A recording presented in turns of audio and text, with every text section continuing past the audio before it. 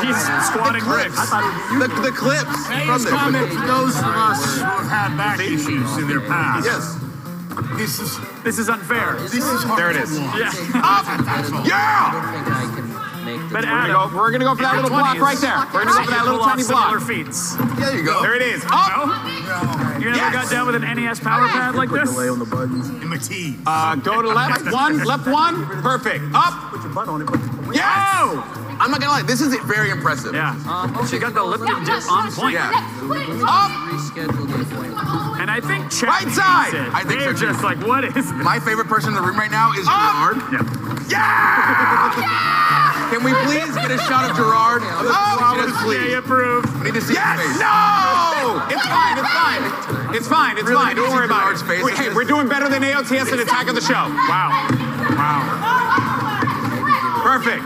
Golden Boy So thinks long AOTS as we is do different better than than Attack of the Show and X-Play. Stop bringing our names up. I'll drag it through the mud. Oh, Gerard, it's okay. Get Sleepy Joe on the phone. This is a conspiracy. I think we'll go right there. Drop it in there. Right. Go right. Right. There. Gerard, how you doing, buddy? Yeah. Yes. All right. What do you think, buddy? The registration is... Yeah. No. Okay, left. Oh, what's going on? I'm not as flexible as Bobby. Drop it. Good job, Bobby. You're doing great. You know what? After the next commercial break, right. maybe we can get you up there. Right again.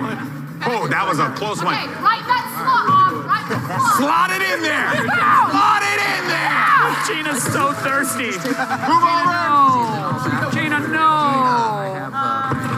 Gina is how you're filming, just making HR. content, some footage. Left. You guys did shit. I'm sorry I got in the way of it. It's fine. It's fine. I felt like Keep going. Like the wrestling manager who leaps in when the opponent's about Right to there. get Right. in. No. Can we get this girl up here? Yeah. I'm so tired. This is inappropriate. Hey, you have about 6.5 minutes to get Adam has a 1,000 question. points. Or? I'm so sorry. I'm not... Where are the adults? Perfect. I mean, this is not looking at PSP, but I mean, I'm sure they're gonna... Right. It's not going. And this is what we were talking about before. Yes. The fatigue has set in. Okay. Playing Tetris on a controller of this magnitude, of this size, of this stature. Perfect. Cannot underestimate the ability of someone's cardio, their muscle stamina. It's going to... Yeah. Take the line, and then we open it up. So there you go. Up. 6 more minutes. Probably, no worries. Just 6 short little minutes for you to keep mashing on these buttons and maybe... You were doing that for 3 minutes. There it is. Up. Perfect. Okay. All right. Right side. I got stamina. Get back in. She got a second win. Right there. Up. Yeah. Can we get her a juice or something? Can we get her on the cover of a Wheaties box, maybe? Yeah. Like, this is... Breakfast of Champions. She's putting in the work. Hold on. Hold the piece. We're going to go right. There's no L. I don't know if there's an L1 on Right. No, I tried. Right. Okay. I tried yesterday. Leave it there. It's the best we can do. Oh, I don't know. Can you turn it? Right there. Yeah. You can drop it? That's T-spin bliss right there. No. Keep that open for your T-spin. Get that out of there. Your next piece is the T. That's actually right. Right? And then spin. Spin it. Spin it. Okay. You got a T-spin, Avidemux. This is all on you. You got a T-spin the right direction. No, it's on GB. It's on GB to T-spin. No, GB, other way. And then one more. Rotate. Oh! Bro, the controller's like 30 feet tall. I can't do this. The stress. 30 feet tall? What? No. Yeah, GB. Esports at its finest. Avidemux, your butt's doing a good job. Wow, they encourage each other. That's sweet.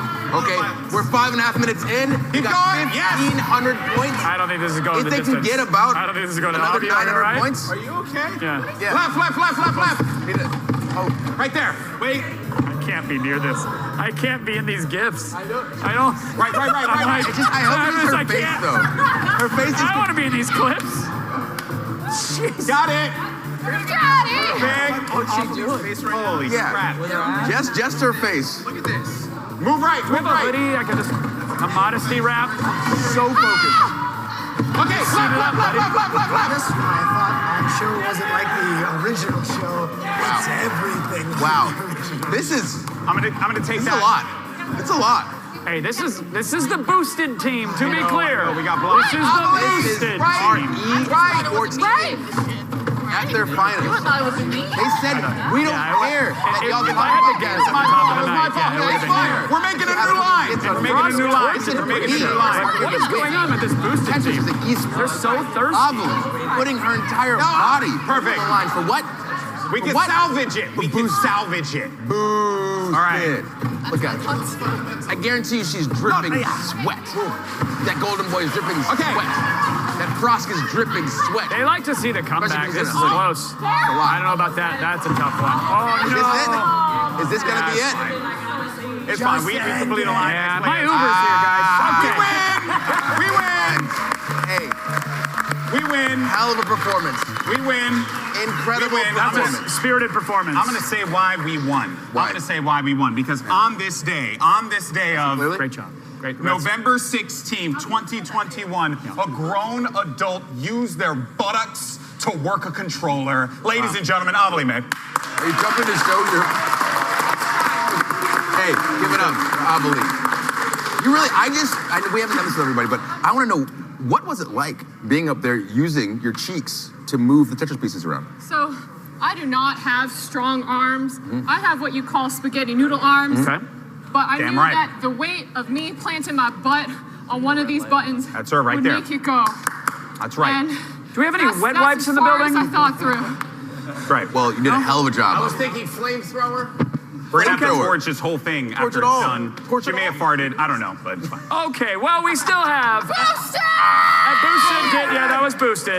Can we get one last look at the scoreboard, please? Check it out. Let's make it official. Invitation to party still doing fine. 2,194 points. I guess that means the tag of the show is the winner. What? Wait, what? Do we not have time for one more team? Whatever. What? Is you it time? guys- I'm hearing it's time to go. My thing went out ages But ago. we have the so. post show. Can we play during the post show? What do y'all think? Post show. Okay, Perfect. one more team in the post show. Perfect. Well, then let's go ahead and wrap up this launch event, you know? We did take a final look at the scoreboard, so we're good there. Scoreboard, we are done with our Yes. branded scoreboard. It's perfect. No more free mentions, big scoreboard. Yeah, give us that cash. But I think we can safely say the world record for the highest Tetris score ever set with the world's largest controller has been conquered. That's 2 records, baby. Easy. But I do want to give G4 a 3rd world record. Oh. We're the first ever gaming network to come back from the dead. Rise from our grave. And I could not be more thrilled to be a G4 zombie. And I may actually be a zombie after hosting for 4 hours. So thank you all so much for joining us. Thank you for staying a fan or becoming one tonight. And tune back in tomorrow because guess what? G4 is back and we have new shows and streams every weekday. We finally relaunched. It's real. Or better yet, stick with us right now for an after party hosted by Will Ness. Austin Creed, ladies and gentlemen.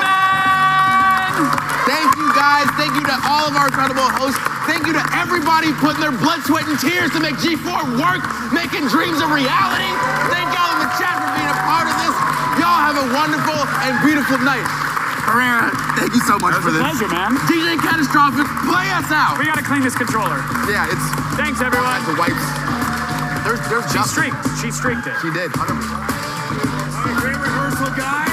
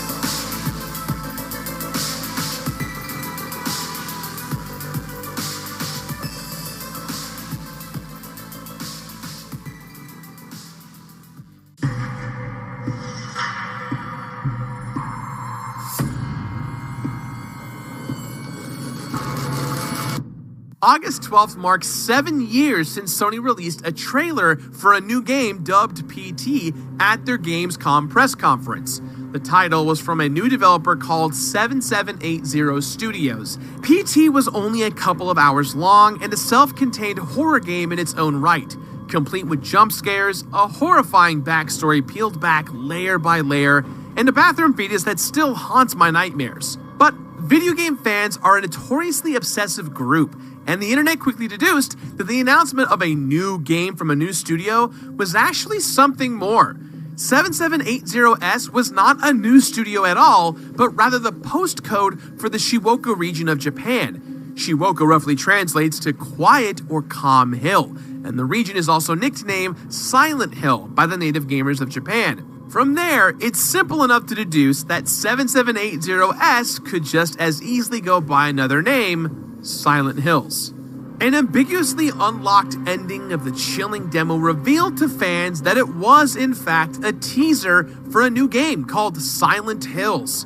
In the ending cutscene, we also learned that it would be starring Norman Reedus in collaboration with legendary horror director Guillermo del Toro and developed using Kojima's Fox engine.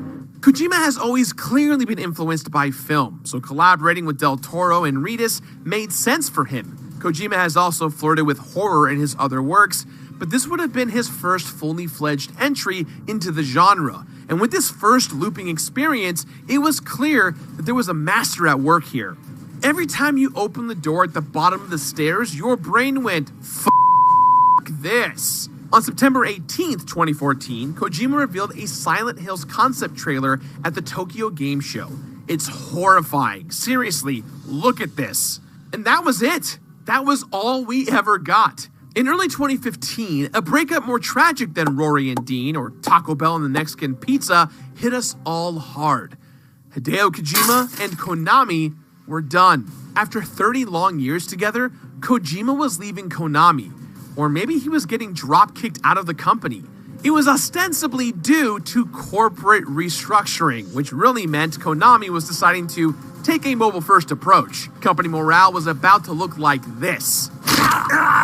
In an interview with Japanese publication Nikkei Trendy Net, Hideki Hayakawa, the new president of Konami, who stepped into the role during the reorganization, said, "Our aim is to continue to build up a comprehensive portfolio of console, arcade, and card game titles for each IP, while also making the best possible use of the mobile devices that accompany our customers in their daily life." Essentially, Hayakawa believed platform distinctions will dissolve, and mobile devices will be the driving force in the continued growth of the market, meaning they no longer considered bigger AAA projects with massive budgets as potentially lucrative, and game designers that had previously been able to create top-flight games they were passionate about were literally being assigned busy work. Cameras were placed all around their offices, and lunch breaks were closely monitored to keep employees on a tight leash. There were even reports that members of Kojima's team had their work computers disconnected from the internet.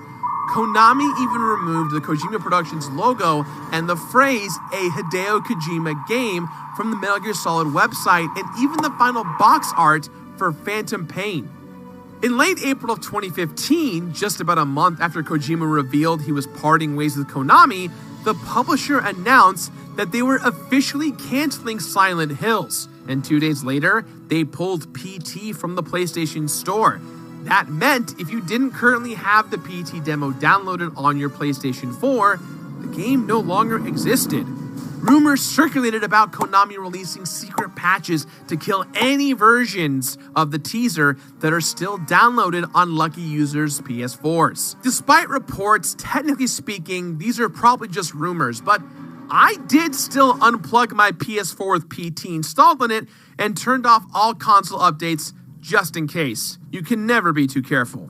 PS4s with the PT demo installed on them became collector's items overnight, and to this day sell for crazy amounts of dollars online, or at least they get listed for crazy amounts. $2,500? You are dreaming, my guys. And so, Silent Hills is dead, but the legacy of PT will haunt us forever. Hackers were even still finding secrets buried in the game's code as recently as 2019. Yet PT's legacy is beyond myth and legend. So, happy 7th birthday, PT. You've grown into a terrifying child the world will never get to fully meet. But as one of the most influential game demos of all time, we will never forget you. Now, we can finally put to rest all of this rampant speculation and rumors about whether or not we'll ever see a Silent Hill game again. That's it. No more rumors or speculation. Anyway, so there are rumors of potentially 2 new Silent Hill games in development over at Konami. Also, maybe Konami is working with the master of horror Junji Ito? I mean, they briefly mentioned it would be cool in passing, and while we're at it, I was thinking there's this great game on itch.io with like 0 downloads, and it's really cool and...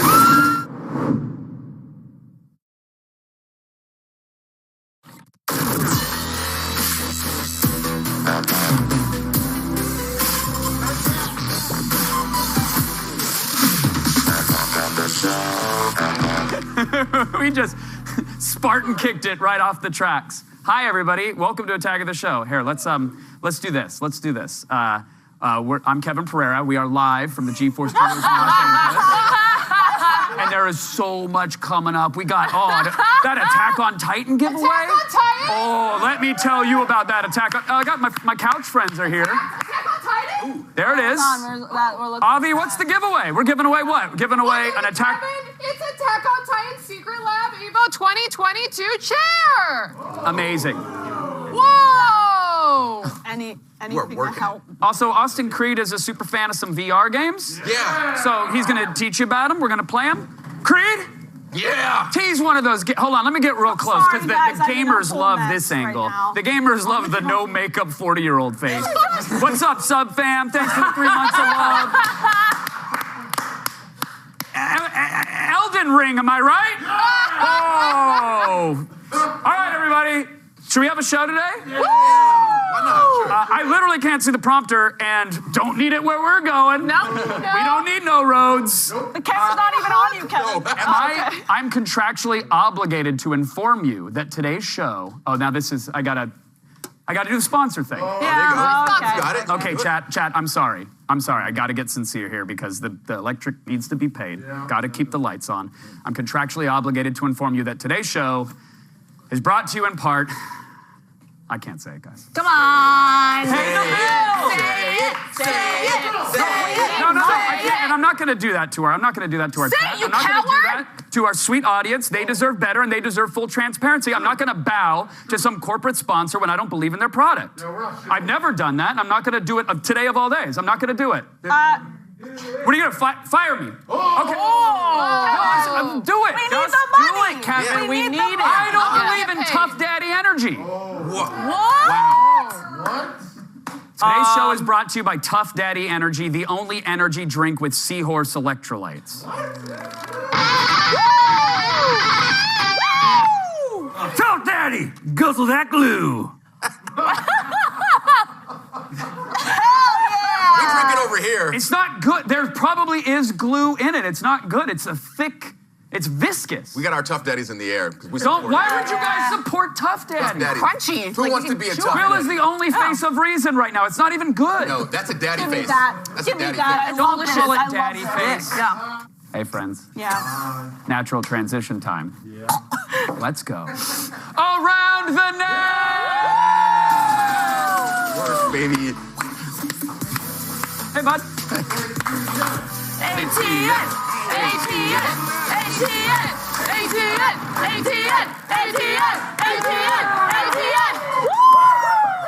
ATM. You got a real fallen down postal service worker energy going on today. What are you talking about? I'm just feeling myself. That's all. Okay. I love you. I just want to know that I'm singing Pitch Perfect on this swan song. Wait, there was a clip that just slid across the screen called K-Hole Mustache. It was called K-Hole Mustache. Oh, that's fair. That's fair. Add that to the wiki of accomplishments. That's good. Can that be the character that I played on today's episode when you tag it at IMDb? K-Hole Mustache Face? Yep. It's a whole era. Oh, man alive. I was asking if I'm still alive. Okay. Our top video of the day comes to us from the G4 subreddit. We love King of Bacon 76. Yeah. The literal King of Bacon. The 76th in his line. That's right. A long, fatty 76th lineage. of his name. He sent in this metal rendition of the Attack of the Show theme, and it might be better than the real thing. Oh. Actually, yes, it is. Can confirm it is. Can confirm that it is.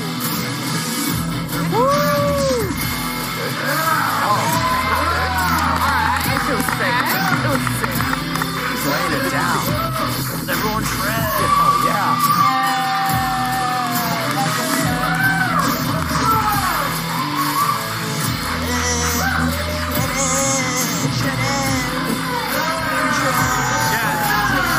Exclamation point followed by a number. That's how we rate the videos. At least we used to. Are we still doing that? Do we? What do you mean, kinda?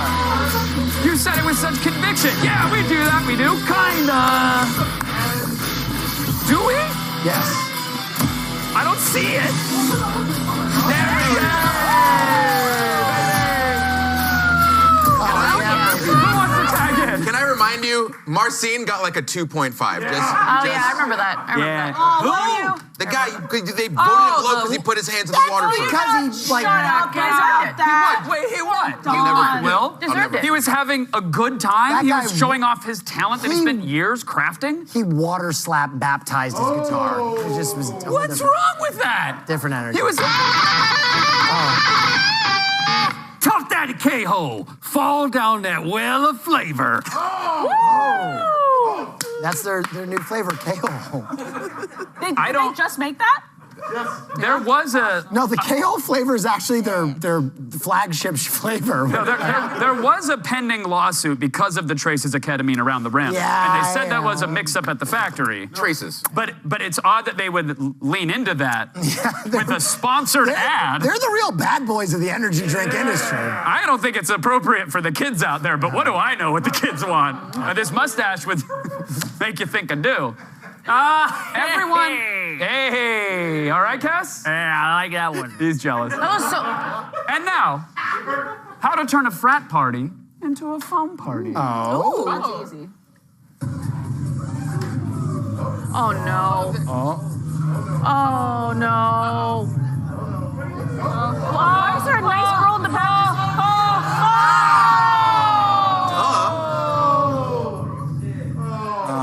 Give me a straw. 5-second rule still applies. That is brutal. You hate to see it. Oh, man.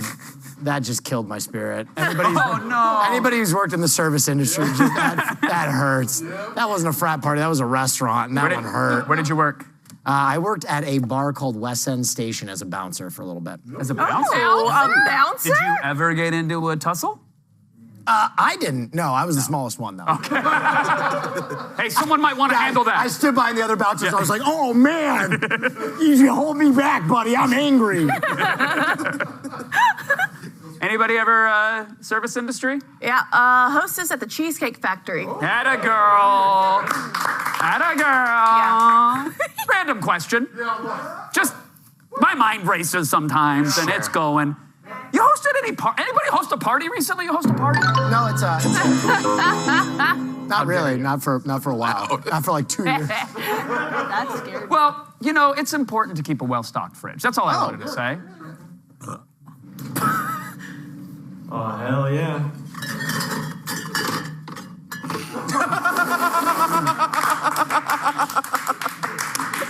That's a 10. That is a 10. I will fight you, Pat. That is a 10. I like that. Make room for Sunny Jesus. Push the purple stuff away. Yeah. What is this? What we got in here? We got some purple stuff. We got, Jesus Christ, Lord of the Juice. Oh, yeah. Break me off a song. Oh, Lord and Savior's delicious. Lord of the Jews. I'm glad you like that one. I'm glad Tough Daddy didn't have anything to say about that. Oh, no. You know, No. Please don't let them say I pray I'm to gonna my move on so we don't have Father, time for that. Hey, you know what that fridge was missing, though? What's that? Yeah, well, The only energy drink was Seahorse Electrolytes. that's what it was Tough missing. Daddy Energy, That's baby. right. Hey, champ. Think I could maybe get you to pick up your room a little bit on your own time? I'm sorry. Dude, what's wrong? My weak father's inability to set boundaries in my life has me totally down. Dude, I know how you feel. That's why you might need some Tough Daddy energy. It's the only energy drink with so much electrolyte. The daddies of the sea. Daddy. Oh, sick! Get your ass in here and clean up this room. But I'm your dad. Oh, Daddy! I don't need your shit. I need this room clean now. Daddy. I'm a hot, tough daddy. What are the rules to this? Shut up. Let's go to Home Depot and be emotionally distant. Tough Daddy Energy, now in Barracuda Grape and Tool Shed. And for a limited time, Cherry Poison, Industrial Coolant, and Pork. Tough Daddy Energy, my drink, my rules.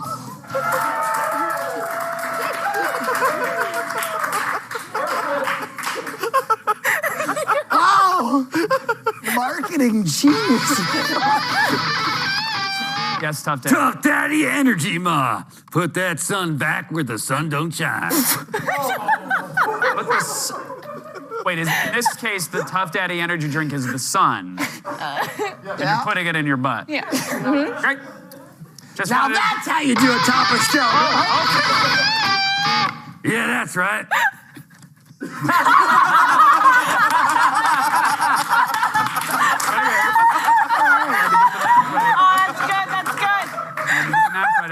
I can't believe they cut all those before the show. Yeah, it's Tough Daddy. incredible. Tough Daddy knows what's They are up. advertising geniuses. Anyway. What are the rules of the Tough Daddy universe? I don't know anymore. After the break, the one and only Code Miko is going around the net with us later. You'll have a chance to win Attack on Titan bundle. DJ Rowdy, play us a break.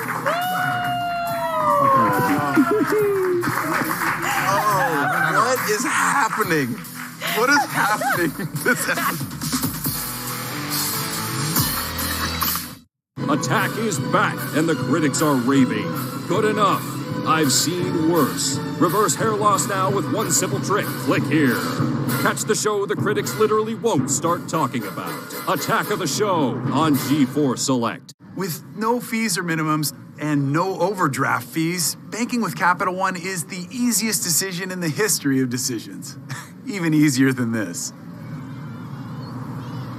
I'll take Barkley. Yes, I still got it. I told you she'd pick me first.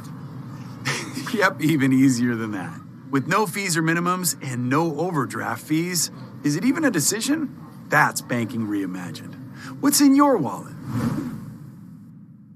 So with Geico, we can easily bundle home and car insurance and save even more? Yeah, home, car, motorcycle, all bundled together. Just like that breakfast burrito. So can I get chorizo?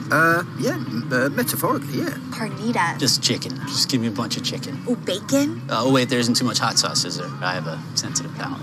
I actually like hot sauce. Can I get chips? How about guacamole? I don't really know what we're talking about anymore. Burritos. Sure.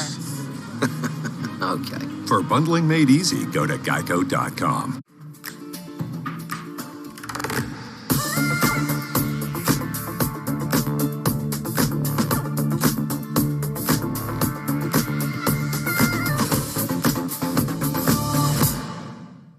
Hello, Patriots. She's a very smart, strong, and independent woman.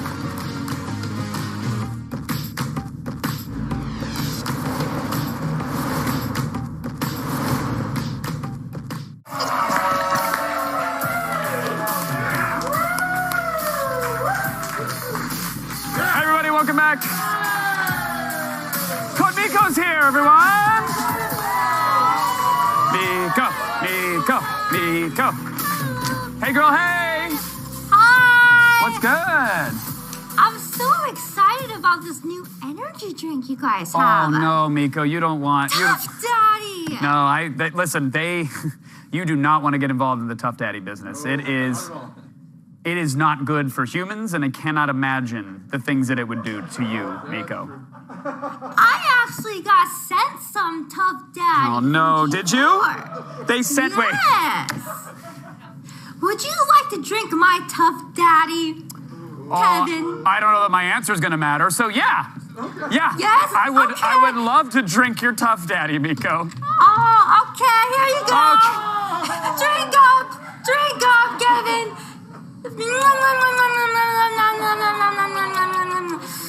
Wow, delicious. So refreshing. So warm. That's Room warm. temperature warm. That's after I drank Tough Daddy, by the way. Okay. So I was getting that like Brita filtered, but via you. Yep. Great. Extra filtered. Would have been nice to know that in advance, Miko. Thank you. Lots of nutrients. Okay. Hey, Miko, do you have any pets? Oh, I do. What just... Oh, that's right, Miko. I'm sorry I asked. What? Miko. You wanted to see my pet. No, your pet's great, Miko. Thank you. We all have pets, right? Well, if you have any owl care tips, here's your guy. This owl just woke up from anesthesia, and so to put the birds back, you have to still make sure that you stay safe as you replace the bird back into its kennel. So the main areas that we need to be careful of are the wings, and the beak, and the talons. That's a funny-looking chicken. It's an owl. But yes. What you want to do is secure. But wait for it here. Like, you got to get him back in the cage. Face pointing away from you, so they'll fly backwards out of the kennel. This all makes sense. Put their feet flat on the ground. So put the feet flat on the ground, facing forward, and then.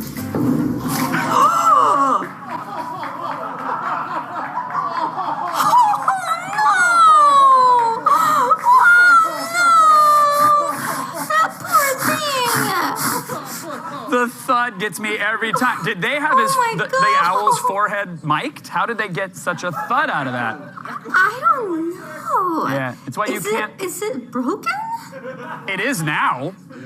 Oh, Yeah. poor thing, Kevin. That is not a happy video. I didn't do it. I didn't do it at all. I blame Kevin. I thought it was funny. What was the owl's noggin packed with that it could fall over and make that thud? I don't know. I think it's broken. I think it needs to be turned off and turned back on again. Okay, yeah, I don't think you can just reboot life like that, Miko, but... Why not? Okay, I just don't think it works that way. Maybe if you poured Tough Daddy on it, it might come back to life, but then it would probably have, like, questionable tattoos and... Tough Daddy? Yeah. Did I say Tough Daddy? Oh, don't. If you say it one more time, you're going to summon him like Beetlejuice. Okay, all right.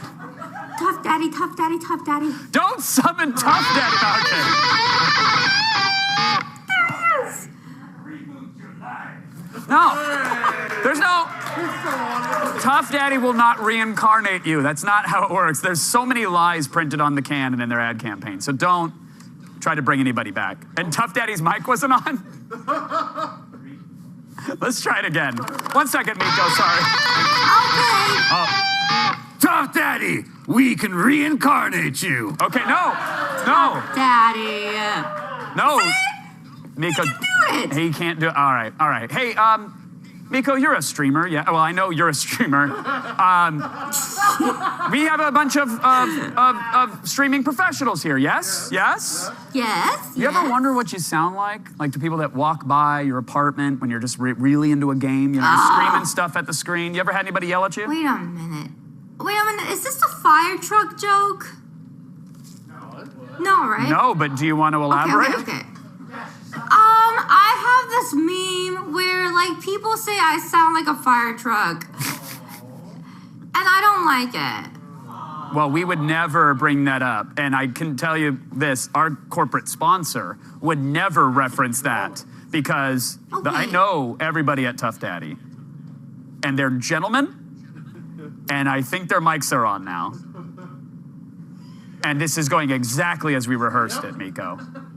Okay. Exactly. Tough Daddy, you be nice to Miko, or I'll find you. See? Oh, I like Tough Daddy. I know. He peddles poison to children, but he's a really nice guy.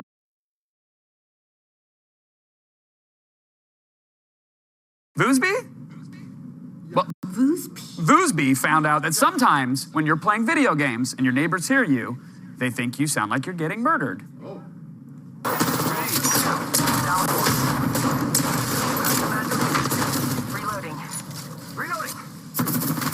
going? Hey, good. How are you? Not too bad. Are you on YouTube right now? I'm streaming right now. Streaming right now? Yeah. Did you scream help at some point? Maybe, yes. For content, yeah. Okay. Holy guys, you guys scared the shit out of me.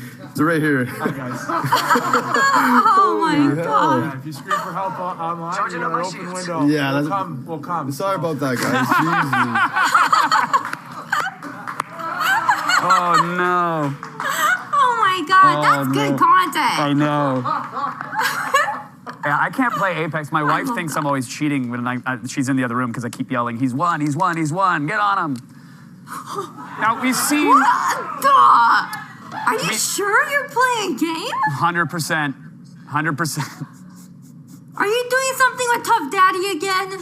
No, it's not Tough Daddy related. I don't know how those cans work. I don't know, but it's a fun process to figure out. Couch? Kevin, I'm gonna bring back my chicken. I'm offended. I agree. He's modest, is what he is. Kevin? Not during February, Kevin. Stare at my chicken. It's just for us. Oh my God, okay. Are you gonna hypnotize me? Pet it. Oh, Stroke that's... I don't know. Pet it, Kevin. I don't... Pet it, Kevin. Can I call in a surrogate for this? Kevin, pet it. Pet it. Stroke the chicken. Stroke the chicken, Kevin. Okay. No. There you go. There you go. Wait. Is that a black cock? I was told I can't use that word. We can use that word? No, we really... My cock, Kevin. Actually, you know, I gotta tell you, Miko, I don't know anymore. I genuinely don't know. Would you like Also, to Ian, stroke thank my you for the cock, joke. Kevin? Big kill. Oh my God. Hey, what's the most advanced cooking technique you know? Right? Poaching an egg? No, that's baby stuff. Try this.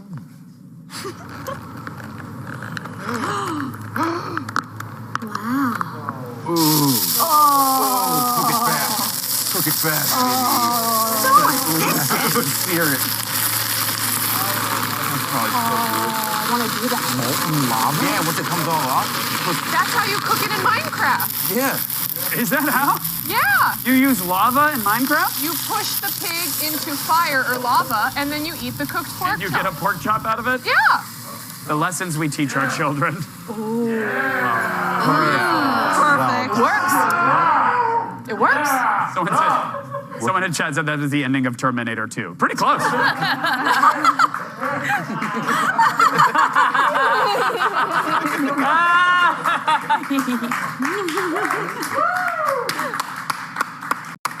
got it. I like that. Still got it. That was cool. Was the implication that I didn't have it? No. Kevin. You're the one who makes that joke, damn it, not me. Always taking the Don't negative. turn it around on us. Unbelievable.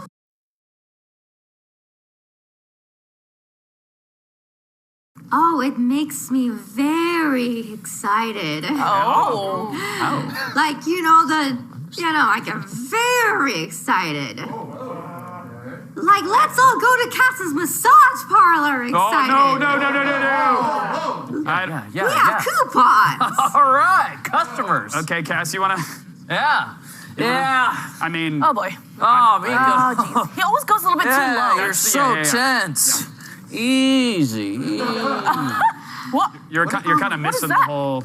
You gotta... You're literally not... She feels this. Is this why you got fired from a Best Buy? Well, am I not doing it right? I don't know. Miko, is this doing it for you? Yeah, I like it. Thank you, Miko. Nice. Kevin. Sorry, I didn't. That was my bad. The whole thing is... I know. It's hard. Okay. Whoa, he's going really low.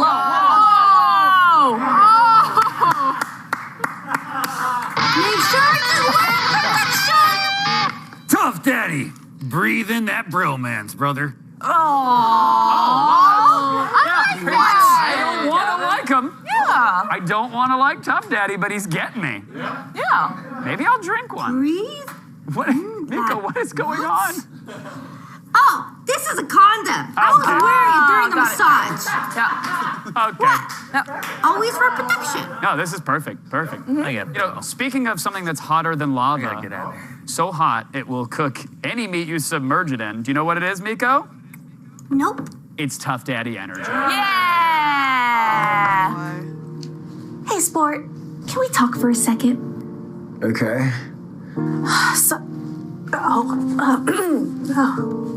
Son, you know your father and I love you very much, right? Yeah. Adult relationships can be so complicated. What are you trying to tell me? These things are never easy. Wait. Oh, Daddy.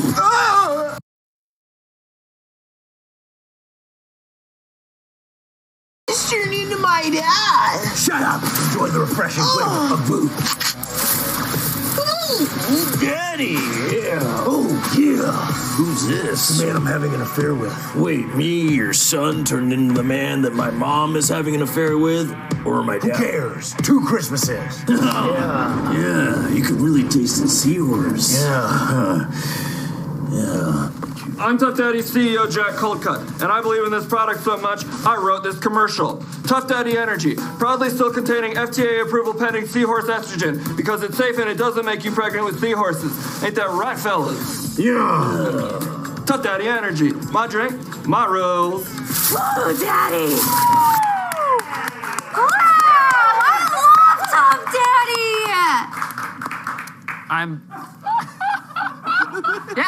I am decided. I love it! I'm decidedly not on the Tough Daddy. Okay. Tough Daddy Divorce Disco. Bury your feelings like a real daddy. Not a good message. It's true though, Kevin. It's a true message, Kevin. Yeah, but I mean, Divorce disco is a flavor. I get divorce disco as a flavor, but Jack Coldcut, I don't know how I feel about Jack. He's kind of hot, to be honest. Okay. He looks like a nice guy, like a guy you'd like go to like Whole Foods with. And just hang Jack out. Coldcut? Yeah. His last name is Coldcut. Yeah. Get sandwiches together. Yeah, or massage. No! Kasim. What? Someone say massage? Okay. Miko, Kasim, you guys hang out during the break. When we come back, WWE superstar King Woods, a.k.a. Austin Creed, is going to take us further around the net. And we're giving away Attack on Titan bundles, like this oh so tightly gamer chair. Look at this chair. We have a chair. Maybe you won't see it. You'll see it when we get back. We got a chair.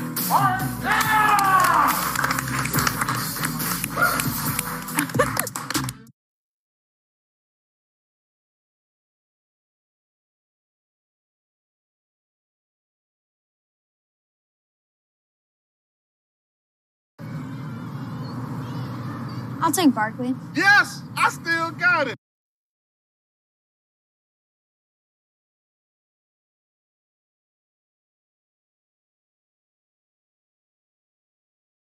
That's banking reimagined. What's in your wallet? So with Geico, we can easily bundle home and car insurance and save even more? Yeah, home, car, motorcycle, all bundled together. Just like that breakfast burrito. So can I get chorizo? Metaphorically, yeah. Carnita. Just chicken. Just give me a bunch of chicken. Oh, bacon? Oh, wait, there isn't too much hot sauce, is there? I have a sensitive palate. I actually like hot sauce. Can I get chips? How about guacamole? I don't really know what we're talking about anymore. Burritos. Sure. Okay. For bundling made easy, go to geico.com. Gather your family to watch these families on classic TV families. Oh boy. Watch now on Pluto TV. The infinite remember all our past lives. We have fought one another for centuries. Leap of faith time.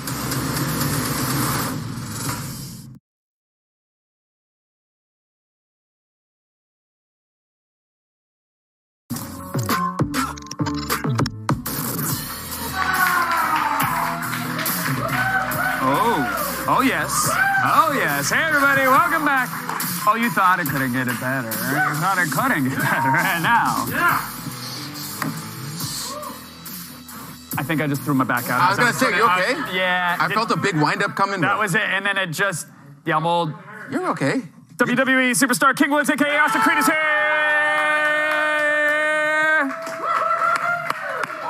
If there was one man that could grab that smoldering wreckage of a train that is this, put it on his back, huff it to the track. It's Kevin Pereira! No. Every episode of this show that has occurred thus far has had some form of going completely off the rails. That is true. This one is special, my friend. Oh, yeah. We are so far gone, and I love it. Yeah, we are. It's insane. I don't think I'm going to be invited back. But you're here, and that's what matters. Also, not only does the audience love you, okay. Okay. Okay. Oh my God, I just want to put my head in there and let you crush it like a can. It's called Mount Woods. It's cold up here. It's cold up here. You travel here, and the Sherpas will take you up. They live in the crease. Yeah. And there's a distinct temperature difference from the elbow to the top. Oh, look at it. This is video game muscles and Pizza Hut. Sure. Yeah. So let's be honest. That's the track and field muscle. Yeah. Nobody out pizzas the Hut. Except for me. Hey, King Woods. Hey. Yeah, show me those guns, baby. Wait, is that? Ooh, Tough Daddy. Now, what's interesting about that? Oh, don't let him. Did he just gun shame you? Yeah. Yeah. No. His gun. He's like pew water pistols. You got the big safe guns. space. Oh yeah. You got the man cannons. You're fine. You're fine. What's odd though is that I don't think Tough Daddy knew you were going to be here today when they sponsored the show. So I'm trying to figure out how Tough Daddy got an ad referencing you. That's very strange. Into the live show. That is odd. It's a delicious drink. Oh man. Okay. If you think so. I'm on high octane right now. Okay, yeah. Tough Daddy follows King Woods on Instagram. I know where you are, brother. Oh. Okay. All right. I don't like that he knows where I am. I mean, on one hand, it sounds like I'm a fan. On the other hand, it sounds like I might be a stalker. Yeah, I follow you on Instagram and I'm in your bushes. Right, yeah. I don't like that. Hey, open those blinds back up. Yeah, I close my knife for a reason, because I get personal time. Yeah. Okay, well, I'm sure that's the last we're going to see a Tough Daddy, so don't worry about it, because that's okay. Yep. Tough Daddy, I'm also in your bushes, brother. Literally. You just let me. Well, okay. Does he mean bushes outside my house? I don't. Or like bushes, like... I don't. I only have bushes outside my house. Oh, okay. Yeah, a little... Sick. Yeah, thanks, bro. We also, in addition to King Woods, we've got a Titan giveaway! Toss to Clint! Each lucky viewer will have a chance to win this Secret Lab Titan Evo 2022 chair and a limited edition Attack on Titan Final Season Part 1 Blu-ray and DVD combo. This beautiful chair comes complete with top-of-the-line detailing and embroidery, magnetic memory foam head pillow, and custom Captain Levi approved leather wipes. So sanitary. The limited edition Blu-ray and DVD combo comes with 5 stunning art cards, 3 enamel pins, and a Funimation digital copy for those who prefer their media on the go. Gotta love it. Gotta love it. I just love seeing Avalie. I know, right? She's modeling the hell out of that Attack on Titan stuff. She's crushing it. I saw somebody in the chat called her Anime Mommy. Oh! She likes it. She likes it. Yeah. Anime, I like that. Yeah. I'm gonna change my Twitter tag right now. Yeah. Okay, you might not want to sleep on that. Sleep on it. I'm just change it. Change it. I'm gonna sleep on it with my multiple body pillows. There we go. Okay, yeah. That's our girl. She should change it. You want to hit her with a hashtag Anime Mommy on Twitter. It's done now. Now it's canon. And Anime Mommy's in chat, please. I'm just saying, a quick rebrand. You just want to sleep on it, but you know what? Go for it. Why not? Anime Mommy. Hey, the G4 TV Twitter will have more details on that giveaway. Pay close attention, by the way. During this episode, there are going to be keywords that you need to enter to win.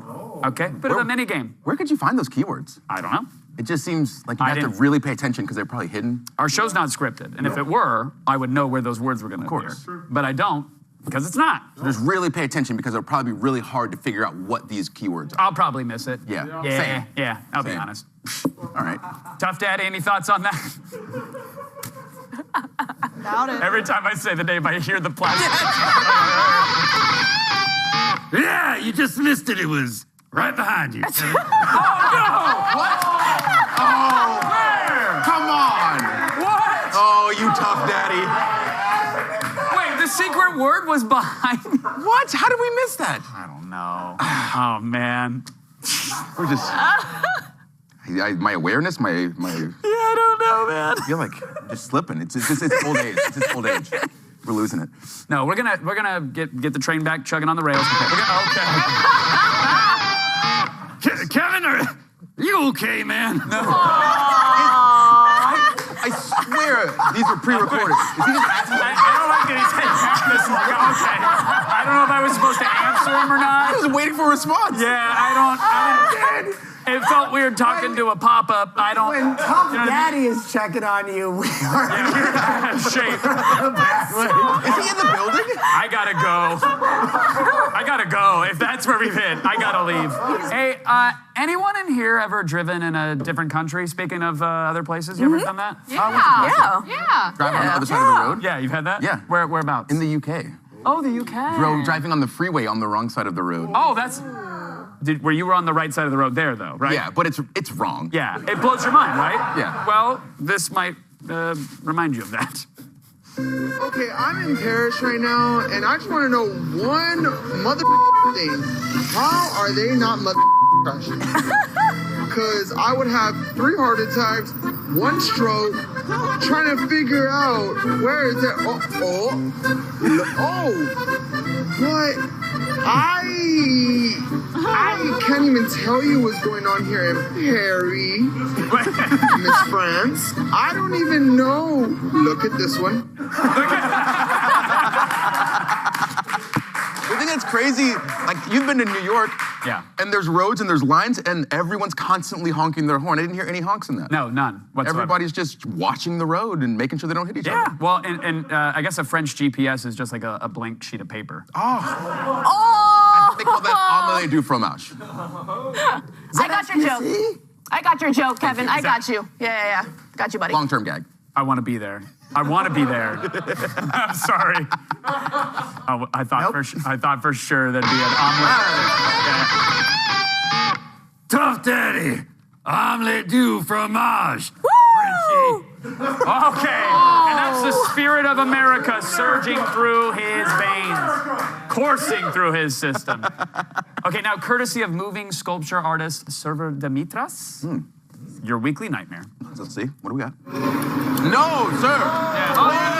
Actually, I'm back in. You watch this. I'm back in. Yeah, you watch this. You love this. You deserve this. Come on, get some too. Get some. Yeah, there you go. Get some too. Yeah, don't be stingy with it. You get some. Go ahead. Come on. Give me some. Come on, give me some. Give me some. Where is it located, Kevin? Where is the location? Drop me a pin. I'm there. I'm there. Oh, chat, not a fan of that clip. Why? Did not like that. I guess they didn't experiment in college. Come on. That's what it's for. Take your core classes and then your other classes. Yes. You learn about yourself. Couch? I think that was the prototype for Code Miko IRL, her first prototype. Yeah. It also reminded me of the vibe check we had this week. What? You, me, and Casa. You guys did that? Team. No, we didn't exactly do that. Well, it was but close. we kind of did. We kind of did that. It's weird because at first I thought that the third head was just watching with no eyes. Oh, and then the middle head is like, no, come on, you can get it too. They tagged in. Yeah. Now, what's the least fair power-up in Mario? Is it the blue shell? Is it lightning? It's a thing. I'm gonna say it's the banana. Oh, Banana's the best weapon by far because you either get hit by it and slow down, or you move out of the way of it and slow down. So sure. You can also hold it behind you, use it as like a defensive mechanism, right? By far. I actually think the correct answer is wind. Wind? Wind. Okay. Oh no! Oh no! Oh my God. Mario Kart 8 looks great. Baby part. No!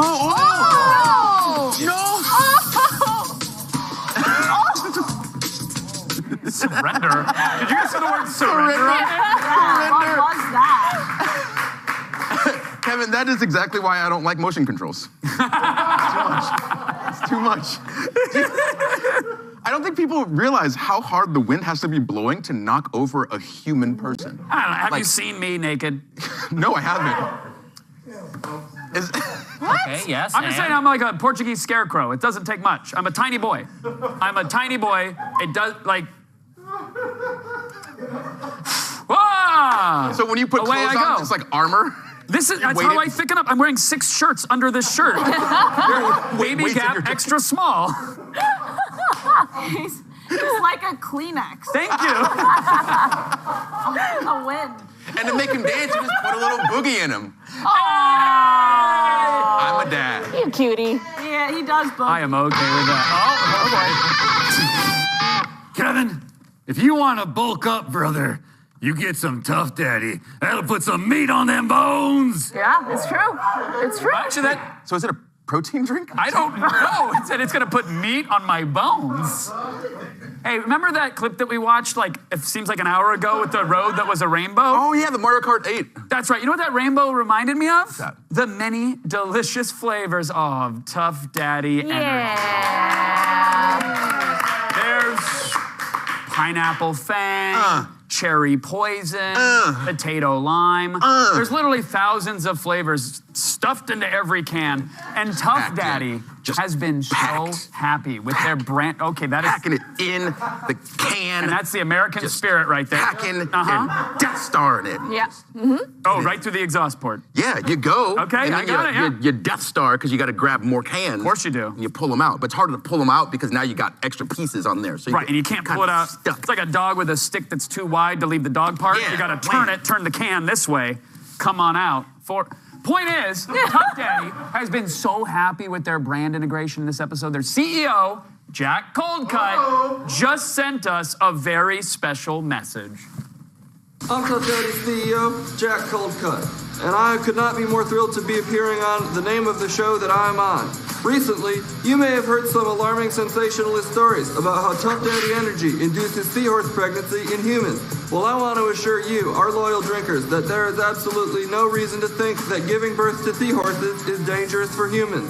Even if Tough Daddy does do that, it's fine. You can give birth to a couple seahorses. If anything, they'll be your little pets that you're the mommy and daddy of, which I think is a lot of fun. Tough Daddy energy. There's no proof it induces seahorse pregnancy in humans. And even if it did, it's fine. My drink, my rules. Ooh, they're squirming.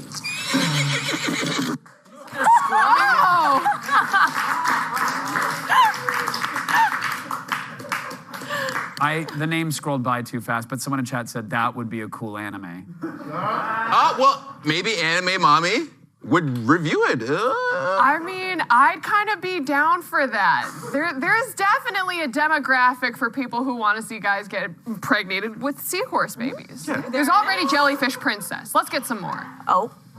What's the movie where Arnold Schwarzenegger is pregnant? Junior, right? So Yeah. Junior 2, but with Yeah. seahorse Oh babies, my sponsored God. by Tough Daddy, starring Kevin Pereira. Shoehorn me into this. No. Yeah.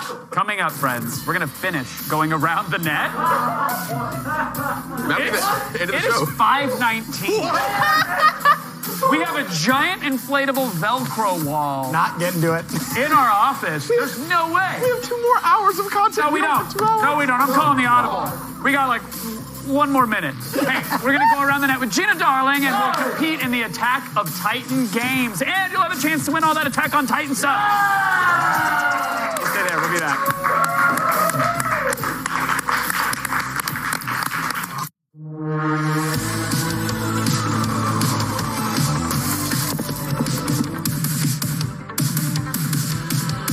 This is why they don't let pseudo-Europeans who lived in China who come from Portland try.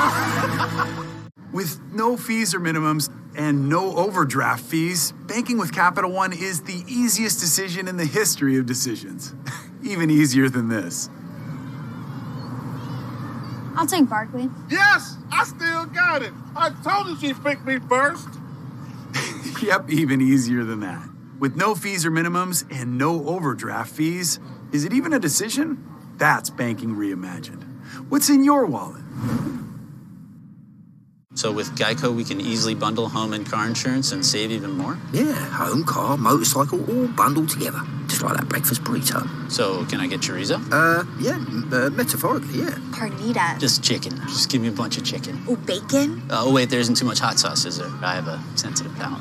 I actually like hot sauce. Can I get chips? How about guacamole? I don't really know what we're talking about anymore. Burritos. Sure. Okay. For bundling made easy, go to geico.com.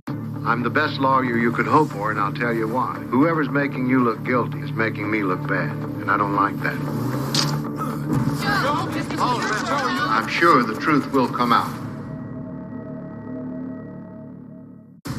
Master Chief recovered something. Sacred ring. Halo. Find the Halo. Win the war.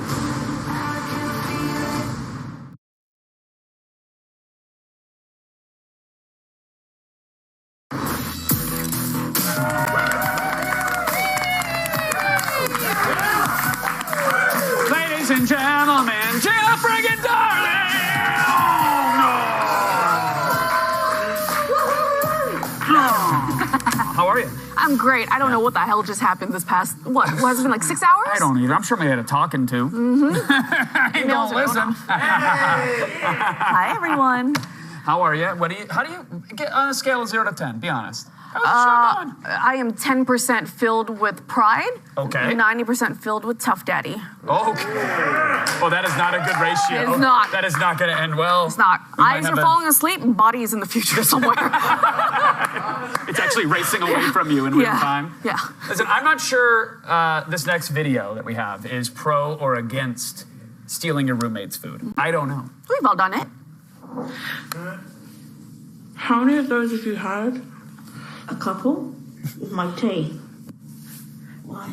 How many exactly have you had? 3? Oh, no.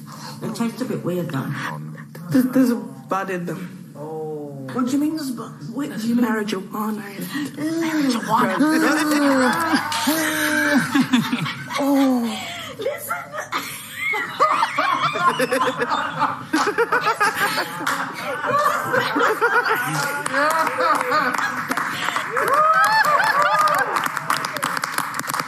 Yes. 10 out of 10? Oh, that started off so strong. If we don't get like a 4.2, I'm going to be very angry. Ooh. Come on, guys. It's so easy. It's free. That's true. That's a good point. 9.5, that's fine. I was thinking she was going to go into a K-hole. 9. What? No. What? Up the Wrong cookies? drugs, Gina. No, I don't know. I don't do drugs. I don't know these things. They put it in cookies now? Do they? Oh. Do they? You want to try? Not to my knowledge, but it's a good thing she didn't try her daughter's stamp collection.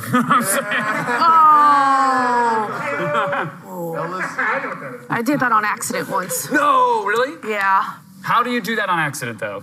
Was it like a bottle of water, or was it I wonder if the paper tastes funny? Yeah, it was mixed with other stuff, and I was like, why is the light doing that? Wait. Oh. Yeah, it was a long night.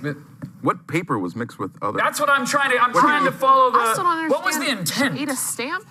The bar has just been raised for creepy doll ladies. What? Yeah.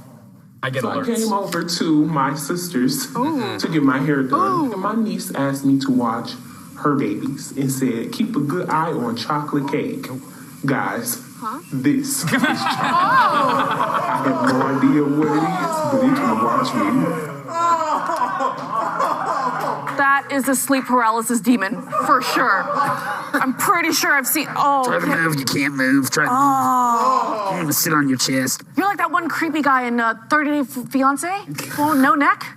No neck? Yeah. He's just a thumb, basically. Yeah. Oh, that was terrifying. What was that? That was a 5.5. I did not like that. Actually, I think you're right. Yeah. Should we show the 3 mouth video again? No. Just as like a little digital ginger, just to mix it up? No? Okay.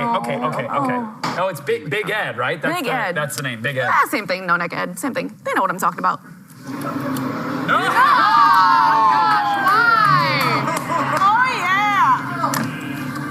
Watch the view count. Jeez. Oh, God, it's so uncomfortable. Okay, all right, cut away, please, cut away, cut it. Stop.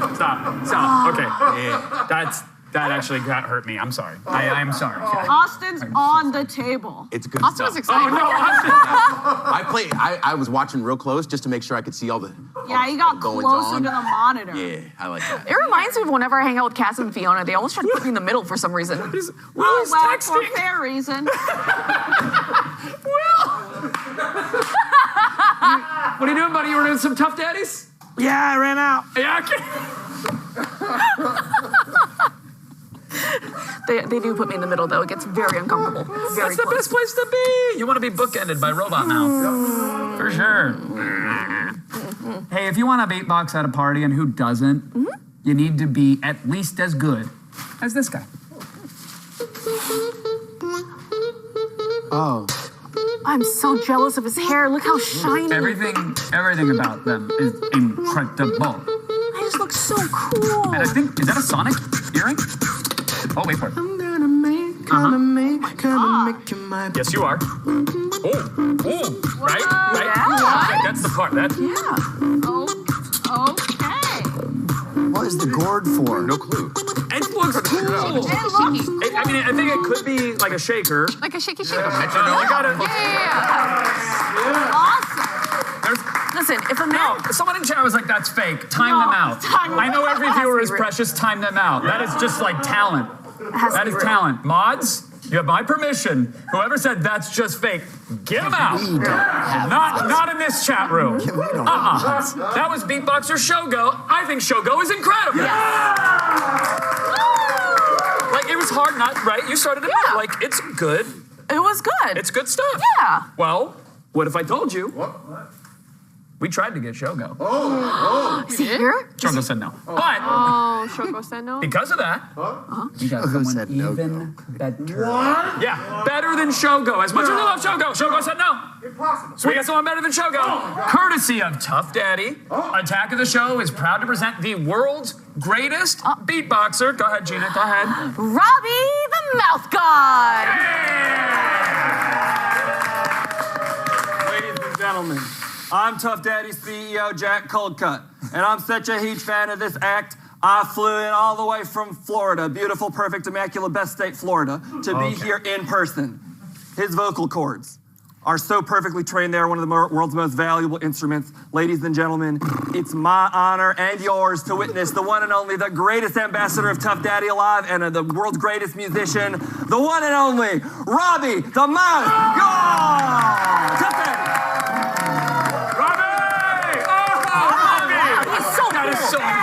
That's his signature move. Oh, I've never seen that before. Stab. Whoa.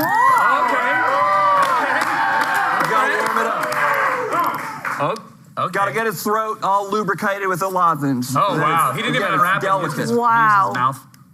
Yeah. Oh, can I have that? He just... Attack of the Show.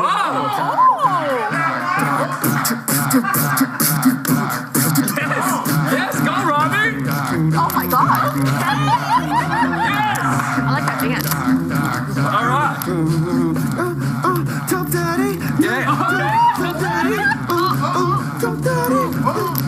Tough Daddy. And of course, the last step to doing perfect beatboxing is you drink a Tough Daddy, which you're contractually obligated to do, so just have a little Tough Daddy. Absolutely. Tough. Yeah, get a lot of that Tough Daddy in there. Lubricate your throat with that Tough Daddy. Now he's good to really beatbox. Now he's feeling it. Oh my God! I can't kill another beatboxer! Oh, God, I need help. Oh, God! Can anybody help me? No CPR! Gina, CPR! Gina, can you do anything? Oh, my God! Please help me. I swear to God, I'm gonna die. This is like the third beatboxer. This is worse than a pizza. I like it. You need to help. Hey. Whoa, I know CPR. Oh, God. Oh, that's okay. No, it's fine. You're fine. I don't want to talk to you. Don't touch me. Oh, God. Okay, never mind. Tough Daddy energy drink. Definitely did not kill him. Stop plugging the drink. No, it's very healthy and it definitely did not kill him. Tough Daddy energy drink. Get off.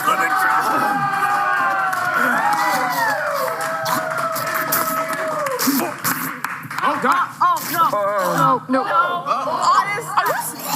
Are those seahorses? That's unrelated that I just spit up a bunch of little seahorses that could have been caused by anything. In honor of the death of Robbie, I will name this little baby seahorse Robbie the Mouth Seahorse. Oh, it's sweet. And there's no scientific proof. Where's my camera? There is no scientific proof that the death of this beautiful man was caused by Tough Daddy. Tough Daddy energy, my drink, my rules, and get it in your mouth. It's all the daddy you need.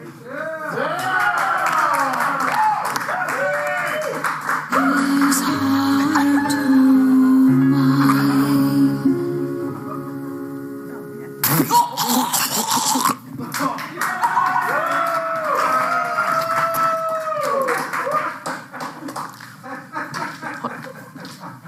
hear that? You hear that?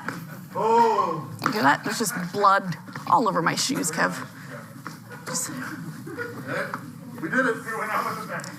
Just like we rehearsed it. Yeah! Coming up, WWE superstar King Woods, a.k.a. Austin Creed, is obsessed with the new VR game, Demio. And he's going to freak out about it. Plus, our Attack on Titan... Can we get a medic? Attack on Titan giveaway. Is he okay? Oh, he's up! He's okay! Yeah!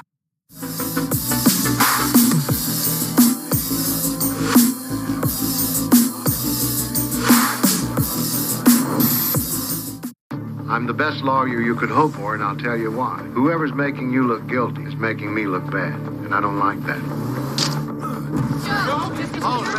I'm sure the truth will come out. We're here. Let's go save some lives.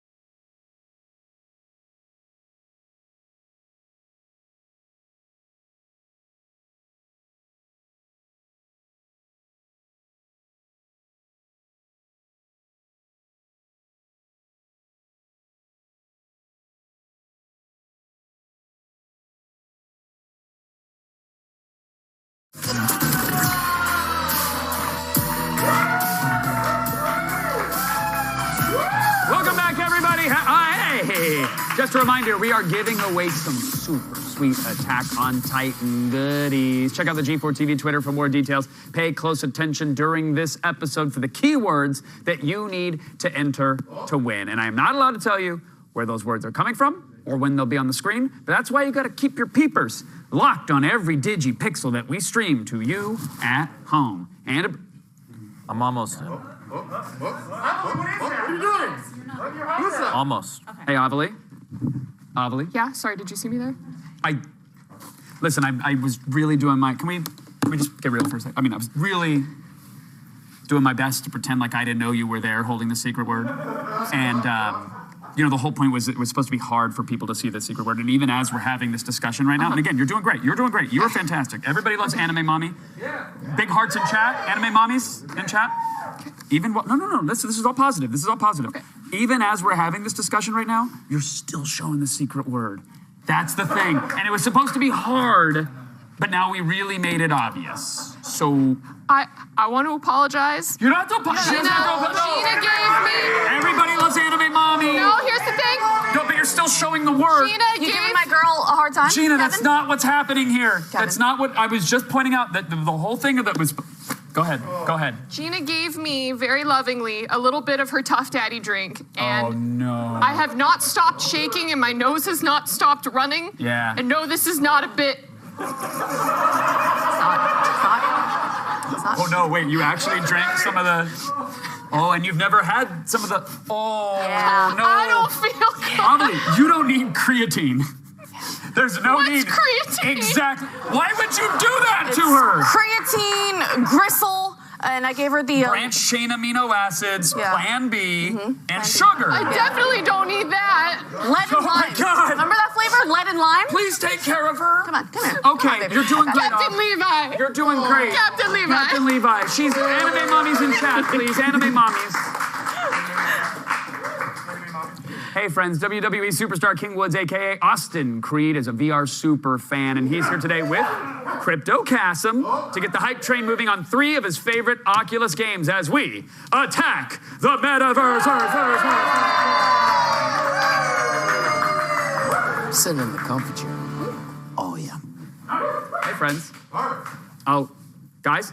Yeah. Can you hear me in the metaverse? Yeah, we got you. Oh yeah, Kevin. Oh, yeah, here we are. Oh, God. Shredded. So cute. So Hey, cute. Big Chasm, high five. Yeah. Okay, so it looks like our sponsor made it into the metaverse. Yep, just wanted to give a big shout out to today's sponsor, Tough Daddy. My drink, my rules.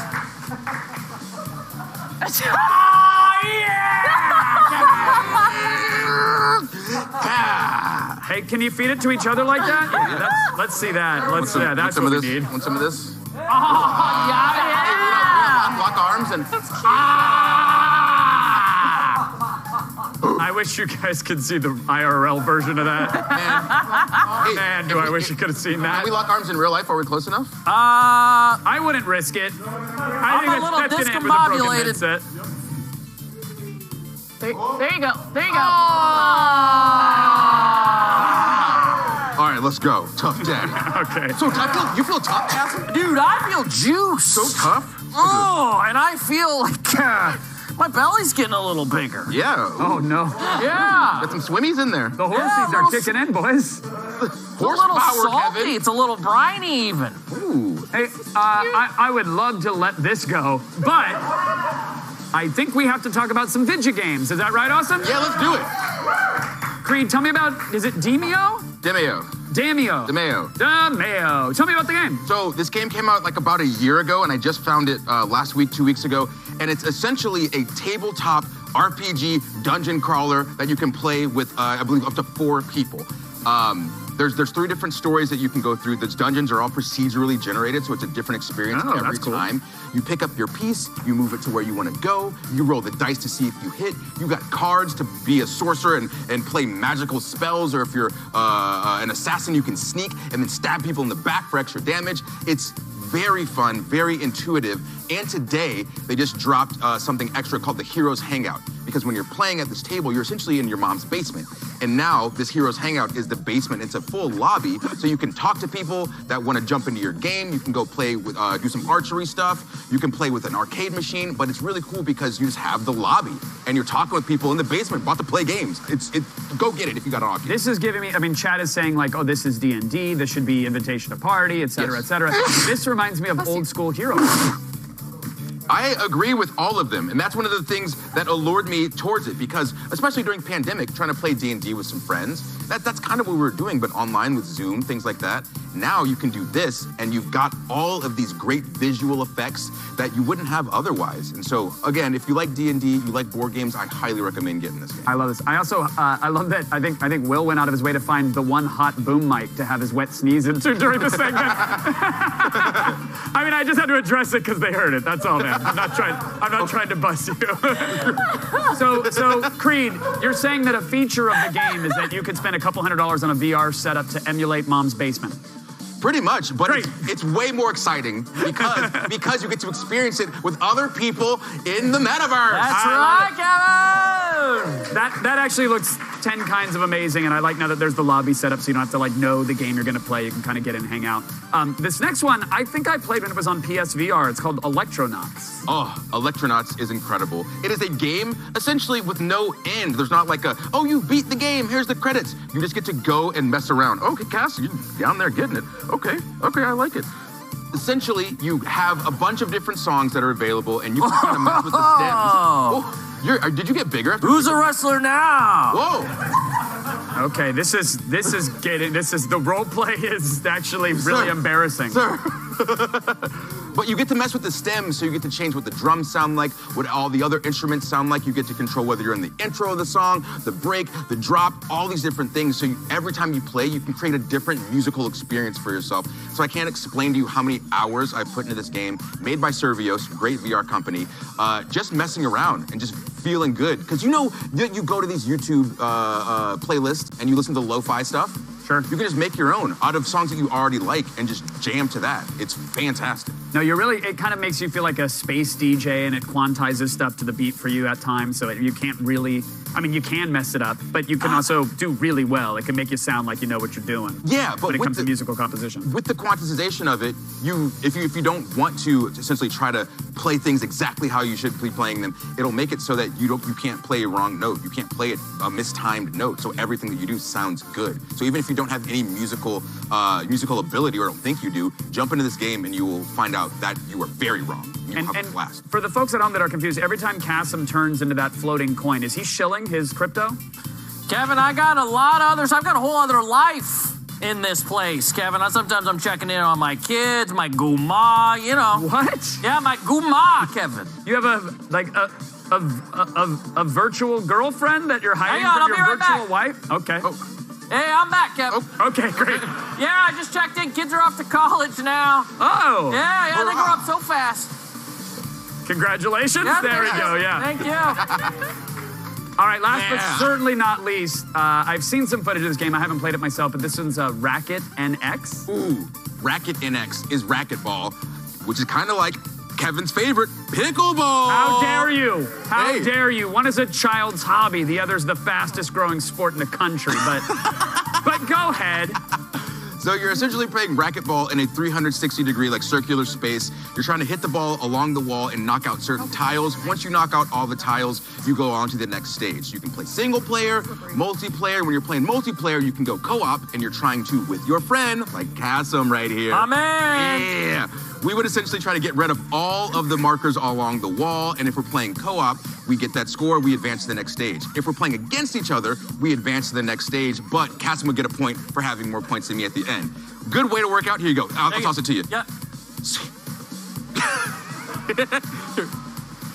Oh, nice. The reset. I gotta tell you, friends, that looks as coordinated in VR as it does in person. Oh, wow. So you get a full Hey, chug one more of those for us, Cass. Go ahead. Yeah, you sure? Yeah, oh, definitely. You got a big old chug now that we're seeing it from this angle. I'm getting a little jittery over here, Kev. You're doing okay, buddy. All right, here goes. Virtual jitters don't matter. There we go. And if someone could clip that and GIF it, that'd be great. Thank you. I gotta go check on my wife. Whoa! Oh! Kevin! Hey! Oh, I'm above you! Oh! Kasim! I definitely had too much Tough Daddy. Please, take these Tough Daddies as sacrifice. Wait, thank you, small black man. Yes, thank you. Oh, he's down. I'm coming back. I'm back. Don't cut to me. I'm on top of the podium, Kevin. Wait, is the mustache guy with glasses, that's supposed to be me? Hey, guys. You, right? Hey, Kevin. Hey, Kevin's here. I'm Tough Daddy Kevin now. Well, you do look tough. Yeah, I got big. Kevin, I got big, and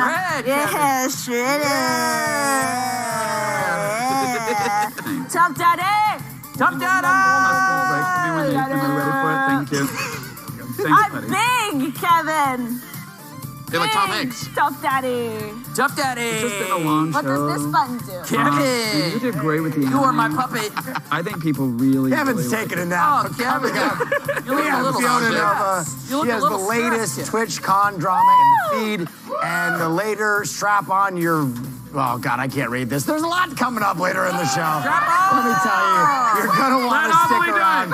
We got a big wall that we're gonna stick ourselves Let her to. speak. She knows it. Go, Avilee, go. No, I gotta. You got it. I gotta go over there. Okay, scroll back up because this is important. Okay. Sure. Coming up, Fiona Nova has the latest TwitchCon drama in the feed. And later, strap on your vertical maneuvering equipment because we have a giant inflatable Velcro wall in our lobby for our Attack on Titan game. Yeah. And you'll have the chance to win Attack on Titan bundles. Stick around. Try to get in her space. Our story began in Waterdeep, the city of splendors, with a group of scoundrels. Yes. You'll be completely safe with me. I really do love you, but that was absolutely disgusting. They overcome adversity with determination. I want everybody out there on TV to know it. I am the greatest. They inspire the world with their courage.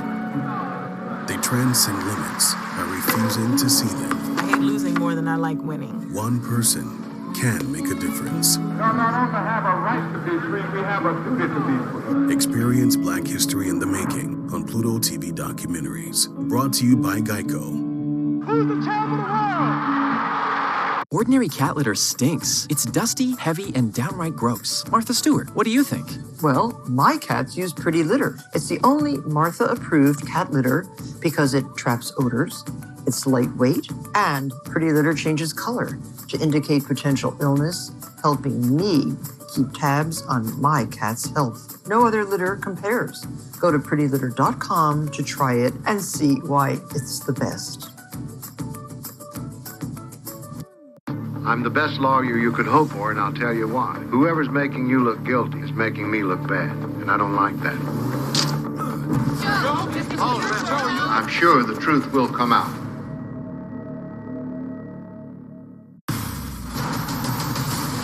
Spoiled in Serie A this season. Trying to catch us. What a story! Yeah, go never stop.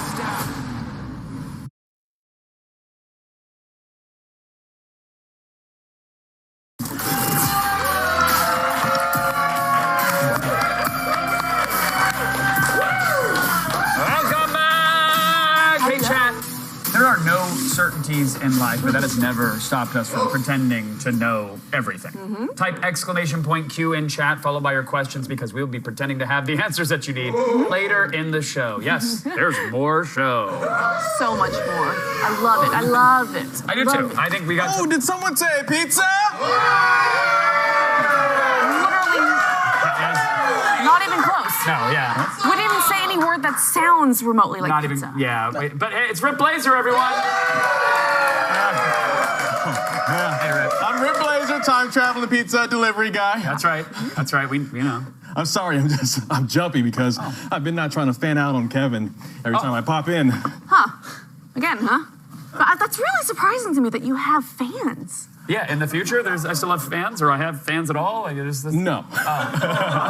But your great-grandchild is a huge international celebrity. Oh. Yeah. Zork Pereira, the most famous person of the 22nd century?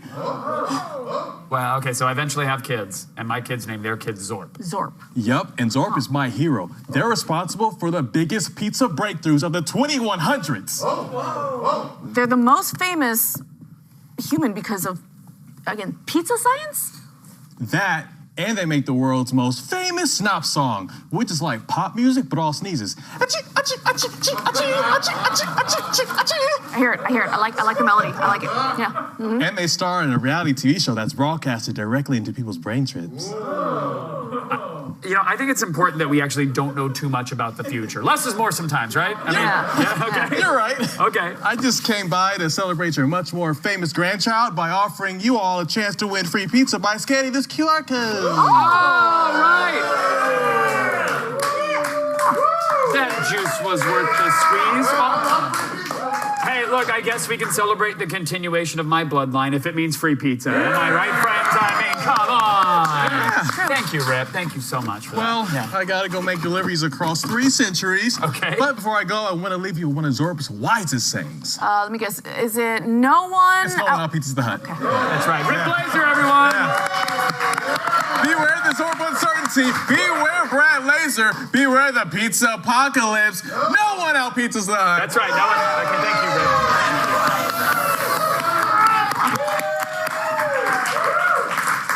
It starts sounding like a threat afterwards, right? It really does. Yeah, it's escalating. Yeah. I gotta tell you, though, after all that pizza talk, I think it's time that we were fed. Oh, yeah. Fiona? Thanks, Kevin. I'm Fiona Nova, and it's time to start the feed. All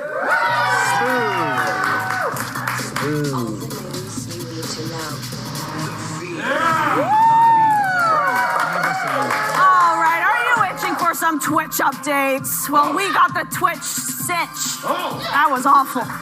Exactly a year after Daft Punk announced their breakup, they surprised the virtual world by live streaming exclusive footage from their 1990-70 concert. Wow, I said that all wrong. To celebrate the 25th anniversary of their album Homework. Hey, that's how old I am. I know. Please come back. I'm begging you, Daft Punk. I miss you so much. Please come back. I'm begging you. Please, I love you. I wish you would. I I wish you would say that to me. At the stream's peak, they reached 176,000 viewers, which is more viewers than G4 will ever see. But that's not the only news shaking up Twitch. After 2 years of virtual cons, TwitchCon is back IRL. COVID be damned! But not really, because you'll probably still get it. The giant streaming platform is calling it the ultimate squad up, featuring music performances, cosplay contests, panels, and their first ever drag showcase. Twitch announced it will be holding its convention in Amsterdam in July, then San Diego in October. So if you're wondering which con we're planning to attend, it's definitely Amsterdam for recreational reasons.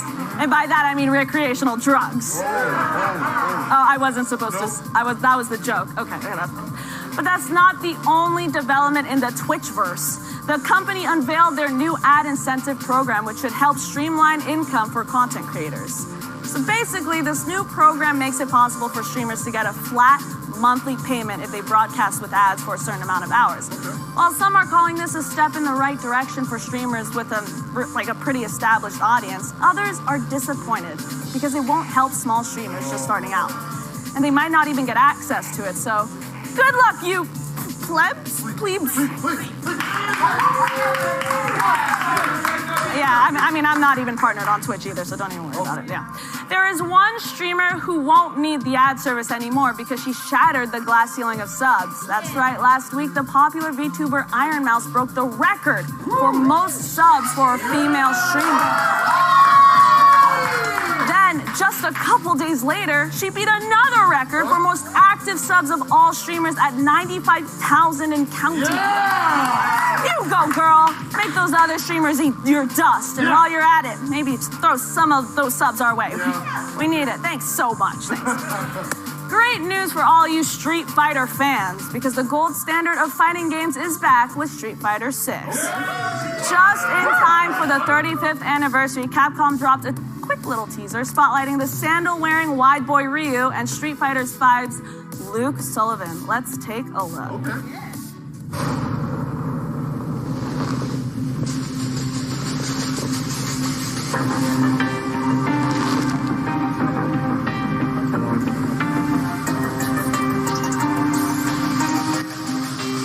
All right, you ready? What? Whoa! What was that? What was that? Something? Was that an outline of Ryu's junk? Absolutely disgusting. Can we pull that up on the telestrator, please? Oh my gosh, my eyes! I cannot believe this, guys. I don't know if you can see this, so I'm just gonna outline this real quick. And then I'm also gonna put some arrows. Guys, what? No, come back here. What is happening here, guys? Actually, a cool thing we can do here, which I just figured out, is we can take this, zoom it.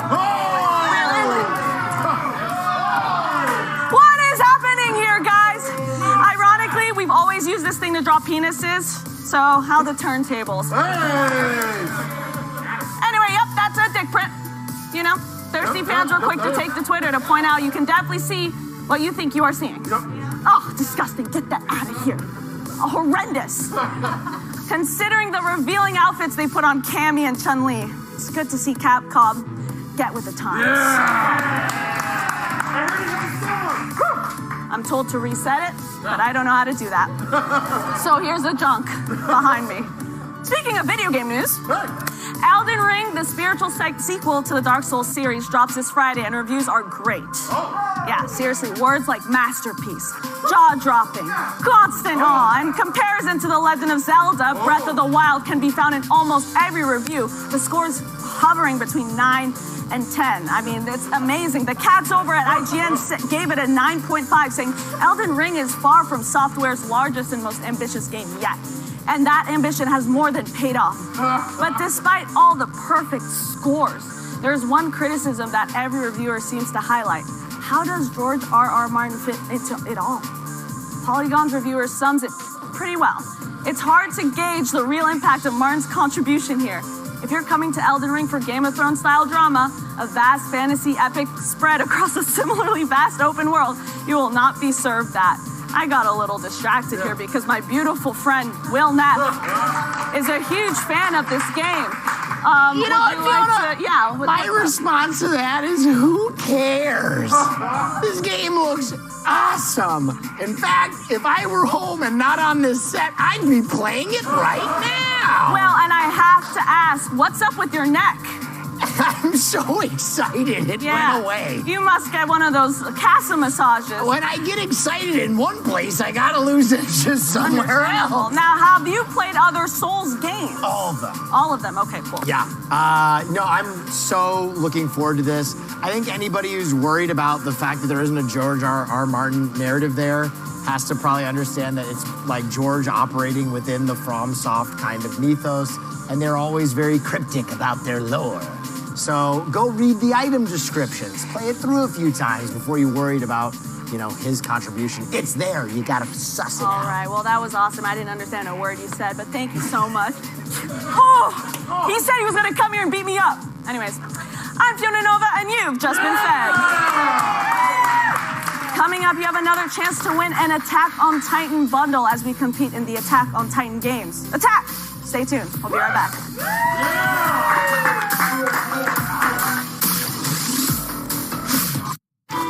Hello, adventurer! I couldn't believe my eyes when I saw you from afar.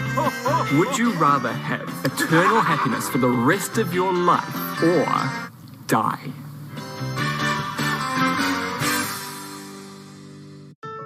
The path to innovation begins at UC San Diego as teens explore the wonders of nanotechnology. The application of nanotechnology are in every single science. You're able to see the specimens at nanometers, which is 1/billionth of a meter. Having access directly to the scientist is irreplaceable. The hands-on experience was invaluable. Being able to share such an important field of research makes me feel better about the future of America. It seems pretty obvious to us. It shouldn't cost you money to use your money. That's the beauty of the Breeze spending account from Mission Fed. It's the free and easy way to manage your money. You can use your paycheck up to 2 days early. And if you're using your debit card but are a little short in your account, we've got you covered. Open your account online in minutes.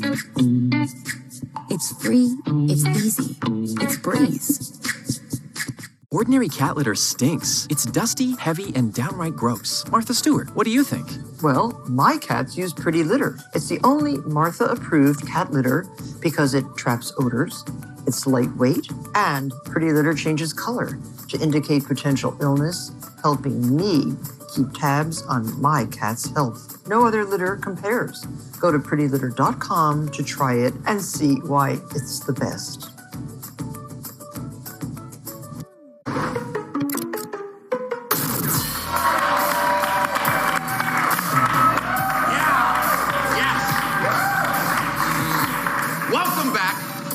See, we're about to get into some shenanigans. But first, we have Avilee telling us about what we could win. Just a quick reminder. Now, lucky you want the chance to win this Secret Lab Titan Evo 2022 chair and a limited edition Attack on Titan Final Season Part 1 Blu-ray and DVD combo. This beautiful chair comes complete with top-of-the-line detailing and embroidery, magnetic memory foam head pillow, and custom Captain Levi-approved leather wipes. So sanitary. The limited edition Blu-ray and DVD combo comes with 5 stunning art cards, 3 enamel pins, and a Funimation digital copy for those who prefer their media on the go. These you outfits saw that, are fantastic. Right? She looks great. You guys are gonna see her. It's like a squirrel suit. What I want to do is get into our first game that we've got up for the day called Slay That Titan.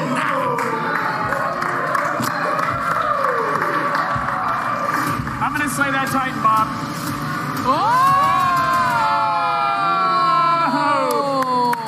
Now, as you can see, we've got a Titan up top, and what our beautiful, gorgeous hosts are going to do is put on these incredible suits, the height of fashion. How do you feel, Cass? I put mine on backwards, and it's choking. Yeah, fantastic. I gotta say, at least it's not this. Yeah. I can't bend any of my limbs. I feel like a gingerbread man. Fantastic. That's gonna help you in the game, actually. How do you taste? All right, let's get this over with. What our contestants are going to do is attempt to take their sword We're just somewhere over there. It's got Velcro on it. They're gonna try to stick it as high as they possibly can to attempt to slay that Titan. They'll go one time, and then they're gonna switch the suits out. Someone else will go, and we'll see which host gets the closest. Raw dog. Yeah. Are you ready? Ready as I've ever been. Let's do it. Perfect. Nailed it. Begin. Get it, Cass. Let's go. Right. The form. So smooth. Flawless. And the hair's still good. Another sword? It looks like a Missy Elliott music video from the 90s. Yeah, it does. Here we go. Cass. Can't stand the rain. Oh, yeah. Yeah, look at those hops. Nice. Look at that bouncy boy. One thing you don't realize. And the momentum, here we go. Oh, and get the sword up there. Get the sword up there. Gotta get the sword up. Nice. There you go. And I think he's fully stuck. Is he sexing the Titan? I think so. Oh.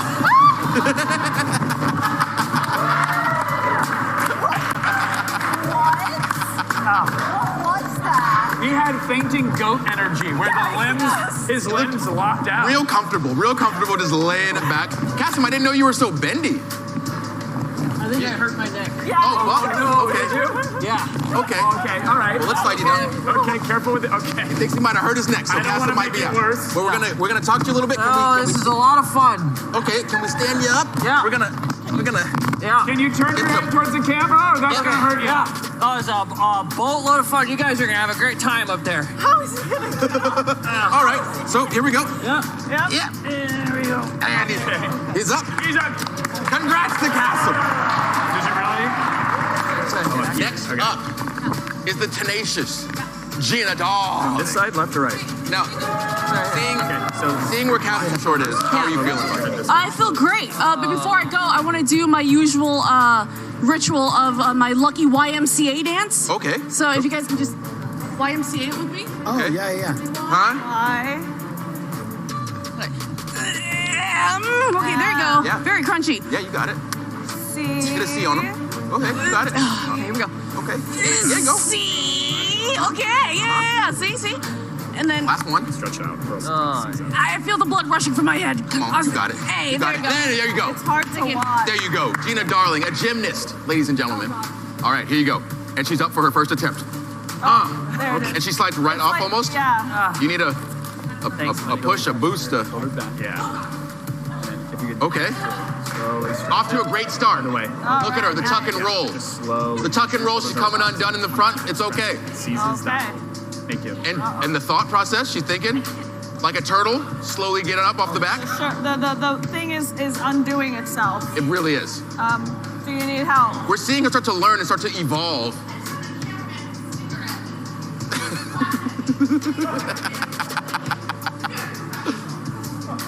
Cassim's got the green sword. Gina's got the pink tip sword. Can she do better than Cassim? She's got it. Get it, Gina. I think she's gonna back it up. Then Get her it, knees Gina. are hurting. Her knees? Okay. She's got a got lot of you. tough daddy in her. 2 injuries on one bit. Yeah. Gina. Yeah. There you go. Oh, but she's also stuck just like Cassim. I don't know if she's gonna be able to fall down Do you angel want style me to like get her Cassim. down? Is that? Can we get Do you need some? Can we get some assistance from Miss Darling? Tough daddy. There you go. Wait a minute. Oh, back suplex. I want to dance with somebody. I remember this from Titanic. Miss. Right up there. Yeah, I saw that. I saw it. Inside me, Austin. How's your crotch doing? I might be pregnant. Okay. Who knows? With seahorses? Yeah, seahorses. No, Yeah. only males can get pregnant. There's at least 4 splits in there now. We have our next contestant. That's where I'm at, right? Ladies and gentlemen, we have Amelie.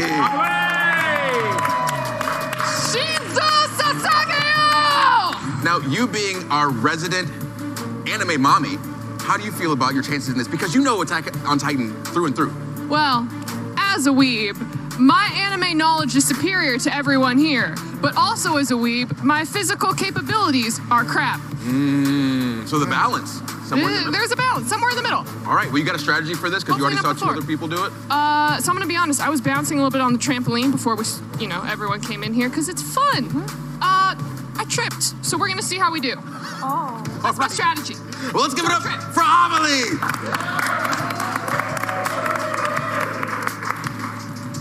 Okay, off to a good start. Yeah. Creed, you don't have to lie to her. I mean, she got up on there pretty quick. That's, you know.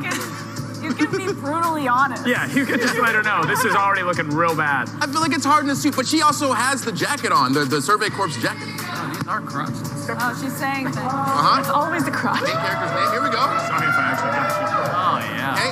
Oh! Look at that. Look at that.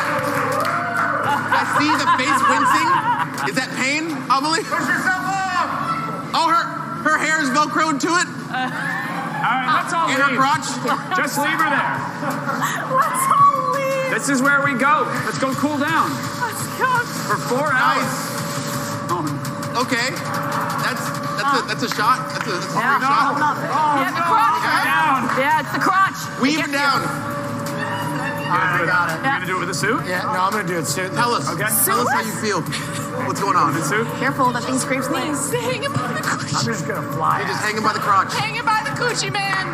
Hanging by the coochie. But you do it for the Twitch content. You do it for the views. Because, god damn it, I still need to buy my dog his super special food. So how we're off to the Bucks?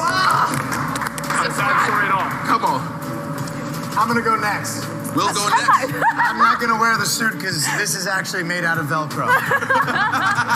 Ladies and gentlemen, we have Will Neff. Off to a Happy Gilmore start. He's ready. He's ready. Running. Full force, full send. Full send. What? One more time. One more time. One more time. One more time. One more time. You run it back, baby. You run it back. Comcast, no brakes. Got an ascot on. Comcast, no brakes. There we go. Oh!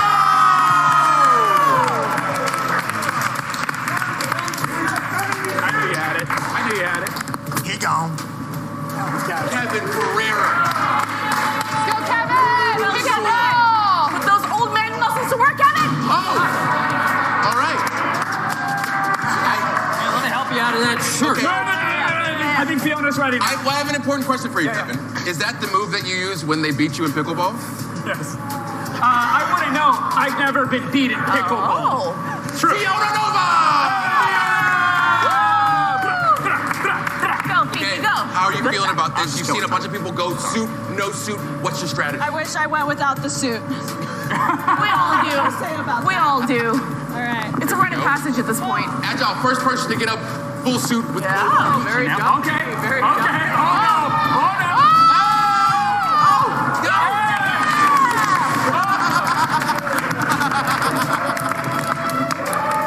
She's got Katamari ball. As the only person in a suit who has not been fatally injured while doing this, how you feel?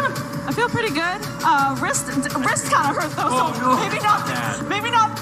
We got an injury. Okay. Got an injury. Hey, We did great, but we got a winner. I won, but I didn't wear the suit, and I'm gonna give it to our honorary weeb. Aw, Avidemux is higher than me. No, mine's higher? Yours is. Well, it's not, but you deserve it. Yeah. Take the win. I'll take the consolation prize. Congratulations to our anime lobby. Thank you. And now we're gonna go pay some bills, listen to this sweet music. See you guys in a Winner gets 1 Bitcoin. Let's go. I'm Austin Show, and this is Name Your Prize. Oh my Gosh, I've had it with that. You're gonna want this gong, I'm telling you. I don't want the. How else are we gonna brand the show? I'm the best lawyer you could hope for, and I'll tell you why. Whoever's making you look guilty is making me look bad, and I don't like that. I'm sure the truth will come out. Master Chief recovered something. Sacred ring. Halo. Find the halo. Win the war.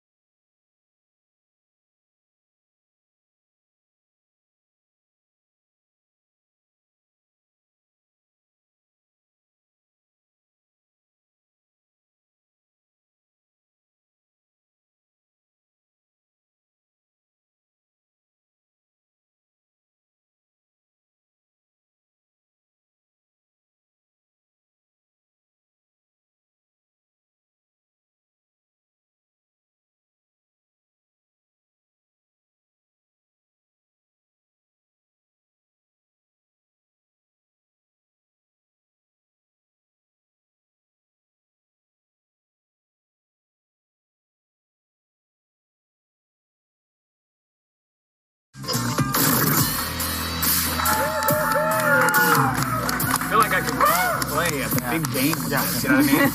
I ride 22 Switchblade on set. Yeah, we need to run that again. Yeah, run that again. They're not going to see that. We got to move the chain.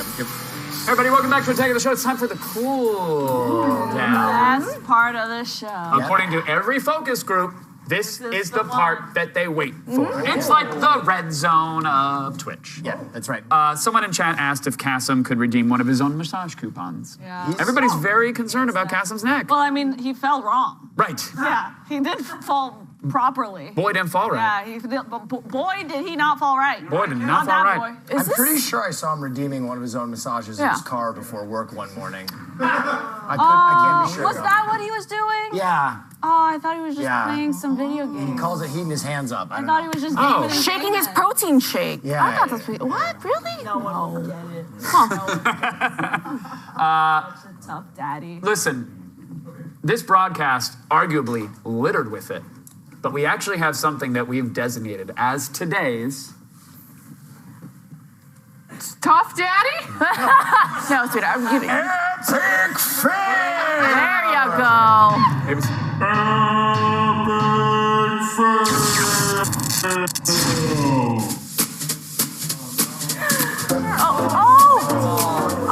What was the expectation? Oh. What was the point? Oh, now he's freaking out. That ice broke like Kasim's neck. Oh no! Wow. Too soon. Too soon? Yeah. Really? Yeah, I don't know what that was. Fiona, your play-by-play was pretty great. What has he done? And now he's sad. Now he's freaking out. Well, because he can't get out. He's stuck. For what? I saw an exclamation point Q in the chat. Is Will still wearing the same suit from Name Your Price? Yes. Yes. I am. They don't give me time to change. They actually, right from the show you finish, bring us back into this show. I'm in character for so long, I don't even know who. I'm like Daniel Day-Lewis. Yeah. It's all improv. Tell him how breathable the suit is. Oh, it's so stingy in here. I smell like Grandpa's mothballs, too. It's just... Does it wick the sweat away? Yeah. That polyester? No, the best part is this was not like a new item. They got this off a deep thrift. Of course. Yeah. That's where you get the cheap the pants, though. Yeah. Well, the pants were too big and they didn't have a belt, so I actually had to tie a tie to hold them up. I don't know if you guys can see that. Oh, we can see it. We can see it. We can see it clearly. Yeah. Nice ascot. Thank you. That's a nice ascot. You should be on the couch. Hey, saying jokes. That was the epic fail. And you've been sending exclamation point Qs all show long, but also we've got Kasim and I think, is it Creed? Yeah. Is it just the two? Yep. And the game again is Demio? Is Kasim's neck okay? I thought it was Demio, and then someone said it was Demio, so I just don't want to get it wrong. I want to respect the developers. Thank you. It's Demio, for sure. Thank you. It's my bad. They told me. I'm a professional. Spoiler. Oh, you? I friggin' suck at my job. Demio. Demio is the game, and they're in it right now, and they're going to play it, but also we have questions. You want to take a look at chat or ask them, or how do you, whatever you want to do. I thought we had a laptop before. Did we downgrade to an iPad? Yeah, focus groups came back. People are confused by laptops. They think we're looking at two screens. One's flat the wrong way, and one's open. Distracted with typing. That's right. Oh, I see. Okay, so Brett Mister wants to ask, what was Austin Show smuggling in his pants during Name Your Price? Oh, what was that? Some more. Oh, I'm surprised people picked up on that. Austin actually wears two mic packs. He has one that goes to the broadcast and one that goes to the booth. So you might have seen. Oh, I just got hit. Yeah. Oh no. Or the slime. And you got to protect in case you do a stunt that involves like water or syrup. You got to stuff it inside a Pringles can. That's a show. That's industry standard. Yeah, but then put the mic inside a Pringles can and you It actually acts as an amplifier for the antenna. You know a lot. I used to host a show about life hacks. Got it. Yeah. Real show. A real show. Right. Still on HBO Max. It is on HBO Max. Go ahead. Get it. You don't believe me? Look it up. I'm gonna get a subscription right now. Just for you. Someone just asked. Does Gina really hate Kasim? She's pretty rough to him on camera. Well, Gina's a little rough to everyone. Okay? Yeah. She's nice to me. God. We have an agreement, Kasim and I. By the way, Kasim and Austin should know that their mics are hot. Their mics are hot over there. Oh. Hot mics. That's what to do. Should we turn our mics off? No, I mean, what are you? Well, let's do this. Yeah, what are you guys doing? Yeah. So we're playing the game. Can you see it on the screen? Yeah. Yeah. Yeah. Oh, that's awesome. So we're in the dungeon right now. It's Kasim's move. So there's these little squid, these little slime boys. I'm gonna follow Gina home, and as soon as she's... What? No, there's the character. There's a character in there called Gina. Huh? My mic's up. Oh, yes. Thank you guys. We're playing Demio. My piece is about to move. Are those handcuffs? If you flip your hand up, right side up, you can see your card. Okay, so right now I got this pink little bad boy here. He's been shooting me, so I'm gonna go ahead and use an arrow and drop it right on his ass. I'm gonna roll here. Okay. What'd Ooh, you get? a hit. That's a hit, boys. Ooh, sword. He just took a 3 damage from me, and then I'm gonna use this opportunity to move right here. Boom. Can you just throw the pieces around, or does it like limit the movement that you can do with that? No, so like I can't move like over here. I've got a certain amount of places I can move. So, but if I land on this gold, we both get it. Get the gold. Boom. Be a looty boy. I like how you guys see the room? Helmet can't turn and I'm gonna direction anymore. And that's a real stiff view. Yeah. It looks like the game is limiting your ability to look to your left, Kasim. What's that about? Is that just the game, or is it? Is that your neck? Oh, I heard something crack. Poor baby. No. I think this is just his way of trying to get me to massage him. Ooh. Well, he'll follow you home, and you can decide then. My docs are stressed. I really will. So bad, so bad, so funny. With the Rangers moving in. I'm gonna use a hail of arrows. Okay. Oh, on all those guys? On all these bad boys. Do it. Hail arrows on them. Baddies? Oh, don't miss, yeah. don't miss, don't miss. Nice. Do we have any questions? Let's get a That's how question it up on the blocks screen out while the they're sun. playing. On the screen? What's Nice. Into me. What happened? What are you piping into yourself? Pipe it into me. Pipe it in one of those. Do you have an exclamation point cue you'd like to ask? Give me some of these heals. Yeah. You know what? I want to show the people at home right now. When we were trying out the wall earlier, I didn't wear the suit. So let me show y'all something really quick. Oh, no. Okay. This is. I like your like. Oh, it's a boo boo. Well, I have wow, okay. Wait, can you show that onto it? These guys heal. That's okay. I didn't show anything. Rug. It's makeup. Guys, it's all special effects. It's catch-up. We showed Ryu's hog. That's true. We can show Ryu's hog, but I can't show my skinny. We also showed a man vomiting out blood. That's my knee. Oh, no. Guys, I showed good, is it? titties on esports this week. What? We can show it. Wait. You saw the game. I didn't sent see the game. titties, though. There was titties. What happened? Okay, so hear me out. There's this game called Sen Kagura Peach Peach Splash. Oh, It's yeah. a third-person shooter in which shinobi women take a break from their ninja battling lives and duke it out with water guns on the beach. I honestly thought you meant that during some esports event there was like a wardrobe malfunction or something. I was like, wait, what? It was No. scripted. Oh yeah. It's very intentional. Got a hype titties. T1. Got it. We also got to see Golden Boy's thighs this week. That's really smoother than I thought it would be. I gotta check g4tv.com/schedule. Oh, you get the little printout sheet. Yeah, of course. Hey, friends. Yeah, how's that game going over there? Well, we're gonna check back in with it after this commercial break. Stick around. We also have some special things to do here. You stay right there. We'll be back. Oh, nice. What's this guy now? Hey y'all! Hey y'all! Hey y'all! Hey y'all, Scott here. Quick, what's the first thing you think of when you think mysterious? My God. I was supposed to get robbed tomorrow. No manners, no subtlety. Alright, I'll go inside just this once to try this thing out. After that, never again. I hate change. I've had the same feet for years, thank you. I interrupt your regularly scheduled me with an emergency report by me. Take it, you son of a bitch. How did Olay top expensive creams? By staying on top of our game with derm-recommended ingredients in every jar. Olay Regenerist with niacinamide has hydration that beats the $100, $200, even $400 cream. For smooth skin, try Retinol 24. For visibly firm skin, get Collagen Peptide. For 2 times brighter skin, get new Vitamin C. Can't top this skin. Shop now at Olay.com.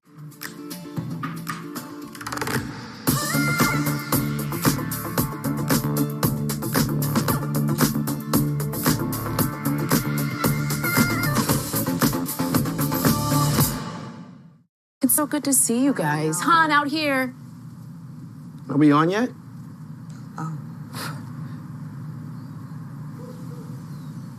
I thought we were doing a Zoom thing. Confused? No. Maybe you just need a Snickers.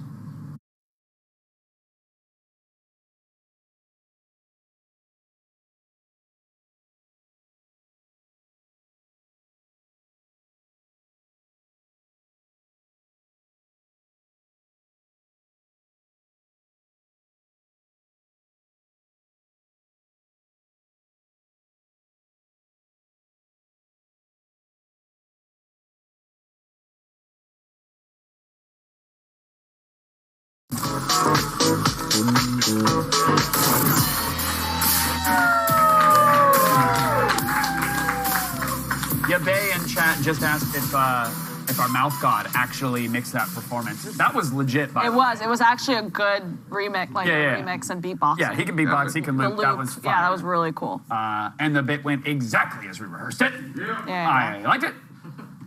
What? Did we rehearse that? Well, not that version of it. Right, but we right. did. Yeah, we did. You're right. I thought it was good. It was pretty good. I liked it. Tough Daddy. Is Tough Daddy approved by the FDA, or is Todd still nitpicking about the percentage of human bile that's allowed? It's pending approval. I think it's FTA. It's the FDA. FDA, whole other thing. Pending FTA, approval. it's pending.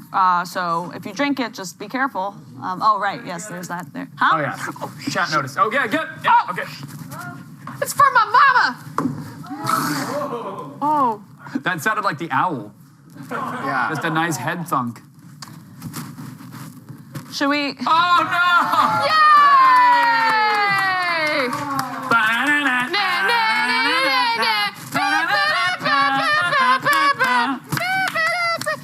All right, so how's Oh my God, that's Jason's work. cool. She's starting to believe. Yeah. My God. Should we check in on I No. No.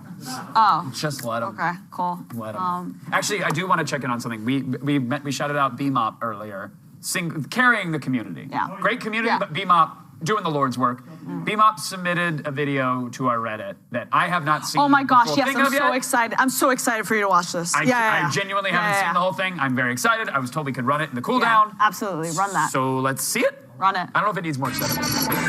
Oh yeah, that's. So young. What happened? Okay.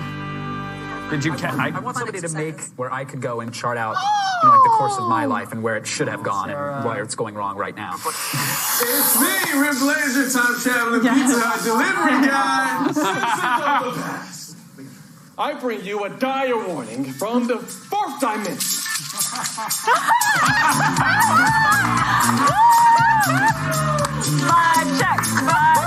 Vibe check. Look at us in a matching hoodies.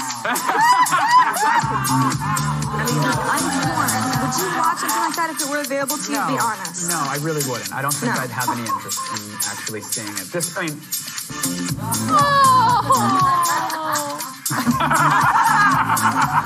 Yeah, no.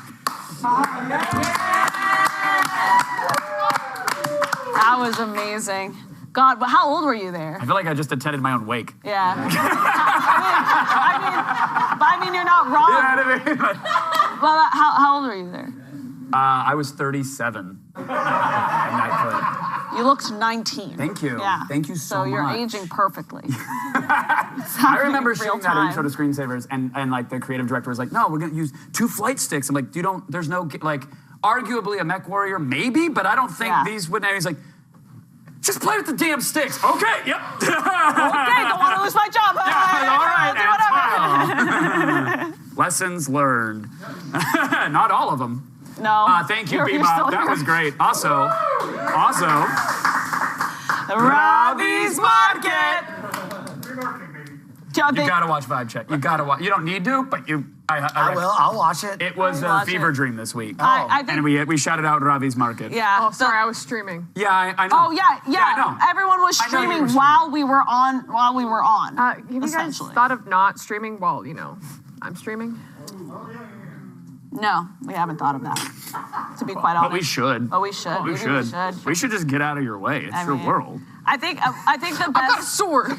The best thing was the text messages the day after once we we've slept on it, like the vibe check, we've slept on it, we thought about it, and then we were like, did that really happen? Yeah, we should not do that again. Yeah. What was that? Yeah. The consensus is don't put us in a room together with matching sweatshirts. That looked insane. Those were Robbie's Market They were so good. It was so good, but my God. Shout outs to that moment with Avali. They say it was hilarious. So there you go. Let's relive the hits. Let's relive the hits. Just like it was yesterday. Wasn't it? It was 2 days ago. Hey, Creed and Castle, how's it going over there? Yeah, Kevin, we are actually making our way through this. This is what crushing dungeon. it looks like. I mean, yeah, I'm about to die, but it's okay. Because Kassem's up here with the bows and arrows, and he's about to save me. Yeah, Kev, I'm about to watch this. I'm about to lay down some arrow work. Ooh. Right on this ass. Okay, drop some bows. You gonna roll for that? Yep, I'm gonna roll for it right here. Roll, baby. That's a hit. Where did it roll? Boom. He rolled it underneath himself. Classic. I think I can do another one of these. Arrows for everybody. See this? Big die roll. What? Hit. It still counts? Yeah, got him. If it was in real life and it fell off the table, you just count it where it lands, right? You would? Boom. I don't know. I'd call BS on that. Is this help? We play Halinga. Here's a question for Will. Yeah. From Bachelor. Sure. Will, how ready are you for Elden Ring? Will you have any energy definitely left? ready for Elden Wing, the dark fantasy themed wing restaurant. Elden Wing? Yeah. No, I'm really ready for Elden Ring. I'm gonna try and pull it together and jam. I was gonna stream tonight? I was gonna do 50 straight hours, but we'll see how I do. Hear me out. What if we get a PlayStation here right now and you just stream for another 12 hours? Oh, yeah! Yeah? I do want to say, Will, you sat on the couch and you said, I'll do the cooldown alone. I'm amped to know what happened. It's been 5 minutes. You know what it is? You know what it is? I'm like an electric. You're stove. on a coaster. No, I'm like an electric Oh, stove. right here? Right? If you keep it hot, well, it stays I'm hot. okay The for moment you now. turn it off, it's dead. Once I stop doing bits and characters, I'm dead behind the eyes. You know what I mean? But if you keep me going, if you keep me piped up, So we got to keep your attention. Exactly. What does that say I've seen about that us? scene in Wolf of Wall Street. You should go get that now. Yeah. I think I can. Price goes up. No? No, I'm gonna go. hit yourself? Oh, Obly, I'm going to show you so many movies, so many new things in life. Well, if you do this, Oh, that was a big it's hit. the salute. Yeah, we're going to show you something other than anime. Attack on Titan. Anything else? Pledge your Okay. to protect, defend the walls. I only make Kevin laugh. They said rest in peace headphones users. Did Oh, the- yeah, because we were hitting our Oh, I chest. guess I was kind of Yeah, slamming. no, we were all Oh, doing yeah, that. right, Yeah. right. That's how it works. I told you that's the old industry trick for saying when you want to say something that you don't want to produce an arrow. I do that when I need to leave. I'm like, oh, the helicopters. I gotta go. I'm sorry, Chad. I have to go. Mi Chopper is here. Mi Chopper? That's Portuguese. Portuguese. Oh my God, spicy. My Uncle Chopper. Your Uncle Chopper? Oh, yeah. You have an uncle whose name Had him. had an uncle. Ooh. Yeah. We'll talk about He it. might still be around. Oh, you don't know. Who Oh, knows? got it. No one knows. That. We just stopped asking. Let's stream around that Thanksgiving. live. Let's stream that live. Should we go look for Uncle Chopper? Uncle Chopper, where's he at? Let's stream Go it to the live. Chopper. I don't know where he is. I don't know. I'm gonna wrap it. I have a question. What time is it? What time is it? Ollie has a question. No, we're going into OT. Go ahead. From Fell to Rooster says, will Tough Daddy fix Kevin's mustache? There's the basis of the question is erroneous. Guys, I it doesn't need fixing. Listen, This is perfection. I don't know. This is an AlphaCon VIP pass, baby. We always we're always like beating on you, Yeah, putting stop down to the beating me ground, always all doing that. But honestly, it doesn't look bad. Like I like it. It doesn't look good. You look hot, It's Kevin. No, but I mean, it doesn't look bad. You look hot, Kevin. Okay, I'm shaving tonight. Obly, could you Of not? all the things that could have made it Could weird. you not say that while crying? Is that the one thing you could have tried doing? No, if you watch enough anime, that is how they That's show exactly- households yes, in a lot Yeah, of those. right. He's not wrong. No. It's like kind of like a crying scream. And that's going to be the show right there, ladies and gentlemen. I mean- make sure you like. Yep. Right. Close it out. Yep. Yeah, that's it. Are you done? You want to go home? I want to go home. That's our show. No. I'm supposed to thank Autumn. So thank you, Autumn. Anything for you, bud. You got to come around and buy check. Okay. Code Miko as well. Thank you, Code Oh, Miko. she was so great. Miss already. Was it Sven the Mouth God? It was. It's Robbie the Mouth God. Yeah. AKA Sven the Mouth God. Look him up on his SoundCloud. Our entire cast, our crew, of course. Tough Daddy Energy. Thanks to all of you for watching. Cringe in chat, please. Let me know you're still alive. And join us tomorrow. What? Bleep Bloops. Bleep Bloops. NFT Shill. Cringe in chat. Also, join us tomorrow at 3 p.m. Pacific for the G4 TV stream. It's the Kickback. It's actually a celebration of Black History Month, chock full of original comedy, chat, and gameplay. Fiona Nova will be there. I will. WWE Superstar King Woods, a.k.a. Austin Creed, will be there. Gesturing spatially. Also, B. Dave Walters will be there. Attack producer Ian will be there.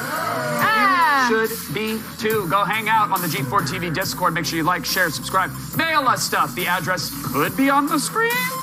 And a huge thanks to all of our modders as well. Yeah. Good night, everyone. Thanks for watching. Good night.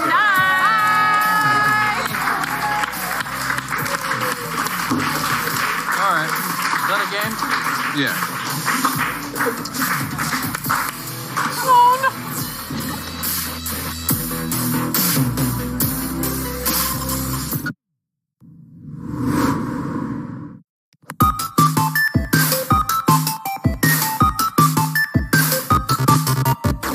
Nintendo always knows what gamers want. They want to play sports without actually playing the sport and playing with their controllers. Which is why Nintendo doesn't miss when it comes to their Mario sports games. You've got all the characters you've come to know and love playing a sport that you might enjoy with special power-ups and fun storylines. Warning, if you like golf, please proceed watching this video with caution. I will be making fun of you and the sport because it's funny, and also I'm terrible at golf, so I've got to blame someone. If you find yourself getting upset that I'm insulting the venerated 700 years of history behind this noble sport, remember, this is a game where you can play as a bum with a mustache. Things like mini golf and Golf It on Steam are always fun because there's obstacles, fun animals, and loops. But golf, like the actual game of golf, is something that I put on my TV when I need an ambient sound because I want to take a nap and I want to hear something other than my loneliness. The Mario Golf series has actually been around for quite some time, since 1987 to be exact, with the NES Open Tournament Golf on the Family Computer Disk System. Oh man, I am showing my age. These games usually have very similar design. Things like seeing wind direction and mileage, a gauge bar for when you hit the ball, some great tunes, and that annoying guy saying, "Nice shot." Nice shot. In a sarcastic tone that makes you feel bad when you know deep down that it really wasn't a nice shot. So, like the youngest child at the Passover table, what makes Mario Golf Super Rush different from all the other Mario games? Mario Golf Super Rush has a very intense competitive aspect to it with speed golf that you can play with your friends. You hit the ball and then proceed to run to your own ball faster than your opponent to get it in the hole. You can hit them, sack them, use your special shots and get coins, which makes this a lot more entertaining than just a regular old golf. Another mode Nintendo added is Battle Golf, where you literally question if you're even playing golf anymore. It's playing inside the fever dream of a professional laser tag arena designer who thinks the most important part of golf is the flagpole, meaning it's fun. Speaking of fun, the best parts of the previous Mario Golf games were the taunts that the characters had to offer. You look ridiculous. Need a lesson, loser? Those are my favorites. So I can't lie, I was really excited to see if the taunts in Mario Golf Super Rush would hold up to the previous ones. And man, I couldn't be happier. Oh no! Looks like you hit too far. Maybe next time. You know what, Peach? Maybe you could go get abducted by Bowser again since you crave attention. I've always been the most popular brother, Mario. Hey, you remember when Mom dropped you on your head when you were a baby, Luigi? You remember that? Yo, you remember when you were such a little bitch, Mario?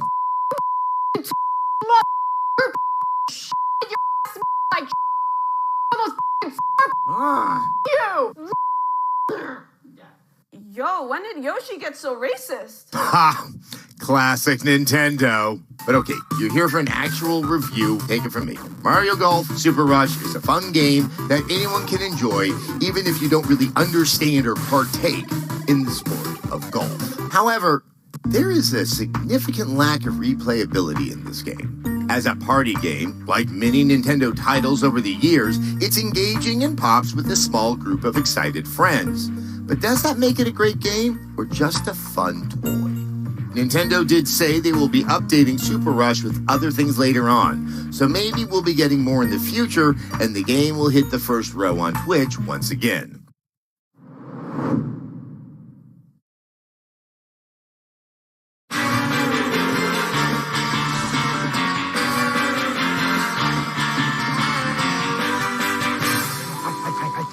We should mug that old woman over there. Yeah, yeah. Oh, no, not her. What? Why not? What? Well, it's my grandmother. What's that got to do with anything? Well, she helped raise me. She taught me everything I know about mugging. Well, precisely. She's already in the game. She knows what's up. Let's go mug her. Oh, no, come on. She's a small, helpless, frail old woman.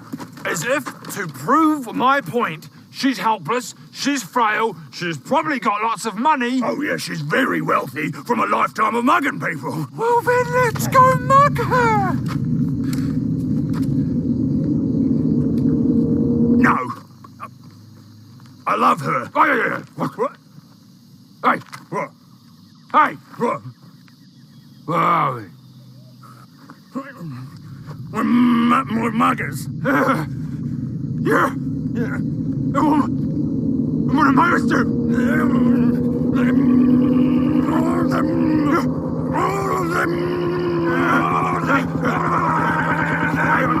People, mug them. So let's go mug them.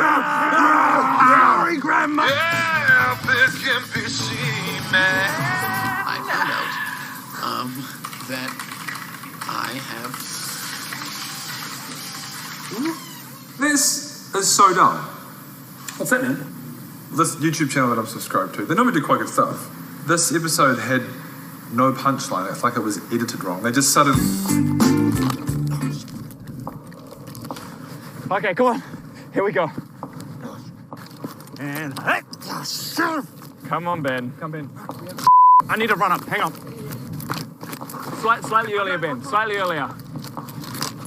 No, that was too early, Ben. Ben, you got to jump, crouch. At the same time, jump, crouch, and go. No. Crouch, jump, crouch. That's what it is. Yeah. Crouch, jump. At the same time, jump, crouch, and go. No. You jump, then crouch, jump. Just. Oh my God, Ben. I think I need to run up. I need to run. Go on. Here we go. Here we go. No. Good. Oh God! Run! Just leave him! Run! Just leave him! Adam, come on, mate! You know I'd never leave you knocked down. Guys!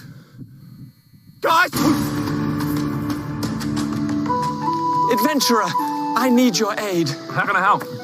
My wife passed away recently, and I haven't had time to visit the graveyard. Could you please place these flowers on her gravestone for me? Accept. Good luck, adventurer. Good luck, adventurer. Good luck, adventurer. I miss my wife dearly. Okay, Good luck, adventurer. Yeah, okay, can you just be quiet for a sec? I'm just trying to pick out the flowers. Good luck, adventurer. Okay.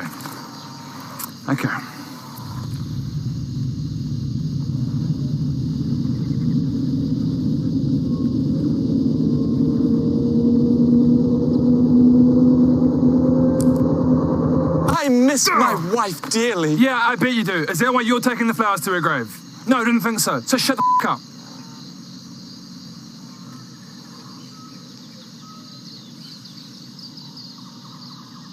Good luck, adventurer. Good luck, adventurer. I miss my good luck, adventurer. I miss good luck. I miss good luck. I'm good luck. You know what? What is the reward again? If you take these flowers to her gravestone, I'll give you 3 copper. I'm out.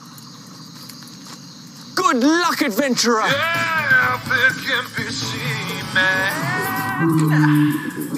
Logitech, also the Corsair Hydro series, and that's why selling is so important.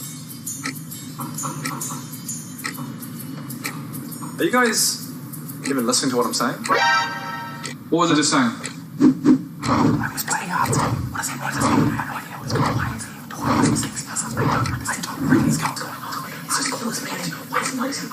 Who's on his wearing this stuff? What the hell is happening? What is happening? What? Alright, Adam. What was I talking about when I was talking about MSI composition? Well, the computer is USB with, inside the computer, 9 ports on the computer. Alan? What was I saying about the MSI platform? Well, the MSI platform is dodecahedrons from contrasting information from StarCraft 2, Call of Duty Battlefront, Rainbow Six Siege is largely.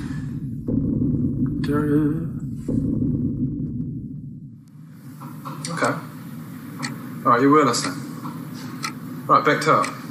So, it's kind of like when you've got like a 418 kind of system of dodecahedrons.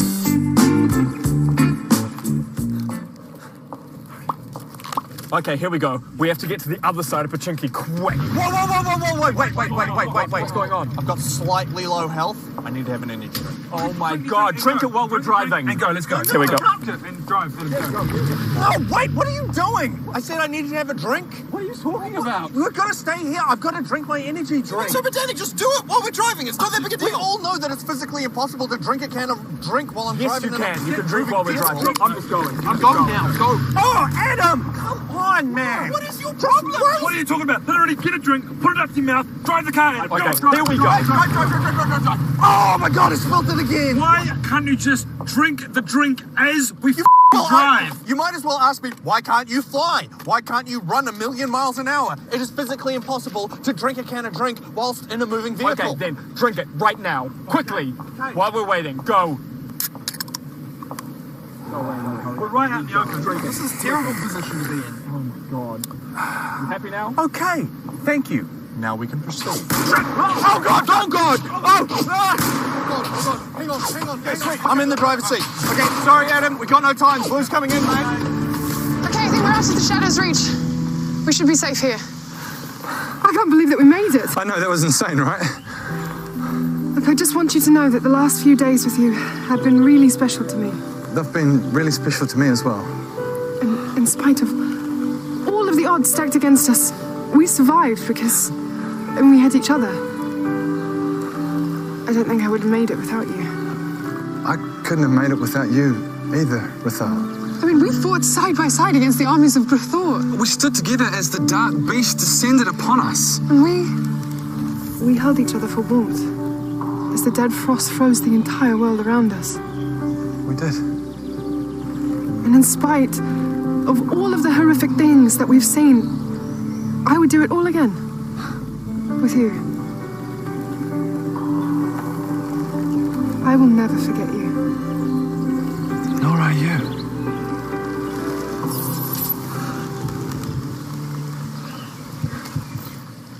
Wow.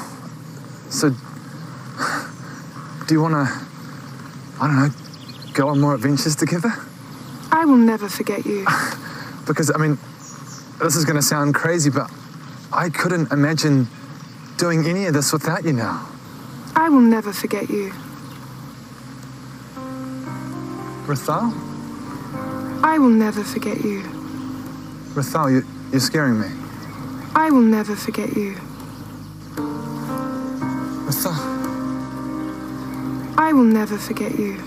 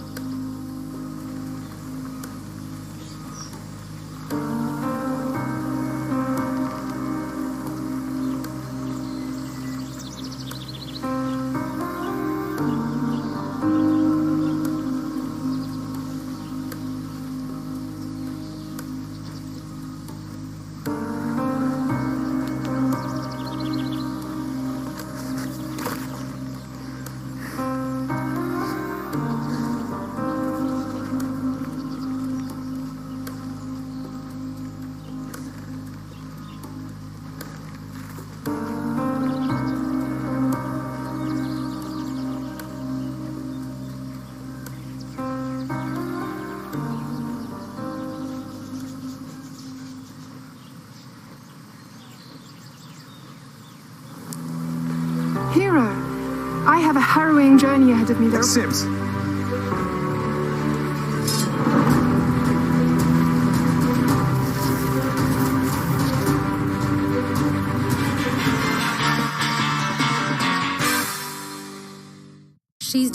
She's doing it, and she is too. Everybody's getting birth control online from Nurex, with prices starting at $15 a month or $0 copay with insurance and fast free shipping. Nurex is the best way to get birth control these days. Go to Nurex.com to get started. It's so good to see you guys. Han, out here.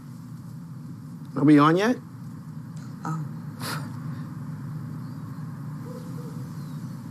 I thought we were doing a Zoom thing.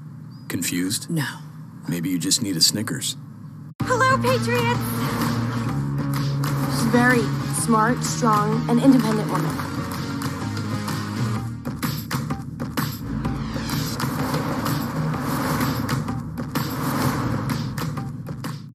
Today you're risking everything to save others. Nothing's more Starfleet than that. Stream with your family.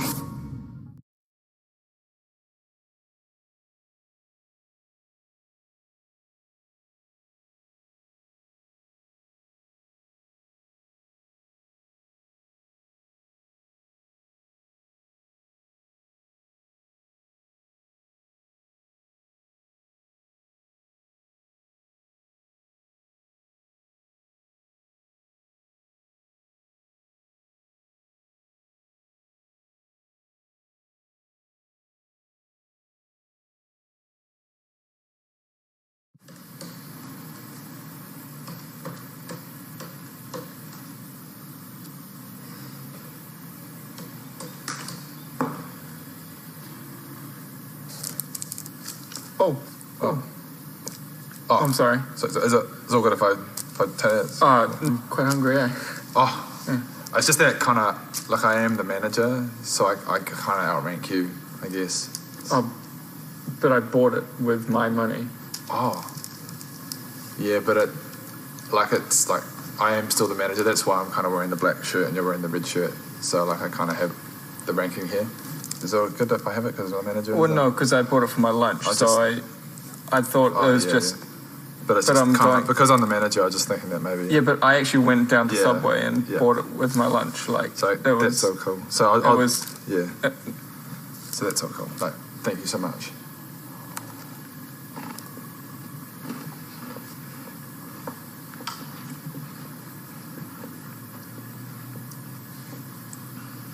That's actually really good.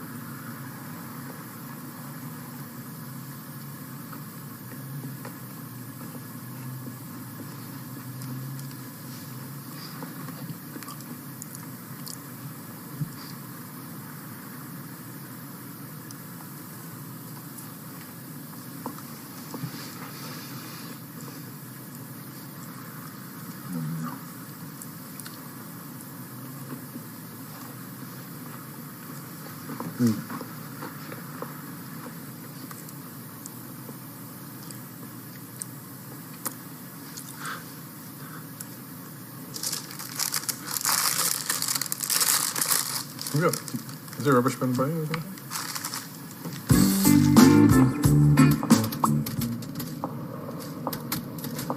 Rocking her to sleep, which is great. Like, that was a thing. Yeah. Oh, by the way, how's your Sarah? She's actually cheating on Stephen. Oh, is that what happened? Yeah, that must be quite hard for you because she's your sister, you're supposed to, love her and stuff, but she... And the whole thing is, the whole family is real torn because, like, at the end of the day, you're kind of still a bad person. Yeah. You're actually a bad person, though. How am I supposed to support you through that? Because we all know Stephen quite well, and we're kind of like, he's kind of like family to us as well. Yeah, that is really tough.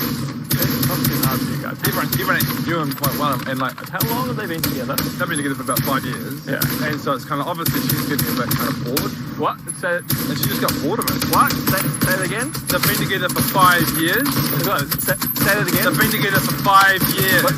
No, repeat yourself. They've been together for 5 years. What? Press mute. Control M. Oh, wow, that's much better. Whose side are we supposed to be on in this situation? Because he's like a brother to... Oh, here we go. Oh.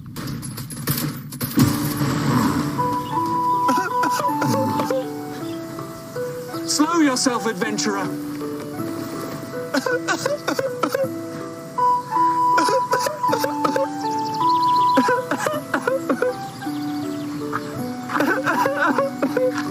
Eugene, how you doing today?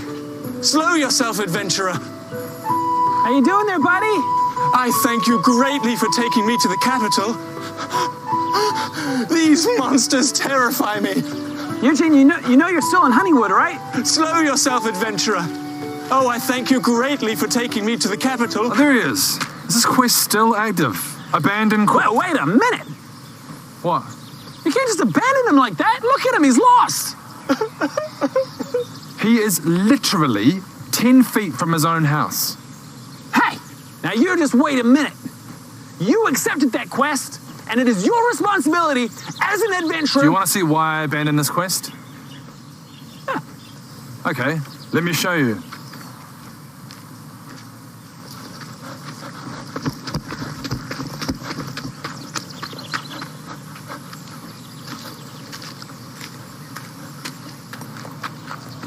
Continue quest.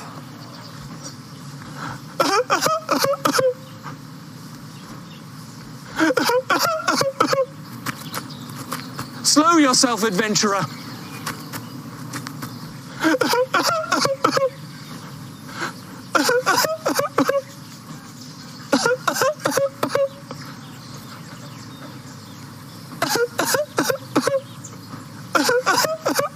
Oh, wow.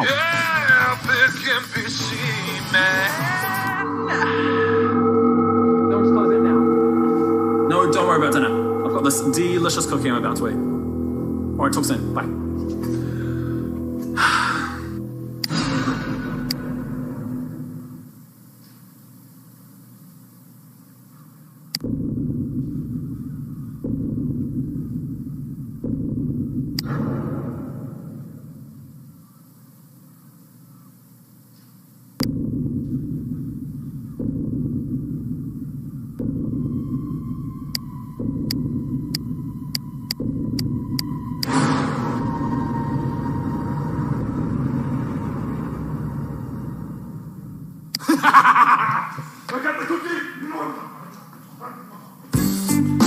That's just over that wall. Right. I'm gonna throw a flashbang. Okay, sweet. Come on.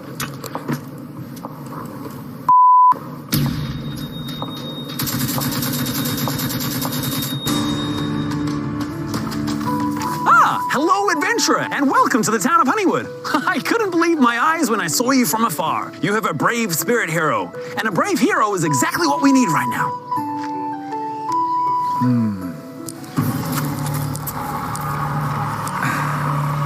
Oh my God! I mean, I could pick that one. You need to be quick. And I'm thinking about it. We need to get the show on the road. Holy come on. There is a dragon that has been causing carnage around the town of Honeywood. He's called Torellian the Fierce. We've already seen all about how strong his warriors to try to defeat it, but there's definitely something different about you. I think you'll be great. Are you willing to take this quest? Come on. Hurry up. Oh, come on. Oh, dude, there's an undead right there.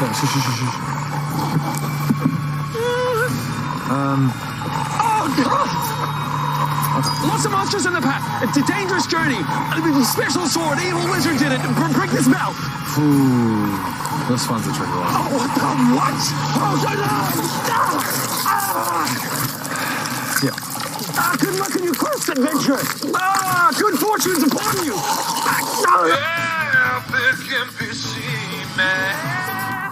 Yeah, and then I farted myself. Wow. Yeah, it was actually really embarrassing. Hey guys, 3 quick things. The Kingston needs stocking. Ellen, you're getting a massive pay cut soon, and the monitor outside's broken. If you could have a look at it. Thanks, guys. Wait, what did you say? Oh, the monitor just needs to, I don't know, I think it's glitching out a bit. Just needs to look at. No, before that. Oh, the Kingston needs stocking. I've just come, the whole shipment's come through. Thanks, guys. Am I getting a pay cut? Do you get paid? Holy crap, this is tense. God, we need to stay so rough. tense. Oh my God. Final team. Team! What? Where? Oh God! Get him! Oh, yes! Nice work. Rowan, what in God's name are you doing? Why do you still not have any armor on? I don't need any armor, Ben, because I have The pan. That is absurd. Holy crap! Squad at 180! Squad at 180! Get him! Oh, I'm down. They killed me. I'm out. Yeah, they finished me off too. Holy crap. Rowan, you're down to the final two. There's only one guy left. The pan. Gather your family to watch these families on Classic TV Families. Oh boy. Watch now on Pluto TV. The infinite remember all our past lives. We have fought one another for centuries. Leap of faith time.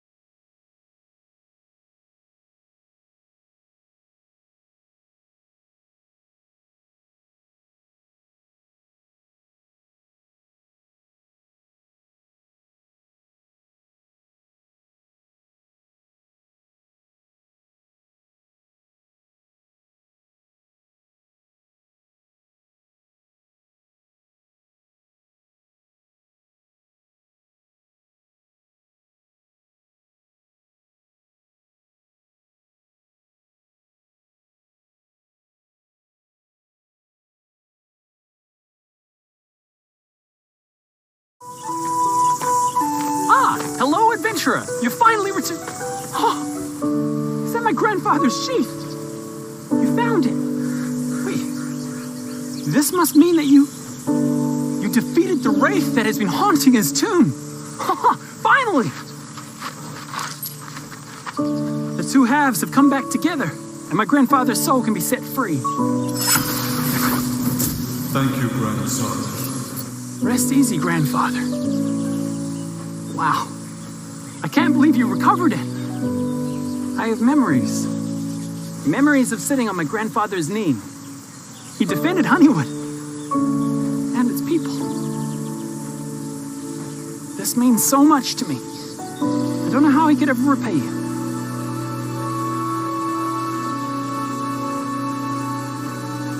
You know what? I don't think this sword story is fully through just yet. Here, I want you to have it.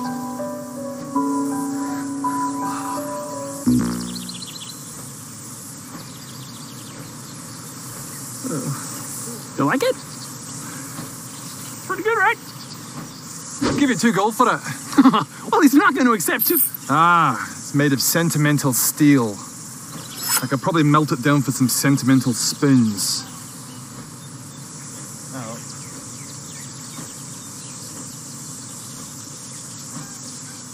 Yeah, there can be man. Oh no. Oh, buddy. What's he doing? Oh, God, Rowan. What are you guys doing? Oh, we're watching Rowan fix things. It's so funny. Why? Okay, the thing you don't know about Rowan is that he doesn't know anything about computers at all. Isn't he the manager? Wow. Technically. How did that happen? Well, it's quite a long story. Story. So there's also the manager role with higher pay and less hours. Well, I think it's best that we sit down and have a conversation about it between us. Splendid, Rowan. Cool. And that was my story. Was it very long, was it? Yeah, I guess it was that long. So, what's he doing now? Oh, well, we have to make him feel like he's worthwhile, so we give him broken pieces of computer so he feels like he's fixing things for customers. So this is actually the 3rd time he's fixed this motherboard. It's fine. I'm finished! Good job, buddy. Proud of you, man. Best manager. Okay, guys, we've got the perfect hiding spot. Don't take any shots unless you absolutely have to, because we don't want to give away our position. Okay? Okay, cool. Let's get that chicken dinner.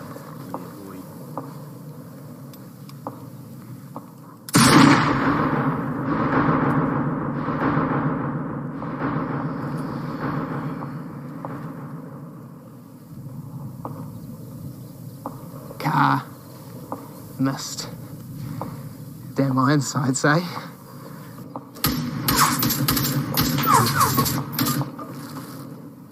Dick.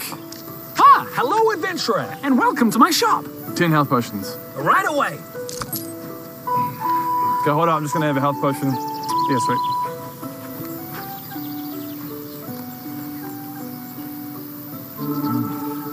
That's better. I don't know where to put the glass vial. What do you mean? I just don't have any space in my inventory. What? Just eat it. No, I already drank the potion. I just don't have anywhere to put the glass vial. Yeah, I know. Just eat it. What do you mean eat it? What do you mean? Just eat the vial like a normal person. Like, eat the glass vial? Rowan, I don't understand where you're getting lost in the sentence. Just eat the vial like a normal person.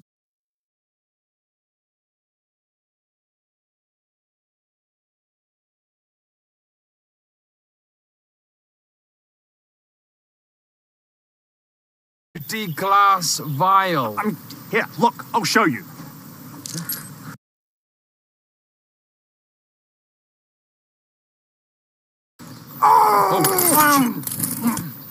What the?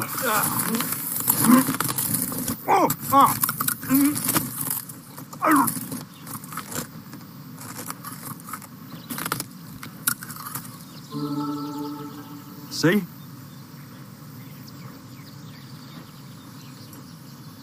Yeah, this can be seen, man. So we've got a massive shipment coming in and stuff. They all need to be stocked. The main thing is actually the Corsair Hydro series. That whole section, that whole shelf has to be stocked. Sweet. I can get onto those first. Excuse me, did you see someone just here before? It was just here, just before. No. Was there? Adam. Someone? Adam, where did you go, mate? Adam, where did you go? I need to finish this. Adam, where'd you go, mate? Me? Okay, where did you go? I didn't go anywhere. Don't do that. That's really annoying, okay? Can we just get this finished? Okay. That's really annoying. So we need to get this stuff stocked. Okay. I've lost my train of thought now, but basically the Corsair stuff is the most important thing. Adam! Where are you going, mate? Can we just get this finished, please? Where'd you go? Adam! How are you doing that? Stop it.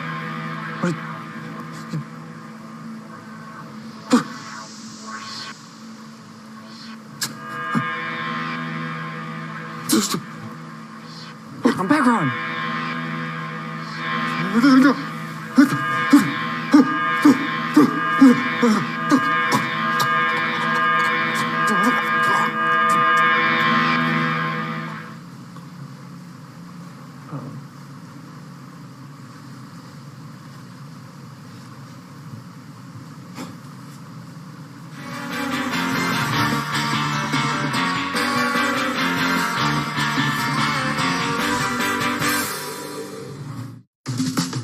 Guys, wouldn't it be cool if we got together and had like a big potluck? I mean, it's a pandemic, but yeah, sure. Yes, that'd be so awesome. I can totally bring the mac and cheese. My mom has this killer recipe where she adds ranch and peas. So creamy. Ranch and peas? Yeah, and I have this potato salad recipe where I add raisins to it. Oh. It is to die for. Raisins? Oh, what about dessert? I would love to do maybe an ambrosia cake. Okay, yeah, that's not bad. Yeah, love that cake. With croutons. Oh, that would be so good. That just doesn't make sense. Yes, it's a potluck classic. Yeah, I don't think I've ever had it without croutons. I might have this thing. I've been so busy lately. I might have this thing. But Kirby, you wanna come over? You wanna?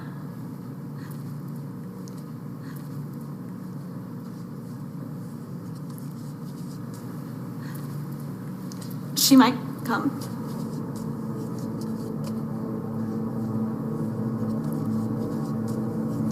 You're gonna be there, right?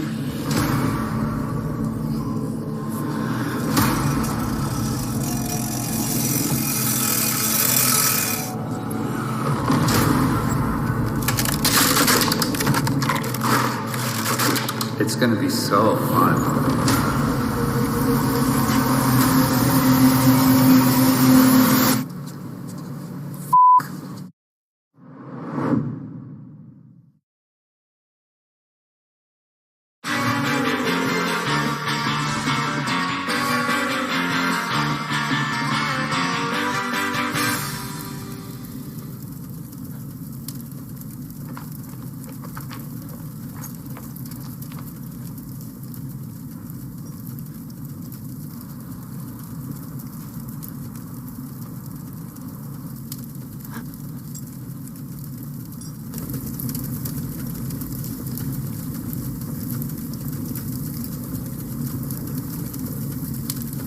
Adventurer, I need your aid.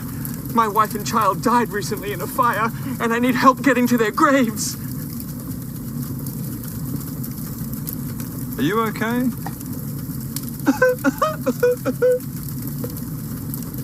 You're aware that you're on fire, right? Adventurer, I need your aid. My wife and child died recently in a fire, and I'm trying to get to their graves. Are you sure you went in the fire? Okay, just for the record, like, I'm totally happy to help, but I just want to make sure that you're okay.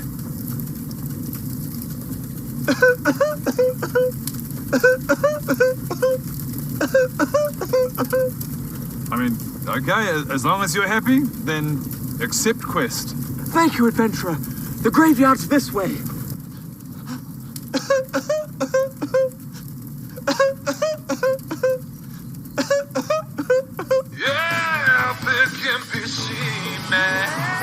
Dude, that sucks so bad. I'm so sorry to hear that, man.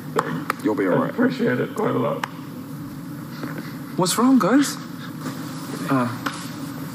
My dad died on Saturday. Why? Oh, mate. Oh, shit, Adam. I'm so sorry. Oh, mate. And So we've got the funeral in a couple of days. The whole family's coming up from the South Island and stuff. So, when is it? When's the funeral? In a couple of days, on Wednesday. Oh my God, so it's a weekday, so you're gonna have to miss it. I was hoping that I could get some leave off. Ah, it's just not enough. It's not enough notice. I'm so sorry. But it's my dad's funeral. Yeah, there's obviously no like magical kind of leave I can give you for that. Yes, there is. It's called bereavement leave. Oh, you're making things up now, but I'm not gonna. We're not gonna get into that. Is there any way you could move the funeral back a week or two? No, he died on the weekend. So sorry, mate. And did you have any kind of like warning about it? Did he know that he was going to die? No. No? And so he couldn't have given you any warning about it? It was unexpected. He did no warning. That really annoys me actually, because that's put you in such a. You're still alive. You have to deal with this now, and we can't make this work because there was no warning. I'm so sorry. Sorry, mate.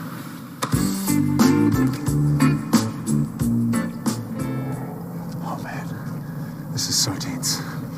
I love it. Okay, where the hell are they? They could literally be anywhere. Guys, just be cool, okay? We've got a really good position here. Guys, I'm freaking out.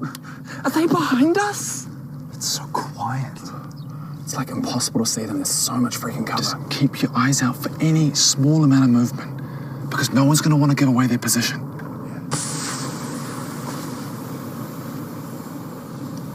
Well, found them. Actually, kind of disappointing. Yeah, a little bit.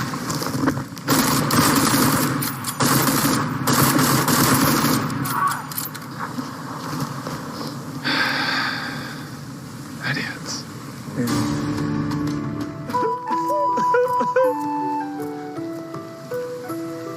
This is as far as I can go, adventurer. Oh. From now, the journey is up to you. Yeah, okay.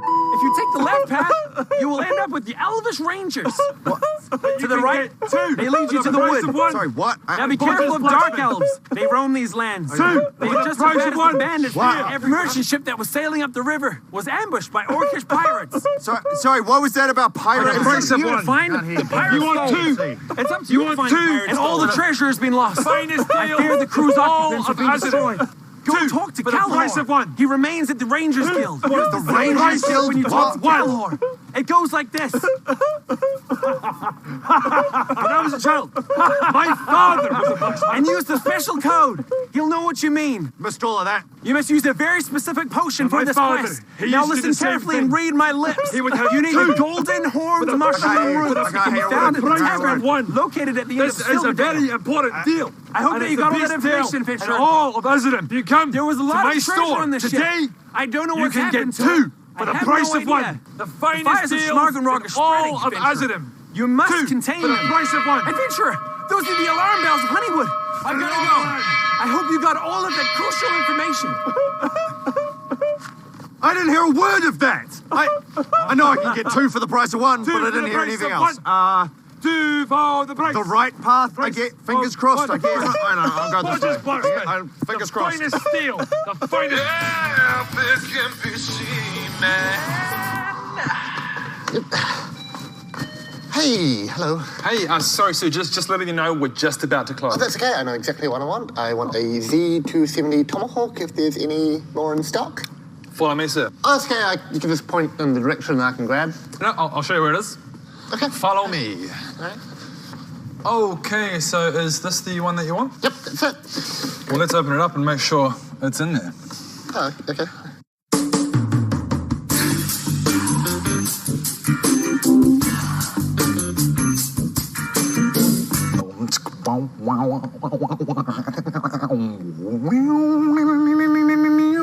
Sorry, it's a bit strange that you're doing this. Hey. Did you know this has 16 gigs of Intel Optane memory for free? Yep, that's one of the reasons why I wanted to buy it. The combo package is actually cheaper than if you were to buy these separately. Yeah, I'm already going to buy it. You don't need to sell me on it. Yeah, okay. Well, let's make this relationship official. Me and the Tomahawk, do you mean? Let's do this. Okay, let's get this product sold to you, sir. Yes, please. Okay, are you going to pay for that with cash or credit? Credit. There you go. You've made a bloody good choice, this one. These are selling out like hotcakes. Yeah, thank you. Can't wait to get her home. And there time too. we go. Just gotta go. That's the green button I think you want. It's just hit 5 o'clock. Yeah? So you just hit the green button and then I put in my pen and take it? Oh, no, I mean, it's just in 5 o'clock now, so the store's closed. Yep, but we're still here, so we're just about to finish a transaction. It's just that, like I said earlier, the store closes at 5. Yeah, but we're literally 10 seconds away from finishing the transaction. I know.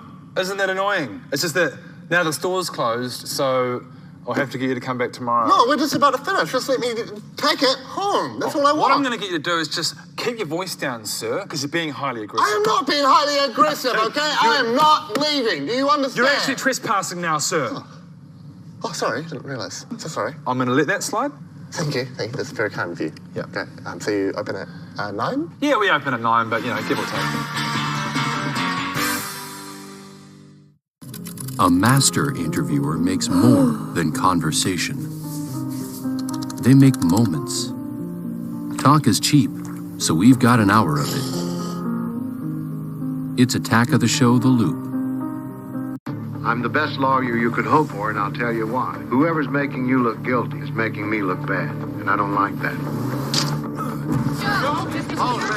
I'm sure the truth will come out. Time has been broken. To save the future, we have to repair the past.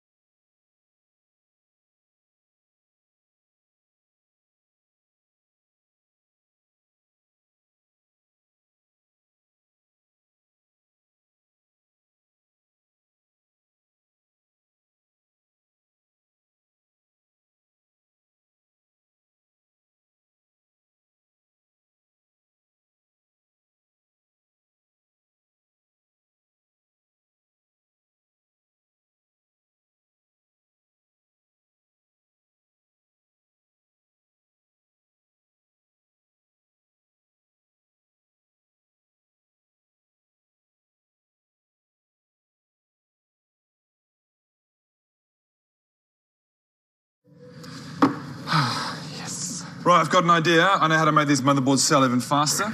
We don't need to, Rowan. They're already flying off the shelf. Shut up. I don't remember asking for your opinion, okay? So I'm going to help, and you're going to help me to help. Okay, what are we doing? Photo shoot. With the product? Well, yeah. We're going to get a really hot model because sex sells. Huh, but who are we going to get as our really hot model?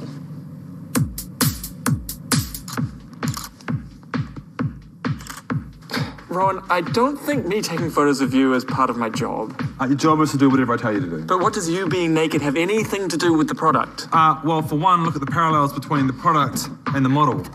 Its slim size, how absolutely powerful it is. Also, the MSI Update Ready motherboard will actually accelerate your hard drive speed. Now, that's something I can get behind. Why are you looking at the camera? This is a stills camera, not a video. Shut up and take the photos, Adam. This isn't going to work.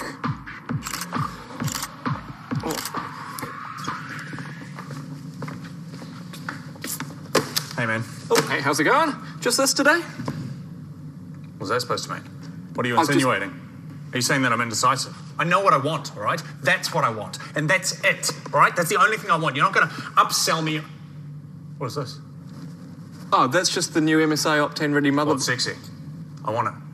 I want one right now. I want that inside me, in my computer. Now. Get it for me right now. Yes. Okay. Careful game this time.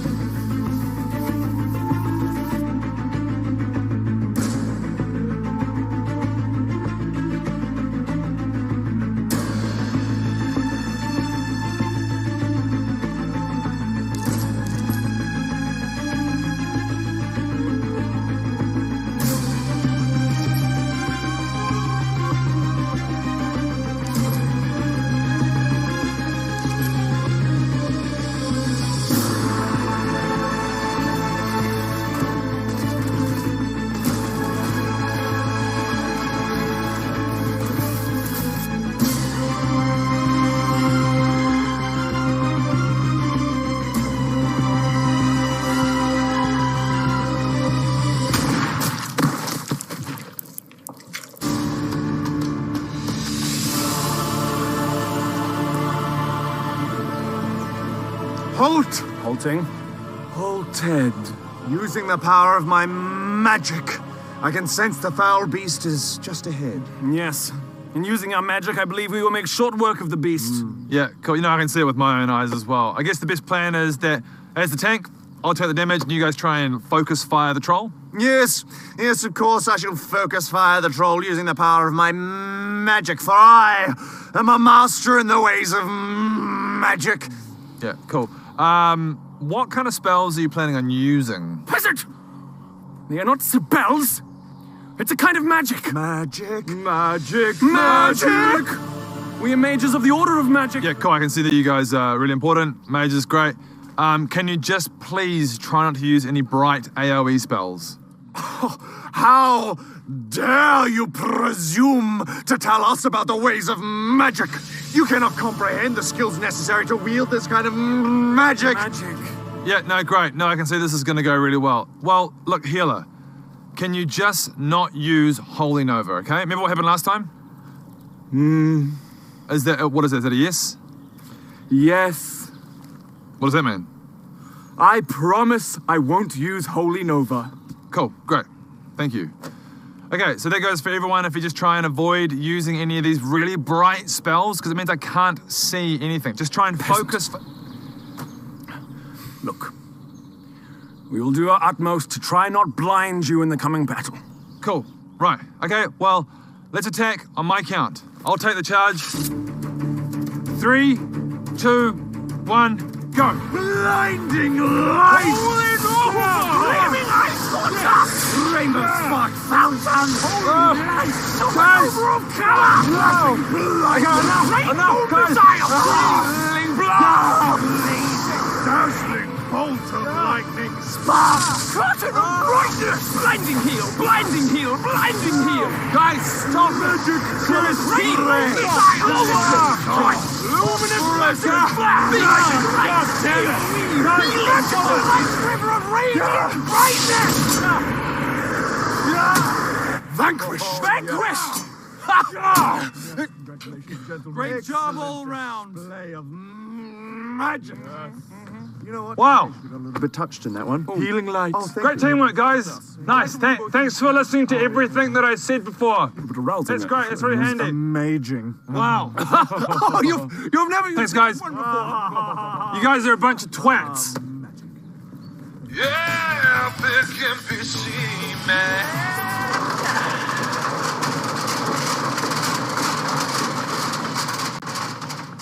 You got the stuff? You mean the shipment of MSI Optane-ready motherboards? There's the stuff. It's all there?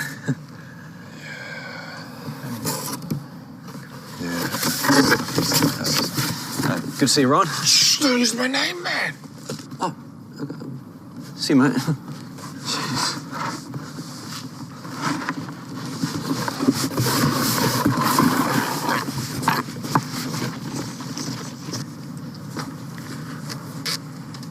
Hey, bro. Hey. Hey, bro. You, are you going to play today? Yeah. What are you going to buy there? I was going to buy the MSI Tomahawk motherboard. Oh, you are in luck, son. Oh, I think I'd rather just buy it from Playtech. No. Just hear me out. Why would you want to go to Playtech when you can just get it from me? They just seem a little more credible, so... Look, hear me out. Look, I know a thing or two about these products. There's a real MSI Optane-ready motherboards, and that's real Intel Optane memory. Okay? Are you building a gaming PC? Well, look, Actually, I am. That's right. These are the best damn motherboards on the market. I'll tell you what. I can give you one of these at half the price that Playtech's selling them. Half the price. It's a pretty good deal. So damn straight that it is. Rowan, what are you doing? Well, do you want it or not? Yeah, I'll take it.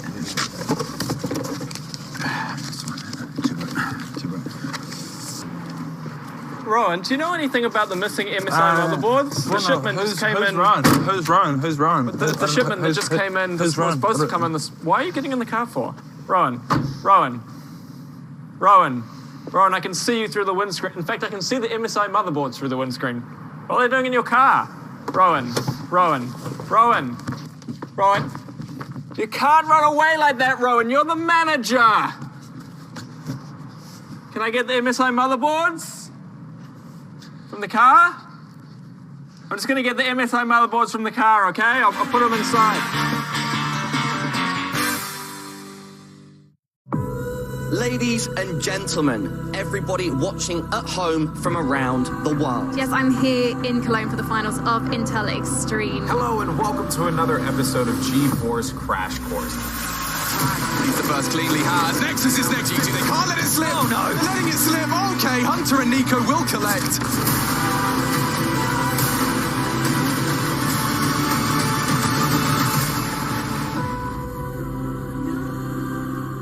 They call us runners, but it is not what we're called that matters.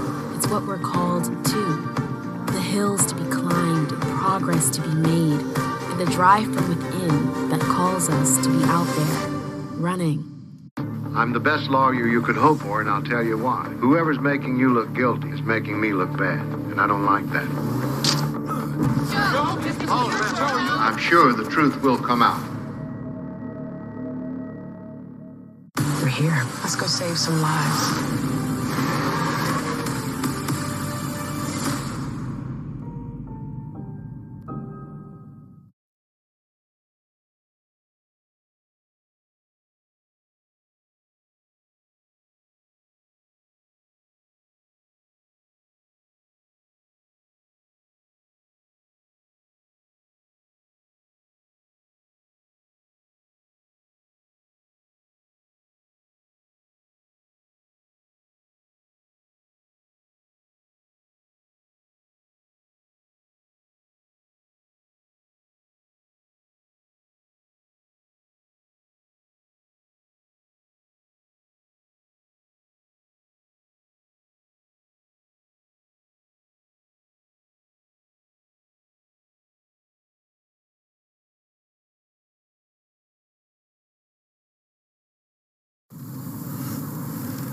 Okay, final two.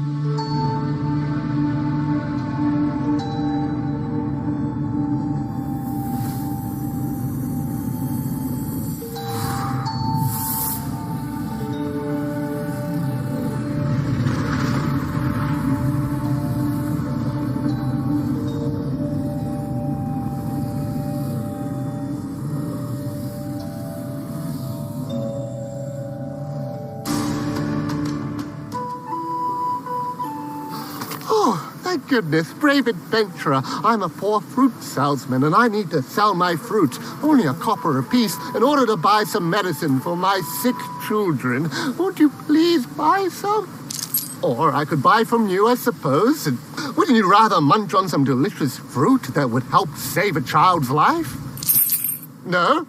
Okay. Well, now you must be famished. Wouldn't a delicious carrot or an exotic banana savage that deep hunger within you? An old wooden leg for 20 gold. Wow. Very expensive for that, isn't it? But you know what's not expensive? Delicious fruit for a copper that saves a child's life. No, not in the mood for one, eh? Oh, well. I bought a couple of your items, so now I think it's time you bought a couple of mine that literally helps save children's lives. Or I could buy that old twine for 50 gold. Twine. Wow. Well, I'd really like to string together some loose ends of my part and be able to afford some medicine for my dying... Well, I guess I don't need all of the children, so one can go, but I would like to at least be able to save 5 of them. So what do you say? A carrot, a banana, a lovely...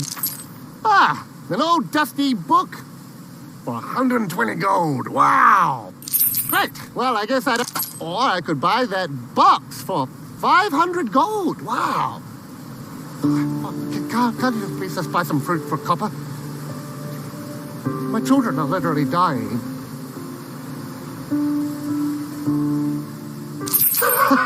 Okie dokie. The Sword of Grandok for 1,000...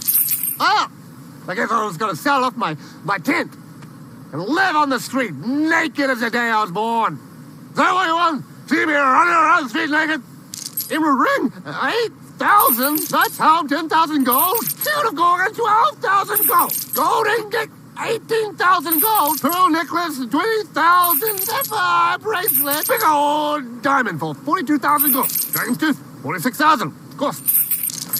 The golden skull of Ro for 50,000 gold. I've never seen that much money, and now I'm giving it to you for a dead man's glittery skull. Why don't you just get a big bucket of water and just murder my children in front of my eyes? Huh? Huh, big boy? Why do you do that? You bitch. Well, I mean, I don't have any children or a house or a wife, but at least I've got a glittery skull of Ro. Lucky me.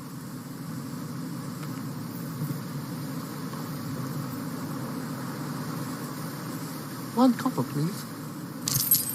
Thank you. Thank you, good sir. You don't know how much that... You ruined me, adventurer! Yeah, fish and fishy, man. So what time suits you?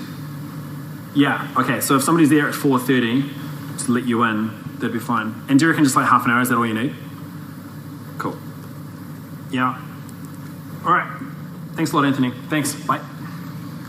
Oh, what was that? Oh, it was the electrician. Just need a couple of things rewired. Oh, does Playtech need an electrician? I didn't know we needed one. Oh, no, not for here, not for Playtech. It's for my house. I just need a couple of things. Oh, so that's a personal call? Yeah, but I mean, the whole thing was like 30 seconds. I was on the phone for like 30 seconds. Oh, no, we'll talk about that later. That's a totally separate issue. This is about the theft. The what? Well, the theft, obviously using a company pen to write a personal note. Like, that's company ink that you're using. That's theft. This is not theft. This is me just writing a note. It's basically like, that's the equivalent of me just, I don't know, just opening up the till, grabbing, I don't know, $200 and just stuffing it in my pocket and just going, oh, it doesn't matter. Right. Oh, is that right? Oh, is that like on the same playing field, is it? Well, yeah, it is. It's exactly the same, actually, yeah. It's technically theft. Unless I misunderstood, we're just going to put the ink back inside the pen where. Is that what you want? Is that what you want me to try and do? I'll try and do that. I'll try and do it for you right now. I'm putting the ink back in the pen. No, that's exactly my point.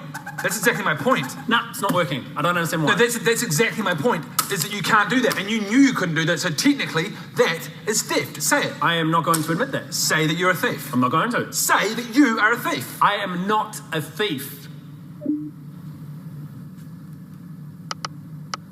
What are you doing? I am a thief. Wow.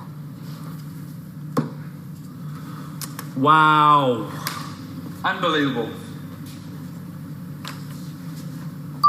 I am a thief. Unbelievable.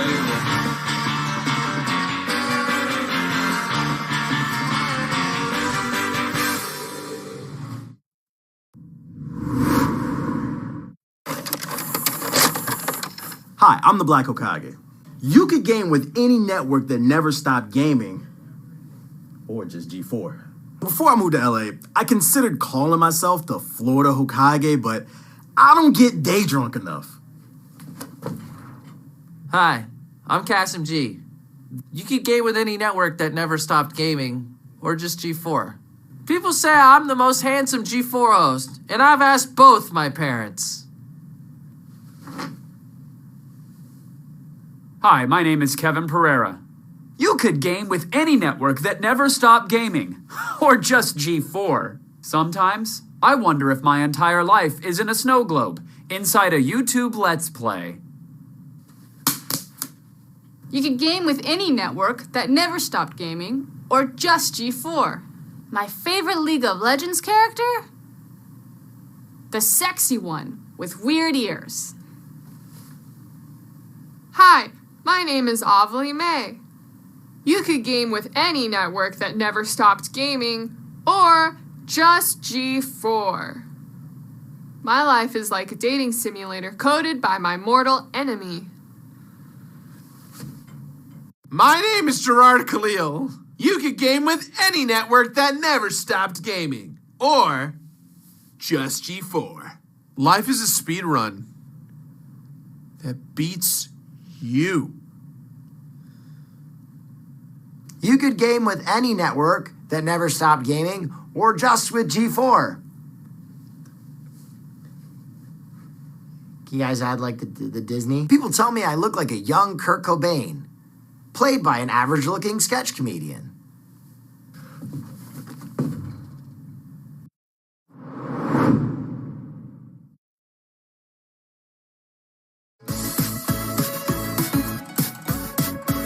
Today on X-Play, our review of Pokemon Arceus looks like it came out in 2012, but it plays like it came out in 2014. Plus, we deliberate on impossible moral questions in the game no one wins. I've got a full Pokedex and a cell phone that talks to God, so why is it my job to take out the trash, Mom? It's game time.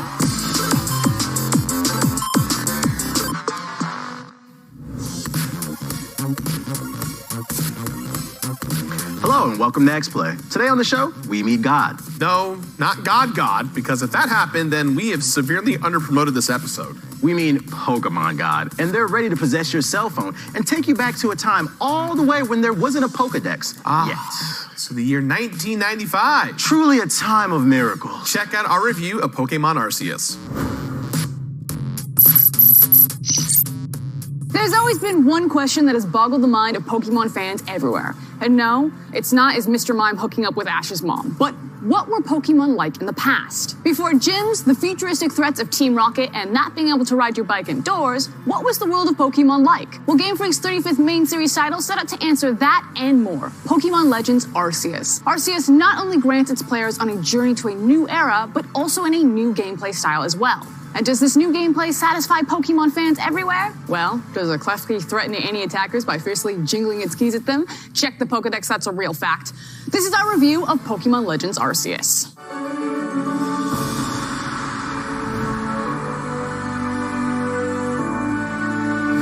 Arceus takes place in the Hisui region before the very idea of Pokemon trainers even exists. Your character is teleported back in time through the Time Rift with little to no memory and dropped down the doorstep of Team Galaxy in the Jubilife village. In exchange for shelter and food, you team up with the Galaxy Team's Survey Corps branch to complete the first ever Pokedex to help bring peace to the region. Due to your character's unnaturally gifted ability to catch Pokemon and approach them without fear, you are the go-to member for quelling frenzied noble Pokemon throughout the region to assist the local Pearl and Diamond clans, which, if you're a fan of those original games, you'll be seeing several familiar faces. Along your journey, you meet every anime stereotype known to man and work to solve the mystery of the Time Rift, which has apparently happened twice. Honestly, knowing that this game was set in the past, this was not the story I was expecting.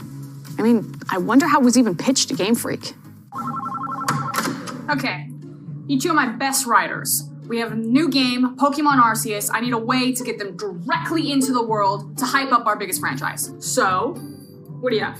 All right, so it's our first big open world game set in the past, so I'm thinking we start off with this beautiful painting, just setting up the world, showcasing the region, the Pokemon, and then we have this lovely dialogue, of course, given by our local professor of the region, as you do, and yeah, just really immersing the player into this brand new region they've never seen before in just such a grand way. Love it. Excellent work as always. Okay.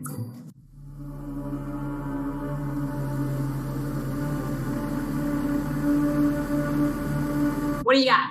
Okay, so this is the Pokemon game. It's a prequel, right? Yeah, that was in the email. Yeah, right. So, yes. So, the game starts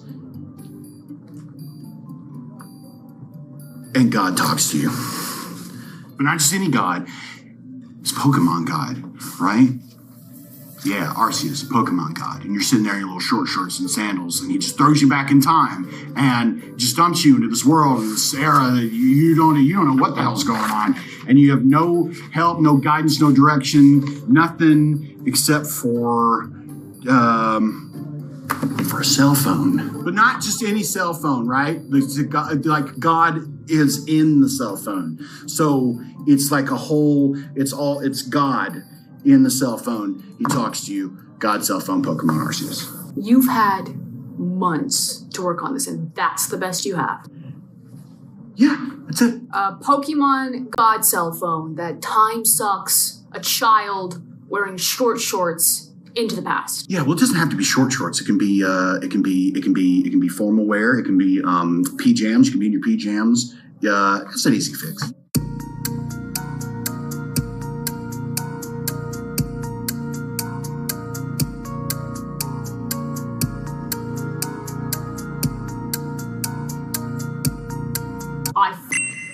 That is great! You out! Am I fired? No, just Detective Pikachu 2.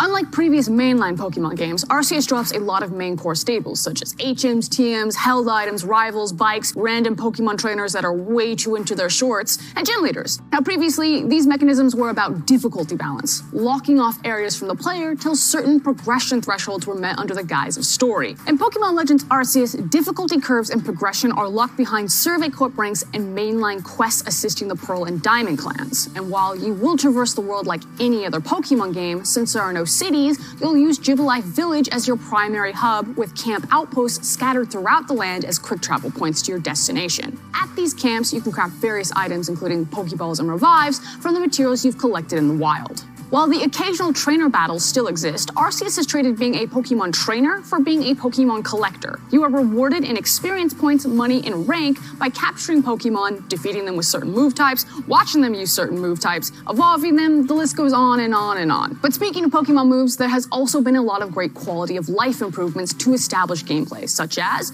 changing out moves without forgetting the previous one. Since the Dex requires you to achieve mastery by sometimes seeing a Pokemon use a specific move, the game now lets you customize on the fly which moveset you're taking into battle. It also lets you use the trigger buttons to easily swap through your Pokemon order, meaning that you'll always pull the correct type matchup instead of using slow menus to constantly reorder your stack. Battles have adapted agile and strong style attacks, as well as the ability to toggle the attack order to help you min-max your fights. Which is important because the Pokemon in this game hit way harder than the previous mainline. They will mess you up, and I'm not just talking about the alphas. Oh, what's an alpha, you may ask? Oh, you sweet summer child. This beast is the ungodly creature that is the only thing in a Nintendo video game that kills children. Think of all the unsuspecting 6-year-olds wandering around collecting their ponitas before getting curb stomped by a giant flaming hell horse. Welcome to the real world, Dennis. But what's better at ending children's early game Pokemon careers than alphas? Noble Pokemon. Similar to the panic-induced vibe of meeting a Guardian for the first time in Breath of the Wild, your character will square up with giant golden frenzied Pokemon that require you to roll around screaming while giant shit chases you. There are 5 in total on the main quest, each with a different pattern of attack that requires timing, finesse, and throwing the controller, because what the hell is this? Now look, I'm not going to pile on to the countless reviews, tweets, and videos about the graphics. You have eyes, and you've already heard it all. So I'm not going to say how Oblivion looks better on a 360 than Arceus on a 2022 OLED, and I'm not going to say how the water animation looks like something that RuneScape threw up, and I'm certainly not going to say how Arceus makes PS1 Hagrid look like the real Jesus Fresco instead of the botched one. But I will talk about how in a game that completely changed up its core philosophy and exchanged a lot of staple mechanics for exploring the world and collecting Pokemon, the graphics, animations, and frame rates really hurt. This is not just about immersion or vibe that is secondary to the enjoyment of the gameplay. So much of the game is focused on looking at and interacting with Pokemon, and anytime a flying Mon comes into my screen, my first-gen Switch looks like it's playing on PowerPoint. This open world is as hollow as a discount store chocolate bunny after Easter. Vast spaces are just empty, with hardly any landmarks, flora, and, oh yeah, Pokemon! And there is little variety and animations, and if this is the route that Game Freak wants to go with their mainline Pokemon game, they need to take a page from Pokemon Snap and Planet Zoo and invest in more diversity of Pokemon interacting with the world. Despite not getting to enslave Ditto to sex work, Pokemon Legends Arceus was still a lot of fun for me, as I hadn't played since Black and White, so the jump in a lot of the quality of life improvements was incredibly refreshing. I felt the nostalgic pull of my childhood when running around the early game, but soon grew tired of a lot of the repetitive fetch quest side missions and empty world. Also, the guy with the weasel. It's easily a game that starts out great but ends just good because it's just too bare bones in experience. With more polish and attention to detail, Arceus will surely be the game that walked so the next Pokemon Legends game can run. Right, Game Freak? Right? Which is why we give Pokemon Legends Arceus a 3 out of 5. So the origin of Pokemon didn't exactly blow Frost's mind. But there's a lot more to dig into after the break. Stick around after the break for Frost and I's deep dive discussion. And if you're lucky, you might catch a shiny Sessler. But probably not. That dude is super rare. We'll be right back.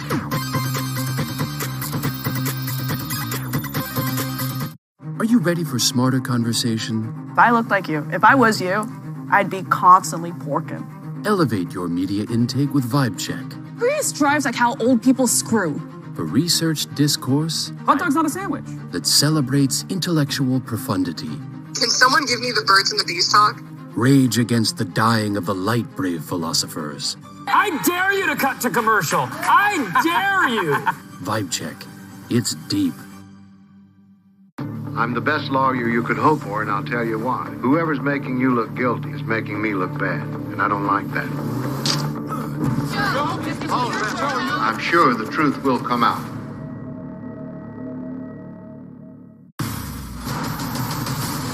Spoiled in Serie A this season. What a story! Never stop.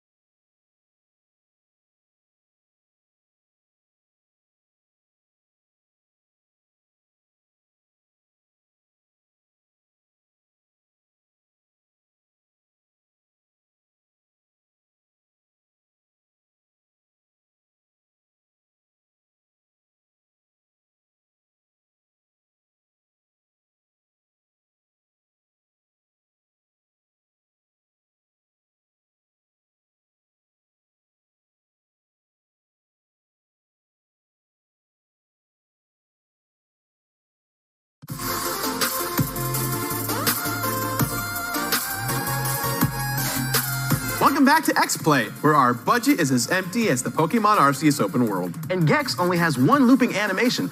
I'm surprised no one's picked up on that yet. Oh yeah. But like that open world, once you get through all the filler parts of the show, you get to a really compelling encounter, like a Pokemon Arceus discussion. Check it out. Over the last 26 years, we've seen Pokemon grow from a card game and a Game Boy title to amassing a popular TV show, multiple films, one starring Ryan Reynolds, and even a MOBA. So today, Gerard and I will be reveling in Pokemon's past, celebrating its present, and speculating its future. Gerard, thank you so much for joining me. So what was your first Pokemon game? I mean, it's obvious, right? I'm a Gen 1er. Yeah, but which one? Red. Okay. Pokemon Red. I loved Charizard. But my favorite starter and my favorite Pokemon of all time is Bulbasaur. He's just so damn cute. Bulbasaur is your favorite Pokemon? Yeah. Okay. Pokemon number 1, Bulbasaur.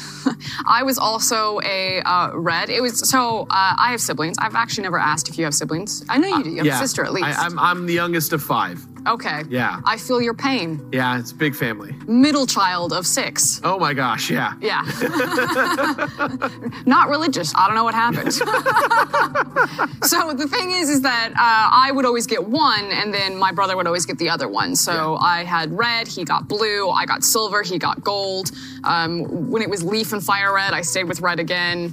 And even as I got older and I could afford to have Pokemon games, I always just grabbed one. Do you now buy both? Yes. I buy both because I have to complete them, right? That's just the nature of it. And if I don't, I get grilled online for it. So as an adult, yes, I buy both versions. And honestly, I don't know what it is about what it was when we were kids, but it felt like the divide doesn't matter anymore, right? Whether you're going Sword and Shield or Diamond Pearl. But when you were a kid, it was like, yo, Fire Red, Leaf Green, Red, Blue, Yellow, Gold or Silver.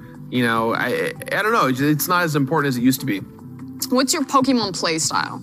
Like for me, I loved grinding. I loved the gym leaders. I love this idea of creating mastery, because to me, I was like, I'm going to be the best Pokemon trainer. I'm going to dominate everyone. I was very selective about who would stay in my team of 6. I never completed the Pokedex. That was never going to happen for me. I would maybe max at 40, but I maybe have 8 Pokemon that are like my babies that I carry the entire way. I think you and I have very similar play styles, except I do complete the Pokedex every time.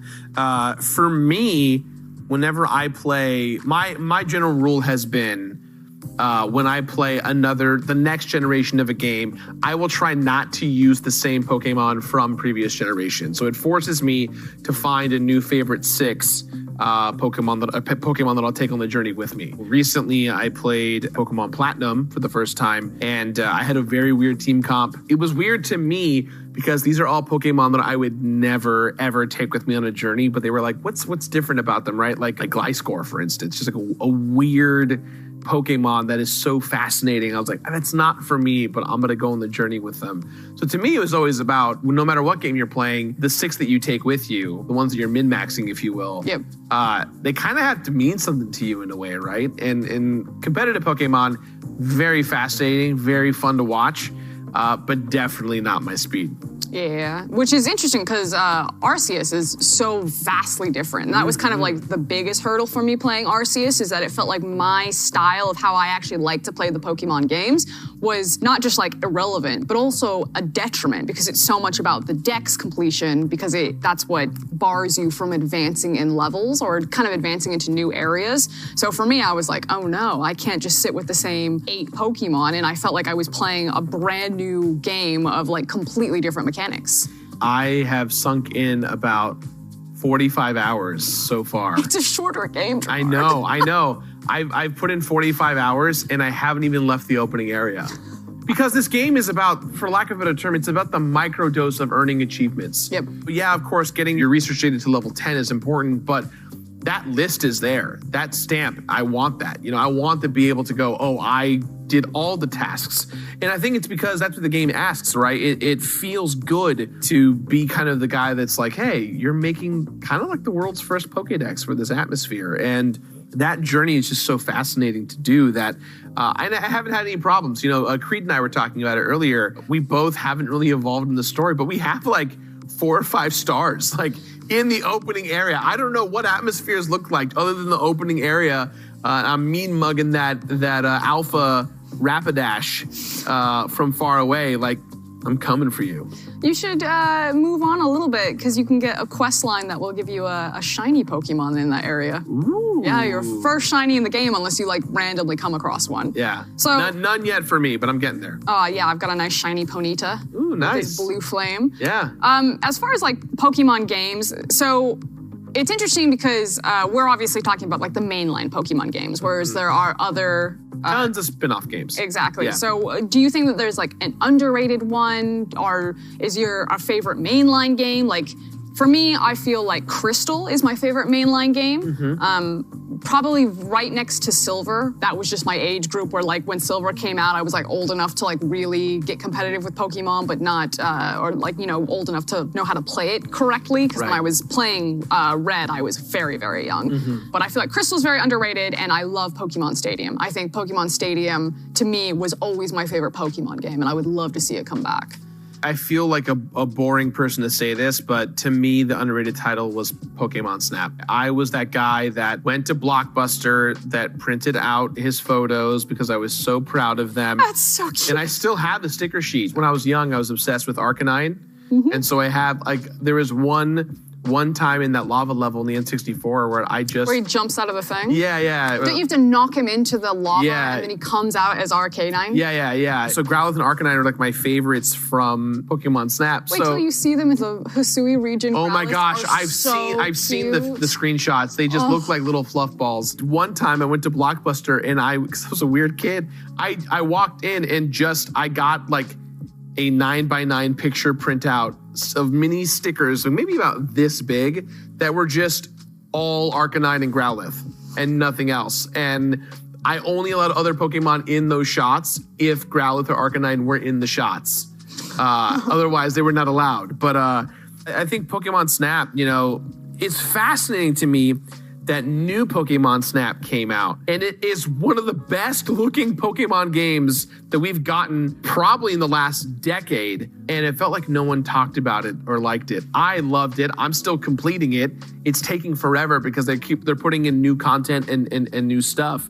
If they just took that presentation, what they put into that game, and just applied it to Arceus, I would say that it'd be one of the greatest games of all time. Thank you so much for joining us, Gerard, and I hope you enjoy completing Arceus as much as I have. I've added so many things to my Pokedex today. Oh yeah? Like what?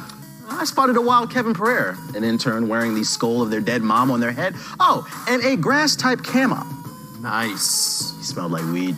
Nice. If you're questioning your choices to watch this show, then the next segment will hopefully help you double down. We face a series of impossible moral choices and something we call a game that no one wins. Which is also what we call making the show. Don't go anywhere. We'll be right back.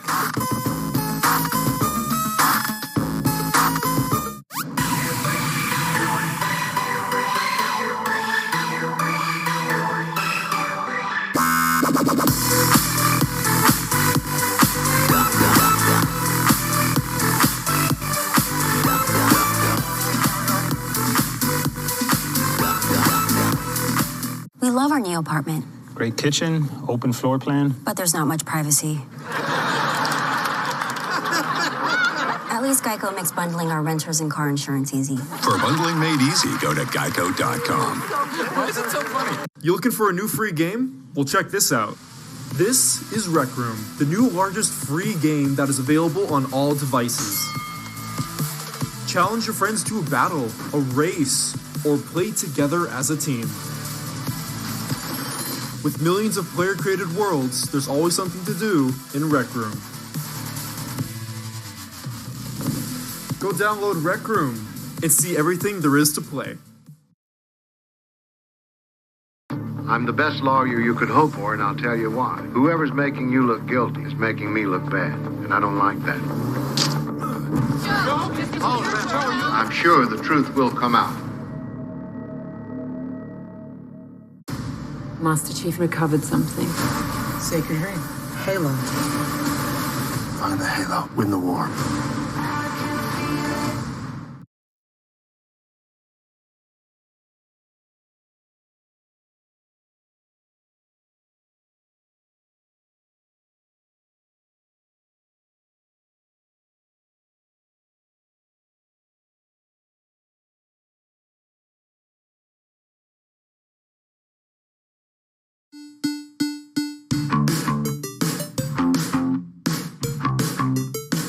Welcome back to X-Play. There's a famous thought experiment called the trolley problem. It's where you're presented with two choices, and based on which option you choose, one of those choices gets run over by a trolley. For example, if there was Psychonauts 3 on one track and a basket of small puppies on the other, which would you choose to get obliterated by a runaway trolley? Psychonauts 3. I say Psychonauts 3. Yeah, that was she had that premeditated. You know, I feel like this could be an esport. A really messed up esport. Yeah, you all get the idea now. Now watch us make life and death decisions for your amusement.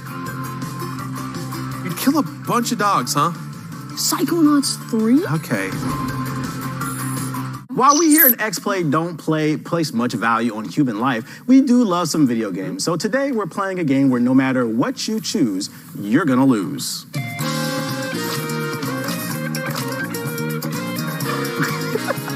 Yo, this music is way too hot for this segment. That was like a little too much. Like I feel like we're stepping it up. Like either that or we're now becoming a dating show. That's the vibe that I got from that. You would win, man. That beard be glistening. Man. You see in the chat. Nolan North said he loves my beard. Check it out. Here's the rules to the game. They're simple. I'm going to give you guys 2 tracks, and you guys have to debate which one has to go. So for our first scenario, on track A, you get a sequel to Mario Kart Double Dash. Hell yeah! A remake of WWE No Mercy. Okay. But the movie to Sonic goes back to his first design. And on track B, you get a new Def Jam game, Persona 5 on the Switch. But every video game movie is a sequel to the Max Payne 2008 film. Track B's got to go. Track B's got to go. Aside from Max Payne, that being the penultimate thing that sucks. Yeah. No disrespect to Persona 5 fans. I don't think Persona 5 is going to run all that great on the Switch. Have you seen Apex on it? There's plenty of places to play Persona 5, dude. I don't think you need it on the Switch. Yeah, I hear that. And as far as track A goes, at this point, all of us kind of want to see the ugly Sonic cut. Yeah. So it's like the Cats version. You just like take some show us the butthole cut. And I think track A should exist just for the butthole cut, but also Mario Kart Double Dash. Mario Kart Double Dash. Yeah, we have been. WWE No Mercy. One of the best wrestling games in the N64 redone today. Let's go. We're going to kill track B. Bye, Persona. Let's see it. Next scenario. On track A, the Switch Pro is finally announced. Ooh. Mother 3 is localized. But Metroid Prime 4 gets canceled, and on track B, Half-Life 3 finally comes out. Pokemon Legends Arceus has good graphics. But the GPU shortage continues indefinitely. Okay, I really do want a Switch Pro, but right now I just upgraded from a day one Switch to an OLED Switch. I notice a big difference, and right now all of my Switch needs are met. I'm gonna say that track A's gotta go. As a longtime Earthbound and Mother fan, and a huge proponent and supporter of Mother 3, hashtag frog in the car. Go to froginthecar.com, you can get one. I need Mother 3. So you're killing Half-Life. I kill Half-Life. Metroid Prime 1, 2, and 3 were great. If we don't get Metroid Prime 4, it doesn't really hurt me. So that's why I like track A. I'm gonna go with track B. Get rid of track B. I agree with you. I want the GPU shortage to end. If people are having a hard time building these PCs, I probably play on PC. What did the people vote for? I think they said track B. They want to kill track B. That's crazy. Man, I'm feeling good so far. Chat's on my side today. I'm digging this. Wow, man. We don't got no PC gamers in the chat. Arceus could look beautiful. It's someone's gonna mod it anyways to make it look good. So you can be patient. That's true. And then you can run it on the Dolphin emulator or whatever. But then again, the GPU shortage, so they might not be able to. So I guess not. For our last scenario, on track A, you can actually buy current gen consoles. NFL Blitz comes back, but Gerard gets hit by the trolley. What? Yeah. Check it out, though. I got hit in both of them? You're spoiling it, Gerard. Wait, we don't know if you get hit in the second one. On track B, we have a world with no microtransactions. Bobby Kotick is unemployed, but Gerard gets hit by the trolley. You do get hit by a boat. Yeah, that's crazy, bro. What is this? Okay, so since Gerard's dying in both of these scenarios, why don't we just kill me right now? I know. I have no input in this. Like I said, they can't kill me. It's Black History Month, so maybe next month, man. Maybe next month. It'd be a little insensitive. I'll take the L. Yeah, we gotta get you. Gay, it's a hate crime. I got you. Yeah. Okay, but here's the thing. Yeah, we all hate Bobby, and yeah, we all hate microtransactions, but you don't have to partake in microtransactions, and I really don't want to invest as much time in thinking about him either, so I say you kill both those options and the Gerard, and you live in a world where we are able to get free consoles, PS5s for everyone. As far as the eye can see, you get a PS5, you get a PS5, you get a PS5. What? Hold on, are you? But look, you got to look at it glass half full. What she's trying to say is, either way, you're a martyr for change, Gerard. Yes. So if Gerard's gonna die, we should get. Was it NFL Blitz? Yeah. We should get NFL Blitz and play it on our PS5s. Think about the people. Some other people deserve to complete games too. So.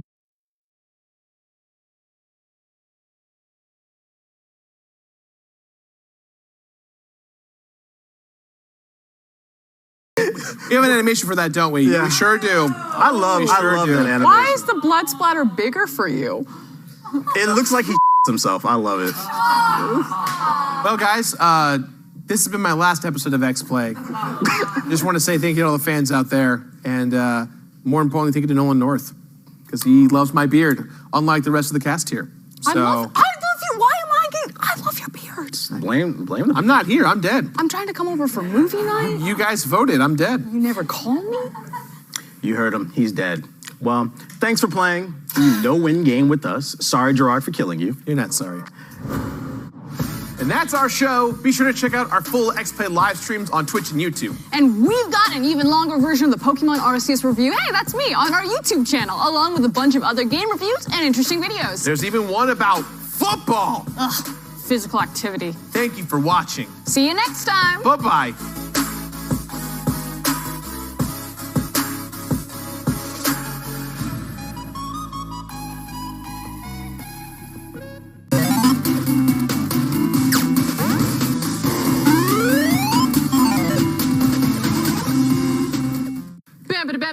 Bam.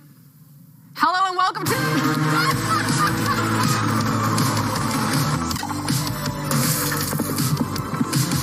Obviously, no. No. Whose child is this? No, obviously, no. Oh, my Lord. The esports updates. This is why they don't let pseudo-Europeans who lived in China who come from Portland drive.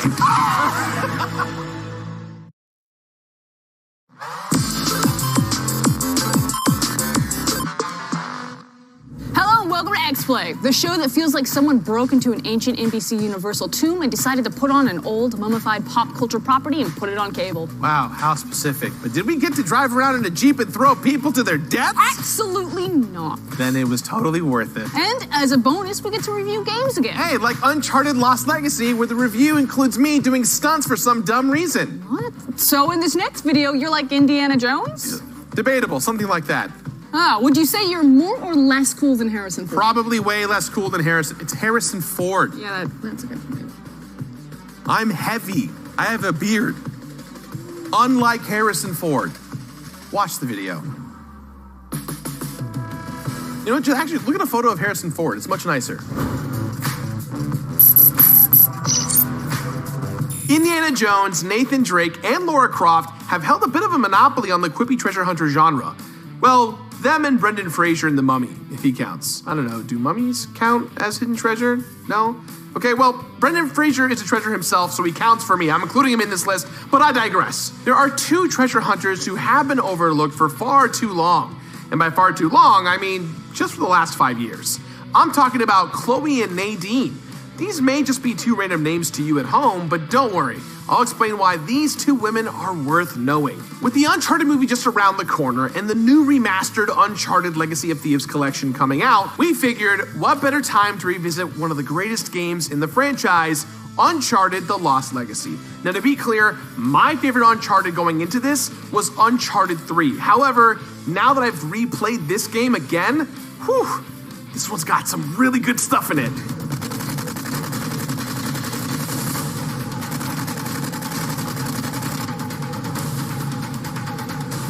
The Lost Legacy was a shorter, less expensive game in the franchise that does follow two women, Chloe and Nadine, instead of our typical Uncharted hero, Nathan Drake. But I would argue that despite it being a departure from Drake's typical Uncharted story, it is one of the best in the franchise. The Lost Legacy follows Chloe and Nadine, both side characters from the earlier Uncharted games. Chloe was a sidekick from the second and third in the Uncharted series, and Nadine was a low-level enemy in the fourth. In Lost Legacy, both women's stories and characters are fleshed out more completely. We learn more about their backstories and motivations. For Chloe, she's looking for a lost Indian artifact that her father died trying to uncover. And for Nadine, she wants the same artifact to stop her former colleague and fellow bad guy, Asav, from using it to bring India into a civil war. Lost Legacy was originally intended as a DLC add-on for Uncharted 4, but was eventually promoted into a full standalone game, albeit a $40 one. Now, I have played all of the Uncharted games and really enjoyed them, but by the end, I found them to start to move from quippy fun action to something a bit more, well, kind of convoluted and serious.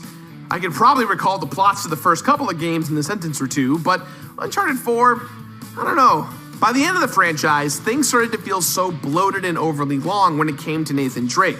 After Uncharted 4's 20-minute cutscenes and prolonged action sequences, I was more than glad to get an Uncharted game that felt contained and edited. Just like that friend who never overstays their welcome, it's nice to play a game that you won't have to kick out of your house for starting a movie on your TV when you just want to go to bed.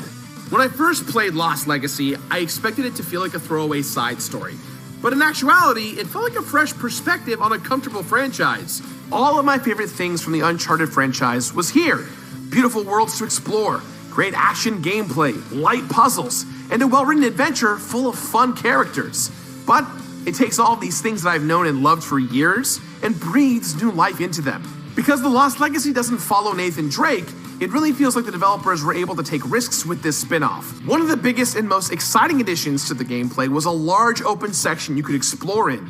Nadine and Chloe are given a Jeep with a wench, and no, I'm not talking about your mother, Zing. Gerard, no one says zing anymore. Yeah, well, no one makes your mama jokes either, Abby. Also, what are you talking about? You wrote the joke. Yeah.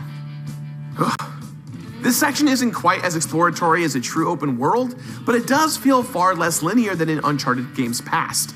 You have this large area that you can explore any way you feel fit, and it is full of fun climbing sequences, action, and fighting, and plenty of collectibles to keep you busy. All while you catch Chloe and Nadine learning more about each other and slowly become friends. It's just all really satisfying.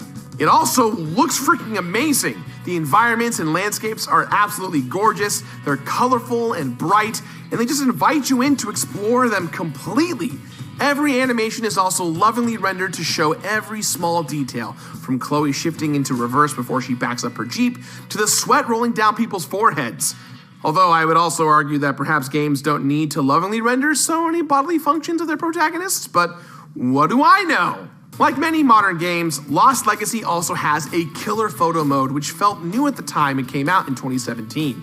But now it just feels pretty standard for this type of game, right? With that being said, it's still excellent. You have a plethora of options for each picture, including changing facial expressions and even the angle of the sun. It's especially unusual to see an action-adventure game feature two capable non-white women characters as its leads. And it was especially exciting to see them become reluctant friends rather than pinned against each other the whole game. It may be a small thing, but for a lot of people, this kind of representation matters. The gameplay on the whole is mostly the same as in other Uncharted games. You do a bit of climbing and exploring in each area, often starting with a short action sequence where you begin using stealth to take down each enemy before getting spotted, and then just running and gunning your way to victory. A nice addition here is a silenced pistol to be used for silent takedowns. As someone deeply impatient, I really appreciated moments where I can methodically take out mercenaries without having to plot out my exact route through each area if I didn't want to. Everything in Lost Legacy feels like the Uncharted franchise you know and love, but it adds this whole new perspective to a familiar franchise. I love that instead of letting Nathan Drake wallow in his own story for far too long, the franchise kind of moved on. It started doing something similar and familiar, but fresh. So, if you're a person who likes the Uncharted games but have never played Lost Legacy, there has never been a better time to get into it. With the Uncharted Legacy of Thieves collection out now, the game has never played or looked better. Although it doesn't add much to the game other than a slight cosmetic and frame rate upgrade, and the fact that it's kind of perplexing to not include the entire franchise in this epic bundle, it's still a nice package for two great games. I would argue that Uncharted: The Lost Legacy is one of the best games in the Uncharted franchise, if not the best. It improves on familiar gameplay, adds a new storyline with familiar but fresh characters, and has a full gameplay experience without ever feeling like a total slog to complete. And look, as someone who has to complete every game out there, sometimes it's just so nice to have a game respect my time. Papa's got places to be and things to do, and I can't do that if I'm stuck in a 50-hour adventure, okay? But this is all to say that Uncharted: The Lost Legacy is an amazing game at an amazing value. It doesn't overstay its welcome, but still has a full, satisfying story. So that's why we're giving Uncharted: The Lost Legacy a 4 out of 5. We'll see you guys. Whoa. Abby Russell, G4's X-Play creative producer. What are you doing here? Did my car get towed again? No, nothing like that. I found this behind Kevin Pereira's desk. It looks important. Oh, Abby, every time we talk about NFTs in the show, I get in a lot of trouble. I'm not smart enough for this. No, it's not an NFT. It's something with actual value. It's a treasure map, and you're the only one rugged enough to check it out. Someone called my name. Whoa. Treasure. Adventure.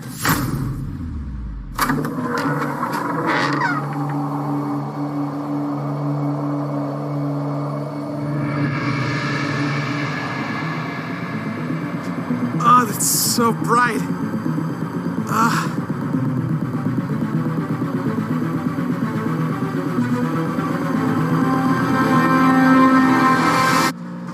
Is that it?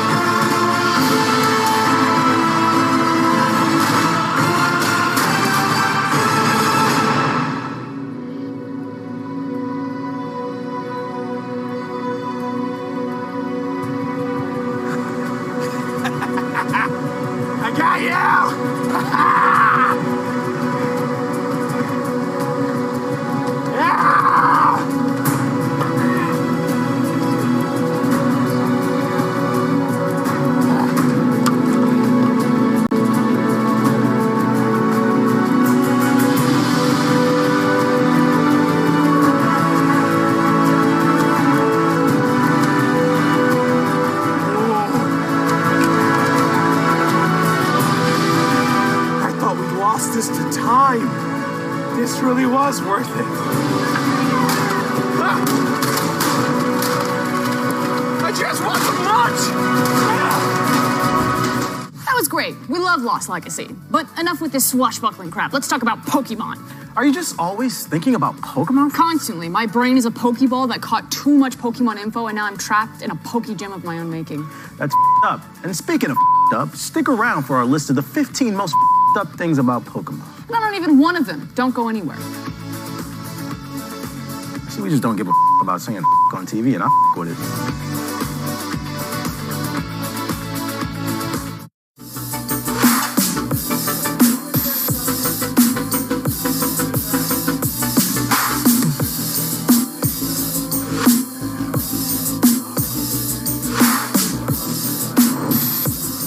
You and me, partner. Center of town, high noon.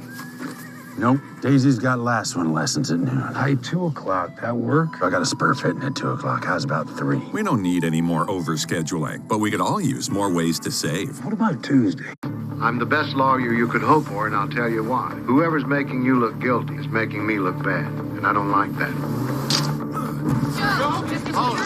I'm sure the truth will come out. Let's do this. You good? Peachy! NCIS Hawaii. Watch anytime on demand and streaming on Paramount Plus.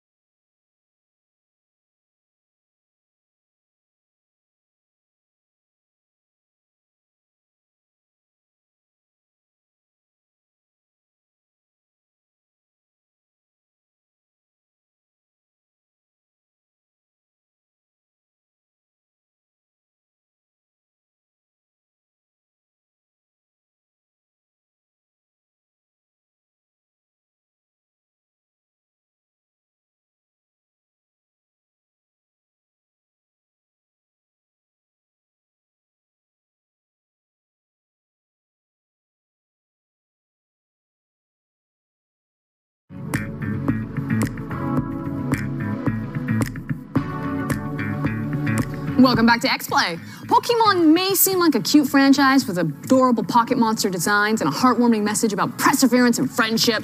But don't be fooled. It's messed up. Sessler always says, Pokemon is just dogfighting for children. But that's like ground level up. This elevator goes all the way to the top. When you look into it, half the Pokemon are just cuter versions of Pennywise, and the other half are trying to sleep with Ash's mom. Well, now I have to watch. Check out our list of the most up things about Pokemon. I haven't been shy about my feelings about Pokemon or my confusion. I've said it before and I'll say it again. Pokemon is dogfighting for children. Think about it, you know I'm right. And if that doesn't sound messed up enough already, apparently there's a lot more disturbing shit in this seemingly innocent property that's meant for children. So, in honor of Pokemon Arceus's release, we're going to dive into the 15 most up things in the Pokemon universe.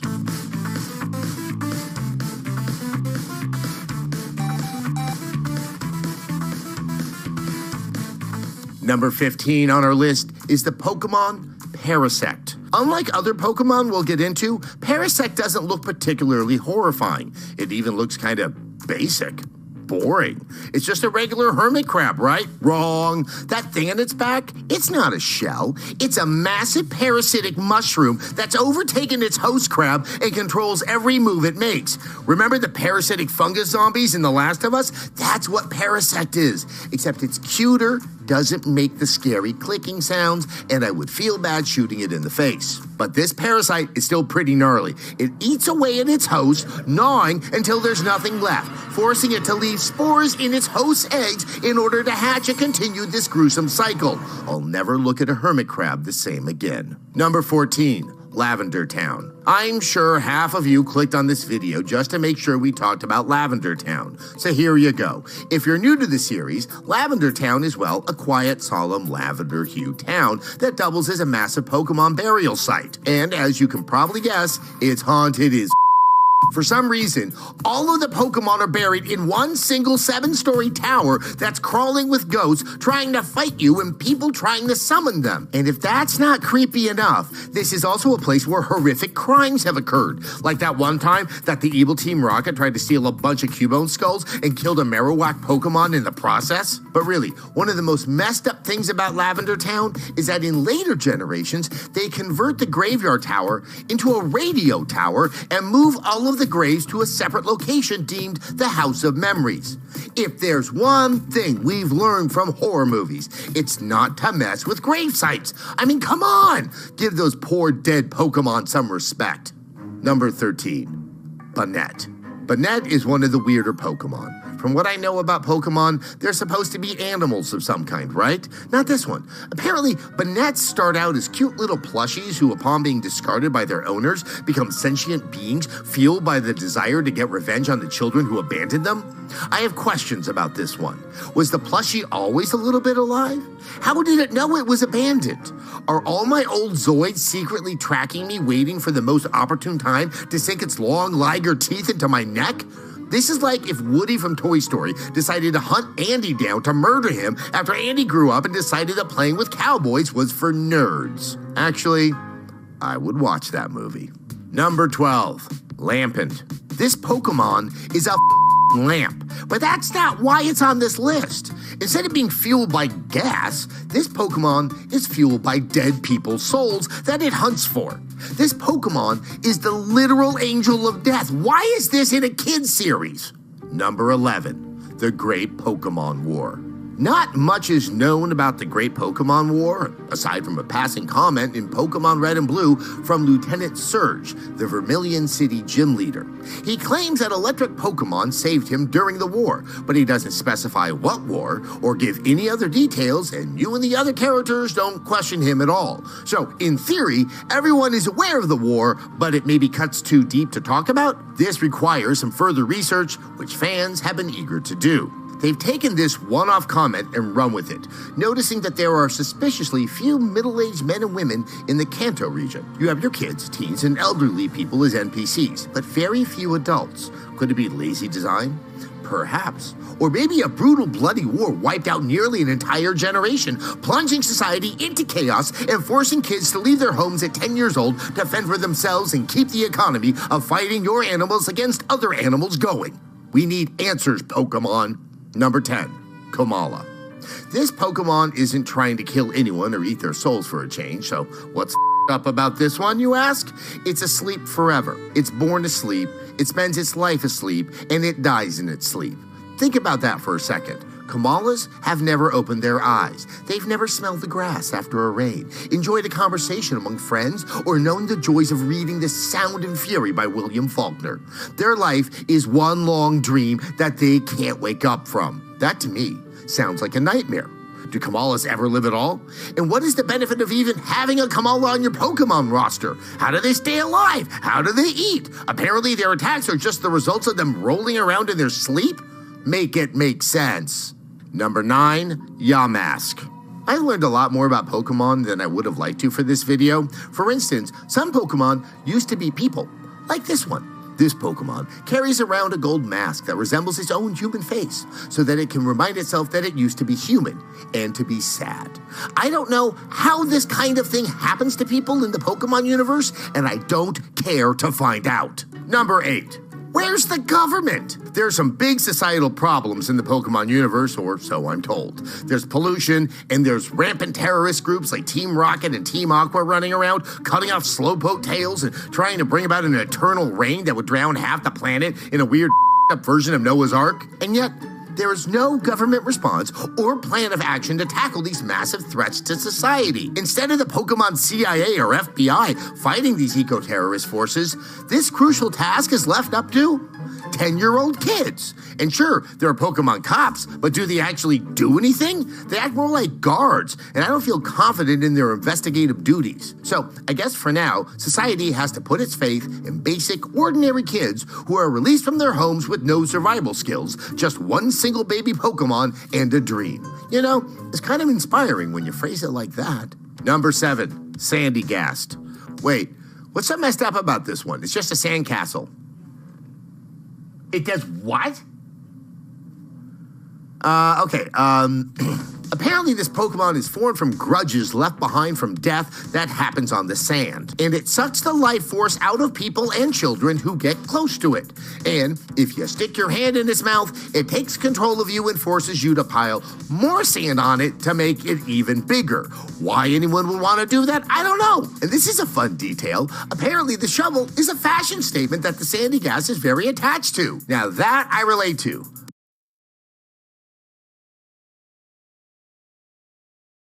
A horror and you never knew it because it had a catchy theme song. We're not even done yet. Come back after the break for our epic finale of the list of the most up things about Pokemon.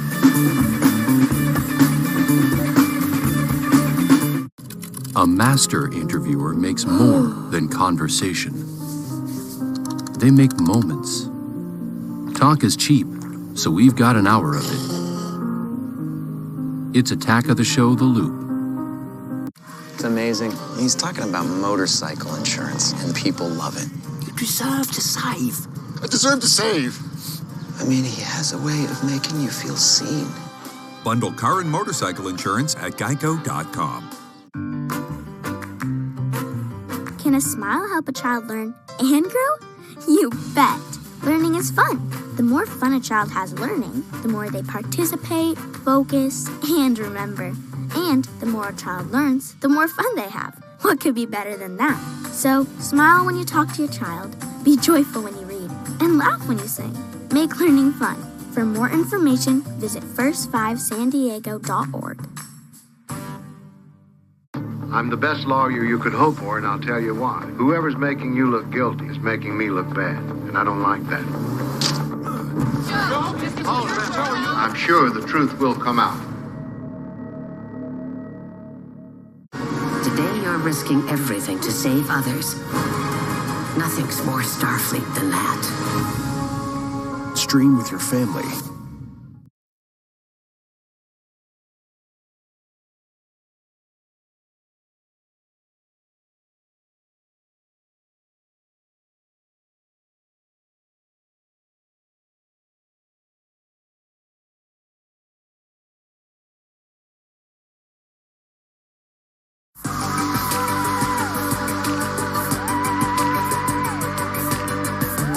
Welcome back to X-Play. It's time to finish our countdown of the most messed up aspects of the Pokemon universe. And the last one is the stuff of nightmares. Mr. Mime, I choose you.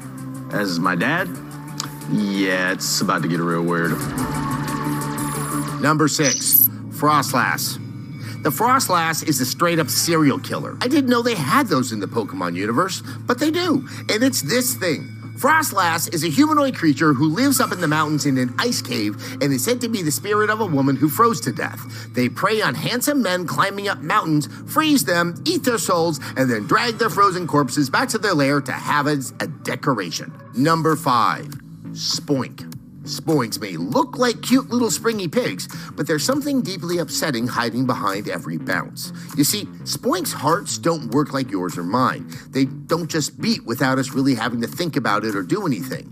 Instead, Spoinks power their own heartbeat with every single time they bounce. Each time their little spring hits the ground, it sends an electric shock through their bodies that forces their hearts to beat. If they stop bouncing, their heart stops beating, and we all know what that means. Number 4, Drifloon. Okay, this Pokemon is really up. Drifloons pretend to be balloons so an innocent child will grab onto them and then be dragged to the underworld, never to be found again. And Drifloons are rewarded for kidnapping and murdering children by getting more air in their body. So the bigger the Drifloon, the more child murder it's committed. Jesus Christ. This is for kids? Are you sure? Number 3. Arceus is a god that you can catch. Arceus is also called the original one, the Pokemon from which all Pokemon spring from, and maybe even the whole universe. No one knows for sure, but this is essentially God in the Pokemon universe. Arceus can stop time, rebuild things that have been destroyed, and protect the Earth from meteors and other harm. So, wait a second, can Arceus stop climate change? If so, the Pokemon universe isn't looking so bad. I have more questions about Arceus. Can you catch him? So far, the only way to capture Arceus is through a cheat code in Brilliant Diamond and Shining Pearl. Whether or not you can catch him in Pokemon Arceus is yet to be seen, but if you can catch him, that means you're catching God. You would be the most powerful being in the world. What if this got in the wrong hands? What if it unravels the fabric of space-time? Why would he allow himself to be captured? But more importantly, why, Arceus, God of all Pokemon, would you create a cute little Pokemon pig with a little spring tail that has to eternally bounce in order to stay alive? What kind of God does that? Which brings us to number 2. Pokemon are second-class citizens in their own universe. What kind of god builds a society that treats its beings like second-class citizens? Think about it. This whole society is built around capturing wild animals and making them fight each other until they pass out or die. Pokemon deserve better than this. It sure seems like there's more of them than there are humans, so why not start a Pokemon revolution? Brothers, rise up and release yourselves from your Pokeball shackles. Number 1, Mr. Mime might be Ash's dad. Okay, obviously Mr. Mime is not Ash's dad. Ash's dad was a Pokemon trainer who abandoned his wife and child in order to keep up his dogfighting dreams. I mean, his Pokemon battling dreams. But could Mr. Mime be Ash's stepdad? Definitely. Ash's mom, Delia, adopts Mr. Mime in an episode of the anime. And at first, he's nothing more than her housekeeper, who she calls Mimey, which seems innocent enough, but in Sun and Moon, Delia and old Mimey show up in the Alola region to visit Ash, and there's something not right here. Let's take a look at the evidence. Exhibit A. Mr. Mime is now dressed like a dorky dad on a tropical vacation. He's embarrassing. It sure seems like he's leaning into his role as a humanoid stepdad pretty hard. Exhibit B. Mr. Mime is seen here sunbathing with Ash's mom. Does he rub sunscreen on her too? This is not something that your pet does. There's something more going on here. Which brings us to Exhibit C. This picture. This is the most damning evidence by far. Take a look at Mr. Mime's hand placement. It's resting on Delia's thigh, high up on her thigh. That's not a friend or a pet move. That's a tender, intimate touch. That's a touch between lovers. Case closed in my book. Mr. Mime is Ash's stepdad, and you can't convince me otherwise. That's our show. I can say I will never look at Pokemon the same way again. And we didn't even talk about Ditto. I could be a Ditto right now, and you'd never know. What's the optimized drop rate of a shiny Pokemon in Arceus? It's 1 in 158. See, you're Frosk. Well, be sure to catch the full X-Play live stream every Tuesday. And new reviews and hilarious video essays pop up on our YouTube channel every week. We'll see you next time. Peace.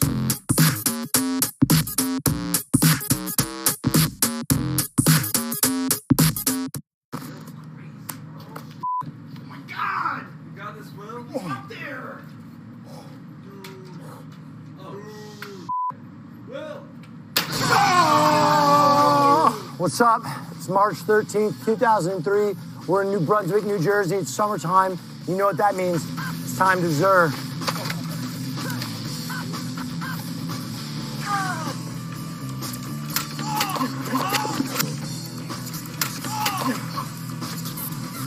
I'm gonna be young forever!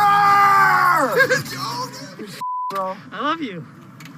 What? Huh? Here we go. And everybody in the house. Oh! Everybody in the house. Oh! It's cops! It's cops! Run, camera guy! It's like that every day out here, dude. That guy had a gun. Yeah! I'm 15. This is what I want to do for the rest of my life.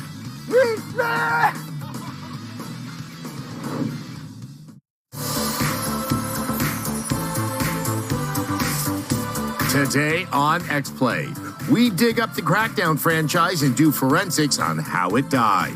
I'm assuming the orbs were packed with sugar and it slipped into a diabetic coma. And we try to figure out what the hell Google Translate is trying to tell us because we ran out of ideas and Google is free. Seriously, we're out of money. It's game time. Hello and welcome to X-Play. You know, there are plenty of dead franchises that stalled out before they reached their full potential. Like Banjo-Kazooie. Please make another one, you sadistic monsters! Or Def Jam. But we don't need Icon being our last memory of the series. Or the Bumblebee Transformers movie franchise without Mark Wahlberg. It's actually quite good. Or the Uncharted movie franchise with Mark Wahlberg. Actually, that did really well in theaters. For real? Yeah, Sony is definitely going to make a sequel, maybe even a few. Watching Mark Wahlberg run free with game franchises like Crackdown when they stay locked up in the franchise jail. Check out our deep dive to find out. It wasn't supposed to end this way. This was supposed to be the next big Xbox franchise. A true evolution of open world gameplay. You could jump. You could shoot. You could jump and shoot. So where did it all go wrong? Why did it all go wrong? And most importantly... Hey, Joe! Yeah, Joe, what's going on over here?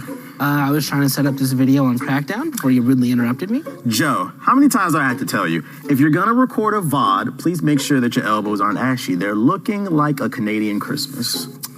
Well, lack of lotion use aside, Jake did the true crime thing on the last one. No one responded to me on Slack about hosting the video, so I kind of got backed into a corner here. So are y'all gonna keep roasting me, or are you gonna help me host this video so I can go back doing my job? Okay. Get out the way, dude. I'm Frosk. And I'm the Black Hokage, aka the Shooter Guy. And today we're gonna take a look at a little franchise that couldn't crack down.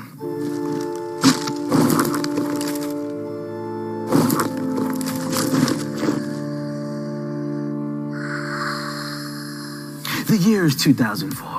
Shrek 2 was killing it at the box office. Exhibit had just started pimping rides, and a small studio in Scotland had begun work on a unique open-world Xbox exclusive. Real-Time Worlds was a studio founded by Dave Jones, one of the original producers of the Grand Theft Auto series. Crackdown was initially set to be released on the original Xbox, but after getting word that Xbox 360 would be launching within a year, they figured it would be smarter to shift development to the new console. Initially, Crackdown was a hard game to sell. Games were quickly moving to glossy, hyper-realistic textures. In comparison to something like Halo 3, Crackdown's comic book-inspired cel-shaded style didn't do much to turn heads.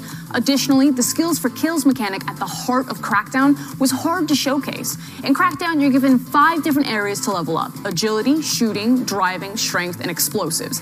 Simply put, it's a game you have to play to understand. So, in order to make sure people actually played Crackdown, Microsoft attached the beta to Halo 3's multiplayer when it was released in February 2007.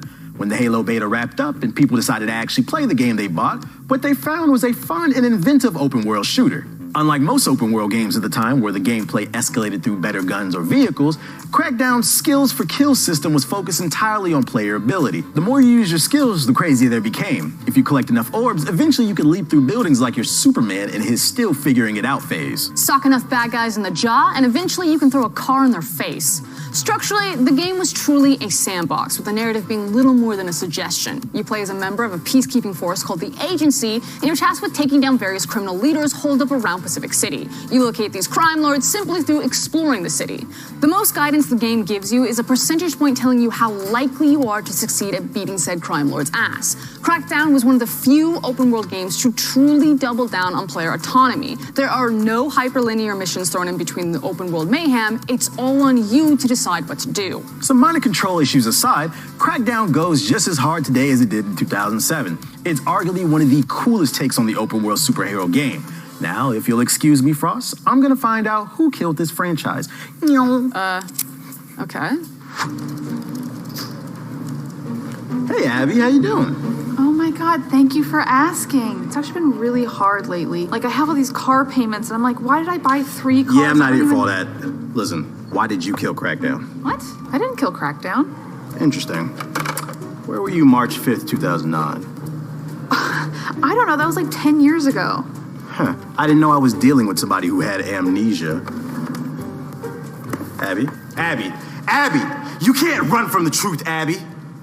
Anyways, Crackdown sold reasonably well, and players were quickly enamored with the over-the-top sandbox. You have to remember, Crackdown came out when Saints Row was still trying to be just another GTA clone, and when GTA 4 was going all in on realism. If you wanted open-world mayhem, Crackdown was where it was at. So obviously a sequel was in the works, but it wouldn't come from Real-Time Worlds. Microsoft was slow to greenlight a sequel, and the studio had already moved on to work on the now-defunct MMO APB All Points Bulletin. Ah yes, who can forget the period from 2010 to 2012 when everyone was trying to make the next great MMO? Remember the Secret World? Of course you don't. Ruffian Games, another studio based in Scotland, was given the keys to the franchise in 2009. Now, while this was the kind of high-profile project that a studio could really establish themselves with, Ruffian were only given a little over a year to develop Crackdown 2. Now, a quick development isn't an immediate sign of a bad game. Majora's Mask was developed in only 12 months, and that's easily one of the best Zelda games. But Crackdown 2 was less Majora's Mask and more Skyward Sword.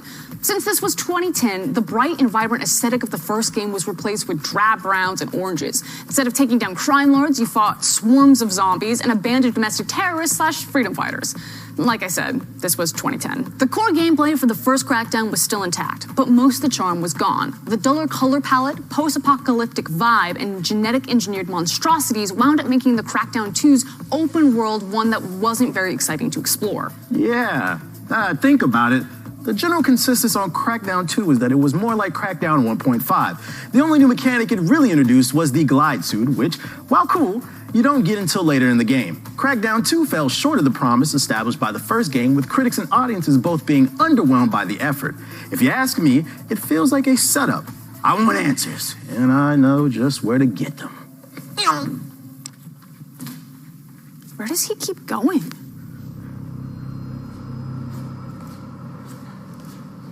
Hey, Jefferson, let me holler at you. You know what your problem is, Hokage? Oh, no. Why don't you tell me? You ask too many questions. Yeah, answer this for me. Why'd you kill Crackdown? I ain't telling you. Dude, stop playing with me. You got till 3 to answer. 1, 2. Don't make me do this, Jefferson. I never had a choice.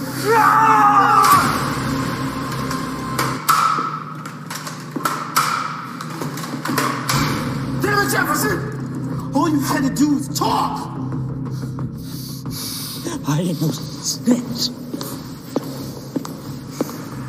Hey, so whenever you guys are done with this, Jefferson, can you come down to set? Actually, can you just come down now? Oh yeah, sure, I'll be there right now. Okay, thank you. Hey, wait a minute, Megan. Did you kill Crackdown? I don't know, probably. Crackdown 2's underperformance meant that the franchise looked like it was going the way of Blinks, the Time Sweeper, and Brute Force. The series was dormant for almost half a decade until E3 2014 came around and we saw this.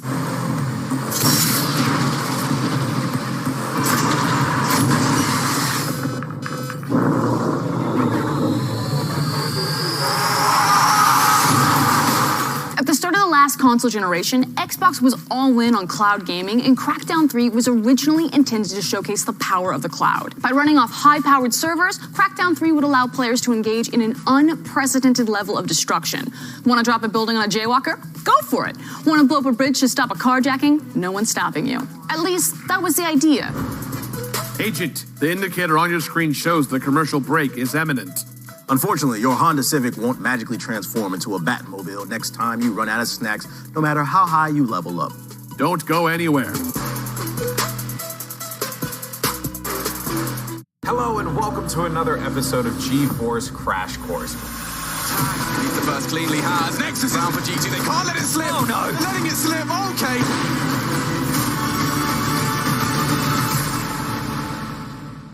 Gather your family to watch these families on Classic TV Families. Oh boy. Watch now on Pluto TV. The infinite remember all our past lives. We have fought one another for centuries. Leap of faith time.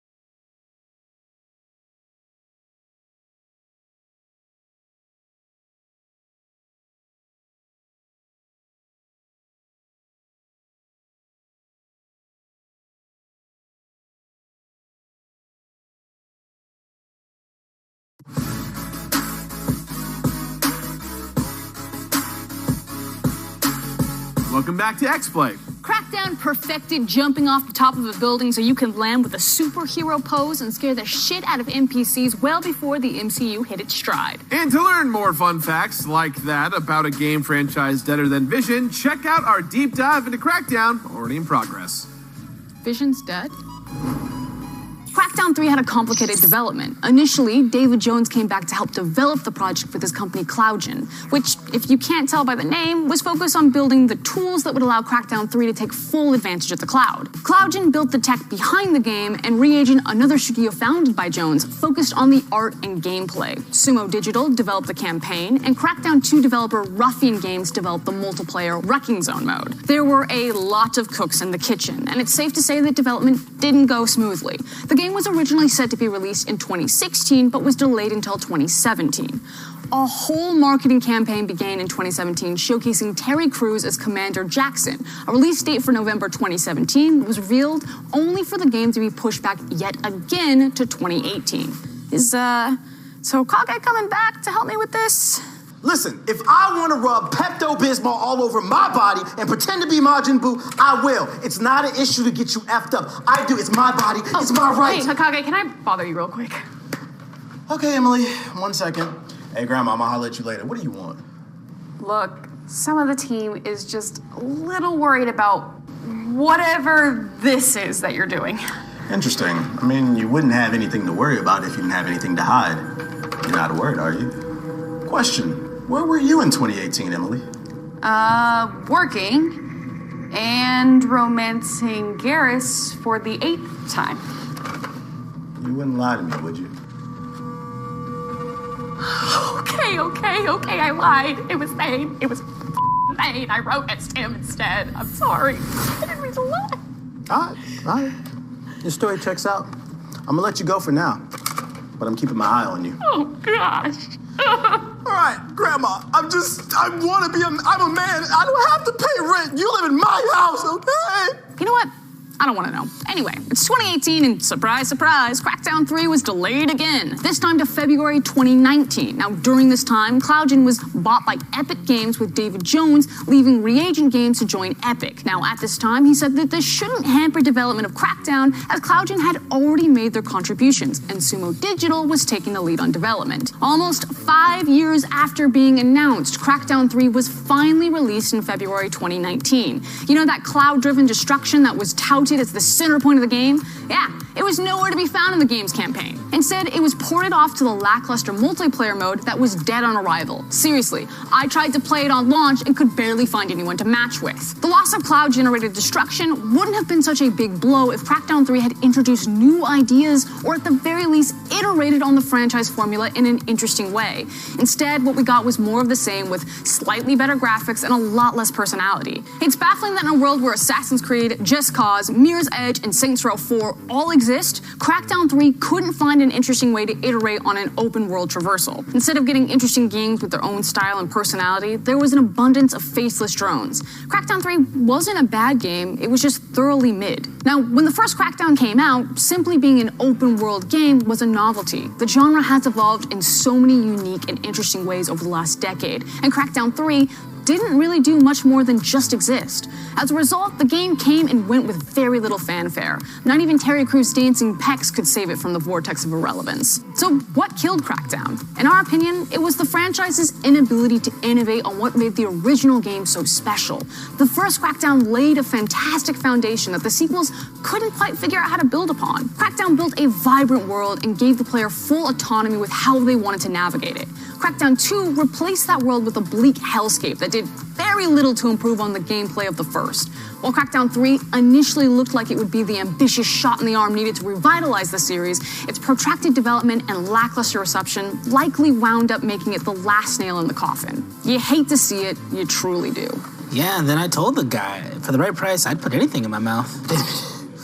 I should have known. It was right in front of my face the entire time. Hey, man, you gotta make that gamer money, am I right? It was you.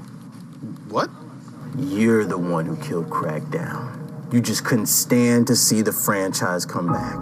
The return of Crackdown. There was so much excitement about it. But you're more of a platform type of guy, aren't you? What are you talking about? It was Blinks. Everybody loves Blinks. You don't like the time sweep? I actually Liked Blinks. What's going on here? You had to watch all these franchises come back. You know, your faves like Gears and Halo. But Crackdown? No love for Crackdown? I don't know what you're talking about. Tell me, how did you do it, Gerard? Whoa, cowboy. Don't call me the shooter guy for nothing. It's not fair, damn it. Out of all the games that were lost to the sands of time, this is the one they brought back? What about Blinks, huh? Banjo-Kazooie? Jet Set Radio? Jefferson died because of you. Actually, I'm right here. Shut the up, Jefferson. You shut your mouth. What's the actual are you guys doing? Frost, I finally figured out who killed Crackdown. I literally told you what killed Crackdown. Have you not been listening to me for the last 3 minutes? Seriously? Yes! Oh my. Wait a minute. Why'd you confess? I don't know, man. You made a really compelling argument, and I don't do well under pressure. So I've been running around the office just looking like an idiot? Yes! Why didn't anyone tell me? Seriously? Well, at least I got my trusty nerve gun. Actually, we have to take that back to props. Sorry. G-Money, can I at least have my moment of glory? Yeah, fine. Make it quick. Master Chief's Warthog, Sweet Tooth's ice cream truck, Mario's cart. What do all these video game cars have in common? They absolutely cannot touch Crackdown 1's main ride. That's why we're giving this SteelSeries moment of glory to the agency supercar. There is absolutely no better feeling than just speeding through traffic in the supercar at 200 miles per hour and actually going so fast that you drive under the cars in front of you, flipping them over like eggs over easy. All the other cars in Crackdown feel so heavy and clunky, so when you finally upgrade to the supercar, you really feel the difference in quality. In most open world games, cars are all slight variations in driving and handling, so there isn't a car that feels objectively better than the rest. Having the supercar in Crackdown really drives home the fact that, damn it, your character's just built different. And don't get me started about the leveling up animation. As mentioned earlier, one of the main focuses of Crackdown is its skill for kills leveling up system. In this case, by running over enemies or completing racing side missions, you can level up your supercar to drive fast, turn smooth, and eventually cause chaos with built-in miniguns. But the best part is you get to watch the car physically glow up like Jaden freaking Smith. Every time you enter your supercar, it goes under a transformer-like transformation depending on your driving skill level. So that means once you hit max level, you can see the car go from a Honda Civic to a Lamborghini to the freaking Batmobile in front of your very eyes. Speeding through the city in a maxed out supercar never gets old, and it's a great reward for players who put in that work behind the wheel. And with all that being said, I want to state that it is criminal that these upgrade animations are totally lost in Crackdown sequels. Instead of leveling up a single car, you simply unlock a bunch of different cars that just don't hit the same.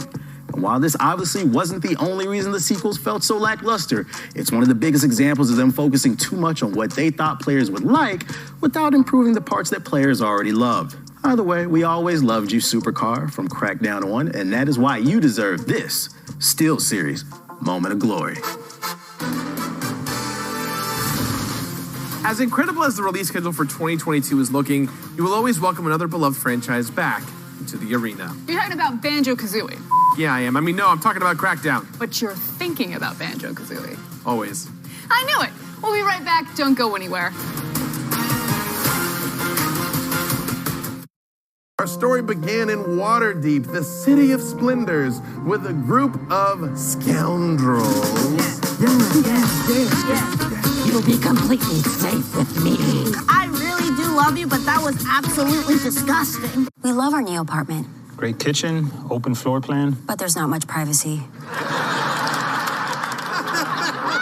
At least Geico makes bundling our renters and car insurance easy. For bundling made easy, go to geico.com. Why is it so funny?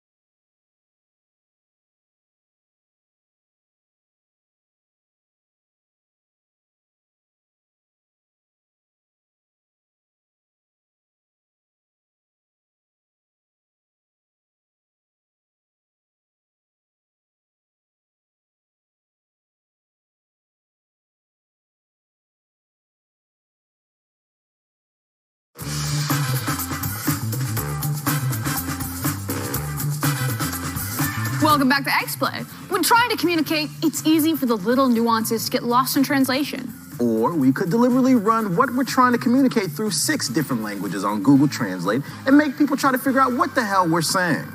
That's the idea behind our next segment, where the descriptions of popular games have been horribly mangled and we try to guess what they are. The question is, will it translate? The answer is probably not. Check it out.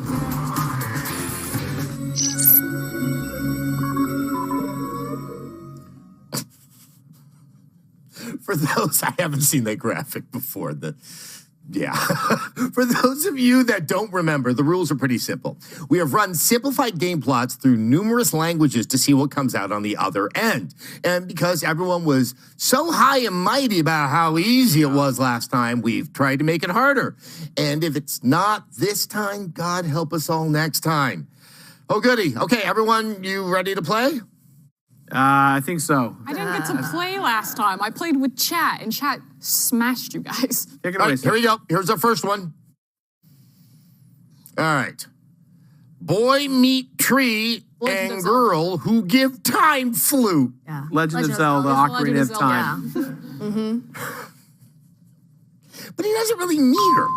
Hey, there we go. Hey! You got a little point. Okay, up next. This was English to Afrikaans, to Zulu to Kurdish, to Southern Sotho, and finally to English. Girls struggle with metal objects. Learn history and planet. It could be Control. It could also be Horizon. Oh, it's Horizon. You think it's Horizon? Yeah. Oh. It could be Horizon. It could be... There we go. Yes, it is. All right, it's Horizon. All right, this one is English to Kazakh to Estonian to Odia to Corsican to English. The criminals start a brainwashing tournament for world's strong punchers. Is it too easy to say Street Fighter? Probably. Oh, I was thinking Mortal Kombat. Or maybe. Mortal Kombat. Mortal Kombat or Street Fighter. I'm gonna take the L on this one if we get it wrong. I'm gonna say it's Street Fighter 2 because M. Bison is the criminal. He is the mastermind. All right, okay. I'm impressed, Gerard. Thank you. All right, up next. This was English to Western Frisian to Maori to Hmong to Bosnian, to English. After killing the unkillable, a father and son scattered body pieces that was crossing mountains. I thought this was supposed to be hard, Jake. God of War. Gotta be. Yeah, okay, it's there we go. Winner. This is much easier to do than on Zoom. Okay, aren't you a little impressed that killing the unkillable made it through all of those translations? Yeah. Okay, this was English to Tajik to Urdu to Turkmen to Nyanja to English. When cannot claim banks to rob, bad team runs from law across land to survive if no kill each other. Yeah. Red Dead Redemption 2. 2 to be specific. Yeah. Is it? It's Red Dead Redemption 2 because the gang turns on each other. For number 7, this one was translated from English to Ukrainian to Filipino to Tagalog to Latin to Tartar to English. Anger Man helps a girl who has been treated for illness and finds someone who can help her. Gerard? Anger Man. Anger Man helps a girl who's been treated for illness. See, it's so funny because if this was a Law and Order thing, I know like 3 episodes that would work on this perfectly. But Anger Man. Okay. Last of Us. Now, this one was taken from English to Pashto to Maltese to Finnish to Korean and then back to English. Man comes back to life, wants to fight an old enemy with old friends. This sounds like a fantasy of mine. This is the plot for like every game. This is like Halo Infinite. Could fit there. That is not an official answer. Yeah. Hey, Emily, can you act it out? Okay, I've now been told what it is, so I'm going to try to help you. 3? You need to do it on camera. Can you please go over in front of Sessler? Sure. Yep, thank you. This is charades. Okay. Bring it home for us, Emily. Okay. 3 words. No, okay. you can't speak. First word. First word. Big. Big. Yeah, that's what I would do too. Ginormous. Force. Huge. I'm gonna act out the plot of the game. Okay, go for it. This Easier. is much harder.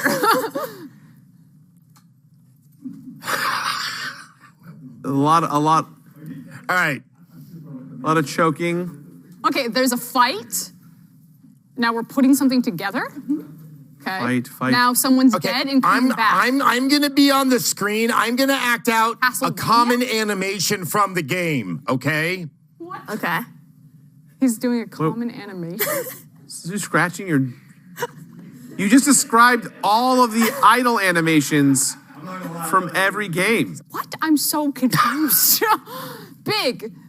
Big 2. Tall 2. Second word. Giant 2. Second word, punch. Fight. We need your final word, your final guess, I'm your more final attempt confused at than figuring this out. All I know is just 3 words. That's it. It's everybody's favorite 3-worded title, Mass Effect 2. What was the description again? Oh, man comes back from... Yeah. See, the problem is that, again, it describes half the games out there. That makes sense. Was awful! She's trying to get mad. Yeah, mass. If we got mass. Okay, finally, this last one was translated from English to Japanese to Greek to Welsh to Farsi and then back into English. Game God controls people and the world around them. Black and white 2. There might be another one that's maybe a slightly more obvious, like a pretty famous franchise. I don't know yet, so I'm God helping. controls people and the world around them. Civilization? Well, maybe if it isn't strategy. The name is a shortened version of what it ostensibly claims to be. Sims. Oh! There we go. The Sims. Okay. All right, that's going to do it for Will It Translate? And that's our show. Be sure to check us out on YouTube for our extended video game reviews and our live show every Tuesday. And our awesome looking merch, which we're still waiting to get samples of anytime soon. It's available on our store at shop.g4tv.com. Yeah, we'll see you next time. Probably not. Bye!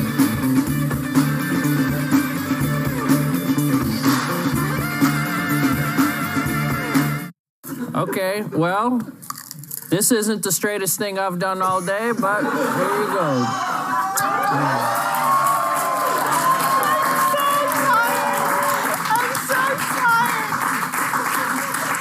Wow. Was that good? That was a lot. Was that good for you? Now, you're such a good kisser, you know? Thank you. Yeah. Kevin, are you jealous? It's okay. It's all right. No, surprisingly, I feel nothing. Oh, buddy, hang on. No, surprisingly, I don't feel anything. You too. Wait. I don't know. Wait.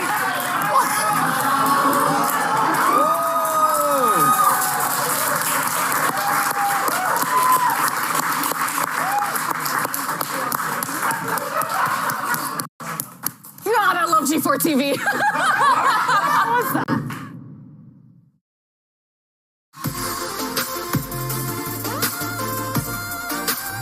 Today on X-Play, Street Fighter 6 just got announced because you can never get enough Ryu and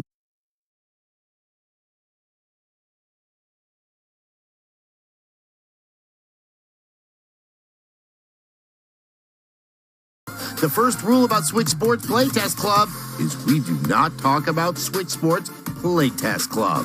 It's game time.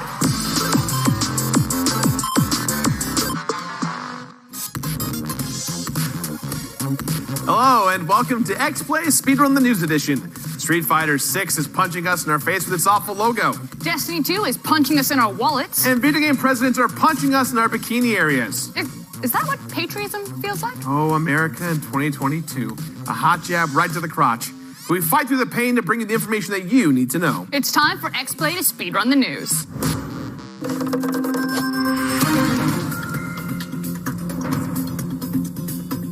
Welcome once again to Speedrun the News, your weekly dose of everything trending, breaking, or just plain weird in the gaming world. And get ready to save the Earth alongside Guy. And no, this isn't the announcement of Captain Planet game, I wish it was, but rather a partnership between Aloy, Aloy, Sony, and Arbor Day.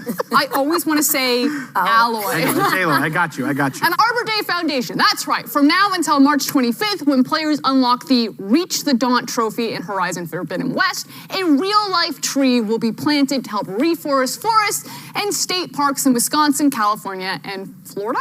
So the next time someone tells you gaming doesn't do any good, you can look them straight in the face and say, my gaming helped plant a tree. What did you do today, Brian? As someone who completed Horizon Forbidden West, and I got the platinum already, I feel good that I helped contribute in some way. Yeah, I mean, like, now gaming, they've been utilizing for so many different good things, whether it's content creators or the games themselves. I mean, recently they just had an FDA-approved game specifically to treat kids with ADHD.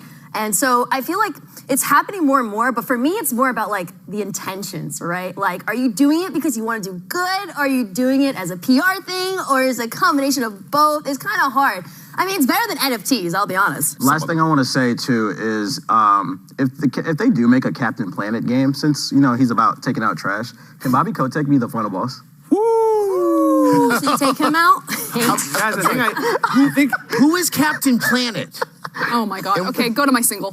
Yeah, back to Frost. Back to Frost. It looks like you guys agree with us. Now, this past week, Capcom set up a countdown clock that had gamers on the edge of their ergonomic chair, gaming chair. Yes, Captain Planet sits in one. Whoever he is. It's a pretty lame name. Can I just throw that out there? It's like Captain Planet. You didn't know ergonomic chair. Okay, I had them on the edge of their ergonomic gaming chairs. And Sunday night, the countdown finally concluded with the announcement of Street Fighter 6. For those out of the fighting loop, woo!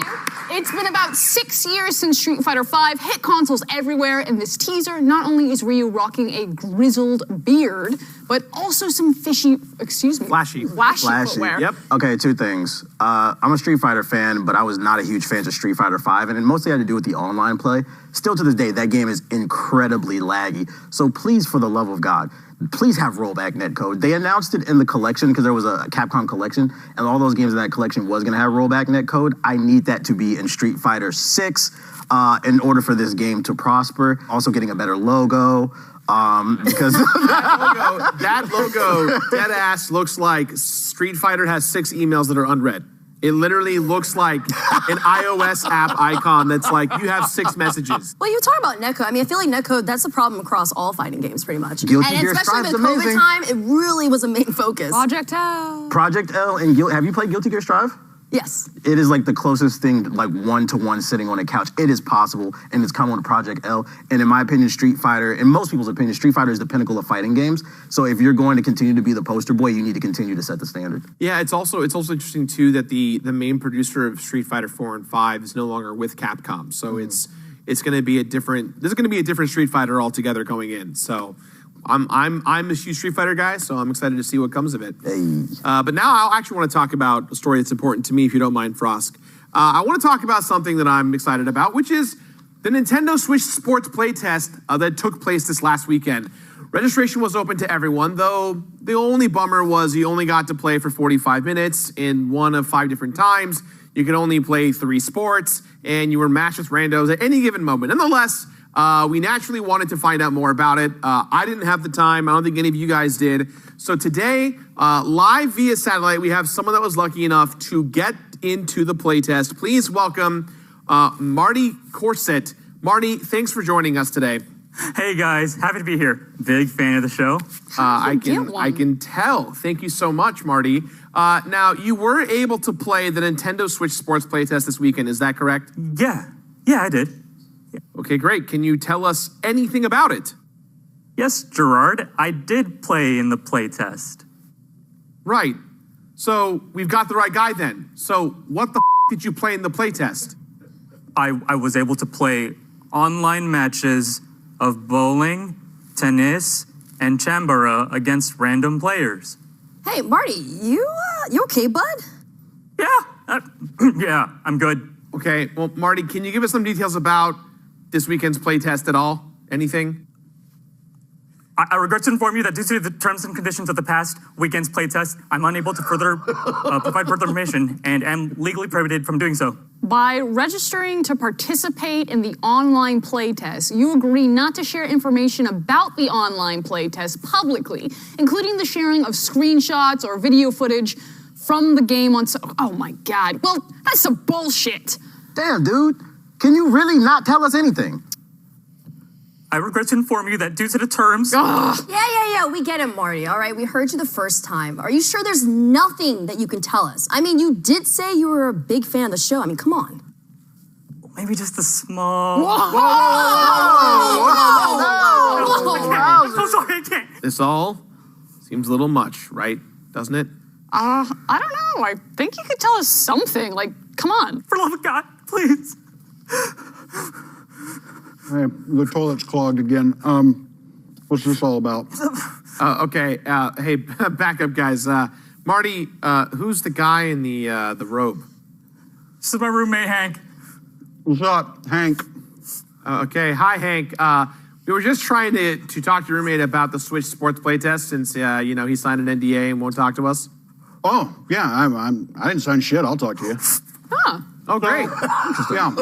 So we played tennis, and we played that, it was pretty fun. We played that, was it Shakira, the sword game? That was pretty fun. No!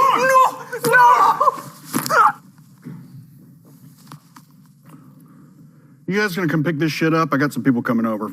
Not for drugs. Drugs? Yeah, Hank, we got it. Well, a special thank you to Marty for joining us today. Well, hey, beard guy, beard dude, you guys want to hang out tonight? I'm having a party. Hank, I think we're good. Thanks, I appreciate it. Absolutely. Did you say drugs? Yeah, I heard free drugs. That means I'm there. Wait, seriously, guys? We don't even know Hank. Oh, what the hell? I'm in too. Let's go. What the? All right, well, we're going to take a quick break so I can talk some sense into these guys. But after the break, we're going to talk a little Destiny 2 DLC that drops today. So stay tuned. Don't go anywhere. Why do you guys want to party with Hank so badly? Why would you want to party? You don't even know his last name. He's a shooting a rope with a banana. Is free. It makes no sense. That's free cake.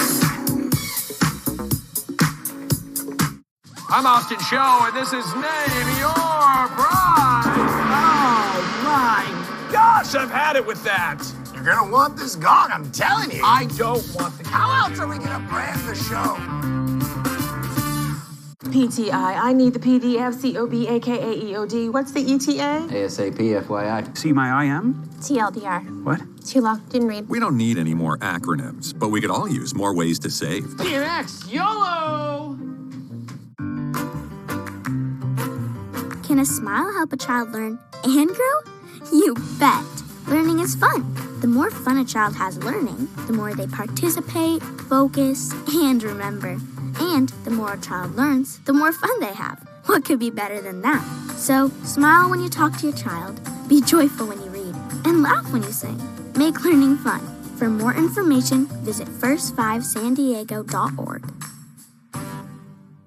This is a tale of two kitties. This kitty uses ordinary litter. This kitty uses pretty litter, the world's smartest cat litter, and it's delivered right to your door. Its ultra-light, super absorbent formula traps odors, and it does something no ordinary clay litter can do. Pretty Litter's color-changing crystals make it easy to monitor your cat's health, helping to avoid serious illness. She's switching to Pretty Litter. Smart move. Try Pretty Litter risk-free for 30 days. When you sign up, get free delivery. Go to prettylitter.com. I'm the best lawyer you could hope for, and I'll tell you why. Whoever's making you look guilty is making me look bad, and I don't like that. I'm sure the truth will come out.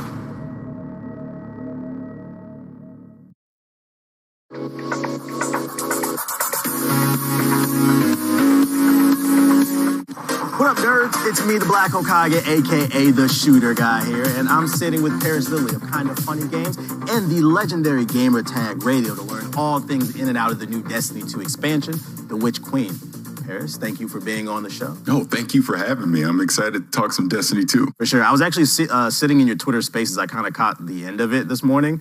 And from what I overheard, you guys said that this was the most pre-ordered Destiny expansion ever. So there's a lot of excitement around it. So the first things first, let's talk about it. Like, what is the Witch Queen? Why are people so excited about it? So it's a couple reasons. First off, this is the first big content expansion Destiny has had since 2020. So there's been a lot of time and anticipation building up to this with the Witch Queen. But the Witch Queen is Savathun, who is the sister of Oryx.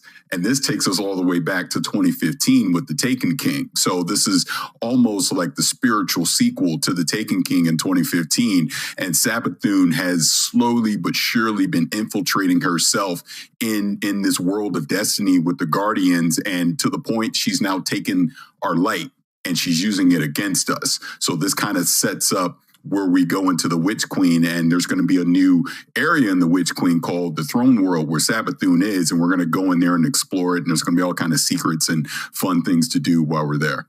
It's interesting that you said this is kind of like a spiritual successor to the Taken King, because I remember that actually being the turning point of the original Destiny. So what should players know before heading into the Witch Queen? I think the first thing people need to know is if you haven't, like yourself, been playing Destiny for a while, that's okay. Because they're bringing everyone in here to the Witch Queen kind of on a even playing field. So everyone will start at 1350 power, your weapons, everything. So even if you haven't played in a long time, even if you're not a hardcore Destiny person or you're completely brand new to the Destiny universe, this is going to be a great jumping off point getting into it. I would also say, since Destiny's been around since 2014, just all the lessons learned that Bungie has had over the years, I think this campaign that they're shaping up here is going to be a special one. Again, because Savathun has really been a part of the overall story for probably the last couple of years at this point. So this is kind of her big reveal into the world of Destiny for players to encounter. Whether you've already been there or you're brand new, there's going to be something there for you. For sure. I think you saying that everybody's going to start off on the same power level is actually what got me excited about it the most. I think that's very important that they're doing that, again, because I do think for people that have fallen off or taken extended breaks or have not played it at all, it could be very intimidating coming into a game like Destiny that is, like we said, been around since 2014. And there's just so much history and lore behind it and activities and weapons and things that are going to confuse people that haven't been playing in a while. So to bring everyone in on an even playing field, I think is going to be very welcoming to a new audience and returning players. What do you expect from the new campaign to feel different from the rest of Destiny 2? I'm expecting a lot of secrets. That's what I'm looking forward to. One thing Bungie has done a great job over the years is kind of giving us the unexpected when it comes to Destiny. So again, with this kind of almost being like a spiritual successor to the Taken King, where we had the Dreadnought, with this Throne World, I'm expecting a lot of different secrets and puzzles and community focus, collaboration efforts to discover new things as we go through there. So obviously there's going to be new weapons to discover. There's going to be new activities. So it's going to be a lot. I'm really looking forward to it. We're getting Void 3.0. That's one of the subclasses that they're updating here. We're getting that at launch. It'll eventually do all of them, but to be able to customize that more, and just the overall theme of where they've been taking Destiny 2 the past few years is they've really been leaning more into the RPG element of it, and that really gets me excited. I'm actually kind of irritated low-key too, because Elden Ring is coming out, and now I'm like, all right, I might have to pick Destiny back up, because the way this guy, you're kind of selling me to it. I'm not going to lie, you're kind of selling me. But yeah, Destiny's traditionally a RNG weapon drop after you defeat an enemy. With the Witch Queen, they're going to be implementing a way to create your own weapons. How exactly does that work? And are you personally excited about it? Yes, I am excited about it. So, and I haven't had my hands on with it yet. So that's what I'm really looking forward to. After we get off of this interview, I'm going to jump in. But they're introducing a new weapon type called the Glaive. It's a melee combat weapon type. And that's going to kind of be our first introduction, because you're going to have to actually go and craft it and create this weapon yourself. And that's going to be our entry point into weapon crafting into Destiny. So that's a brand new activity that we're going to be able to do. So a lot of the perks and the RNG roles that we had in the past, you're going to be able to kind of control that yourself, because you can go on various quests and do different activities. It's going to allow you to start creating your own weapons in the game. So I believe they're starting off with just weapons that you would get in the throne world, and then eventually, as we go through the seasons throughout the year, that'll expand into some of the legacy weapons as well. Oh, and you'll also be able to craft certain exotics too. See, Bungie needs to hire you because I was not aware of this either, dude.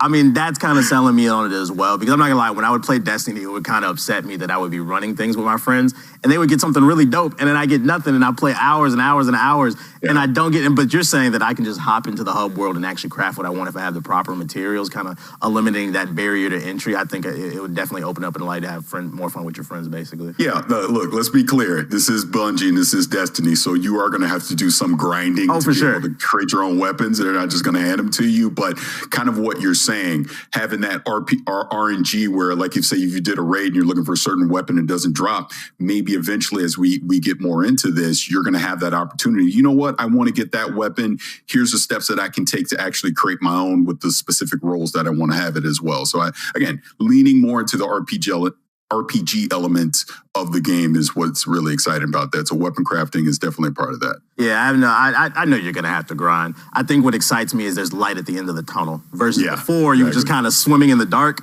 Now at least I know I'm going to have to work really hard for it, but I know it's there if I put in the work, and I think that's what's dope.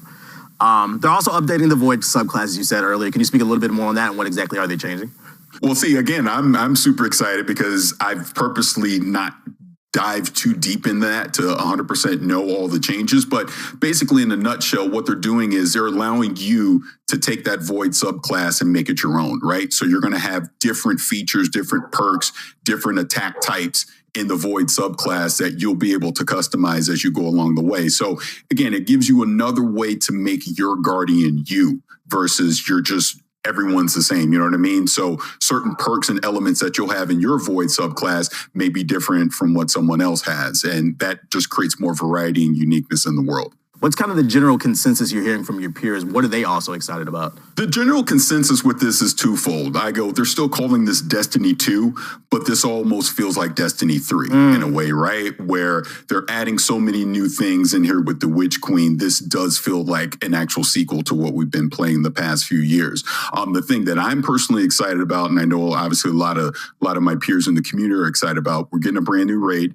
We're going to get a couple new dungeons, and those are kind of just the premier activities that you can do in a co-op experience when you're playing Destiny. Like trying to get 6 people on the same page to go tackle all these unique challenges and puzzles to go get some loot and take down Sabathun is the ultimate goal, right? So that's the thing that has me the most excited about it. And honestly can't stand you, and I mean this in a good and a positive way, because like I said, I was already trying to mentally prepare for Elden Ring, but you kind of sold me on this, and now I want to try this. It looks like the shooter guy is going to have to try out another shooter. Also, if you want to carry me, Paris, let me know. You can carry me, Khalif, and also Danny. Well, I was just about to say, because I already got to carry Khalif, and that's a heavy thing to do as it is, but, you know, I can fit you in. I was in Danny's stream the other day when he was playing Halo. That man's aim, boy, it's not the same, I'm telling you.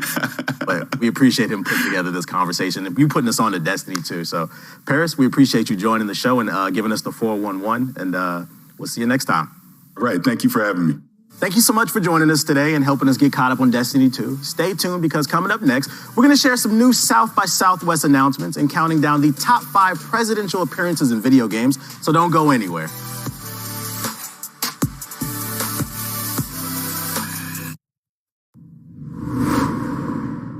And my car is dented. Geico does offer 24/7 claim service. 24/7? That's a lot of attention. They're not actually with you 24/7. They're just available whenever you need them. Okay, because I'm an introvert. It's incredibly rare. I don't think that's right. Geico. Hello, Patriots!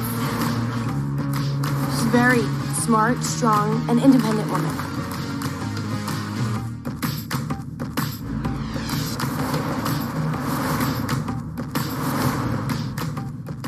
We're here. Let's go save some lives.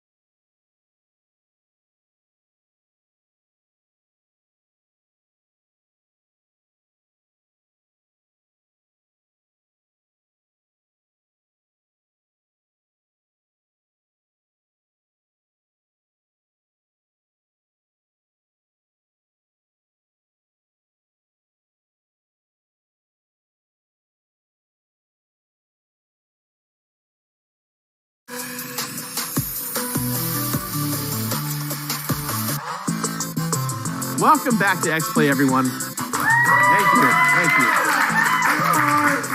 A few weeks ago, we had the privilege of announcing the nominees for the 2022 South by Southwest Gaming Awards alongside our awards passionate producer, Emily.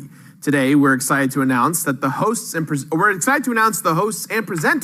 for the awards, which will include a few familiar faces. Sadly, Emily isn't here to join me because she's currently stuck in a horse trailer because she really wanted to bring a horse in for this next round of announcements. She called it the main event.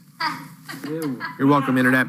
The South by Southwest 2022 Gaming Awards will kick off March 12th at 7 p.m. Central and will be hosted by Jana Morrison and Samantha Aucoin, the stars of Sci-Fi's Astrid and Lily Save the World. Presenters will include Michael Anthony, Kadeem Hardison, ESL Gaming's Ramon Herman, Maria Ho, Community's Ryan Johnson, Doug Jones, Ivan Mbakop, Mercedes-AMG Petronas esports team, Tabor Pepper, Corey Reynolds, Corey Strasburger, Stephanie Shea, Alan Tudyk, World's Boxing's Butterbean and Larry Holmes, Wrestling Hall of Famer Jeff Jarrett, and finally, myself and the fine folks at Attack of the Show and the invitation to party. That's right. So it's sure to be an awesome night honoring an awesome number of games out there. And you can catch it all live streamed on South by Southwest online Saturday, March 12th. But okay, before we move any further, I have one really important question. Hey, Frosk, Corey, what's with the getup? This is a little weird. It is I, President Hokage, and you're probably wondering why I'm wearing this ridiculous wig. No. Which means you've already forgotten about President's Day. What? It was only yesterday. Huh? But here at X-Play, we look for any excuse to celebrate the holidays, even the dumb ones. Especially the dumb ones, because all holidays are dumb, but made up. But President's Day feels especially made up, which means we're here to celebrate it any way we want. And since most real-world presidents are upsetting to think about for too long, we figured we'd rank presidential appearances in video games. Great taste in wigs, though. I kind of feel like I'm pulling it off. Absolutely not. This is X-Play Countdown.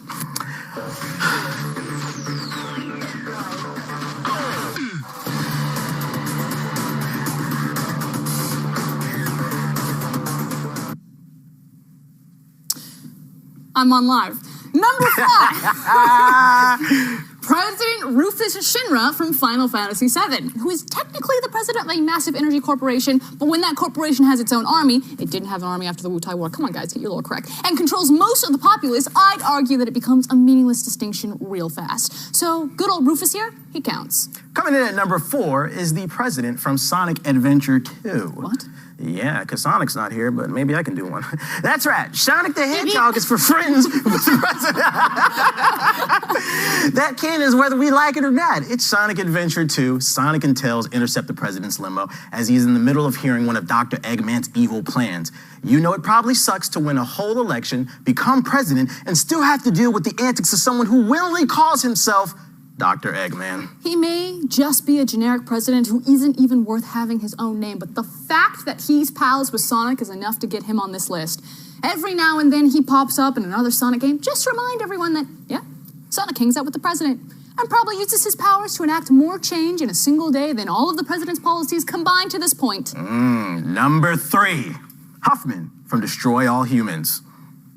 Kind of like our last entry, President Huffman from Destroy All Humans is about as generic looking as a president gets, even amongst the sea of generic white presidents. You can look him up and go, yep, that's a generic white president. But he does eventually get pretty cool, and after he gets there, he gets murdered. What? Yeah. Huffman may look like a composite photo of every president ever, but after he dies, his brain is put into a massive robotic body, which isn't something any other president can claim. I don't know. I think I heard that Teddy Roosevelt had a similar procedure done. Sure, I believe that, but Roosevelt was never subject of a video game mission called Attack of the 50-Foot President, so I rest my case. Fair enough. Number 2, George Washington in Assassin's Creed 3. Should have been number 1. The moment has finally arrived where we've run out of wacky, made-up presidents and have to talk about some real-life ones who have appeared in video games like George Washington, who plays a large supporting role in Assassin's Creed 3, and an even larger one in the DLC, The Tyranny of King Washington. Yeah, having Washington pop up in a historical context during the main campaign is kind of cool, but it's like the bonkers alternate reality from the DLC that earns him a spot so high on this list. After coming into contact with an apple of Eden, the player's character enters a parallel world where Washington lost his mind and set himself up as the Mad King of the United States. Hell yeah, this is what I'm talking about. History's all good and well, but if you're putting George Washington in an Assassin's Creed game, then you should do some wacky sci-fi shit. Frosty, I'm just saying. That is nothing what Washington stood for at all in any of his manifestos. I cannot tell a lie. Plus, at the end of it wasn't even an apple tree. What the? Plus, at the end of the DLC, the real Washington gets to be a bro and rejects the power that the apple of Eden offered him because that was his whole thing. Between that and the size of his role in the game and the fact that he was our very first president, he almost got the top spot on this list. But there is another real-life president whose video game appearance one-ups Washington's through sheer ridiculousness. And guess what it is? Coming in at number 1 for top 5 presidents in video games, Bill Clinton and NBA Jam. Yeah, let's go. Hear me out. What? You know, when Clinton wasn't out there not having sexual relations with that woman, he had an appearance as a president in a video game, undoubtedly, okay? As Bill Clinton, he appears in NBA Jam. The game already leans into a feeling of absurdity with basketballs on fire and jumps farther than the human body is capable of. And then you throw in the secret characters like Clinton, and it just starts to feel even more like a fever dream. He also appeared in the 2010 version of NBA Jam, appearing alongside a handful of other guest players, like the Beastie Boys, and even a whole bunch of other politicians like Barack Obama, Joe Biden, George W. Bush, and even Dick Cheney. Just as a general rule for any game in any genre, nobody wants to play as Dick Cheney unless it's Duck Hunt. Actually, yeah, that's true.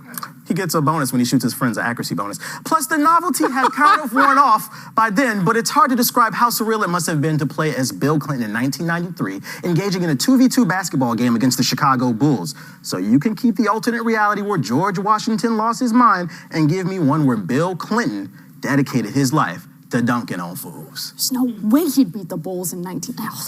That's it for our list of the top 5 presidential appearances in video games. We hope this incredibly serious list reflected how incredibly serious we are about President's Day.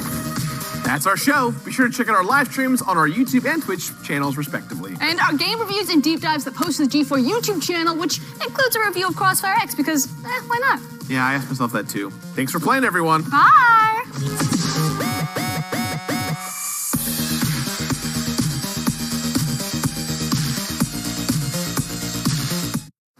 Hey, Miss Nova, how you been? I'm good. I'm just tired. They're making us work so late. Trying to hang in there, I'm on my second bang. My third.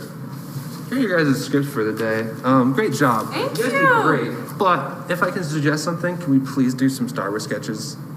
Yo, are you hearing this? I know he is not doing what I think he's doing. Who the hell does he think he is, a paid employee? I know, right?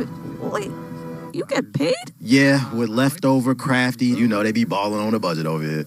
For real though, what's this man even talking about? Do you know that in the book of Boba Fett, Max Rebo and his band aren't actually playing jizz canonically? They're playing a different form of jizz called... Bro, does he even work here? I don't even know his name. I don't even think I've seen this dude in my life. Is he new?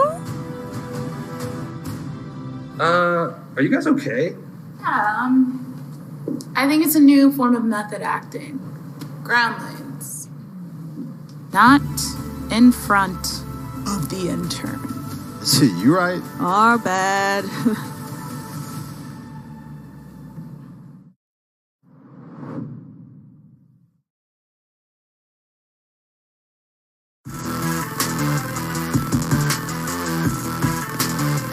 Today on X-Play, we show you the game film on why football titles are worth your time or at least your curiosity. And we help you come to grips with game difficulties and give you permission to admit you suck at Smash Brothers. And it's okay, we're all in this together. Blue 42, Hut Hut, it's game time!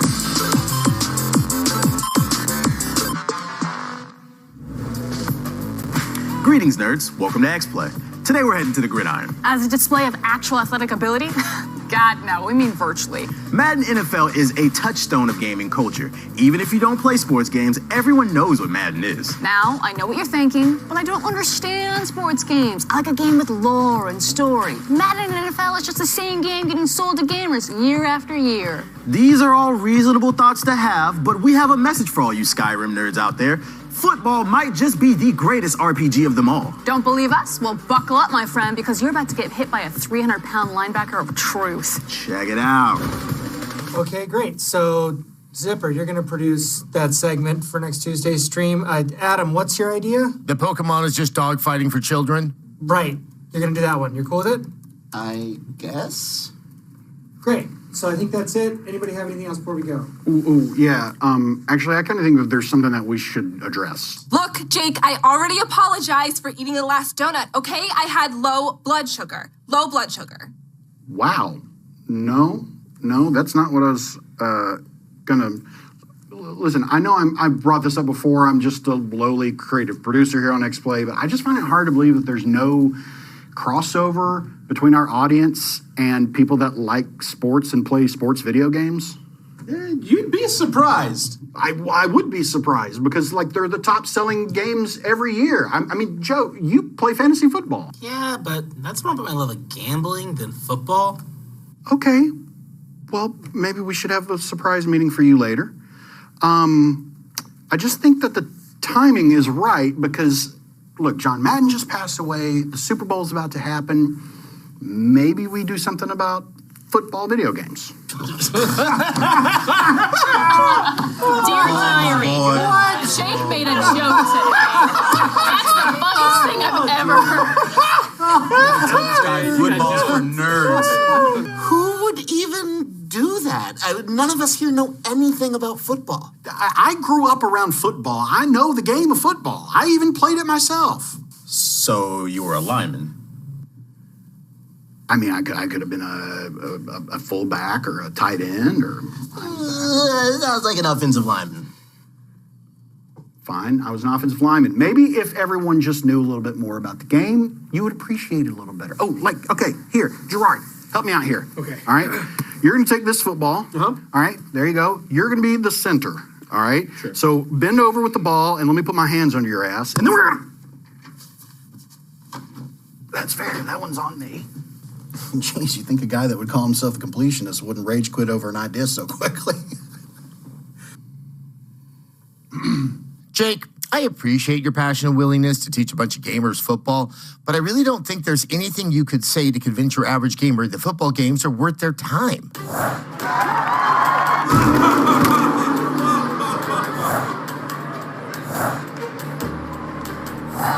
Bullshit. Exactly. Exactly. And we're making a big anything.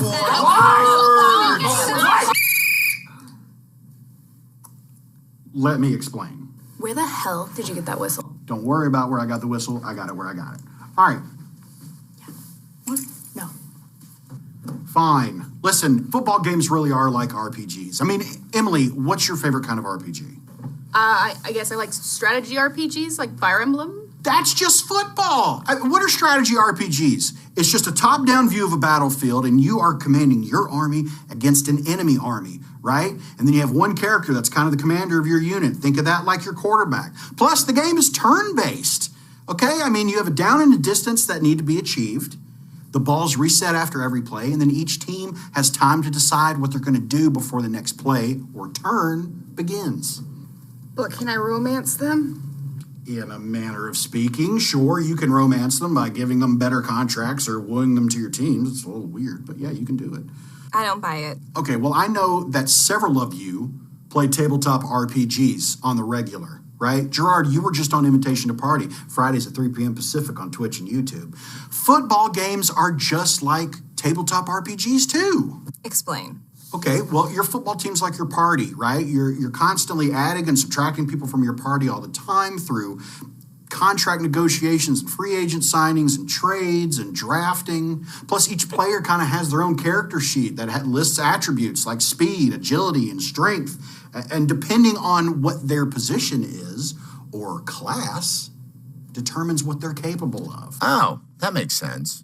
So, skill positions like quarterbacks, running backs, and wide receivers have more speed and better agility. Linemen... Like Jake. Yes, big, enormous linemen like Jake have more strength. I mean, the beginning of the game even has a roll for initiative with a coin toss. Boring. Nobody cares. Okay, calm it down, Fortnite. I know for a fact that you would like football. Oh, we're talking about football? I love Manchester United. American football. We're talking about American football. Okay, well then no, I don't love football. Okay, sure. Let's assume that your analogy of tabletop RPGs and RPGs in general can correlate to football. But the reality is, Jake, is that there's no lore or history or making of process when it comes to football. Football has that too. Who is John Madden if not football's Gary Gygax? Go on. In 1984, John Madden was quickly becoming one of the hottest things in football broadcasting. Actually, Jake, we're encroaching on my territory now. May I? By all means. In 1984, John Madden was quickly becoming one of the hottest things in football. And a guy named Trip Hawkins, super cool name by the way, had just a couple years prior left a cushy job at Apple and decided to try his hand at developing video games out of a desire, maybe even an obsession, with creating a football simulation game. So with this vision, Trip set out to make his dream a reality. As a teenager, Hawkins had actually developed a paper and dice-based football game that was basically a football version of the Stratomatic, but saw the potential computers had in making his game a reality. So in 1984, when they finally had a chance to do it, Hawkins approached Madden about endorsing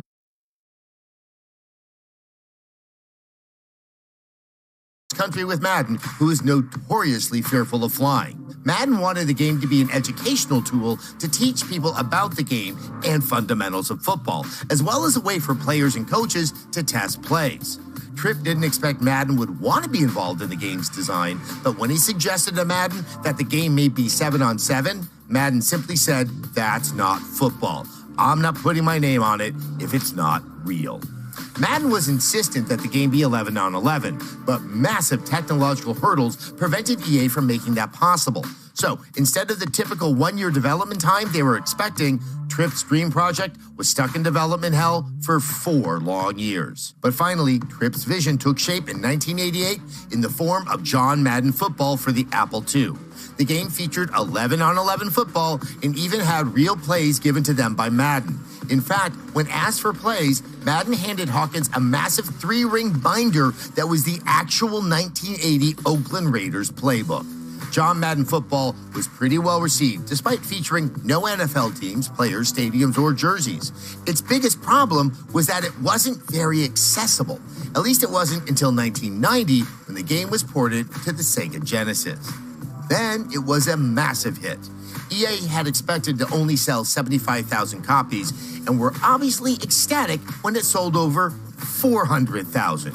It did so well that it helped Sega close the market share gap on Nintendo's Super NES. At first a console exclusive to the Genesis, Madden later came to the SNES. But Madden didn't reach its true form until Madden NFL 94 and Madden NFL 95. The first years to feature an NFL license and to feature players' names from the NFL Players Association, respectively. From there, the Madden franchise innovated every year, introducing franchise mode, player and play creation, though I would argue its best innovation was in John Madden Football 1992, which introduced an ambulance that would drive onto the field for injured players, running over anyone in the way in the process. But one thing that's fascinating about the Madden franchise is its effect on the actual game of football. In 1994, Fox Sports started putting audio text around the field with boom mics to capture the sound in the game, mimicking the sound effects heard in the video game. So all the trash talk, the sounds of big meaty men crashing into each other at superhuman speeds, you can thank Madden for that. Plus, in 2001, EA began the now yearly tradition of featuring a prominent player on the cover, starting what many now know as the Madden Curse. Several cover athletes ended up having poor performances following their appearance on the box art or even got injured. The game has affected the real world in other ways too. Coaches and personnel in the NFL have actually claimed that players that grew up playing Madden seem to pick up their team's plays faster than those that didn't. Commentators will often say that a player is putting up Madden numbers or say that someone hit the circle button when they do a spin move. While Madden is easily the most successful football franchise ever, having sold well over a combined 100 million copies, I'm sure Jake will tell you it's not the only football game franchise to be successful. American football is an intricate balance of strategy and flat-out physical violence. Beautiful to behold and available for your PlayStation every year with some annual cosmetic updates and only $60 plus tax. We've covered so much ground already, and we're only at halftime. So grab a beer while the weekenders wander around a hall of mirrors. There's a lot more X-Play after the break. Don't go anywhere. Are you ready for smarter conversation? If I looked like you, if I was you, I'd be constantly porking. Elevate your media intake with Vibe Check. I dare you to cut to commercial. I dare you. Vibe Check. It's deep. Ever notice how stiff clothes can feel rough on your skin? It's because they rub against you, creating friction. And your clothes rub against you all day. For softer clothes that are gentle on your skin, try Downy Free and Gentle. Just pour into the rinse dispenser, and Downy will soften your clothes without dyes or perfumes. The towel washed with Downy is softer, fluffier, and gentler on your skin. Try Downy Free and Gentle, recognized by the National Psoriasis Foundation and National Eczema Association. I'm the best lawyer you could hope for, and I'll tell you why. Whoever's making you look guilty is making me look bad, and I don't like that. I'm sure the truth will come out.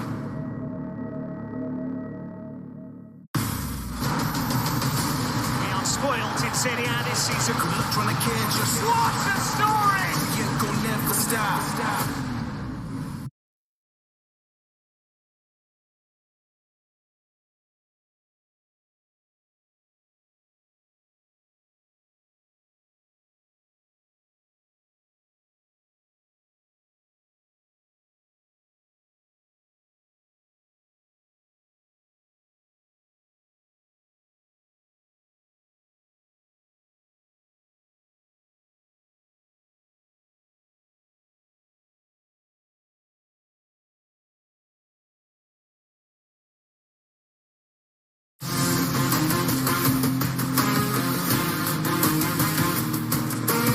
Welcome back to X-Play.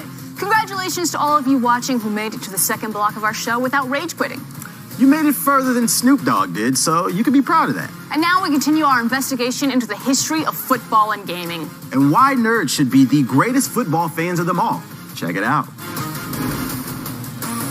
While there's been a ton of football games that have their own legacies, like the classic Tecmo Bowl or Quarterback Club, NFL Game Day, and of course the all too brief ESPN/NFL 2K series, there's one or two in particular that I want to highlight. The first is NFL Blitz. Can we just stop for a second and marvel at how this game even got made in the first place? I mean, it's basically a concussion simulator. So pop in that mouthpiece and let's jump in this dog pile. So it's 1997, and the geniuses at Midway Games are absolutely kicking arcade ass. They've got Mortal Kombat, Cruisin' USA, Killer Instinct, and NBA Jam. So if you're wondering why there's a coin shortage now, that's probably your culprit. So flying high, Midway decided they wanted to do with football what they did with basketball and NBA Jam, which alone deserves its own video as well. But they wanted to make a much more fast-paced, exciting football game that anyone could pick up and play. But how else could this game set itself apart? Oh, I know, more violence. I mean, this is the house that Mortal Kombat built, after all. So the gang at Midway got to work, doing motion captures of absolutely insane hits, tackles, and even just straight-up wrestling moves. And it makes sense. I can't be the only one that's wanted to give Tom Brady an Arn Anderson-style spine buster. The game was testing through the roof at Chicago area arcades, and it was the highest-grossing cabinet everywhere it was featured. But when the NFL watched the game demo, they said, absolutely not. Actually, Sal DeVita, the lead designer for NFL Blitz, says the direct quote was, "Are you guys out of your f***ing minds?" Midway was kind of surprised, considering they, as well as myself, owned a copy of an NFL licensed VHS tape called NFL Films Biggest Hits. But knowing that the game was going to live or die based on the NFL's license, Midway made some concessions. First of all, they got rid of the blood spurts. Yeah, that's probably a good idea. They also took out some of the more violent moves and made it where the late hits weren't automatic, but had to be initiated by the player, and they reduced the amount of time players could perform the late hits. Okay, whatever. But the NFL obviously still wanted to ride off on it. So in a stroke of genius, creative director Mark Trammell only sent the NFL a video of the initial outlines of the mocap figures performing their moves in their editing software, which the previous demo made look like a tickle fight. The NFL gave their stamp of approval, and Midway released NFL Blitz into arcades nationwide November 1997, and was, of course, no pun intended, a massive hit. Eventually, the game was ported to consoles like the N64, PlayStation, and the Dreamcast, where it was also successful. NFL Blitz continued their success for a while, though the series kind of petered out around 2003 despite some titles after that, and Midway was eventually dissolved, and the rights to Blitz were purchased by EA Sports. But Blitz wasn't the only football series that died at the hands of EA Sports. I'd be absolutely insane if I didn't talk about NCAA football. Now look, I'll be honest with you. I loved the NCAA football franchise far more than Madden. And that might be a hot take, but I really don't care. Originally, NCAA football started out as Bill Walsh College Football. EA's original intent for it was to be a lot like Madden, endorsed by another NFL Hall of Fame coach who actually was the head coach at Stanford at the time. Bill Walsh College Football was released in 1993, and much like Madden, had zero licensing with the NCAA at the time. So it had 24 teams named after their cities or states and consisted of an 11-week season, culminating in a 12-team playoff. A 12-team playoff!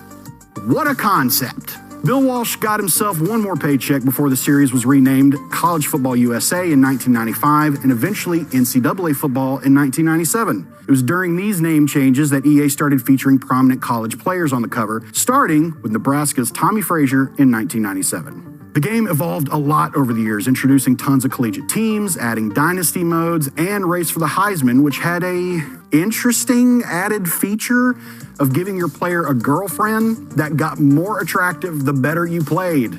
Yeah, don't worry, that feature only lasted a year, which is longer than your relationship with Bertha, pending you actually played well your freshman year. But NCAA football was awesome. They incorporated the environment of playing in college football stadiums, letting the noise level affect the visiting teams where you can't really see the plays very well, and then the joy of pulling in a 5-star blue chip prospect to your podunk school when recruiting. That was just fantastic. But then after the release of NCAA Football 14, the NCAA football franchise died. I promised myself I wouldn't do this. A lawsuit was brought forward against EA alleging that while EA had not used the names of the players, they had used pretty much everything else, including vital stats and even hometowns without the players' permission and without compensation. So ultimately, the court ruled in the favor of the players, and EA decided to cease development on production of future titles, saying it was because of the debate over whether or not collegiate athletes should be paid, which they absolutely should. But now with a brand new name, image, and likeness deal in place for college athletes, EA gave us the news we've all been waiting for in February of 2021. NCAA football is coming back. Now, before you start painting your chest and shotgunning beers, it's likely that the newest game, now to be called EA Sports College Football, won't come out until the summer of 2023. Look, I get it. Football is not for everyone. And if you're one of those people and you stuck it out this long, I genuinely thank you. Hopefully, my passion for the sport and this video has garnered a little of your interest and, at the very least, maybe a little respect, if not for football, then hopefully for football games. I mean, after all, EA wouldn't even exist if not for football games like Madden. Trip Hawkins actually said that the entire reason he started EA was to make a football version of the Stratomatic. So depending on your opinion of EA, you can either thank or blame the Madden franchise for that.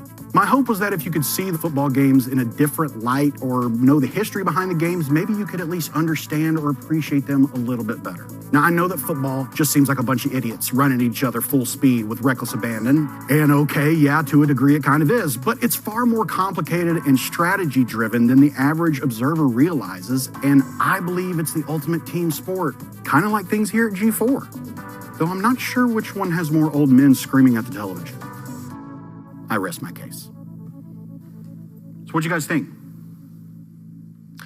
Man, what the hell was that? Why are we down here watching that mess? And why could you tell us in the conference room? This could have been a freaking email. Could have been an email. Well, I mean, did you guys like it or? No! Well, can we do a video about football video games? Oh my Stop. Go home. What a waste of time. I've been trying to go home. What are you, our YouTube comments section? Oh, come on. He's trying to find someone downfield. He's trying to move around to find an open target.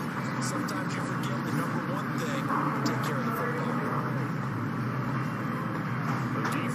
possessing the ball via the turnover. Now can this offense cash in? First and goal. They'll try to run it in, going option right. And he's going to be brought down on what will be the final play of this first quarter. After 1, 7-0 on EA Sports. We weren't. Here we go. Okay, so maybe you remain unconvinced about the relevancy of American football to your interests. But our competitive nature is something that unites all athletes and gamers alike, except maybe for people that just play Stardew Valley all day. Whoa, Stardew Valley is an esport now. It makes you so happy to say that. It's one of my life's greatest missions to prove that literally every game is an esport. Well, if the bar is always set that high, it's up to players to get good or get left behind. Find out what we mean right after the break. Don't go anywhere.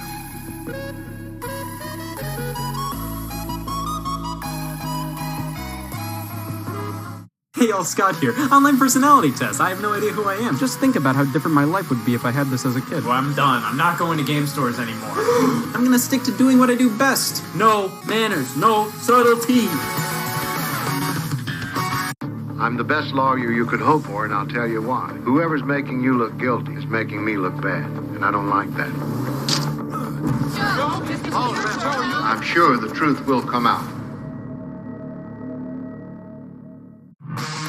Let's do this. You're good? Peach! NCIS Hawaii. Watch anytime on demand and streaming on Paramount Plus.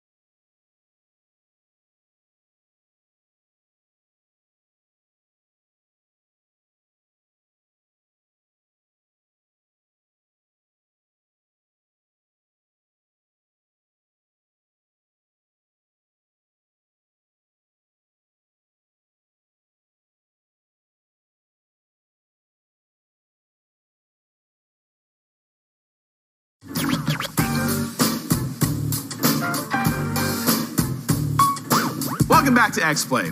I think I'm pretty good at platformers, but that doesn't mean everyone should have to be as good as me to have fun or be proud of being a gamer. I'm one of the top Pokemon Unite players in the world. Seriously, gaming is like golf, where your real opponent is yourself. And also the hapless scrubs on the Pokemon Unite servers. We here at X-Play celebrate the positivity of gaming and examine the often negative competitive feedback loop of the get good phenomenon online. My Wigglytuff will kick the shit out of you. Or that.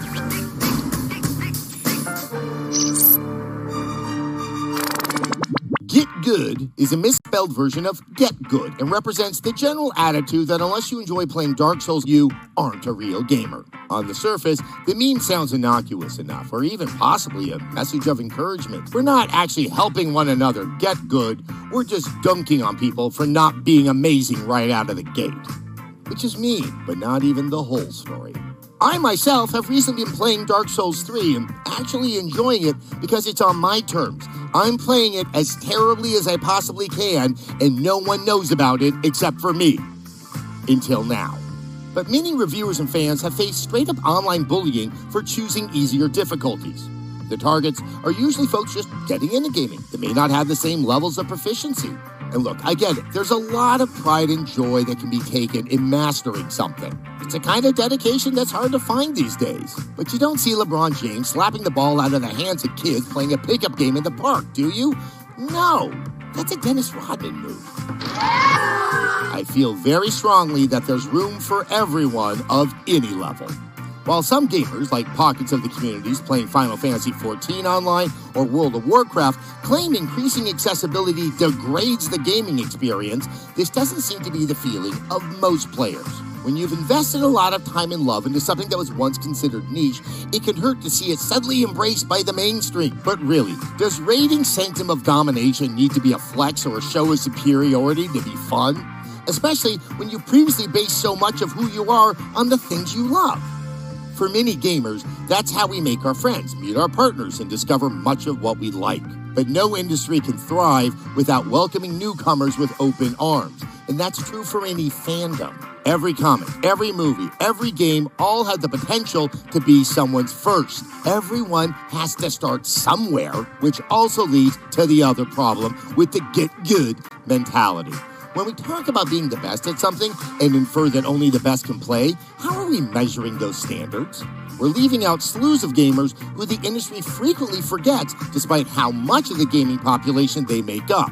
Disabled gamers. Most controllers, setups, and devices are designed to be a one-size-fits-all package, but this only benefits able-bodied gamers. Frequently, many of the accessibility settings get-good gamers gripe about are making games more playable for people that are colorblind, people with dexterity and mobility issues, or other disabilities that might be preventing them from enjoying their experience because it's not the fun kind of challenging. It's just frustrating, or even literally impossible. Take Insomniac.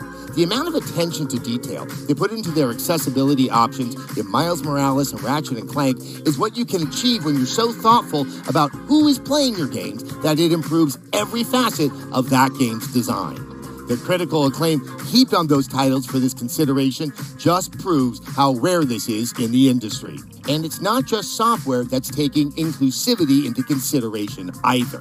Microsoft partnered with the Able Gamers Foundation, the Cerebral Palsy Foundation, Special Effect, Warfighter Engaged, and many community members to create the Xbox Adaptive Controller that can be used on either an Xbox or PC at a price point that's much more consumer-friendly than previous innovations. It acts as a hub you can connect external buttons to, like joysticks, switches, toggles, and large buttons you can customize to your ability and how you game. But here's the real thing. Slinging get-good comments around isn't about upholding standards or preserving gaming features. It's about making the room small enough so that you actually feel a little big. At best, it's a misguided attempt to feel special. At worst, you're being an ableist ding-dong. It's absolutely nobody's business, whatever the reason is why you game the way you do. Because anyone who picks up a video game with the intention of having a good time is a gamer. And that's our show. I hope you learned there's more that unites us than divides us in the gaming space. Some people play Pokemon Unite at a world-class level where milliseconds determine the difference between victory and defeat. And some people just want to play Halo Infinite on normal and just mess around along the way. Guess what? Both of these types of gamers are actual gamers. Even people that play sports games are real gamers. Hey, you guys want to play Madden? Shut the up, Jake. Off. You got it. Now let's tap into that competitive reptile brain and see how many of our channels you can subscribe to before the end of this episode. Check out the YouTube channels for XPlay, G4, and Attack of the Show. Our Twitch channel where we're live every Tuesday. Our Discord, Twitter, Facebook, Reddit, and TikTok. Did you get them all? I bet you forgot LinkedIn, which is a real thing we have. Well, with the right conditioning, I'm sure you'll get there. Until next time, never stop playing. It's actually kind of sweet. Later, Muppets. Bye.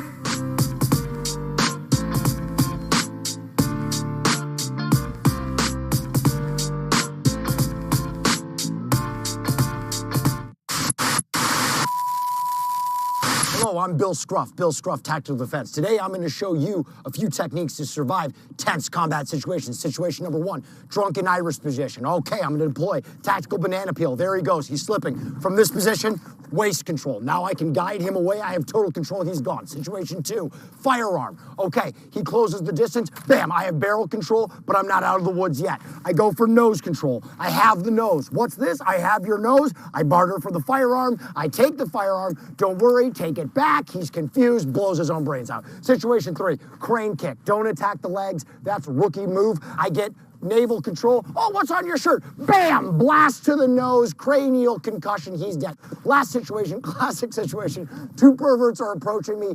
It's hot. I low, grab the rip the I have the Bill Scruff, Tactical Defense.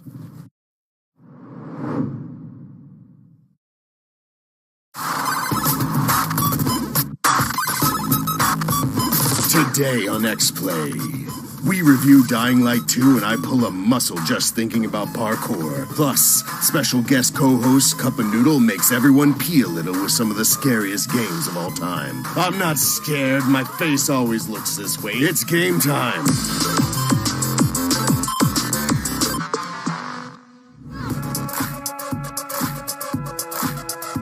Hello and welcome to X-Play. How long would you last in the zombie apocalypse? 25 minutes. That's impressive, but if you want to get that number up to the 45-minute mark, you need parkour. Or maybe top-level gymnastic cheerleading skills. That's not a video game. Oh. Yet. But parkour versus zombies sure is. Ah, we're leaving the safety of our compound to review Dying Light 2. And in the meantime, it's time for some parkour training. Go, John! Let's go! Do a flip! Run around! Jump over some shit! Ah, I don't want to do this! All right. What do you want me to do? Go, go, go, go, go! Good effort! Do it. Oh. Zombie games are typically a dime a dozen.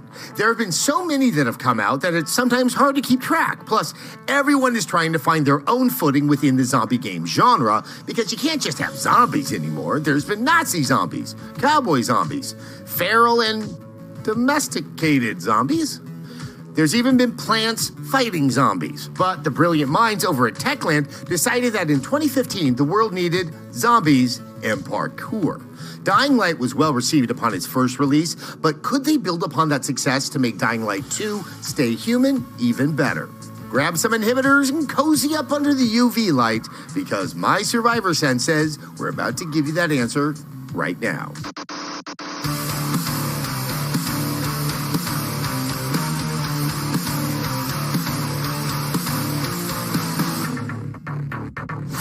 Well, I had this whole cool intro about parkour being integrated into a first-person zombie game, but damn it if I didn't pull a hammy trying to scale the facade of that Salesforce tower in San Francisco. So while I try to elevate and ice this thing, I've called on a much younger reinforcement to help me out with this one.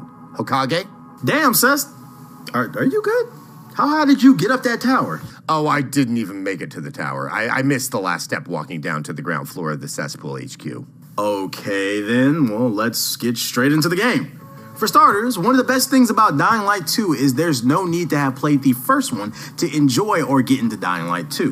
While it is a sequel, it does take place 15 years after the events of the first one and features all new characters and an all-new story, as well as a new location. You play as Aiden, a guy looking for his sister who got separated from them when they were kids. Aiden is a pilgrim, or what basically amounts to an errand boy through the dangerous world of Dying Light 2, and specifically the dumpster fire city called Villador, and it's exactly what you'd expect from a city devastated by a zombie virus. Villador is a massive city full of events, characters to meet, loot, and of course a ton of zombies. I mean, like, a lot of zombies. The familiar day and night aspect from the first game returns, where shit really hits the fan after nightfall, but when the sun goes down, the XP goes up. Let's talk about the story, because the first game didn't have a great one, but this one's actually pretty good. I'm not going to go into a lot of detail about it for obvious reasons, but it does a great job of building stakes and making me care about the characters. Instead of being some covert government agent, you're trying to find your sister, which makes me instantly want to whoop some undead ass to track her down. But the story has some pretty good twists, turns, and surprises that keep you engaged and invested. Even the side quests do a great job of making you want to see where they lead and do even more world building in the game. The gameplay in Dying Light 2 is surprisingly smooth and easy to use, though it does take some getting used to at first if you're using a controller. The biggest hurdle, no pun intended, is getting used to using the shoulder button for jump. Once you get past that, everything else feels pretty easy and natural. You don't have to sprint in this game because your character is constantly sprinting, which makes sense. There's absolutely no time for a leisurely stroll when the world is filled with mindless zombies. Though, funny enough, that is a part of the game too on certain stealth missions. Moving through the world in general can be a lot of fun. Running across rooftops and treating the world like one big game of the floor is lava doesn't really get that old, as trying not to touch the ground, especially at night, becomes a mini puzzle game in and of itself. Later on, you even gain access to grappling hooks and a paraglider. The combat's pretty badass. There's all kinds of melee weapons at your disposal to hack, slash, and beat, and generally destroy anything that gets in your way. The parkour is even incorporated into the fights, where you can jump over enemies and Sparta kick the shit out of someone right into their chest. Now, that's not to say that there are no ranged weapons in this game, because there are. There's the bow and arrow, crossbow, and you can even craft throwing knives and Molotov cocktails along with other explosives to take out enemies across your path. But the game allows you to shape how things play out as well. Choosing to side with certain factions or give them advantages within the city can affect things down the road. Who you align certain outposts to changes the city in the immediate area, giving you the benefits of shelter or in combat. Plus, decisions you make on the main quest can change the ending entirely. Imagine that, a world where your actions have consequences. The RPG element of Dying Light 2 is enjoyable as well, using a skill tree that allows you to focus exactly on how you would like to play the game. You're able to focus on a style of combat and parkour that suits your needs, and just engaging in both gives you XP to level them up, with more being awarded at night, as we mentioned before. And another cool element they added to the game, you're actually infected. Yeah, that's right. Very early in the game, you're bitten and under constant threat of turning. And as long as you're in the daylight or UV light, you're good, but when the sun drops, the zombies aren't your only problem. That countdown of possibly turning into a zombie makes the game even more stressful at night, as if you actually needed that. And while it can be frustrating at times, it really makes you calculate your next moves before going out and exploring at night. Dying Light 2 is a beautiful game despite the setting of all hell breaking loose. It does a great job of combining nature with the man-made structures throughout the city that are now overgrown after a decade and a half of negligence. The streets are filled with bombed out cars, as well as piles of the dead and undead. The rooftops have various shacks and plant life from gardens planted by refugees seeking respite from the chaos below. The backdrop looks fantastic as well, and everything from the voice acting to the sound effects add to the experience. And the music in-game, especially when a chase is on, really adds to its depth. I'll tell you this. If you're playing this game on PC, we did have a few problems with it. The biggest problem was getting the game to launch. We would start it up and then it would freeze, making us have to restart it a few times before we could finally get it to launch.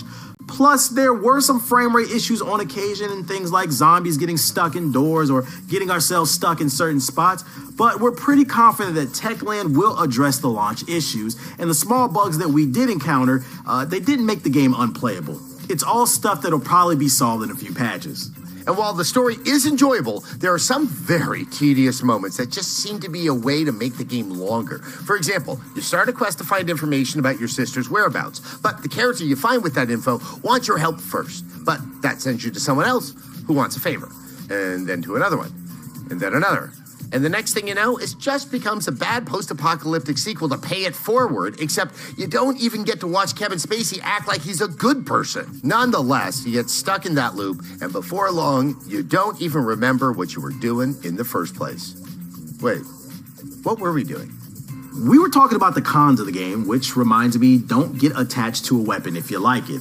It ain't staying around very long. There's no way to repair weapons in this game, at least that we could find, and since using them causes them to break down eventually, they just end up disappearing from your inventory once they're destroyed. And that's really a bummer, because some of the melee weapons are a lot of fun to use, and you can even modify them and give them elemental damage, and that's something that I like.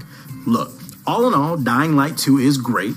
It's an enjoyable game with some Game of the Year potential, but bugs and other issues are gonna prevent that, and it's only February, so it won't be.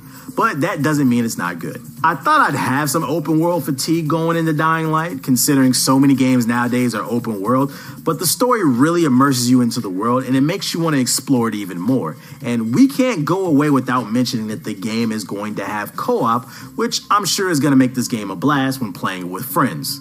Plus, the game is even scarier than the first, upping the creep factor with the intense night chases you can get involved in, all topped off by enjoyable traversal and visceral, satisfying combat. There's so much to do in this game, you could be playing it for a long time. It's because of those reasons that we're giving Dying Light 2 Stay Human a 4 out of 5. Little known fact, X-Play hosts are mostly docile during the day. But at night, we become irritable and dangerous. That's just the low blood sugar kicking in. Sessler in need of peanut butter crackers is terrifying. So how do we lighten the mood with an activity that brings joy to everyone who does it? Top-level gymnastic cheerleading. Absolutely not. Playing horror games. Right, playing horror games. That's not stressful or dark at all. We take a look at all the horror games you must play with Cup of Noodle right after the break.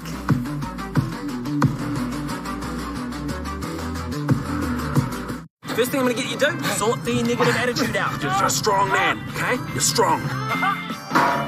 Turn the frown upside down.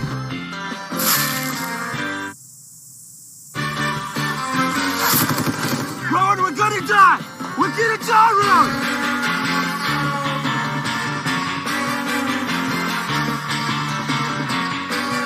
Good luck, adventurer!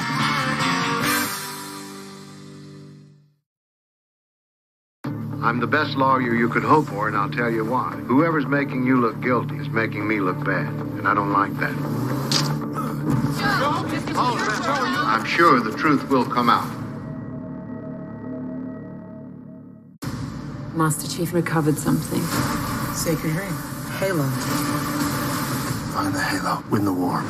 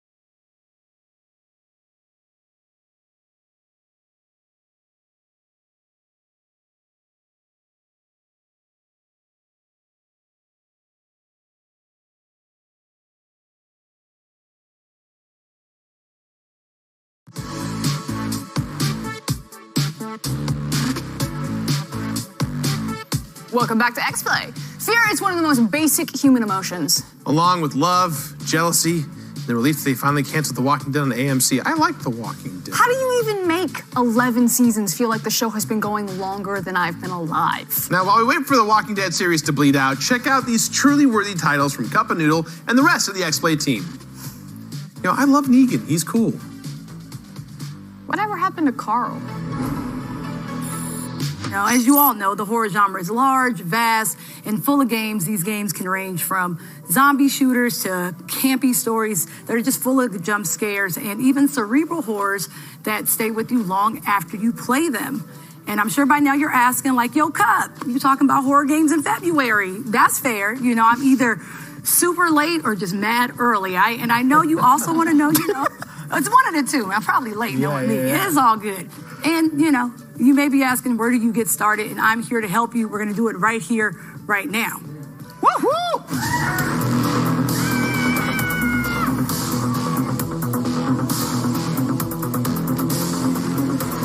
First things first, it would help if I knew everyone's experience levels, you know, with horror games. Yeah, I'll go first. I have completed a lot of horror games. I have a side project with friends called Scary Game Squad, where a bunch of dudes get together, get really wasted, and play scary games together. We crack jokes the whole time, and we scream like children. It's a lot of fun.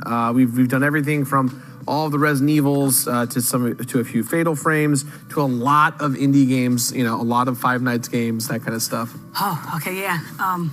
So that's but my you were level. drinking though, so if you were drinking, I drink sometimes, but I'm mostly the pilot, so the other guys can. So can you be were funny. sober through FNAF? Yeah. Oh, well, if ever you need to talk, I'm always here Thank for you. you. Yeah, I'm always here for Drinking you. during Five Nights at Freddy's is a thing? No, I feel like you should though. It's a lot. The designated driver, or are you the designated player? I guess designated player would be the more appropriate response, but you're definitely kind of driving the group for sure.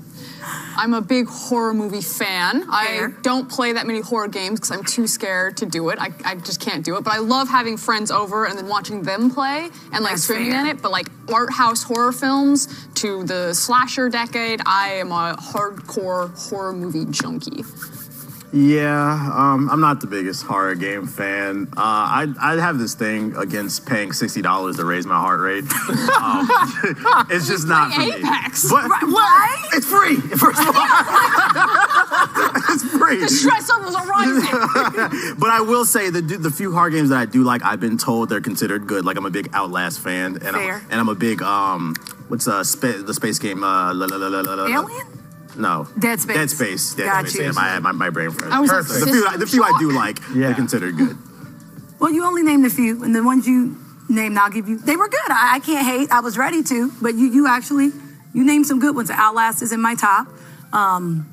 It's one of those games where I played it and I wish I never played it so I could play it again. Because it's one of those. Like, it's I hate that I know what's going to happen because now I can't do it. I think that's the issue with horror games, kind of period, too, for me. Like, you can only play it once and then it's kind of like you know it's coming. I rarely replay games. And when I try to, everyone's like, nah, B, you already played that, boot that down. And that's fair. If I like a game, I want to beat it again. I want to be like you. I want to complete something. I get one and done. What about Phasmophobia? I feel like you can play that game repeatedly. I played that. That game was kind of boring. I didn't really like that one. I'm a liability friend, so I was I do all the things that end in death. So I grab the Ouija board. I'm yelling and cussing, and you get into it. Yes, and so my friends are like, we just gonna go wait in the van. And then I'm like choking out, out of nowhere. I think I'm still like level 12 and everyone else is like level 200. I never win. I'm the first one to. I'm the opposite. What I do like about Phasmophobia, because I played that, is like, I just like the troll. So like, I like to just run around and shout, is the ghost here? Come fight me. I just like to mess the team up. That's where I get my fun, ruining everybody's. You're like, Robin, how old are you? Robin, your wife never loved you. Robin. Exactly. I love it. So when it goes south, you going back outside? Yeah, I don't care. It's a game. Whatever. All right, that is fair. Well, let's see. So we talked about those. I feel like we got to talk about shooters, action horrors, which I think most people are familiar with, which is going to be, for me, Resident Evil. Mm-hmm. Hands down, one of the best of all time. Yes, one of my favorite franchises just ever. Like 2, 3, 1, hands down. I mean, you can play 0 and 6, but you also don't have to play 0 and 6. You see, you don't have to.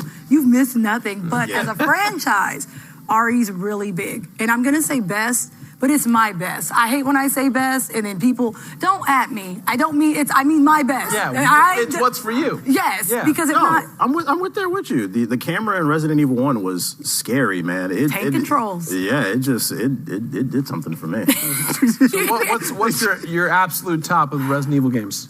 Ooh. 2, 3, 1. When you say 2, 3, 1, do you mean the original 2, original 3, I'm taking the originals. or remakes? Remake 3 was, we don't talk about that. It's a shame. It's a shame. It took me beating the game to say, we're missing a lot of game. Yeah. Like, we were doing things, I'm like, wait, but we didn't go over, and then we missed this part, and then it was over, and I was like, someone owes me $20. I'm going to be out. We were missing game. Okay. Yeah. But so I'm taking the originals always. Because that's when I was the most confused. It took me years to beat RE2. I didn't know where I was going. I didn't know what I was doing. It was before Google. I was just confused, looking for the clover key. I didn't know what I was doing. I will say, though, Resident Evil 2 Remake was really good. It's so good. I played the third one. Like, my chat trolled me into playing the third one, so it kind of left a bad taste in my mouth, and I never touched 2. What was the difference between 2 and 3, the remakes? I mean, a lot. a lot. Where do I start? That could be a whole segment in its own way, but the big difference is that Resident Evil 2, in my opinion, is a lot more faithful to what the PlayStation era was. And it also did a great job of modernizing a lot of the sensibilities of what makes Resident Evil in the current day so good. So it really feels like, I'd almost compare it to like Final Fantasy VII Remake in that way of reimagining what everyone loves from Resident Evil 2 specifically. Because that, hands down, in my opinion, is the Resident Evil game that everyone remembers. Yeah, I feel like 3 was a little it didn't really scare me. I feel like what makes a great horror game is the atmosphere. That's what, I feel like a lot of games they lean a little bit too much into action nowadays. Okay. And for me, that's why Dead Space was so great when you were walking through those hallways, in that you never, I feel like you can predict a lot of times when something is going to jump at you. And that's why I can't get into a lot of horror games. So when it sets the atmosphere and it's eerie and it's not something always coming at you, and it becomes more almost like a psychological game. Yes. You start spooking yourself out. That's a good horror game. That fear of unease, where it's I don't know what's coming, but it's coming, and it's going to punch me in the back of the head. That's fair. Those are some of my favorite games. And it's for those who have never heard of me, it's this girl has issues. And that's fair. It's not her enjoying the feeling of fear. I obviously have issues, but it's a good time. Those make for some of my favorite games, like Outlast. This long nightmare is not over. You have a commercial break and then more talk about horror games when we come back. Stay in the safe house and don't go anywhere. We'll be back with extra supplies in just a few moments. Pills! I knew you were gonna do it! Pills! Pills, anyone! Pills over here! Our story began in Waterdeep, the city of splendors, with a group of scoundrels. You'll be completely safe with me. I really do love you, but that was absolutely disgusting. A spider the size of a horse. I shouldn't have picked these bowls. In battle with a black dragon wormlet. You guys are happy. I'm the best lawyer you could hope for, and I'll tell you why. Whoever's making you look guilty is making me look bad, and I don't like that. I'm sure the truth will come out. The infinite remember all our past lives. We have fought one another for centuries. Leap of faith time.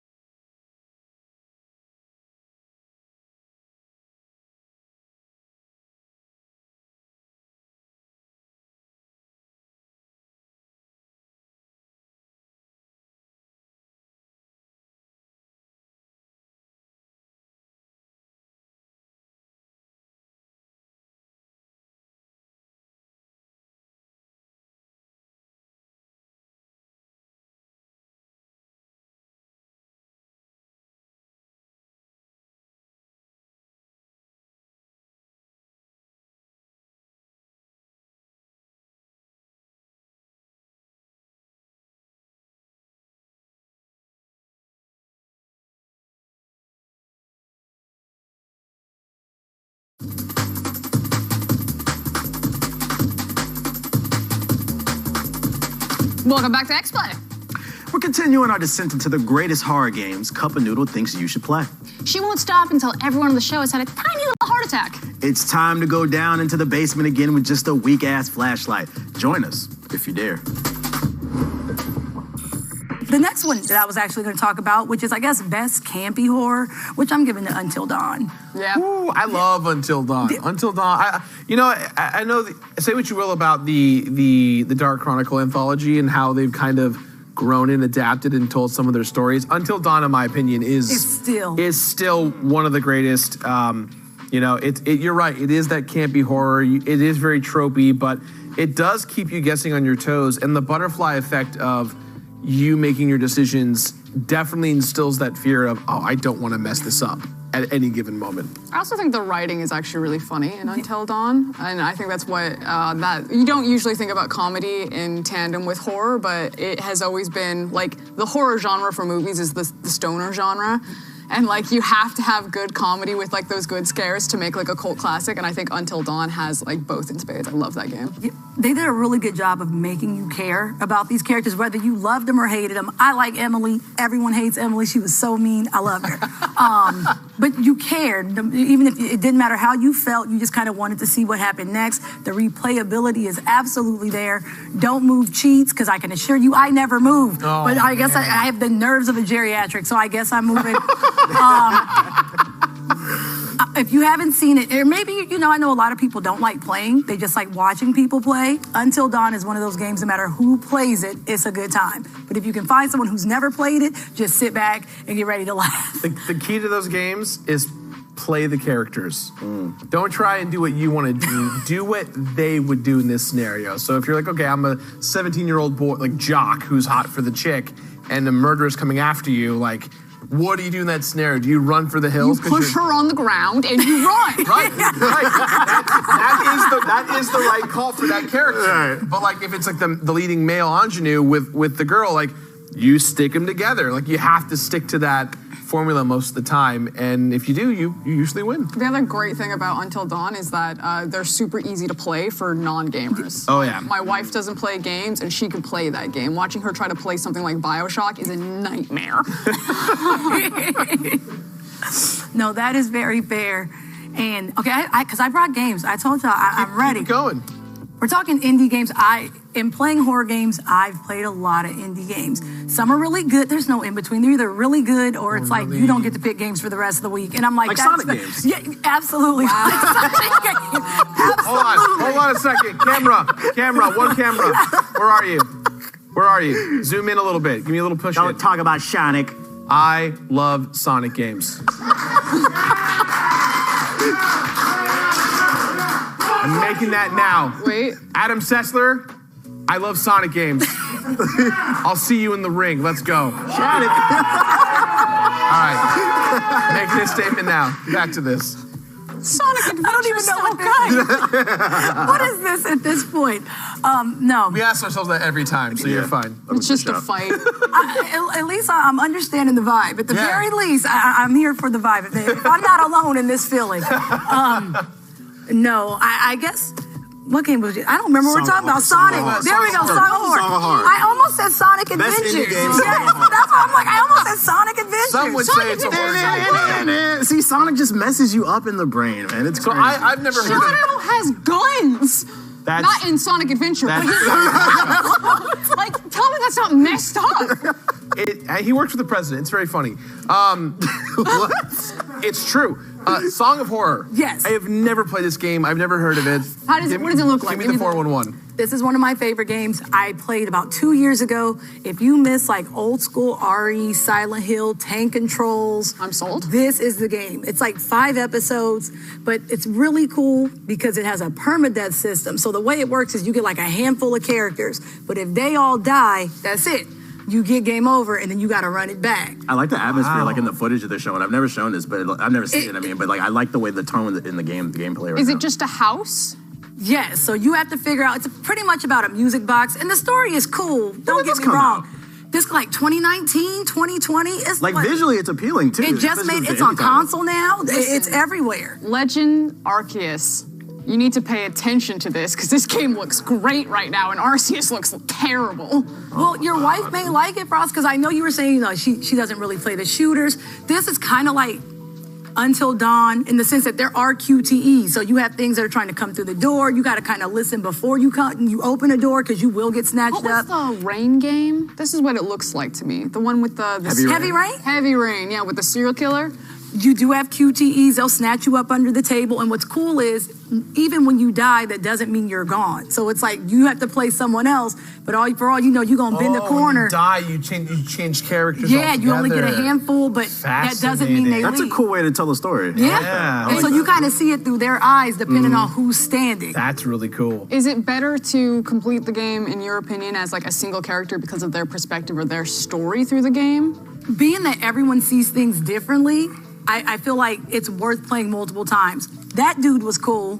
The cool thing about it is they all perceive each other differently. So you may lose one character and then you end up in a hallway and you see the character that just previously died. You can either run up on them and try to talk to them, but if they're not there anymore, they'll kill you and you don't know it. But they all have different cutscenes for how they interact with each other once they get snatched up. So just trying to see all the different ways you can die in this game and then like solving puzzles, because like I said, it's like RE or Silent Hill. You have like the QTEs coming in. The story's really good. I will forever praise Song of Horror. It's finally on console. If you haven't done it, definitely check it out. Marketing is important because I'd never heard of this game. See? I just sold it either. She just sold me. Yeah. You're welcome. Which camera? You're welcome. I'm just gonna point at all of them. Right? And that's our show. Thank you to Cup and Noodle for joining us. I will not sleep for the entire month of February. Thanks to your recommendations. Be sure to check out our content on Twitch, and you can catch the full X-Play live stream every Tuesday. We'll see you next time. Peace.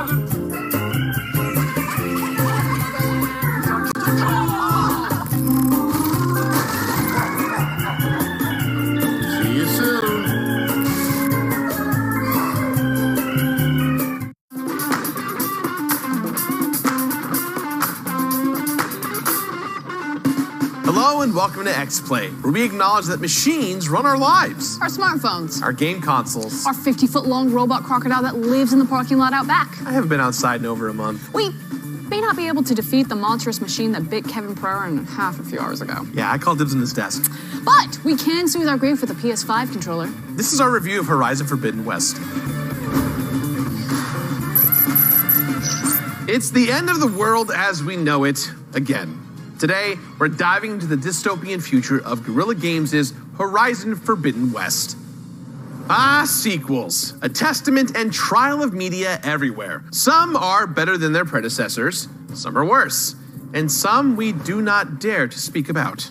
I'm looking at you, Speed 2 Cruise Control. Not even Tamura Morrison could make you good. But one of the most anticipated video game sequels over the last few years has been the follow-up to Horizon Zero Dawn, Horizon Forbidden West. Horizon Zero Dawn was a smash hit of 2017 and racked up over 50 award nominations ranging from Best Narrative and Best Art Design to Best Performance and Best Gameplay. Its dystopian setting, compelling gameplay, and story made it an instant classic. Also, we did a retro review of it back in November if you want to check it out after. But how does the sequel, Horizon Forbidden West, compare? After 5 years, does this next chapter capture the magic and expand upon the original? Or is it doomed to crash into the shore like a cruise ship out of control? Today, Gerard and I set out to answer that question. Wait, does that make me Sandra Bullock? No, I get to be Sandra Bullock. You can be discount Keanu Reeves or Willem Dafoe. This is Horizon Forbidden West.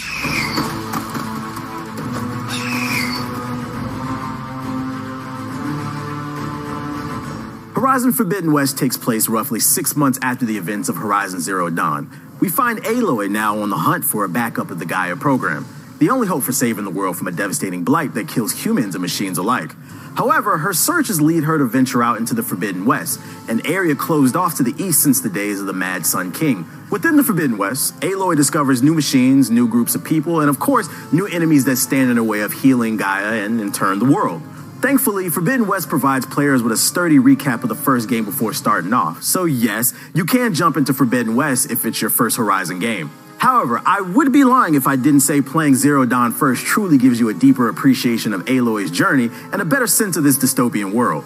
And speaking of Zero Dawn, one of my biggest concerns going in was if Forbidden West would be able to recreate the mystery and magic of that first title. Uncovering the secrets of Earth and Aloy was some of the best moments in the first game. And without giving anything away, the writers at Guerrilla Games definitely nailed the narrative shock factor in their sequel. Like its predecessor, the game has a bit of a slow start. But once you hit the main inciting incident, get ready for a serious ride. So much so that you'll find it hard to put this game down.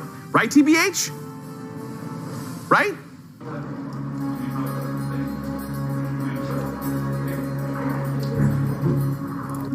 We find G4's resident shooter guy in his natural habitat. It would seem he's finally completed Horizon Forbidden West, and after hours upon hours of another open-world game, his mental health has begun to spiral out of control. Exploring the vast Forbidden West, collecting pieces of lore, and fighting giant robot animals can, well, do something to a man. The G4 shooter guy's perception of reality has been warped by the dynamic combat in Forbidden West. He has now become convinced that every machine in the office is his enemy. You need some change or... I'm trying to save the future. Sure. But some prey can't be resisted.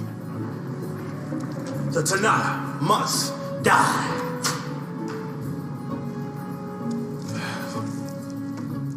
Corey.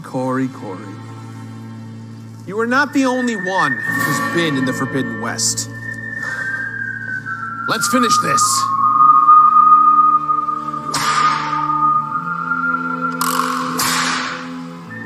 In the review. Yeah, so there's this one moment where I was on this cliff, right, looking down, Yeah, and I saw this huge robot. Horizon Forbidden West has a great balance of narrative across all areas of the game. Side quests don't feel tedious, dull, or unrewarding. Instead, each objective features compelling characters with stories of their own. There is no drop in quality between the two. While the plot can be bombastic at times, these side quests remind us of who Aloy is fighting for, all the people that live on Earth. But although the story will leave you craving more time with your PlayStation, it's hard not to feel like there are too many villains in this game. That should be a good thing, right? Well, without giving anything away, you essentially go through half the game without seeing either of the main antagonists for a long time. At the end of the game, you realize why there had to be so many antagonists in Forbidden West. I just wish they could have been more integrated throughout the middle of the game. Look, I'm a simple guy who likes some good villains to fight throughout a game. Like Kefka from Final Fantasy VI, or Willem Dafoe from Speed 2 Cruise Control. Yeah, he was in that movie. The sequel expands and builds upon almost every aspect of Zero Dawn. The skill trees are diversified and provide a lot of incentives to level up so you can try new abilities. On top of that, the Valor system is a stellar addition that blends flair and function. You're rewarded for strategic gameplay with points in your Valor Surge meter. Once it's full, you can unleash a variety of abilities that can easily turn the tide of battle. Want a more defensive boon? There's a Stealth Valor for that. Or do you want an offensive blast that will knock your enemies out? There's a Valor for that too. The resources and storage system also see a massive improvement. Aloy is no longer restricted to only carrying around a certain amount of materials at any given moment. Any extra resources you gather are immediately sent to your stash, a system of storage containers that are accessible at various shelters and settlements across the globe. Sadly, the one feature that still doesn't feel improved for me was the melee combat. For a hunter that's light on her feet, Aloy still feels heavy and wonky when swinging her spear. Valor skills like Radio Blast help to add to the spear's impact, but overall, melee moves were not what I gave my energy to in the game. The best use of the spear is honestly when you're overriding a machine or silent striking an enemy from the shadows. See, this is where I'm gonna have to disagree with you pretty harshly, TBH. Once I leveled up the warrior skill tree, melee combat changed the entire game for me. By fully unlocking all of the spear combos and melee buffs with the warrior skills that had to be offered, Horizon Forbidden West can become a completely different game, not dissimilar to something like God of War or Dark Souls. When Aloy commits to a melee swipe of her spear, she leaves herself wide open. You as the player either have to follow through with that attack or dodge out of the way.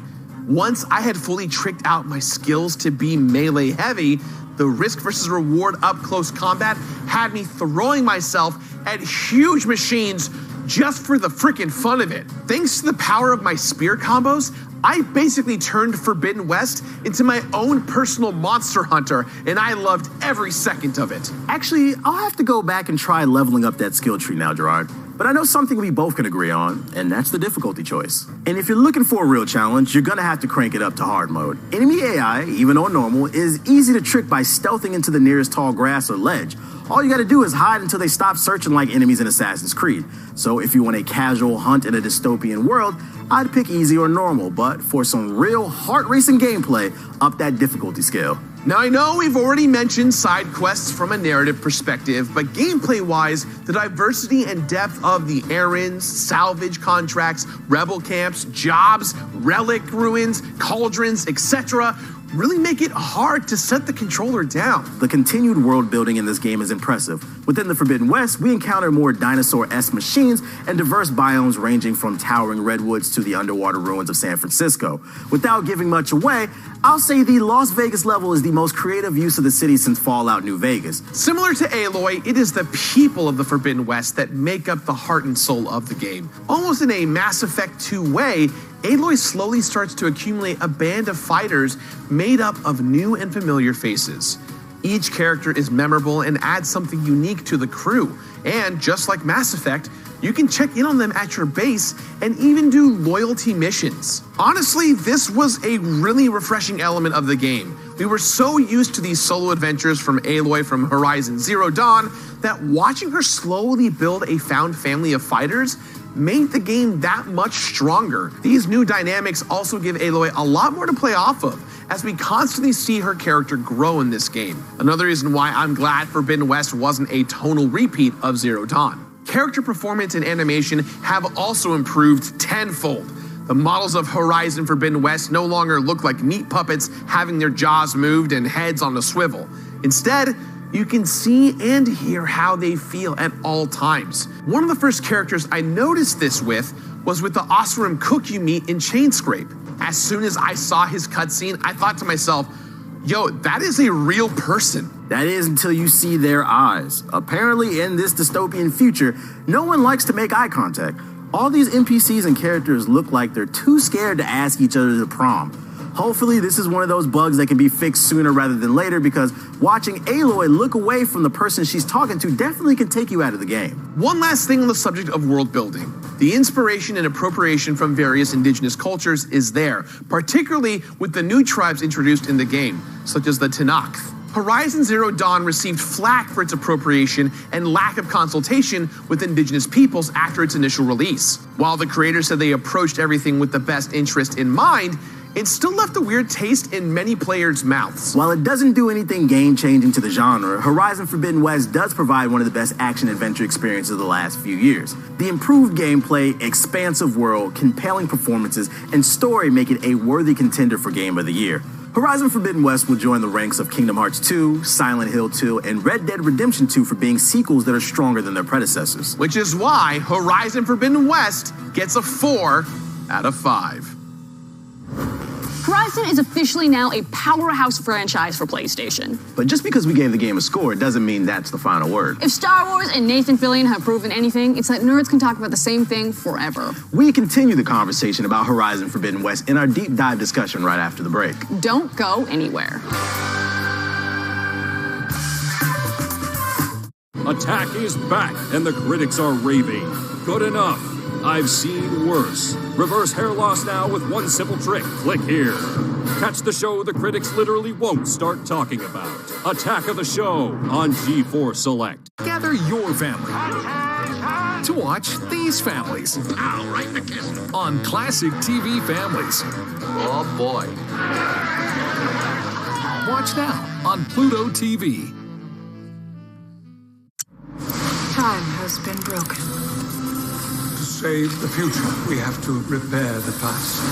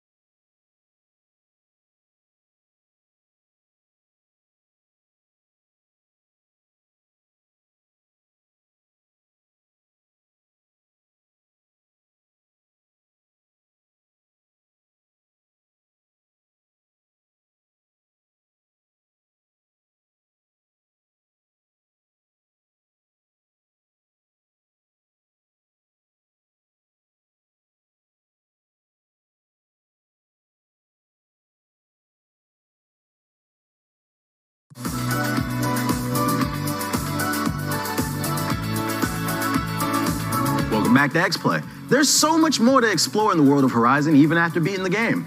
Like the Forbidden West itself, X-Play discussions are full of deadly monsters and magical moments of discovery. Which also describes trying to find something to eat in the staff refrigerator. Wait, TBH, you're only supposed to eat the things that you brought to the fridge. It's not a free-for-all. Ah, well, for every bland pre-made grocery store salad with the name Karen written all over it, there's a Tupperware full of delicious home-cooked carnitas. Those were my carnitas. It feels good to live off the land. What the hell am I going to eat now? This very question puts you in the mindset of Aloy, struggling to survive in the unforgiving world. Frosk would never steal my lunch. It has to be you. Check out our in-depth conversation of Horizon Forbidden West right now. What the bro? You'll get over it. The Horizon series is just one of the many creative dystopias gamers have been able to explore throughout the last 30+ years of gaming. So, to talk about some of our favorite dystopias and what makes a great dystopian story and setting, the Black Okage and I have invited Frosk to join us. How's it going, Frosk? Good. I'm super excited. I love dystopia, so get me in. So let's just start out the gate. What is your guys' favorite dystopian game, and what is your favorite dystopian setting, if they're different? Ooh, okay, so I know that Final Fantasy VII probably doesn't. It's like right on the edge of like a dystopian game. I would say it's more a little, of like a fantasy, it's a little sci-fi. high fantasy, cyberpunk-ish. What about you? I'm a big Fallout fan, specifically 4. I know that's not everybody's favorite one, but I enjoyed it the way they did dystopia for the simple fact. I think what makes it great is the people. And how they kind of evolve to like this new world. I think if you have a great cast of characters, the sky's the limit in terms of imagination. And I think that's kind of what made Fallout 76 not very good, because the cast of characters wasn't there. You're just kind of walking around this desolate world. And it's like at the end of the day, it's a game. It's supposed to be fun. You kind of want to, even though it's desolate, you still want to have that element of wanting to explore. And I think that's what the Fallout 4 did for me. Yeah, I think for me, I would have said Fallout New Vegas, just because I love the desert setting. I personally love the idea of Vegas in games. There's even a bit of a little Las Vegas moment or two in Horizon. So, like, you know, anytime you can kind of revisit what used to be a city like Las Vegas and, like, what society used to be like with things like, you know, bright, fancy lights and cars and whatnot. That's always my kind of favorite thing to go in on. I think that's what made Forbidden West so great, too. Some of my favorite moments in the game had actually nothing to even do with the main storyline. It was exploring the world and just seeing a big-ass airplane in the middle of the ground, and then, like, you find, like, a black box with an audio log, and it's like, oh, we're going down. Like, so now it's playing into your imagination. It's like, wow, what really happened? And then you're like, damn, I want more. So then it encourages you to explore that world more, and I think that's what speaks to me. It feels like Aloy knows what humans were like before this all happened. So to have the characters just frequently go, what's this thing? Like pointing at a car trunk, not knowing what it is. And these people have like not experienced that. It just kind of reminds you how far this world has evolved. Aloy is dealing with this new world and understanding it while still battling the old world that she came from. Like, her friends are constantly telling her, oh, what's this? Oh, that's not how it's supposed to be, because they're kind of ignorant to what's going on while she's still learning and open to these new things. And I thought that was really fascinating to see these two worlds collide and her trying to find a way to mesh those worlds together because she believes in both. It's actually a great segue for our next question. What makes a memorable dystopian game to you guys? Is it characters? Is it the world building, the atmosphere? I mean, all of those things are obviously going to be important. I think you guys kind of touched on, to me, what the most important thing is, which is having that built-in vocabulary and understanding with the audience that they're kind of on the inside joke to what you're pushing as far as you can go. So for, again, like Cyberpunk, it's for the sex worker industry, they've turned into dolls and brain dances, and it's kind of like, you know, you have to associate and know kind of like, what is our world right now? How do we view things? Now, what would it look like, you know, hundreds of years in the future? And I think that's when dystopian novels, games are at their best, is it's always relating to now, which is why I think what it sounds like from you guys that Horizon is being so successful, because it is putting you guys on the inside of that joke, even though you're experiencing it through the lens of the characters. Yeah, you know, I think, I don't know if this really counts as dystopian, but it's when I think of a world that's encapsulated within itself, right, where it came from a place it used to be, but still has the sensibilities of rooted complications of political and society-based movements, is BioShock Infinite. You know, obviously it's not really. I mean, I guess you could argue it is a bit dystopian in a way. I think it definitely fits dystopian, because you're still pulling, like you're saying, on like the pillars of society. And I think it always comes down to trying to define in whatever prism that you're looking through, what is humanity? Right. There's something about the world of I mean, obviously with the first few BioShocks, right, you're underwater, you're seeing what this world was, where it's been, but with Infinite, you're in the sky and you're seeing this kind of this new world exist. But there's still things like racism and political corruption and laws and you know, treating people with respect, but also killing people and stealing. Right? It's almost like we've learned nothing as a society, and I think that's what makes a dystopian setting so fascinating. Is that even when it's a primitive thing like Fallout or even Horizon, they're still like, all right, even though we have nothing, we still have to have some form of structure as a society in order to have a future together. So our next question is, if you had to live in your favorite dystopian game, what kind of person do you think you'd become, and how would you survive? Okay, I think I would be part of the Mox gang. So there's different gangs. I'm looking at Gerard because he hasn't played it yet. Yeah. There's different gangs within the universe. The Mox Club took over this bar called Lizzie's. Lizzie's was basically the sex workers club.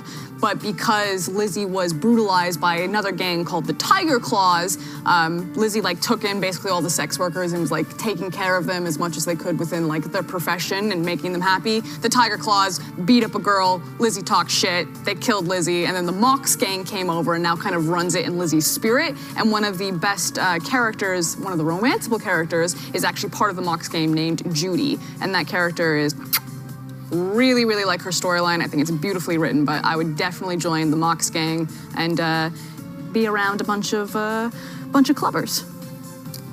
That checks out. That's exactly what I think you would probably gravitate towards. How about you, Corey? I think if I were to survive in a dystopian future, I would become a super mutant in Fallout, which is my favorite dystopian game. You go straight for the, you're like... Yeah, hear me out.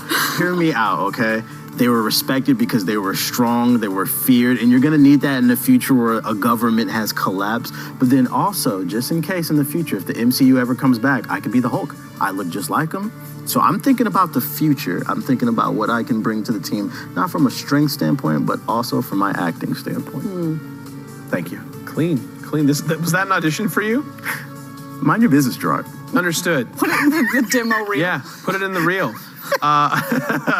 For me personally, I don't know if I have a specific world that I would try and gravitate towards, but whatever world I would end up joining, whether it be Fallout or Cyberpunk or even, BioShock Infinite, I would be the guy that accidentally creates a need in the commerce of those worlds, and then that's where I would exist in my little corner and hope that nothing bad happens to me. Like, if we're talking about Cyberpunk, I might create a chip that like makes it so that everyone can just not worry about cell phone reception.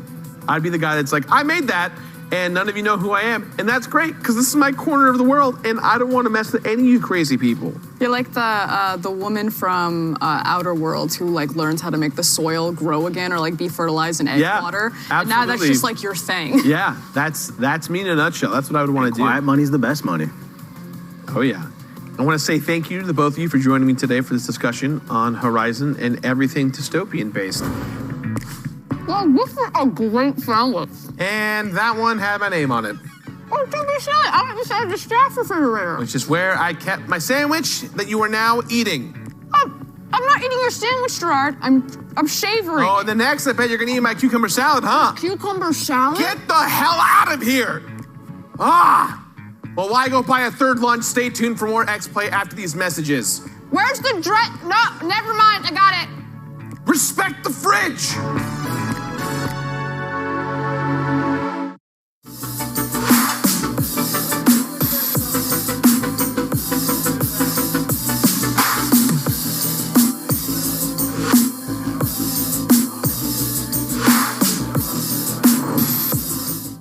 I'm the best lawyer you could hope for, and I'll tell you why. Whoever's making you look guilty is making me look bad, and I don't like that. I'm sure the truth will come out. Today you're risking everything to save others. Nothing's more Starfleet than that. Stream with your family.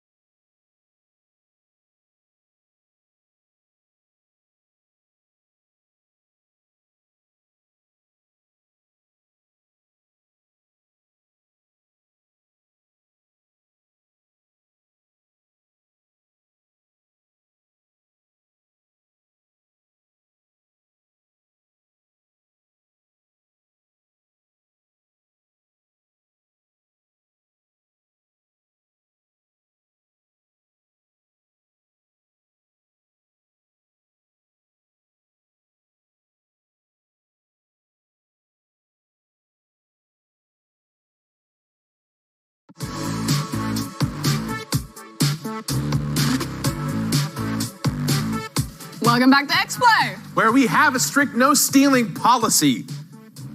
Unless it's one of those robot dinosaurs stealing my heart. Which is just weird, but I guess we're here for weird. Check out this next segment. You won't regret it. I already do. It wasn't your sandwich. It was my sandwich.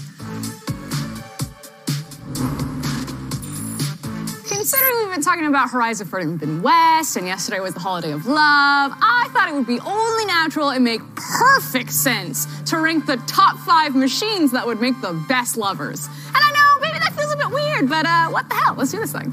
Wait, you're about to rank romance options as machines? I am not letting you do this alone. I am getting in on this. Run!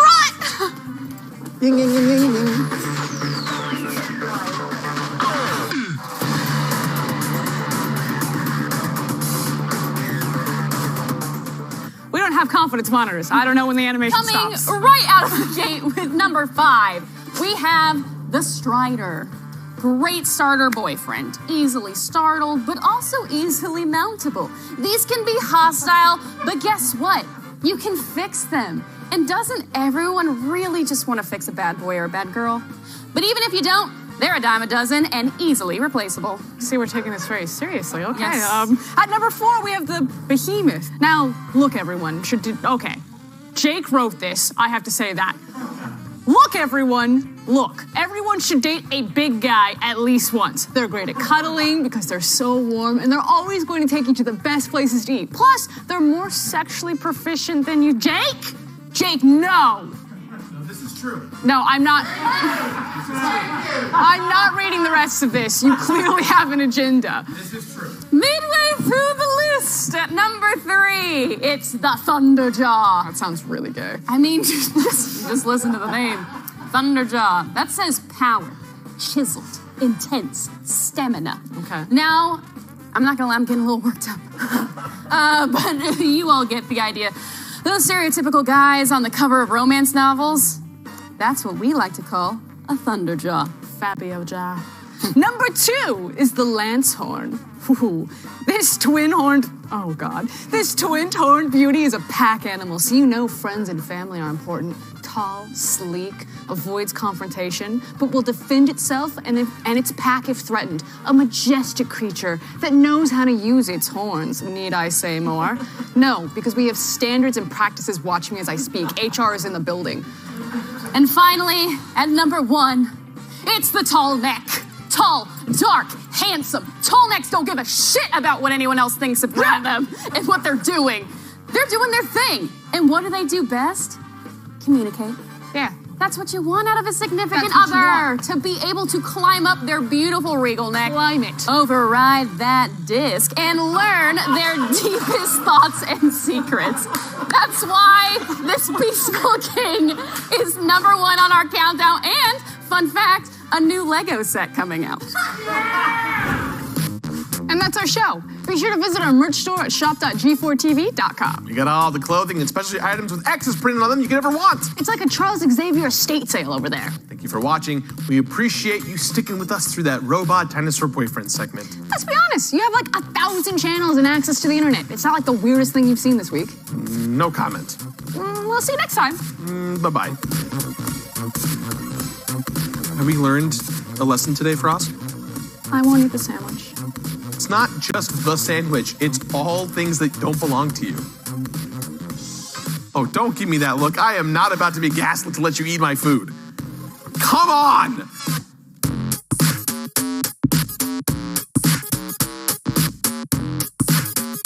All right. Here we go. Space Jam DVD, Space Jam DVD, Space Jam DVD, Space Jam DVD, Space Jam DVD, Space Jam DVD, Space Jam DVD, Space Jam DVD, Space Jam DVDs, Space Jam DVDs. Alright.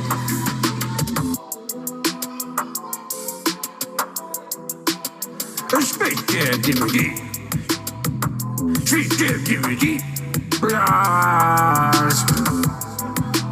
Space Jam DVD. Space Jam DVD. Space Jam DVD. Space Jam DVD. Space Jam DVD.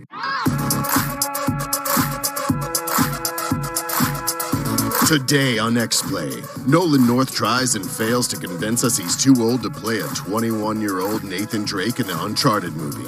The real reason is he's too damn handsome. Plus, Nintendo drops a bomb on Gerard's heart called Mario Strikers Battle League. And for our finale, we review Horizon Forbidden West. We love it so much we're trying to figure out which robot dinosaur makes the best boyfriend. It's game time!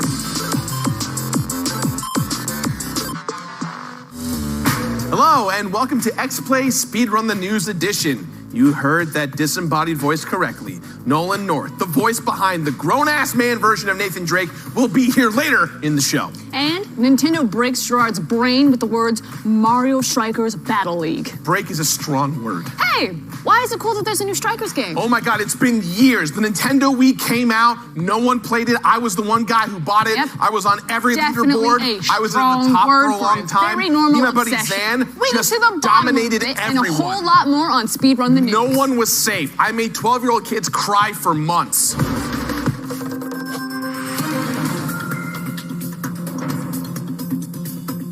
Welcome to Speedrun the News, your daily dose of everything happening in the gaming world. Speedrun for your pleasure.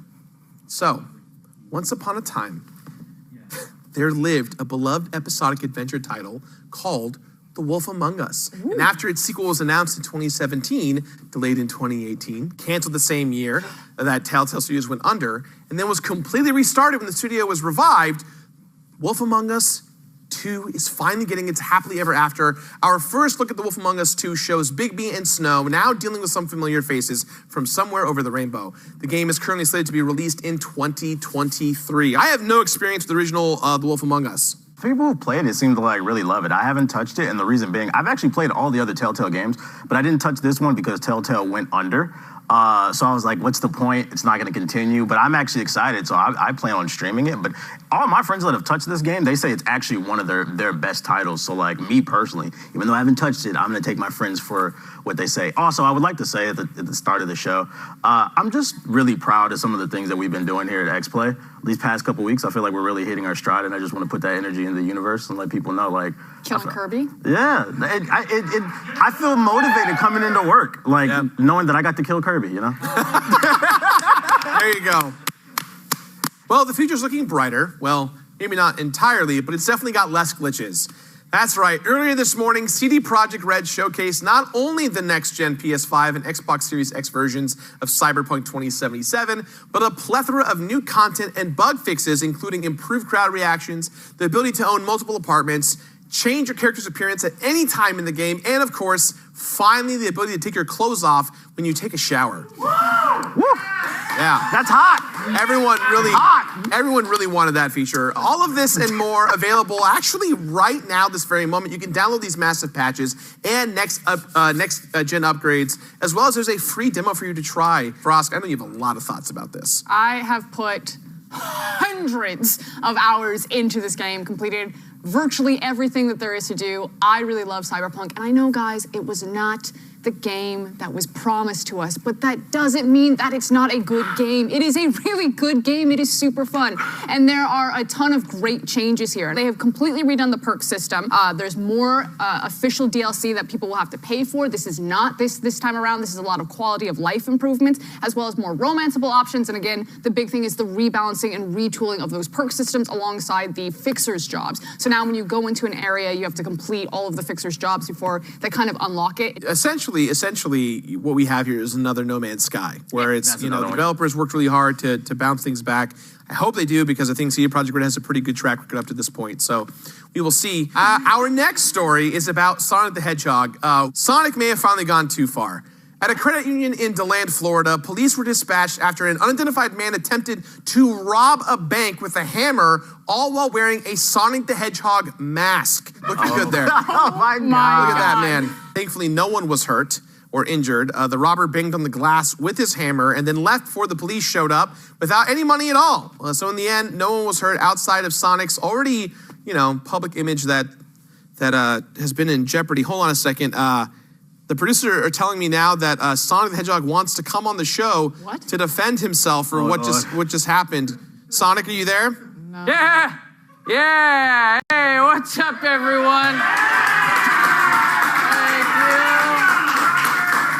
you. It's me, Sonic the Hedgehog. Me. Yep. That, in fact, is... I heard what you were saying, Gerard. Yep. And I ran over here as fast as I could, which, as you know, is incredibly fast. Mm-hmm. But only one thing travels faster than me, and that's gossip, okay? I can't have people out here associating my good name and appearance with criminal acts like this, all right? I have a movie coming out soon, and there's already enough stuff on the internet that could get me canceled. But the studio has made it very clear that from now on, I just have to maintain a wholesome image, as wholesome an image as possible. Hey, wait a minute, Sonic. Didn't the studio have to spend a bunch of time and money on the last movie just to make things less terrifying? Sure. Okay. Thanks for bringing that up. Yeah, that's true. All that hard work obviously paid off. I mean, look at me. I look great. All right? Yeah, that's really something, Sonic. It would be a shame to let all that work go to waste just because some loser from Florida decided to tarnish my good name, okay? Wait a minute, though. He was wearing a mask, so how do we know that it wasn't actually you? Wouldn't wearing your own face be the perfect way to deflect suspicion from yourself? Oh, shit, that's true. Mm-hmm. How dare you? First of all, I would never step foot in Florida, okay? When I do laps around the entire circumference of the world, I specifically go around Florida because even a fraction of a second in Florida is too much time in Florida. Recently, I've been spending time in the Ukraine. Sounds like we are really beating up Florida today in today's episode. And secondly, I'm shocked and appalled that you would even suggest I'd associate my franchise with such a horrific act, okay? The new Sonic movie is all about wholesome fun, like sucking down chili dogs and fighting inexplicably sexy echidnas. That's exactly I can't be held personally responsible for every horrifying piece of Sonic fan art, okay? I promise you, one lunatic with a hammer doesn't automatically make me a criminal by association. And besides, if I wanted to rob a bank, I'd be way better at it than this guy was, okay? I'm the fastest creature alive. Do you have any idea how good at crime I'd be if I wanted to? Yeah, Sonic, maybe you should stop talking about all this I spend all my time collecting rings to save this ungrateful world, Gerard. When I could easily go through every jewelry drawer and steal every ring on the planet in less time than it's taken me to do this interview. I could do so much crime, you wouldn't even have any idea that I've robbed thousands of banks. And if you keep associating me with incompetent criminals like this guy in Florida, then you might find out that any emerald can be a chaos emerald if you fling it through someone's window hard enough. Jesus Christ. Or so I've been told. But I wouldn't know. So go see Sonic 2, coming soon. Good, appropriate fun for the whole family. That's the Sonic promise. Beep, beep. Wow. He definitely robbed that bank. Thank you, Sonic. Where's he going? Thank you for joining us. We're going to be right back after this break. Don't go anywhere. Sonic, you can leave if you want. Hey, someone grab the hammer from Sonic. Bam, bam, bam, bam, bam, bam. Hello and welcome to...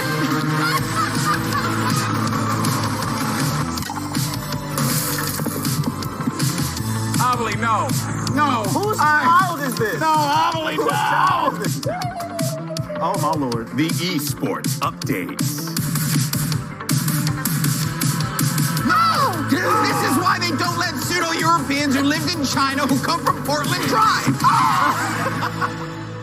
Hello, Patriots. She's very smart, strong, and independent woman.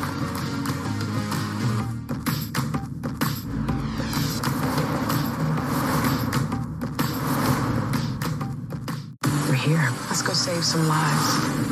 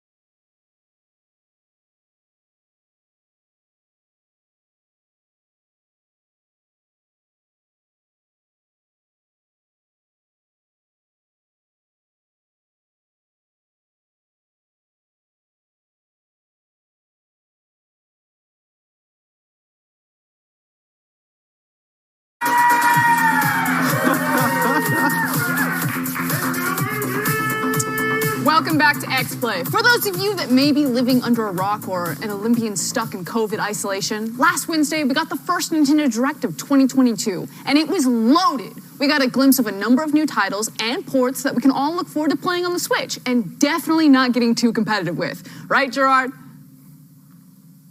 Now we all... Thank you, Lisa. Now we all haven't had the chance to sit around and talk about our favorite announcements from the Direct, so let's do that now. TBH, why don't you start us off? All right, so the game that excited me most from the Direct was Super Mario Strikers Battle League.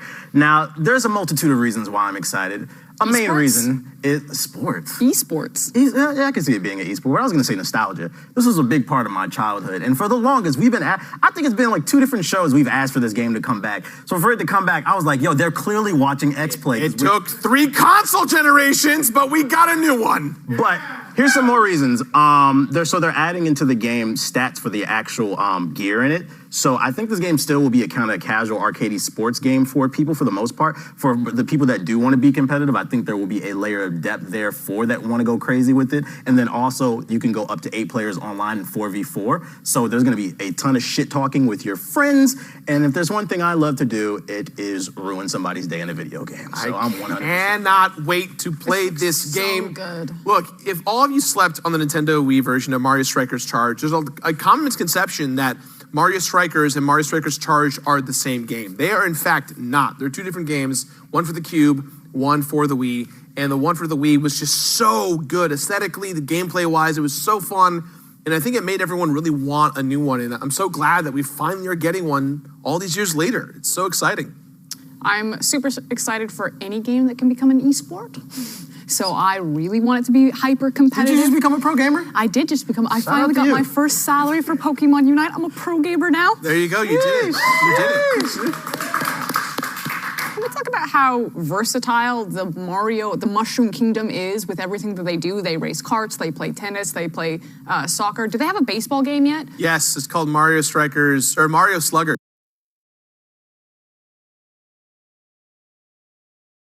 That has been... Think of how many TVs were... I don't even know how that game played, and I can just imagine the kid with the Wiimote right into the 4K. You almost put my eye out, Frost. What the hell? I could be wrong, but I think there was a GameCube game and there was a Wii game, and both were very fun. Not the greatest, but I'd love to revisit them. What game are you most excited for? Oh, man. Well, I mean, obviously, I'm very pumped, like Corey, for Mario Strikers, but... I will say the game that's next up on my list is Kirby and the Forgotten Land. This thing is so exciting. We're actually not that far away from this thing's release. In this most recent Direct, we learned a lot about what Kirby can do with his mouth. The throat goat. Let me tell you, the throat goat is real. There are so many memes. Look at that. He ate a car and became the car in mouthful mode. Very fascinating stuff. I cannot wait to see what comes of The Last of Us mixed with Kirby. This is incredible. Did they stretch him over a machine? He became a vending machine. And then just put feet on him. Cone mouth. That sounds awful, but he's cone mouth. It's like his Ultra Instinct form. You know, before he would suck stuff up, it would give him like a super little boost, like Super Saiyan. This is Ultra Instinct throat right here, and I'm for it. I'm for it. Ring mouth. Look at this. This is very weird. Very light bulb mouth. Just it's gonna get worse and worse, and I'm very excited. Arc mouth. Like it's nuts. Somehow Kirby always manages to be adorable, but I'm sure that there's fan art out there that has teeth. I can't imagine Kirby with teeth. We've seen the foot art. There's got to be teeth art, I'm sure. I think regardless if you're excited for the game or not, I think this is what makes Nintendo great for the simple fact that they're not afraid to take chances. It's silly, it's goofy, but whatever. Too many games are too serious, and I'm here for it. I'm trying to see how, as much as I can swallow, I'm trying to play Vacuum Simulator. I'm for it. And finally, there's one game that I am hyped for. It's Chrono Cross Remaster. Okay. Yes. Okay. This one, the Fire Emblem one opened it up because when we were asked this, we were supposed to be like our top 3 games or announcements that we were super excited for. And I saw the Fire Emblem one. I was like, that's going to be the one. And then I was outdone when they showed Chrono Cross. So I'm super. Have you guys? I know Gerard, you've played it. Oh yes. Here you go. Y'all about to judge the shit out of me. Okay. Yeah, I am judging you a little bit. Yeah. So, is this a total remake, like in terms of like the mechanics, or are they just? No, it's a remaster. So it's very much like a PlayStation 1 game being ported to current consoles. Okay, I'll play this version when it.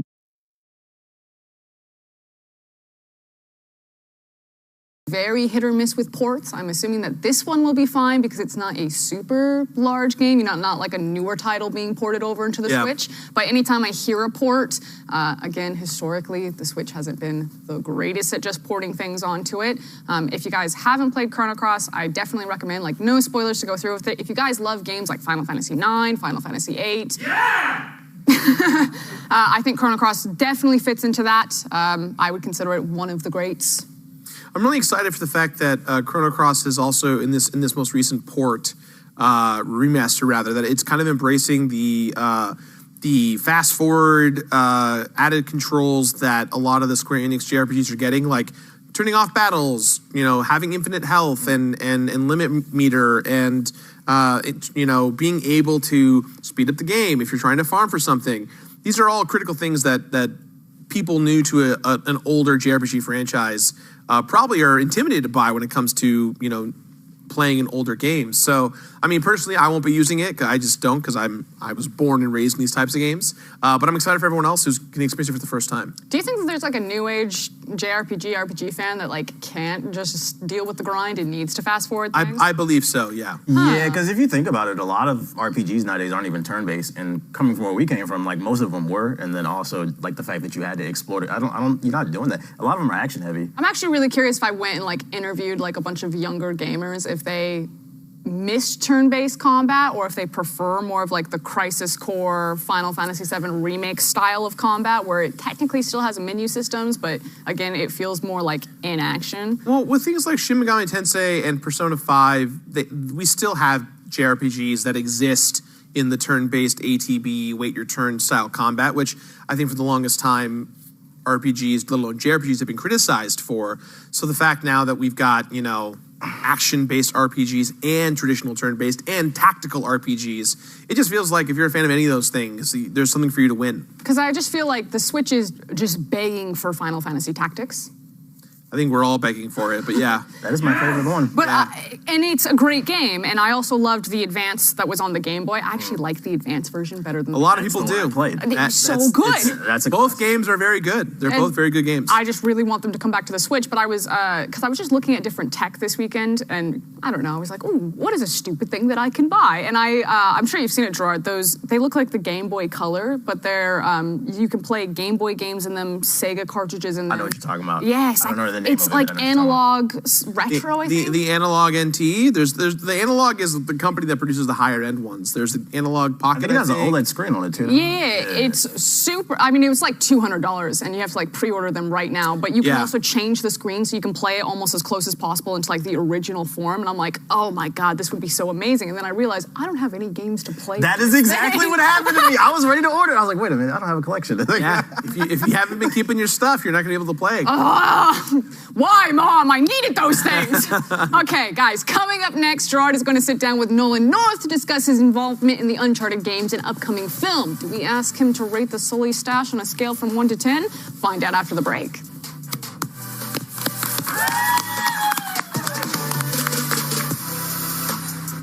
Our story began in Waterdeep, the city of splendors, with a group of scoundrels. You'll be completely safe with me. I really do love you, but that was absolutely disgusting. A spider the size of a horse. I shouldn't have picked these bowls. In battle with a black dragon wormling. You guys are happy.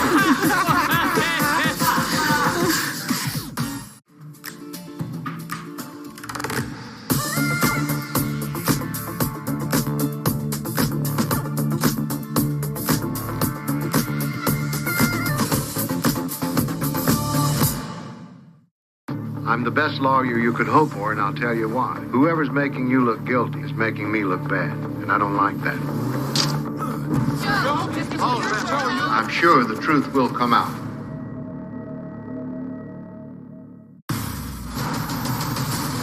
Spoiled in Serie A this season. Trying to catch us. What's the story? You ain't gonna never stop.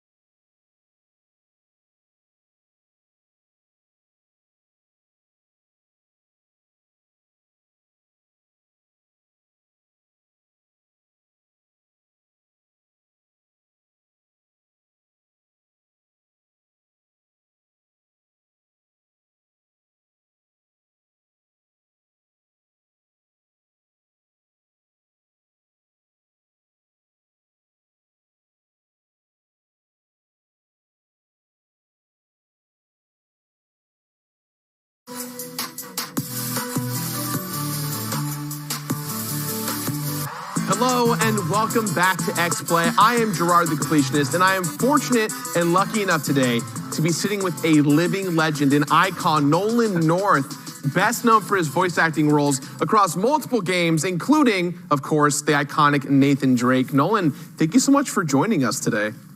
Oh, thanks for having me, bud. Appreciate it. So what has it been like to embody such an iconic character as Nathan Drake over the last decade or so? It's the role of a lifetime. I think every actor dreams of, being cast in something like this. It's my Indiana Jones, my Han Solo, whatever, my Harrison Ford role. It's that thing that is just you dream of. When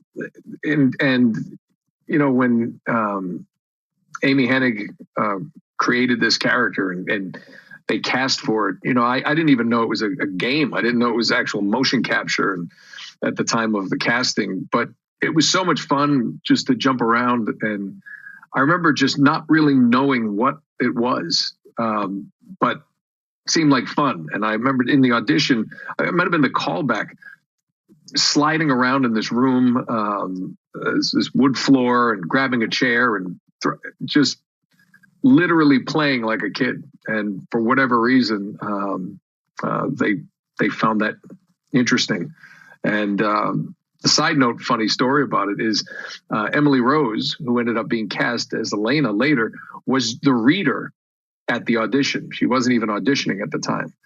And I don't know, I guess maybe they saw something between the two of us that worked. And she went on to book that role as well. So it was kismet, and it's been a privilege, been an honor, and it's astounding how many people around the world have taken to this character and to this franchise, and to be a part of it is just as rewarding as it gets. You bring so much to the character, and I think I think everyone at large had that mindset of, oh man, is he going to be in the film? Is he the voice? And obviously, Tom's the character, but I think you are synonymous with Nathan Drake, and that's got to be something special for you.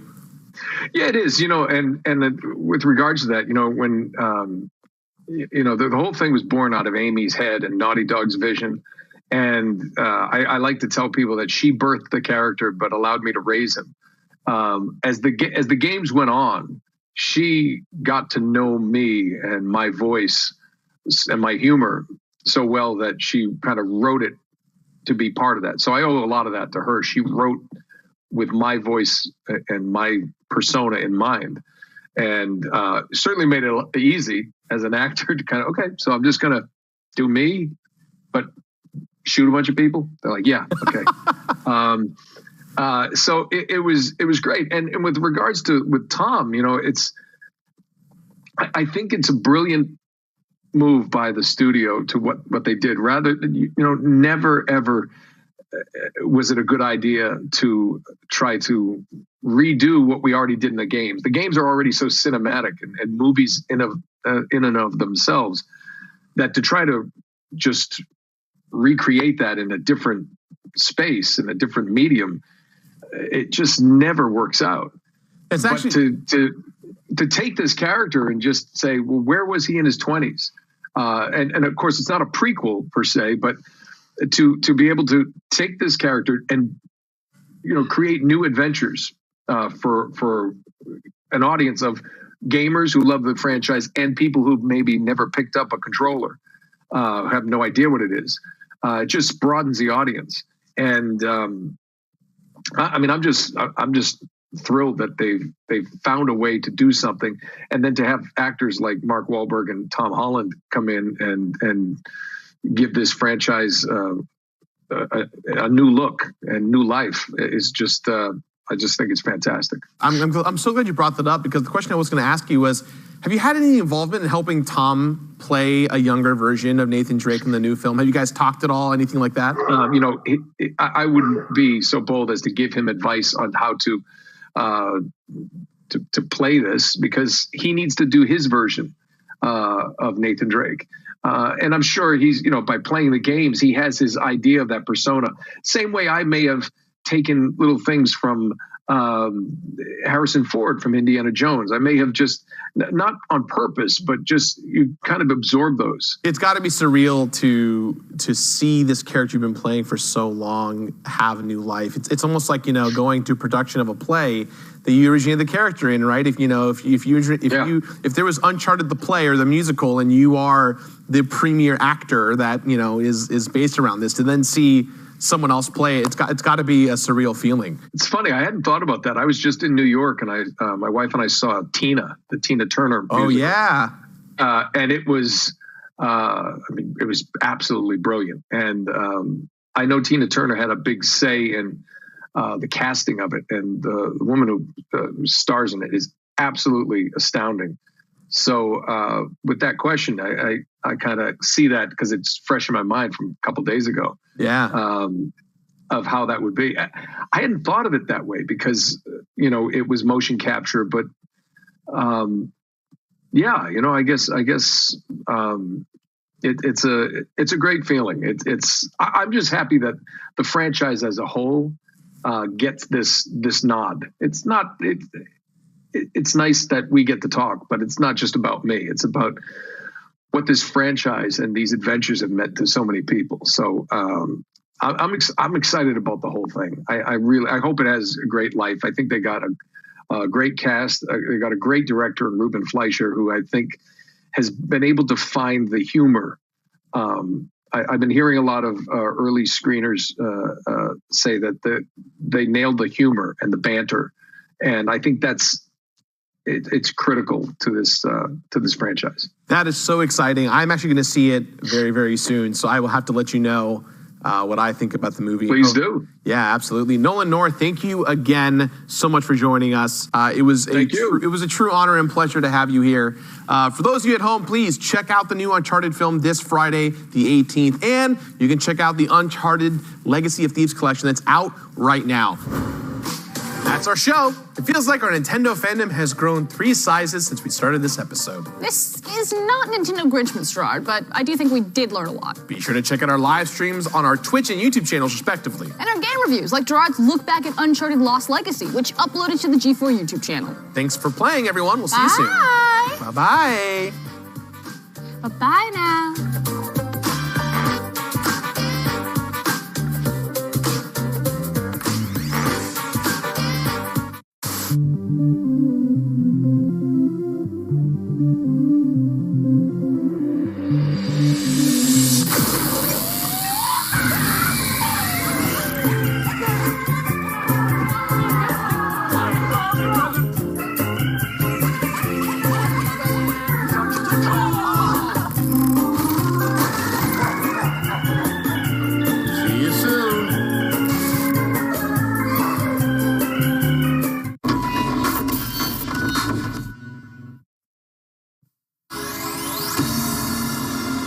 From the land of the rising sun, 100 determined athletes have accepted the challenge to become Ninja Warrior.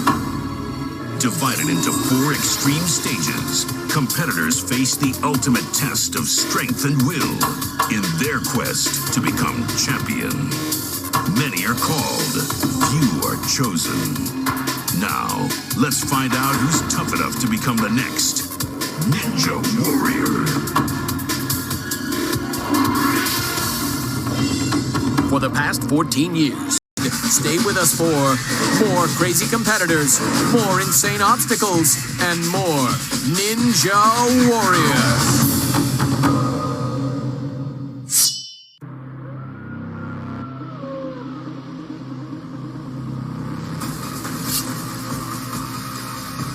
Indie horror games are weirder, more disturbing, and frequently more terrifying than anything out there from a major publisher. So we're mixing things up with a few hidden gems. So right out the gate here, we have an independent psychological horror game from Sad Square Studios known as Visage. If you've ever had the deranged desire to wander through an actually haunted house for a few hours, this will scratch that itch. Fans of Eternal Darkness, Sanity's Requiem will enjoy the game's sanity meter. If you let it drop too low, the game unleashes more intense scares. Next up, we have Yuppie Psycho. You play as Brian, a degular guy who gets a job offer at a fancy big company. The job just so happens to be finding and hunting down a witch. The pixel art adds a bunch of nostalgia, which is a horror all its own. The writing is also very funny if you like a blend of ha-has with your ah!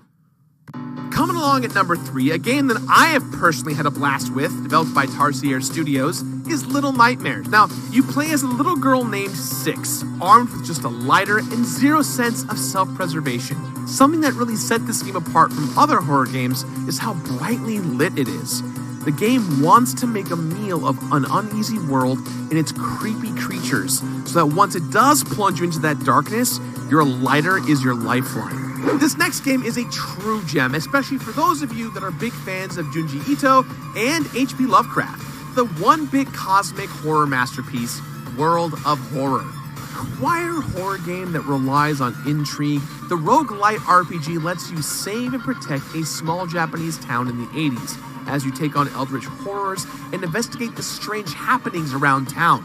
The chilling chiptune soundtrack immerses you into its world completely. At number 5, from Playdead, the creators of the spooky ooky Limbo, we have Inside. You're not really given a lot of information at the start. You often feel confused and helpless, which is not at all a feeling we relate to after spending a year and a half indoors, am I right? The stunning art style and beautiful animations make Inside very replayable. I highly recommend not spoiling too much for yourself before playing this game. For number 6, if you're nostalgic for the gentle hum of a CRT screen, we have the episodic horror game Stories Untold. It's blended the text-adventure gameplay we know and love from the days of playing Oregon Trail in the school computer lab, and the horror anthology feel of the Twilight Zone. Because you're typing on computers a lot in the game, it truly immerses you, the player, into its narrative, keeping you on the edge as you solve puzzles and progress through the story. If the 2D horror from the earlier mentioned Yuppie Psycho piqued your interest, then you're going to love Lone Survivor from the folks at Super Flat Games. This is a genuinely haunting, pixelated survival horror game where you wander around an apartment complex hunting for resources to stay alive among the mutants roaming the halls. It's a quick game, but after the ending, the game lets you know what choices you made and how it affected the story, which makes it easy to play through over and over again. At number 8, and a personal favorite of mine, from Supermassive Games comes The Bloody Good Time Until Dawn. This is a game made by horror lovers for horror lovers. What's better than being terrorized in a cabin in the woods? It's like moving through a slasher movie, and every choice you make decides how many of your friends you want to save. At number 9, we have a deep cut you can download right now at itch.io, which is itself a treasure trove for indie horror games. Anatomy. Kitty Horror Show is a game developer that doesn't rely on jump scares to deliver fear, but rather weaponizing atmosphere. She takes subversive looks at the familiar, making Anatomy a haunted house game unlike anything you've ever seen before. It's chilling, surreal, and really makes you think about why the things that scare you in the first place. You may have realized by now that we love a sanity meter around here, so at number 10 we have Amnesia Dark Descent from Frictional Games. My god, this game is scary. I mean, really scary. Like, throw my controller as a form of self-defense scary. You have no weapons to defend yourself, so it's all about running, hiding, and figuring out puzzles to stay alive and to stay sane. Next up, the fine folks over at Blooper Team do an excellent job of making you scared of a paintbrush with our next entry on this list and one of my personal favorites, Layers of Fear. This game, like the paintings in it, is a masterpiece. You start to doubt yourself as you explore the home of a failing 19th century artist. The world is undeniably cool, which makes you want to explore it more, despite how much terror lurks around every corner. Once again, on this list, Frictional Games are so good at making us all collectively wet our pants, we have their follow-up to Amnesia, Soma. Science fiction and horror are basically the peanut butter and jelly of genre mashups, and this is one spooky sandwich. It preys on my very specific fear of waking up in a dark underwater research station and being chased by killer robots. It's a great story with incredible voice acting. And last but not least is the devastating work of art, Detention. Detention draws on Taiwanese folklore to tell a story set in 1960s Taiwan, set under martial law. I guarantee you've likely never played anything like this. Detention's story is truly unexpected, and the choices you make throughout affect which of the two endings you'll get. The stealth elements keep you on your toes as you pick up clues to figure out why your character woke up alone in the school auditorium. And that's that. Celebrate Friday the 13th with these indie darlings. Jefferson! I asked for that coffee like 10 minutes ago. Where are you?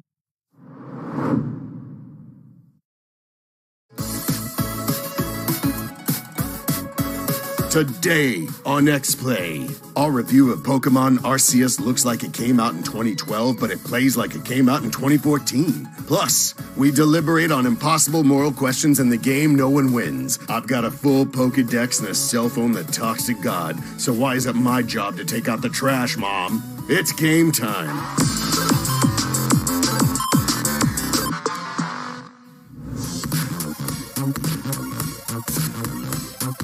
Hello and welcome to X-Play. Today on the show, we meet God. No, not God, because if that happened, then we have severely underpromoted this episode. We mean Pokemon God, and they're ready to possess your cell phone and take you back to a time all the way when there wasn't a Pokedex yet. So the year 1995. Truly a time of miracles. Check out our review of Pokemon Arceus.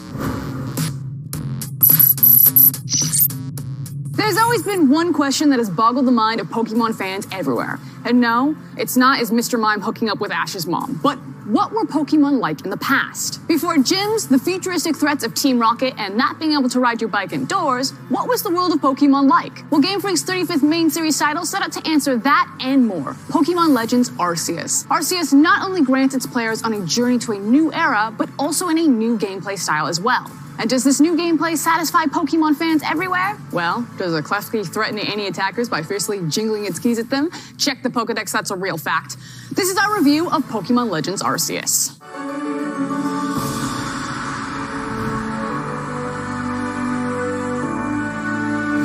Arceus takes place in the Hisui region before the very idea of Pokemon trainers even exists. Your character is teleported back in time through the Time Rift with little to no memory and dropped down the doorstep of Team Galaxy in the Jubilife Village. In exchange for shelter and food, you team up with the Galaxy Team's Survey Corps branch to complete the first ever Pokedex to help bring peace to the region. Due to your character's unnaturally gifted ability to catch Pokemon and approach them without fear, you are the go-to member for quelling frenzied noble Pokemon throughout the region to assist the local Pearl and Diamond clans, which, if you're a fan of those original games, you'll be seeing several familiar faces. Along your journey, you meet every anime stereotype known to man and work to solve the mystery of the Time Rift, which has apparently happened twice. Honestly, knowing that this game was set in the past, this was not the story I was expecting.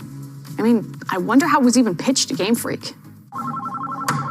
Okay, you two are my best writers. We have a new game, Pokemon Arceus. I need a way to get them directly into the world to hype up our biggest franchise. So, What do you have?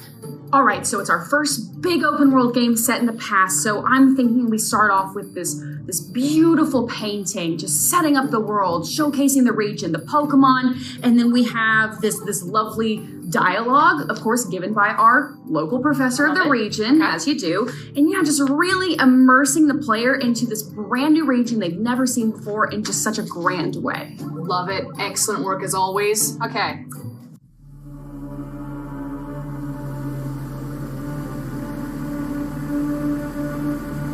What do you got? Okay, so this is the Pokemon game. It's a prequel, right? Yeah, that was in the email. Yeah, right. So, yes. So, the game starts. And God talks to you. But not just any God. It's Pokemon God, right? Yeah, Arceus, a Pokemon God. And you're sitting there in your little short shorts and sandals, and he just throws you back in time and just dumps you into this world, in this era that you don't know what the hell's going on. And you have no help, no guidance, no direction, nothing except for a cell phone. But not just any cell phone, right? Like God is in the cell phone. So it's like it's God in the cell phone. He talks to you. God, cell phone, Pokemon, Arceus. You've had months to work on this, and that's the best you have. Yeah, that's it. A Pokemon God cell phone that time sucks a child wearing short shorts into the past. Yeah, well, it doesn't have to be short shorts. It can be formal wear. It can be PJams. You can be in your PJams. Yeah, it's an easy fix.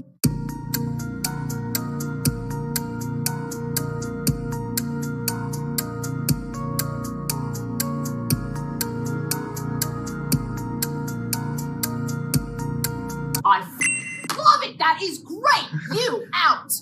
Am I fired? No, just Detective Pikachu 2.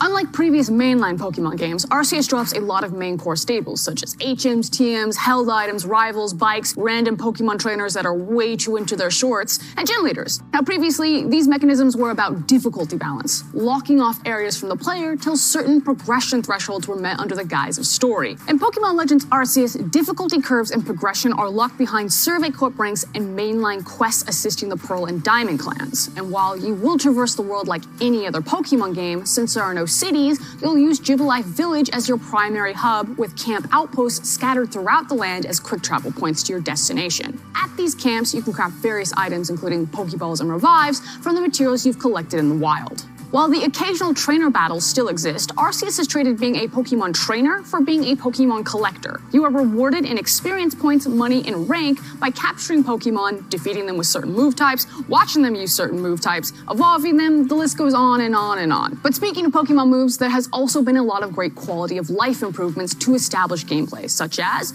changing out moves without forgetting the previous one. Since the Dex requires you to achieve mastery by sometimes seeing a Pokemon use a specific move, the game now lets you customize on the fly which moveset you're taking into battle. It also lets you use the trigger buttons to easily swap through your Pokemon order, meaning that you'll always pull the correct type matchup instead of using slow menus to constantly reorder your stack. Battles have adapted agile and strong style attacks, as well as the ability to toggle the attack order to help you min-max your fights. Which is important because the Pokemon in this game hit way harder than the previous mainline. They will mess you up, and I'm not just talking about the alphas. Oh, what's an alpha, you may ask?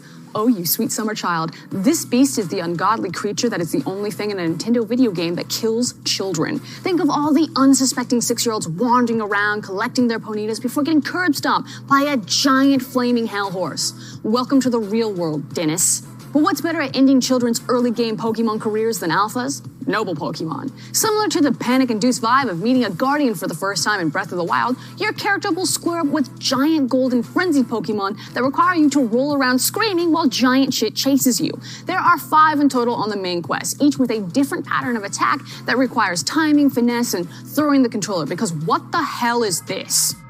Now look, I'm not gonna pile on to the countless reviews, tweets, and videos about the graphics. You have eyes, and you've already heard it all. So I'm not going to say how Oblivion looks better on a 360 than Arceus on a 2022 OLED, and I'm not going to say how the water animation looks like something that RuneScape threw up, and I'm certainly not going to say how Arceus makes PS1 Hagrid look like the real Jesus fresco instead of the botched one.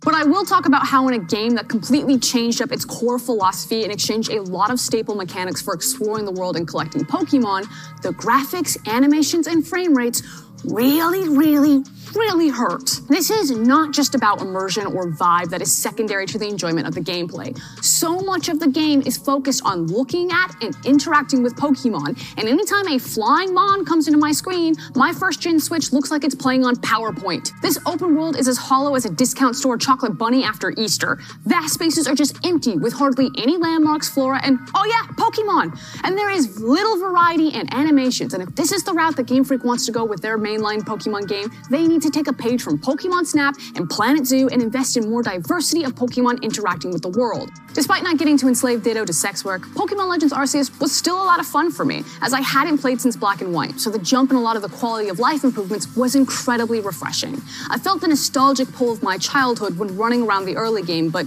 soon grew tired of a lot of the repetitive fetch quest side missions and empty world.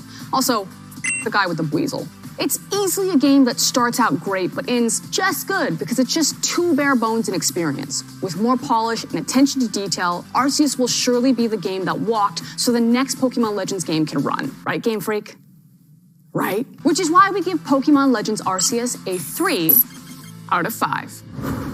So the origin of Pokemon didn't exactly blow Frosk's mind. But there is a lot more to dig into after the break. Stick around after the break for Frosk and I's deep dive discussion. And if you're lucky, you might catch a shiny Sessler. But probably not. That dude is super rare. We'll be right back.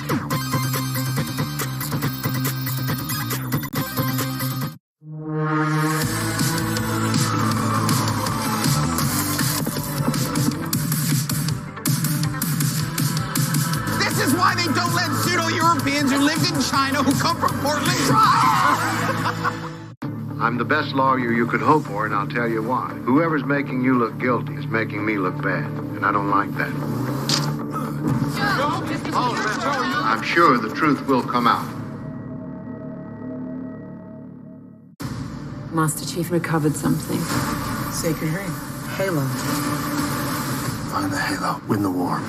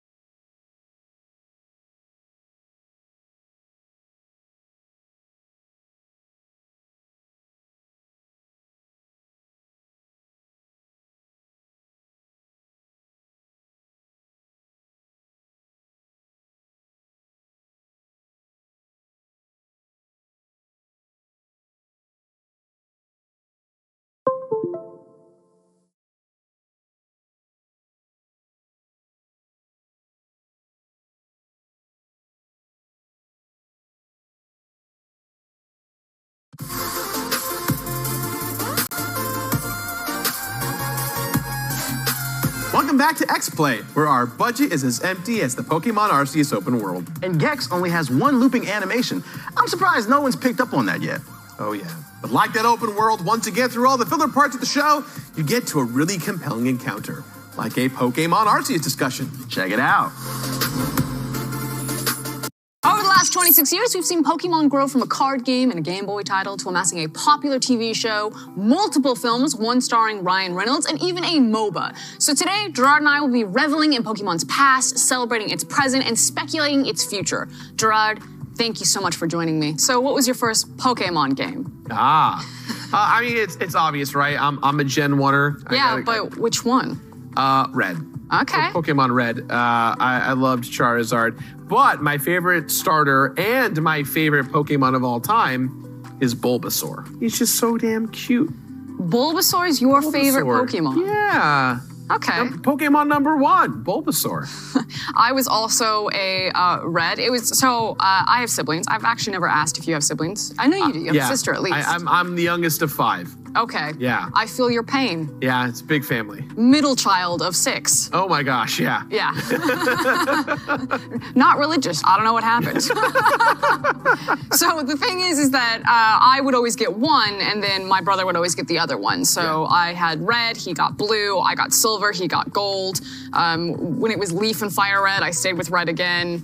And even as I got older and I could afford to have Pokemon games, I always just grabbed one. Do you now buy both? Yes. I buy both because I have to complete them, right? That's just the nature of it. And if I don't, I get grilled online for it. So as an adult, yes, I buy both versions. And honestly, I don't know what it is about what it was when we were kids, but it felt like the divide doesn't matter anymore, right? Whether you're going Sword and Shield or Diamond Pearl. But when you were a kid, it was like, yo, Fire Red, Leaf Green, red, blue, yellow.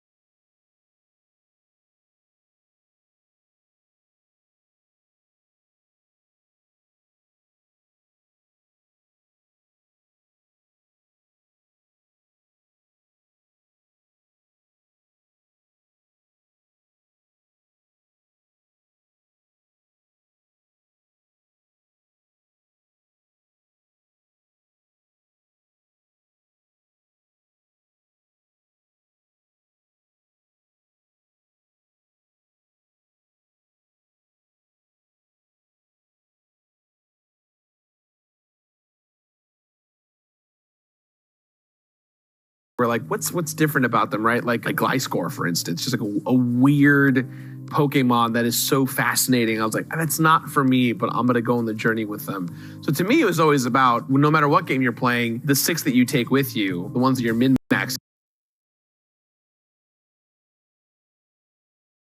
if you will, yep. They kind of have to mean something to you in a way, right? And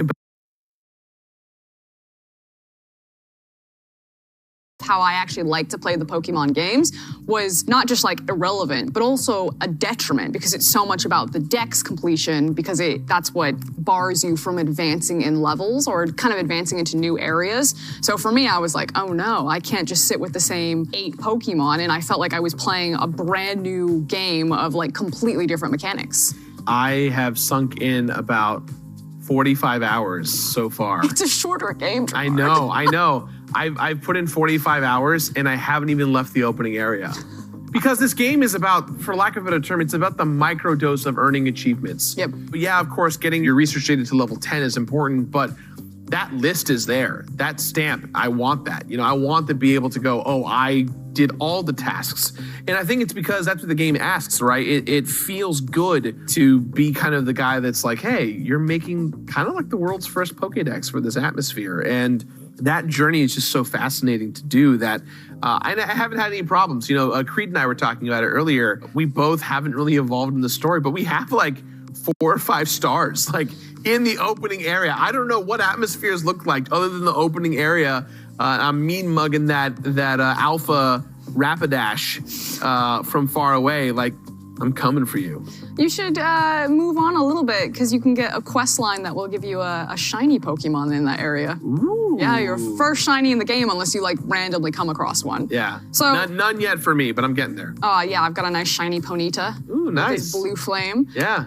As far as like Pokemon games, so it's interesting because we're obviously talking about like the mainline Pokemon games, whereas there are other tons of spin-off games. Exactly. Yeah. So do you think that there's like an underrated one, or is your favorite mainline game? Like, For me, I feel like Crystal is my favorite mainline game. Probably right next to Silver. That was just my age group where like when Silver came out, I was like old enough to like really get competitive with Pokemon, but not, or like, you know, old enough to know how to play it correctly. Because when I was playing Red, I was very, very young. But I feel like Crystal's very underrated and I love Pokemon Stadium. I think Pokemon Stadium, to me, was always my favorite Pokemon game and I would love to see it come back. I feel like a boring person to say this, but to me, the underrated title was Pokemon Snap. I was that guy that went to Blockbuster, that printed out his photos because I was so proud of them. That's so cute. And I still have the sticker sheets. When I was young, I was obsessed with Arcanine.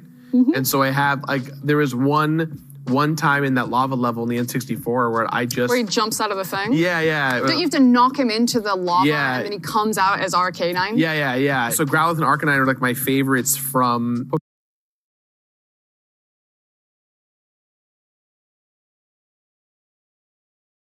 Pokemon Snap. Wait till you see them in the Hisui region. Oh my gosh, I've seen the cute. screenshots. They just look like little fluff balls. One time I went to Blockbuster and I was a weird kid. I walked in and I got like a 9x9 picture printout of mini stickers, maybe about this big, that were just all Arcanine and Growlithe and nothing else. And I only allowed other Pokemon in those shots if Growlithe or Arcanine were in the shots.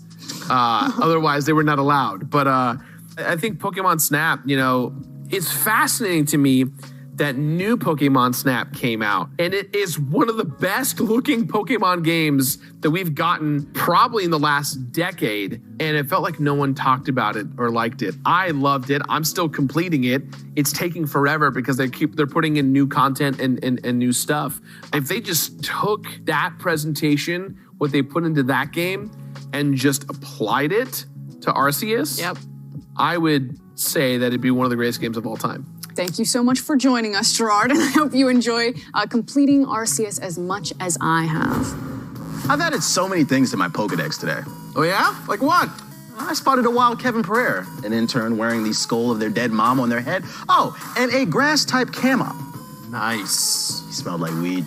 Nice. If you're questioning your choices to watch this show, then the next segment will hopefully help you double down. We face a series of impossible moral choices and something we call a game that no one wins. Which is also what we call making the show. Don't go anywhere. We'll be right back.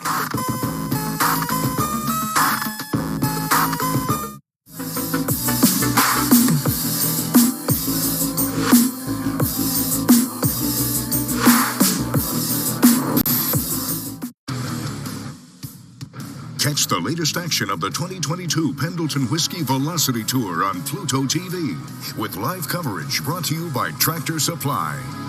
What do you say? Are you ready? Tune in each weekend and find out what it means to be cowboy.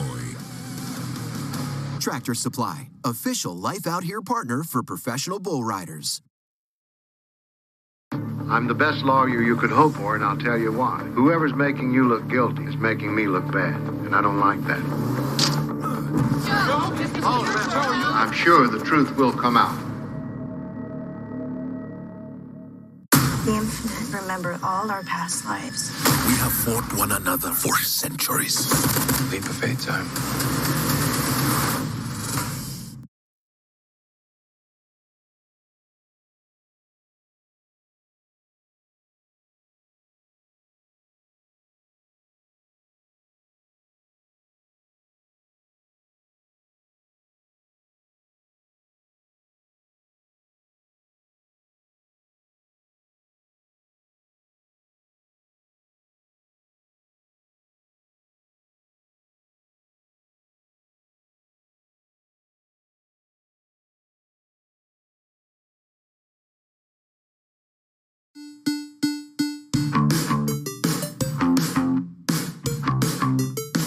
Welcome back to X-Play. There's a famous thought experiment called the trolley problem. It's where you're presented with two choices, and based on which option you choose, one of those choices gets run over by a trolley. For example, if there was Psychonauts 3 on one track and a basket of small puppies on the other, which would you choose to get obliterated by a runaway trolley? Psychonauts 3. I say Psychonauts 3. Yeah, that was she had that premeditated. You know, I feel like this could be an esport. A really messed up esport. Yeah, you all get the idea now. Now watch us make life and death decisions for your amusement.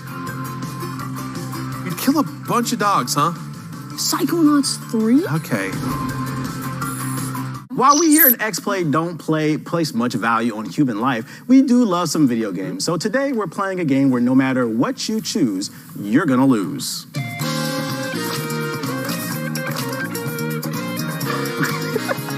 Yo, this music is way too hot for this segment. That was like a little too much. Like I feel like we're stepping it up. Like either that or we're now becoming a dating show. That's the vibe that I got from that. You would win, man. That beard be glistening, man. You see in the chat. Nolan North said he loves my beard. Check it out. Here's the rules to the game. They're simple.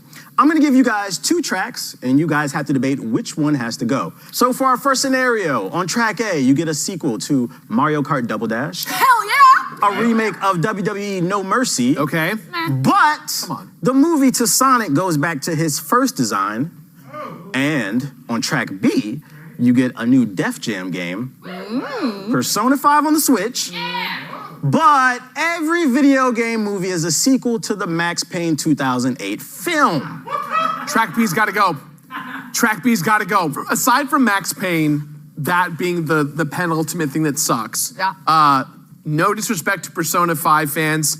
I don't think Persona 5 is going to run all that great on the Switch. Have you seen Apex on it? There's plenty of places to play Persona 5, dude. I don't think you need it on the Switch. Yeah, I hear that. And as far as track A goes, at this point, all of us kind of want to see the ugly Sonic cut. Yeah. So it's like the Cats version. You just like take some show us the butthole cut. And I think track A should exist just for the butthole cut, but also Mario Kart Double Dash. Mario Kart Double Dash. Yeah, we have been. WWE No Mercy. One of the best wrestling games, the N64, redone today. Let's go. We're gonna kill track B. Bye, Persona. Let's see it. Next scenario. On track A, the Switch Pro is finally announced. Mother 3 is localized. But Metroid Prime 4 gets canceled. And on track B, Half-Life 3 finally comes out. Pokemon Legends Arceus has good graphics. But the GPU shortage continues indefinitely. Okay, I really do want a Switch Pro, but right now I just upgraded from a first-gen day one Switch to an OLED Switch. I notice a big difference, and right now all of my Switch needs are met. I'm gonna say that track A's gotta go. As a longtime Earthbound and Mother fan, and a huge proponent and supporter of Mother 3, hashtag frog in the car, go to froginthecar.com, you can get one. I need Mother 3. So you're killing Half-Life. I kill Half-Life. Metroid Prime 1, 2, and 3 were great. If we don't get Metroid Prime 4, it doesn't really hurt me. So that's why I like track A. I'm gonna go with track B. Get rid of track B. I agree with you. I want the GPU shortage to end. People are having a hard time building these PCs. I probably play on PC. What did the people vote for? I think they said track B. They want to kill track B. That's crazy. Man, I'm feeling good so far. Chat's on my side today. I'm digging this. Wow, man. We don't got no PC gamers in the chat. Arceus could look beautiful.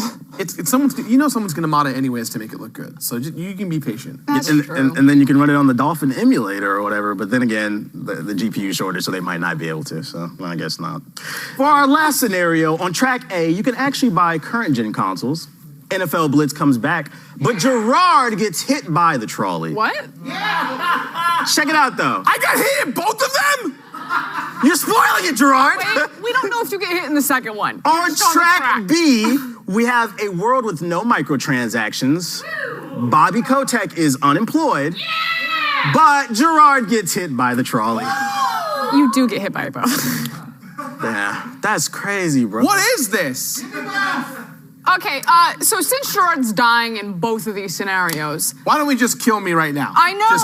I have no input in this. Like I said, they can't kill me. It's Black History Month, so maybe next month, man. Maybe next month. It'd be a little insensitive. I'll take the L. Yeah, we gotta get you. Gay, it's a hate crime. I got you. Yeah. Okay, but here's the thing.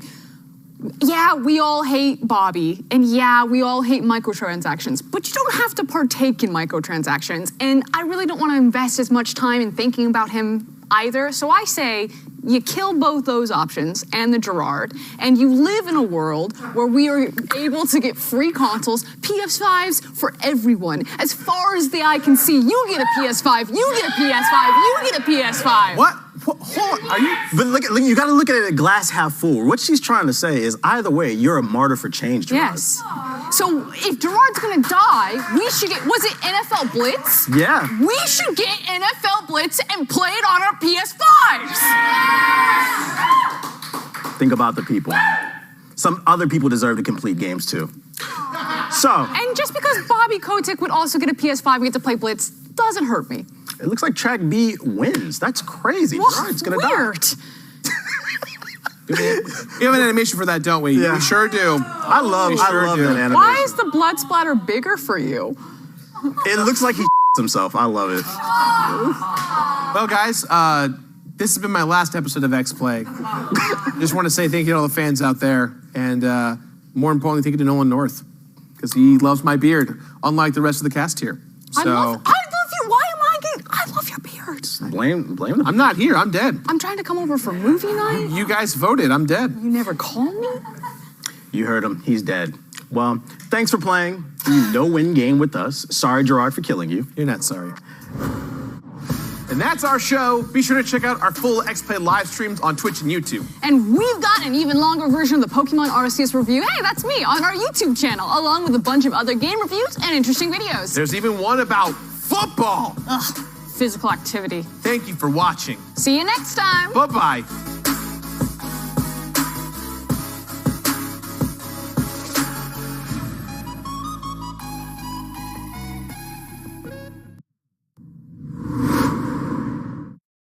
Okay, well, this isn't the straightest thing I've done all day, but here you go.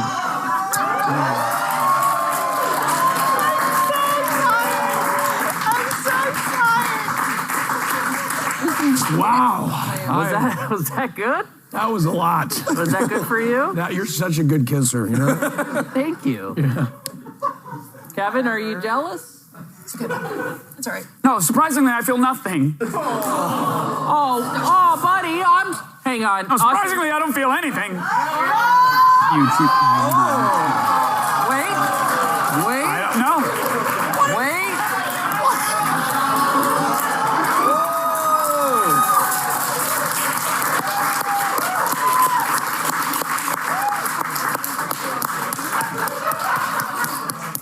God, I love G4 TV. What's that?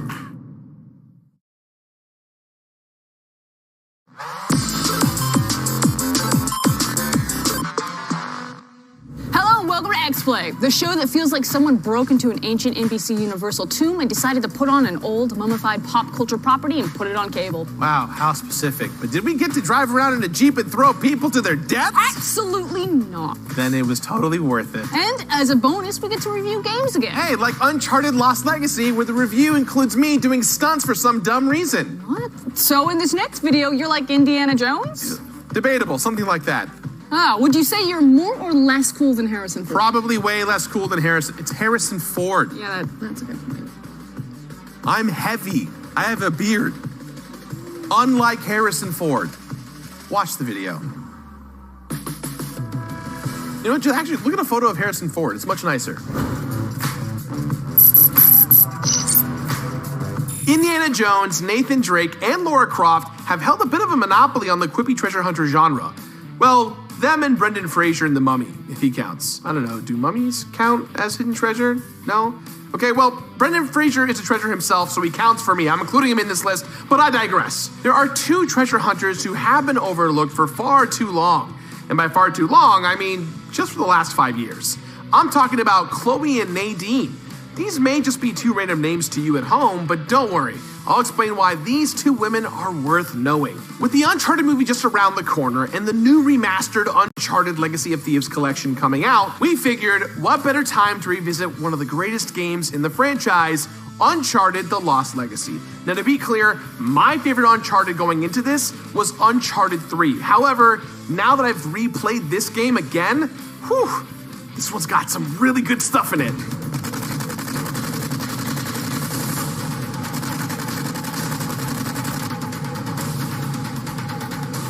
The Lost Legacy was a shorter, less expensive game in the franchise that does follow two women, Chloe and Nadine, instead of our typical Uncharted hero, Nathan Drake. But I would argue that despite it being a departure from Drake's typical Uncharted story, it is one of the best in the franchise. The Lost Legacy follows Chloe and Nadine, both side characters from the earlier Uncharted games. Chloe was a sidekick from the second and third in the Uncharted series, and Nadine was a low-level enemy in the fourth. In Lost Legacy, both women's stories and characters are fleshed out more completely. We learn more about their backstories and motivations. For Chloe, she's looking for a lost Indian artifact that her father died trying to uncover. And for Nadine, she wants the same artifact to stop her former colleague and fellow bad guy, Asav, from using it to bring India into a civil war. Lost Legacy was originally intended as a DLC add-on for Uncharted 4, but was eventually promoted into a full standalone game, albeit a $40 one. Now, I have played all of the Uncharted games and really enjoyed them, but by the end, I found them to start to move from quippy fun action to something a bit more, kind of convoluted and serious. I can probably recall the plots to the first couple of games in a sentence or two, but Uncharted 4, I don't know. By the end of the franchise, things started to feel so bloated and overly long when it came to Nathan Drake. After Uncharted 4's 20-minute cutscenes and prolonged action sequences, I was more than glad to get an Uncharted game that felt contained and edited. Just like that friend who never overstays their welcome, it's nice to play a game that you won't have to kick out of your house for starting a movie on your TV when you just want to go to bed. When I first played Lost Legacy, I expected it to feel like a throwaway side story. But in actuality, it felt like a fresh perspective on a comfortable franchise. All of my favorite things from the Uncharted franchise was here. Beautiful worlds to explore, great action gameplay, light puzzles, and a well-written adventure full of fun characters. But it takes all these things that I've known and loved for years and breathes new life into them. Because The Lost Legacy doesn't follow Nathan Drake, it really feels like the developers were able to take risks with this spin-off. One of the biggest and most exciting additions to the gameplay was a large open section you could explore in. Nadine and Chloe are given a Jeep with a wench, and no, I'm not talking about your mother, zing! Gerard, no one says zing anymore. Yeah, well, no one makes your mama jokes either, Abby. Also, what are you talking about? You wrote the joke! Yeah. This section isn't quite as exploratory as a true open world, but it does feel far less linear than in Uncharted games past. You have this large area that you can explore any way you feel fit, and it is full of fun climbing sequences, action, and fighting, and plenty of collectibles to keep you busy. All while you catch Chloe and Nadine learning more about each other and slowly become friends. It's just all really satisfying. It also looks freaking amazing. The environments and landscapes are absolutely gorgeous, they're colorful and bright, and they just invite you in to explore them completely. Every animation is also lovingly rendered to show every small detail, from Chloe shifting into reverse before she backs up her Jeep, to the sweat rolling down people's foreheads. Although I would also argue that perhaps games don't need to lovingly render so many bodily functions of their protagonists, but what do I know? Like many modern games, Lost Legacy also has a killer photo mode, which felt new at the time it came out in 2017. But now it just feels pretty standard for this type of game, right? With that being said, it's still excellent. You have a plethora of options for each picture, including changing facial expressions and even the angle of the sun. It's especially unusual to see an action-adventure game feature two capable non-white women characters as its leads. And it was especially exciting to see them become reluctant friends rather than pinned against each other the whole game. It may be a small thing, but for a lot of people, this kind of representation matters. The gameplay on the whole is mostly the same as in other Uncharted games. You do a bit of climbing and exploring in each area, often starting with a short action sequence where you begin using stealth to take down each enemy before getting spotted, and then just running and gunning your way to victory. A nice addition here is a silenced pistol to be used for silent takedowns. As someone deeply impatient, I really appreciated moments where I can methodically take out mercenaries without having to plot out my exact route through each area if I didn't want to. Everything in Lost Legacy feels like the Uncharted franchise you know and love, but it adds this whole new perspective to a familiar franchise. I love that instead of letting Nathan Drake wallow in his own story for far too long, the franchise kind of moved on. It started doing something similar and familiar, but fresh. So, if you're a person who likes the Uncharted games but have never played Lost Legacy, there has never been a better time to get into it. With the Uncharted Legacy of Thieves collection out now, the game has never played or looked better. Although it doesn't add much to the game other than a slight cosmetic and frame rate upgrade, and the fact that it's kind of perplexing to not include the entire franchise in this epic bundle, it's still a nice package for two great games. I would argue that Uncharted: The Lost Legacy is one of the best games in the Uncharted franchise, if not the best. It improves on familiar gameplay, adds a new storyline with familiar but fresh characters, and has a full gameplay experience without ever feeling like a total slog to complete. And look, as someone who has to complete every game out there, sometimes it's just so nice to have a game respect my time. Papa's got places to be and things to do, and I can't do that if I'm stuck in a 50-hour adventure, okay? But this is all to say that Uncharted: The Lost Legacy is an amazing game at an amazing value.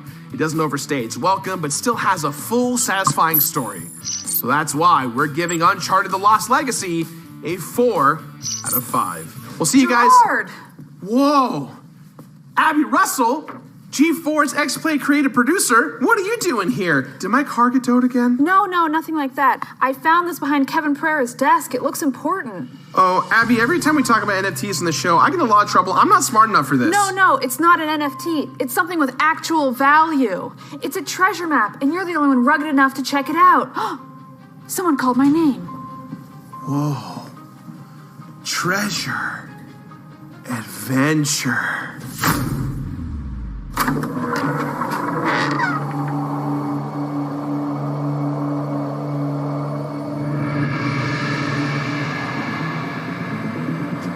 Oh, that's so bright.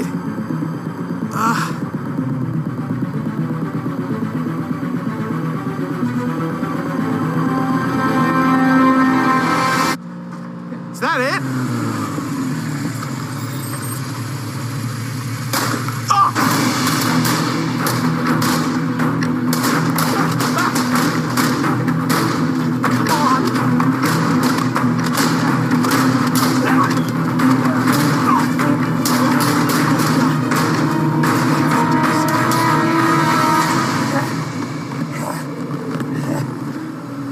Looking for something?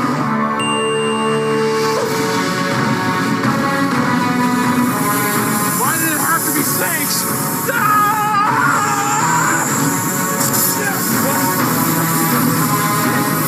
Come on.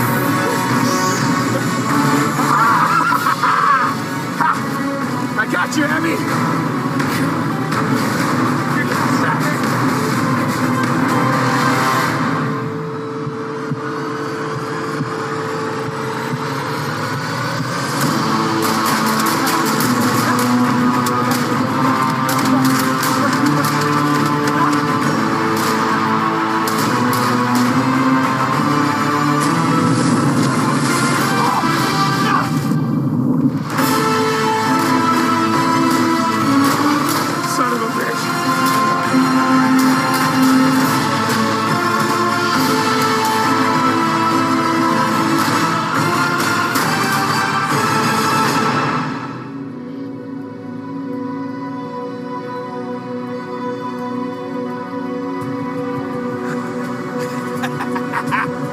I got you!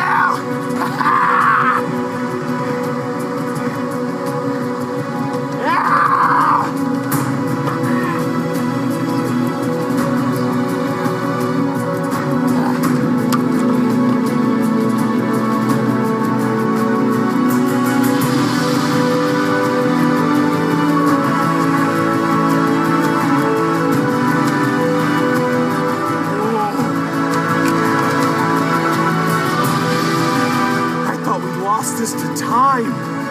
This really was worth it. I just want some lunch. That was great. We love love Lost Legacy. But enough with this swashbuckling crap. Let's talk about Pokemon. Are you just always thinking about Pokemon? Constantly. My brain is a Pokeball that caught too much Pokemon info, and now I'm trapped in a Pokegym of my own making. That's up. And speaking of up, stick around for our list of the 15 most up things about Pokemon. And I don't even one of them. Don't go anywhere. See, we just don't give a about saying on TV, and I with it. Attack is back, and the critics are raving. Good enough. I've seen worse. Reverse hair loss now with one simple trick. Click here. Catch the show the critics literally won't start talking about. Attack of the Show on G4 Select.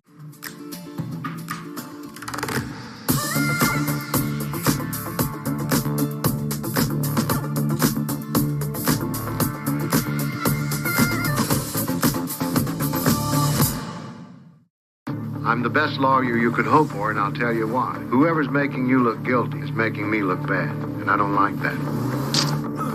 I'm sure the truth will come out.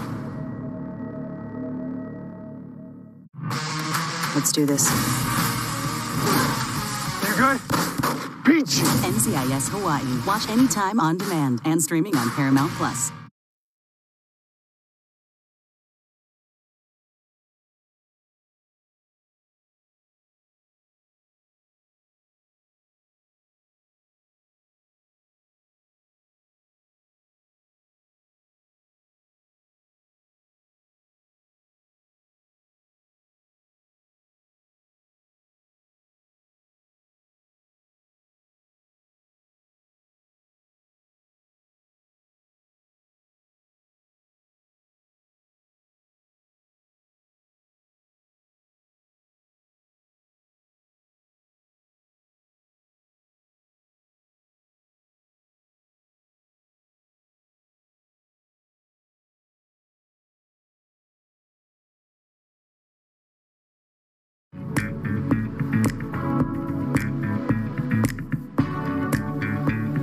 Welcome back to X-Play. Pokemon may seem like a cute franchise with adorable pocket monster designs and a heartwarming message about perseverance and friendship.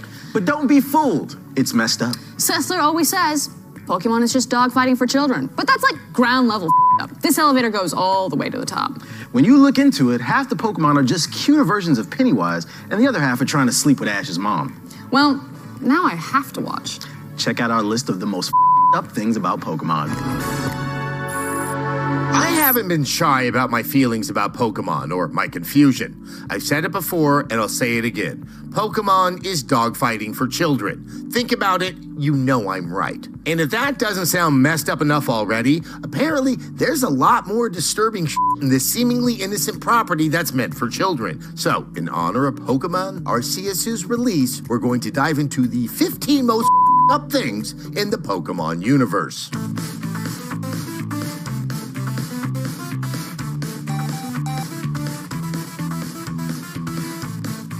Number 15 on our list is the Pokemon Parasect. Unlike other Pokemon we'll get into, Parasect doesn't look particularly horrifying. It even looks kind of basic.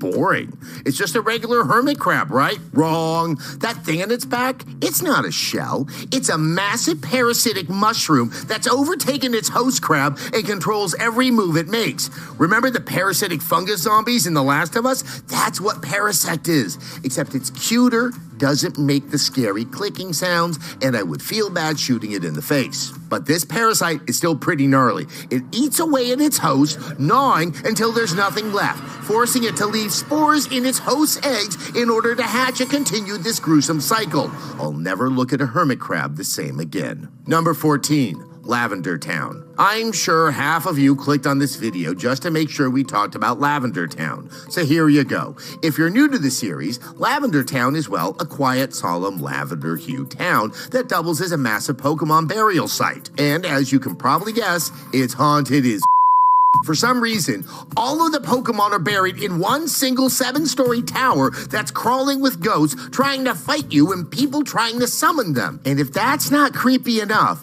this is also a place where horrific crimes have occurred. Like that one time that the evil Team Rocket tried to steal a bunch of Cubone skulls and killed a Marowak Pokemon in the process. But really, one of the most messed up things about Lavender Town is that in later generations, they convert the Graveyard Tower into a radio tower and move all of the graves to a separate location deemed the House of Memories.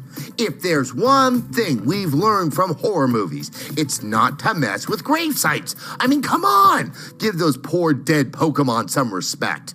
Number 13, Banette.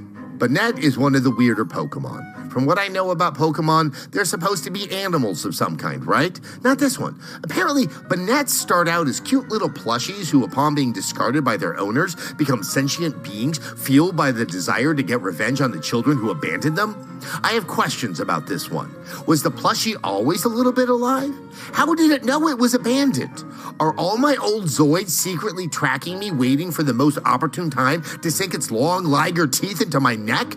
This is like if Woody from Toy Story decided to hunt Andy down to murder him after Andy grew up and decided that playing with cowboys was for nerds. Actually, I would watch that movie.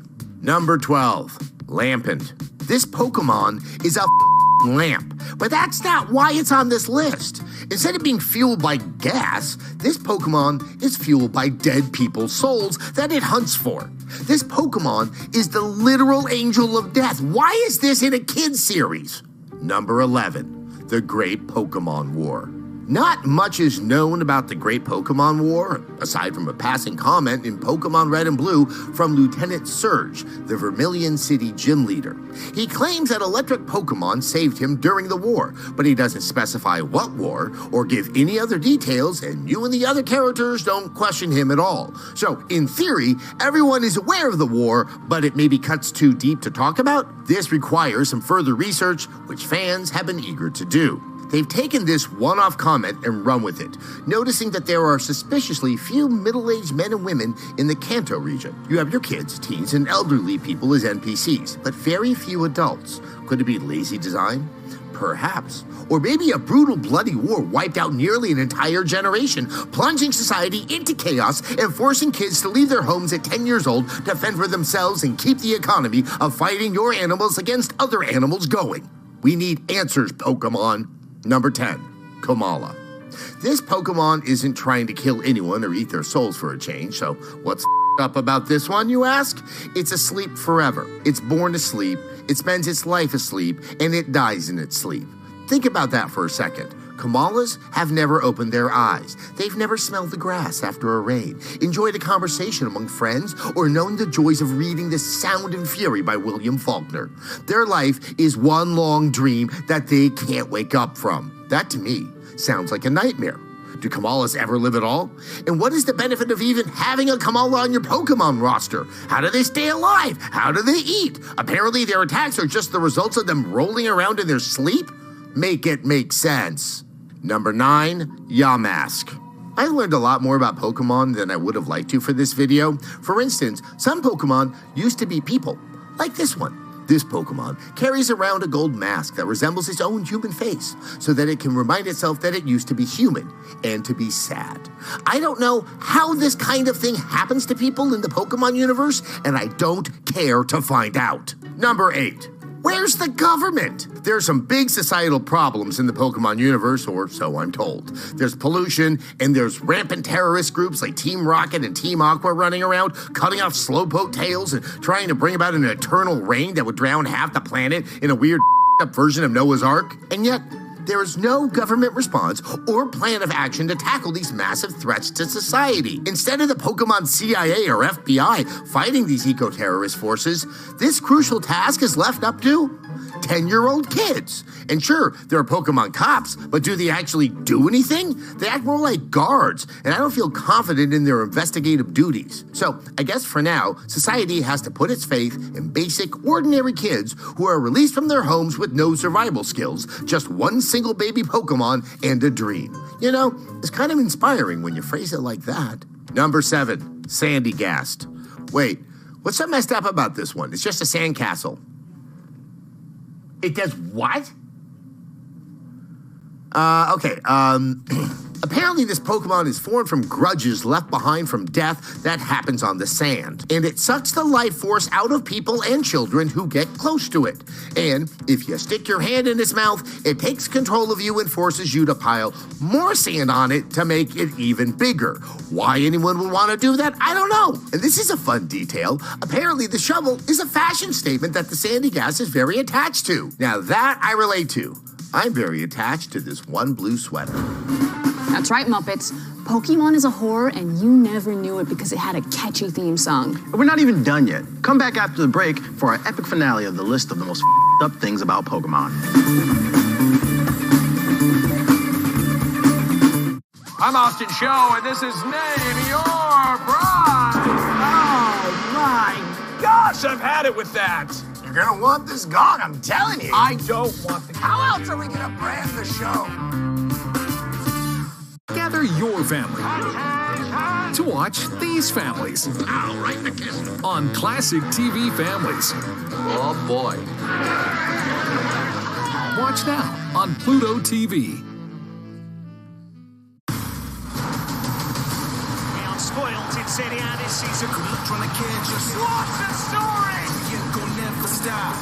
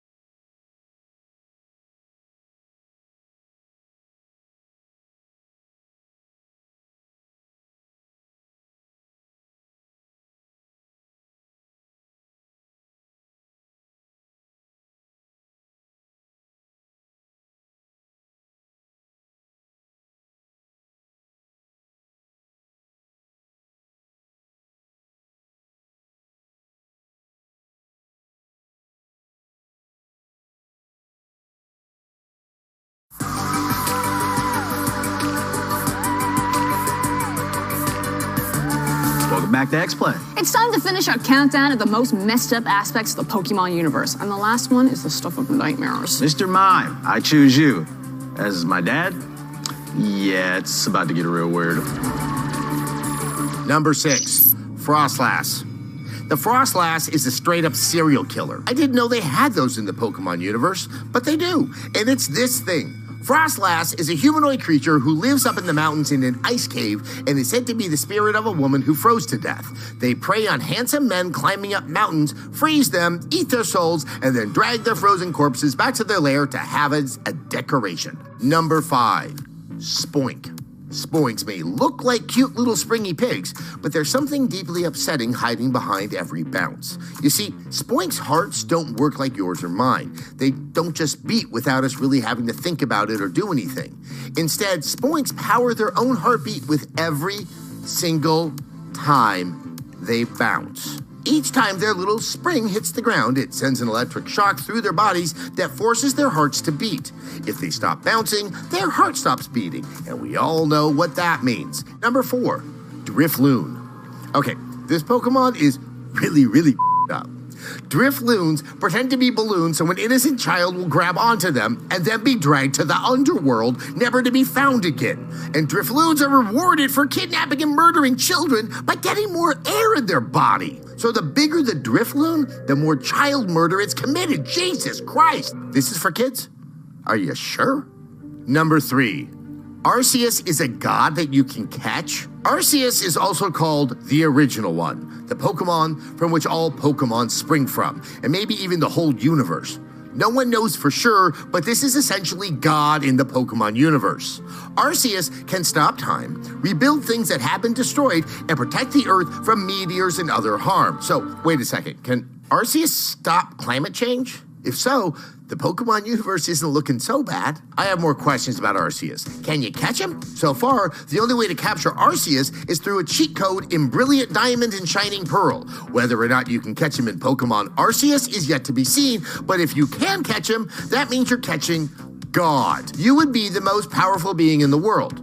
What if this got in the wrong hands? What if it unravels the fabric of space-time? Why would he allow himself to be captured? But more importantly, why, Arceus, God of all Pokemon, would you create a cute little Pokemon pig with a little spring tail that has to eternally bounce in order to stay alive? What kind of God does that? Which brings us to number 2. Pokemon are second-class citizens in their own universe. What kind of god builds a society that treats its beings like second-class citizens? Think about it. This whole society is built around capturing wild animals and making them fight each other until they pass out or die. Pokemon deserve better than this. It sure seems like there's more of them than there are humans, so why not start a Pokemon revolution? Brothers, rise up and release yourselves from your Pokeball shackles. Number 1, Mr. Mime might be Ash's dad. Okay, obviously, Mr. Mime is not Ash's dad. Ash's dad was a Pokemon trainer who abandoned his wife and child in order to keep up his dogfighting dreams. I mean, his Pokemon battling dreams. But could Mr. Mime be Ash's stepdad? Definitely. Ash's mom, Delia, adopts Mr. Mime in an episode of the anime, and at first, he's nothing more than her housekeeper, who she calls Mimey, which seems innocent enough, but in Sun and Moon, Delia and old Mimey show up in the Alola region to visit Ash, and there's something not right here. Let's take a look at the evidence. Exhibit A. Mr. Mime is now dressed like a dorky dad on a tropical vacation. He's embarrassing. It sure seems like he's leaning into his role as a humanoid stepdad pretty hard. Exhibit B. Mr. Mime is seen here sunbathing with Ash's mom. Does he rub sunscreen on her too? This is not something that your pet does. There's something more going on here. Which brings us to Exhibit C. This picture.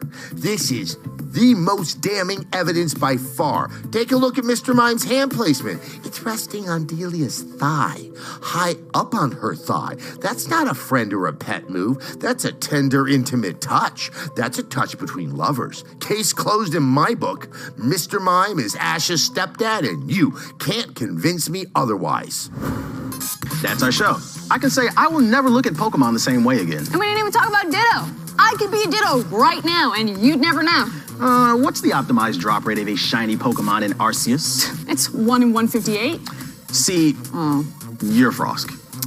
Well, be sure to catch the full X-Play live stream every Tuesday. And new reviews and hilarious video essays pop up on our YouTube channel every week. We'll see you next time. Peace.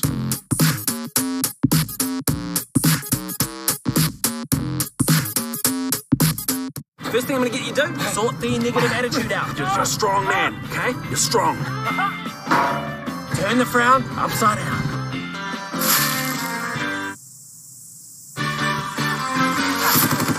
Rowan, we're gonna die! We're gonna die, Rowan!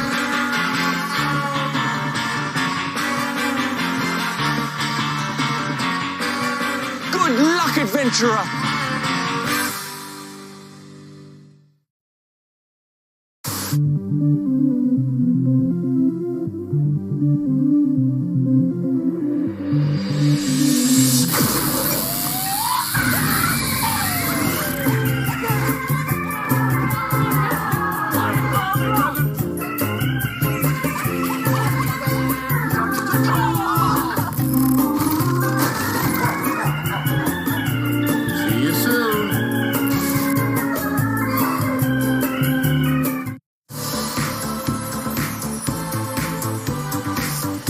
Today on X-Play, we dig up the Crackdown franchise and do forensics on how it died.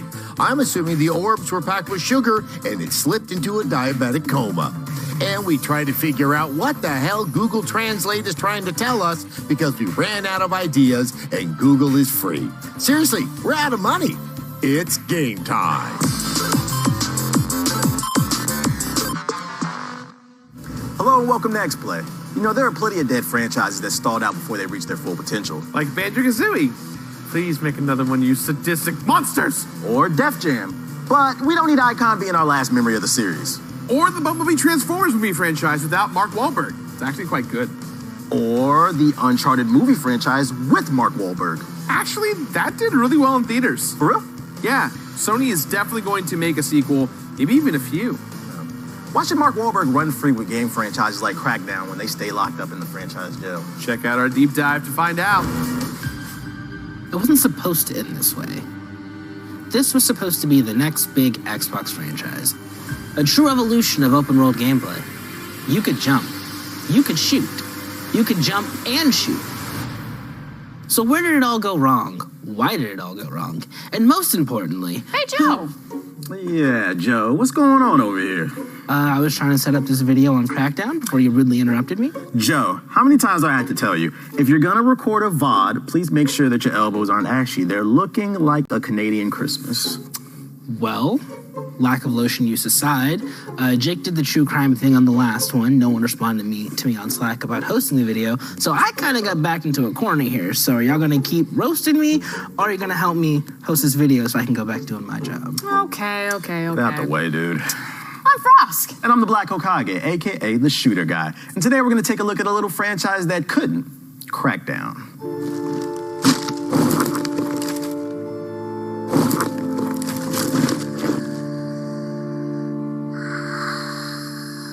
The year is 2004. Shrek 2 was killing it at the box office, Exhibit had just started pimping rides, and a small studio in Scotland had begun work on a unique open-world Xbox exclusive. Real-Time Worlds was a studio founded by Dave Jones, one of the original producers of the Grand Theft Auto series. Crackdown was initially set to be released on the original Xbox, but after getting word that Xbox 360 would be launching within a year, they figured it would be smarter to shift development to the new console. Initially, Crackdown was a hard game to sell. Games were quickly moving to glossy, hyper-realistic textures. In comparison to something like Halo 3, Crackdown's comic book-inspired cel-shaded style didn't do much to turn heads. Additionally, the skills for kills mechanic at the heart of Crackdown was hard to showcase. In Crackdown, you're given 5 different areas to level up: agility, shooting, driving, strength, and explosives. Simply put, it's a game you have to play to understand. So, in order to make sure people actually played Crackdown, Microsoft attached the beta to Halo 3's multiplayer when it was released in February 2007. When the Halo beta wrapped up and people decided to actually play the game they bought, what they found was a fun and inventive open-world shooter. Unlike most open-world games at the time, where the gameplay escalated through better guns or vehicles, Crackdown's skills for kill system was focused entirely on player ability. The more you use your skills, the crazier they became. If you collect enough orbs, eventually you could leap through buildings like your Superman in his still figuring it out phase. Sock enough bad guys in the jaw, and eventually you can throw a car in their face. Structurally, the game was truly a sandbox, with the narrative being little more than a suggestion. You play as a member of a peacekeeping force called the Agency, and you're tasked with taking down various criminal leaders holed up around Pacific City. You locate these crime lords simply through exploring the city. The most guidance the game gives you is a percentage point telling you how likely you are to succeed at beating said crime lord's ass. Crackdown was one of the few open-world games to truly double down on player autonomy. There are no hyperlinear missions thrown in between the open-world mayhem. It's all on you to decide what to do. Some minor control issues aside, Crackdown goes just as hard today as it did in 2007. It's arguably one of the coolest takes on the open-world superhero game. Now, if you'll excuse me, Frost, I'm gonna find out who killed this franchise. Okay. Hey, Abby, how you doing? Oh my god, thank you for asking. It's actually been really hard lately. Like, I have all these car payments, and I'm like, why did I buy 3 cars? Yeah, I'm not here for all that. Listen, why did you kill Crackdown? What? I didn't kill Crackdown. Interesting. Where were you March 5th, 2009? I don't know, that was like 10 years ago. Huh. I didn't know I was dealing with somebody who had amnesia. Abby? Abby! You can't run from the truth, Abby!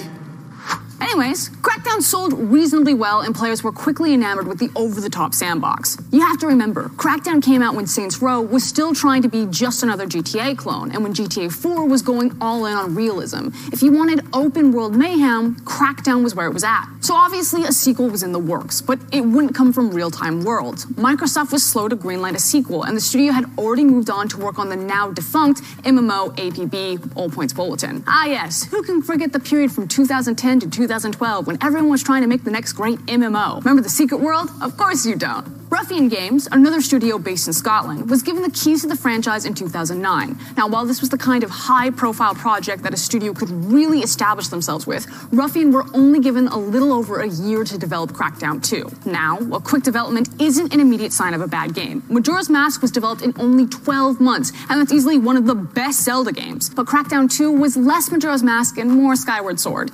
Since this was 2010, the bright and vibrant aesthetic of the first game was replaced with drab browns and oranges. Instead of taking down crime lords, you fought swarms of zombies and a band of domestic terrorists / freedom fighters.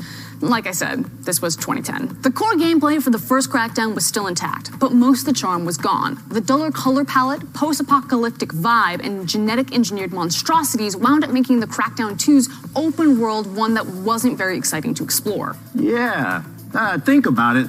The general consensus on Crackdown 2 was that it was more like Crackdown 1.5. The only new mechanic it really introduced was the glide suit, which, while cool, you don't get until later in the game. Crackdown 2 fell short of the promise established by the first game, with critics and audiences both being underwhelmed by the effort.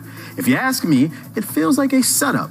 I want answers, and I know just where to get them. Where does he keep going?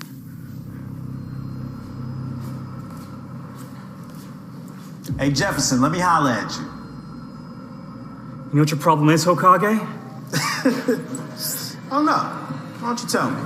You ask too many questions. Yeah, answer this for me. Why'd you kill Crackdown? I ain't telling you. Dude, stop playing with me. You got till 3 to answer. 1, 2. Don't make me do this, Jefferson. I never had a choice.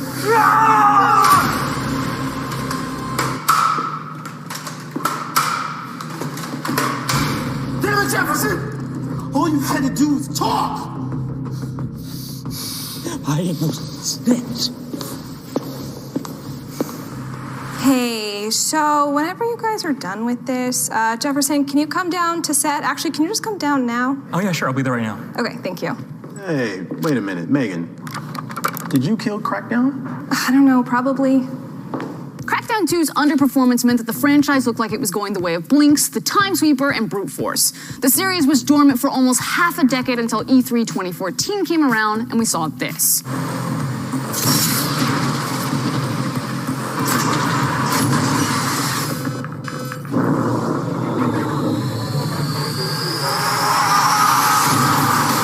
At the start of the last console generation, Xbox was all in on cloud gaming, and Crackdown 3 was originally intended to showcase the power of the cloud. By running off high-powered servers, Crackdown 3 would allow players to engage in an unprecedented level of destruction. Want to drop a building on a jaywalker? Go for it. Want to blow up a bridge to stop a carjacking? No one's stopping you. At least, that was the idea. Agent, the indicator on your screen shows the commercial break is imminent. Unfortunately, your Honda Civic won't magically transform into a Batmobile next time you run out of snacks, no matter how high you level up. Don't go anywhere.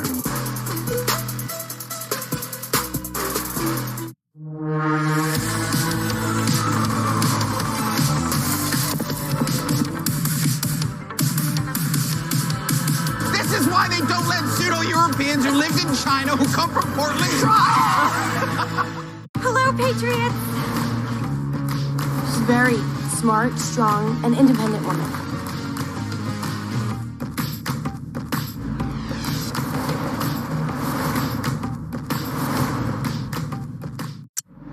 Time has been broken. To save the future, we have to repair the past.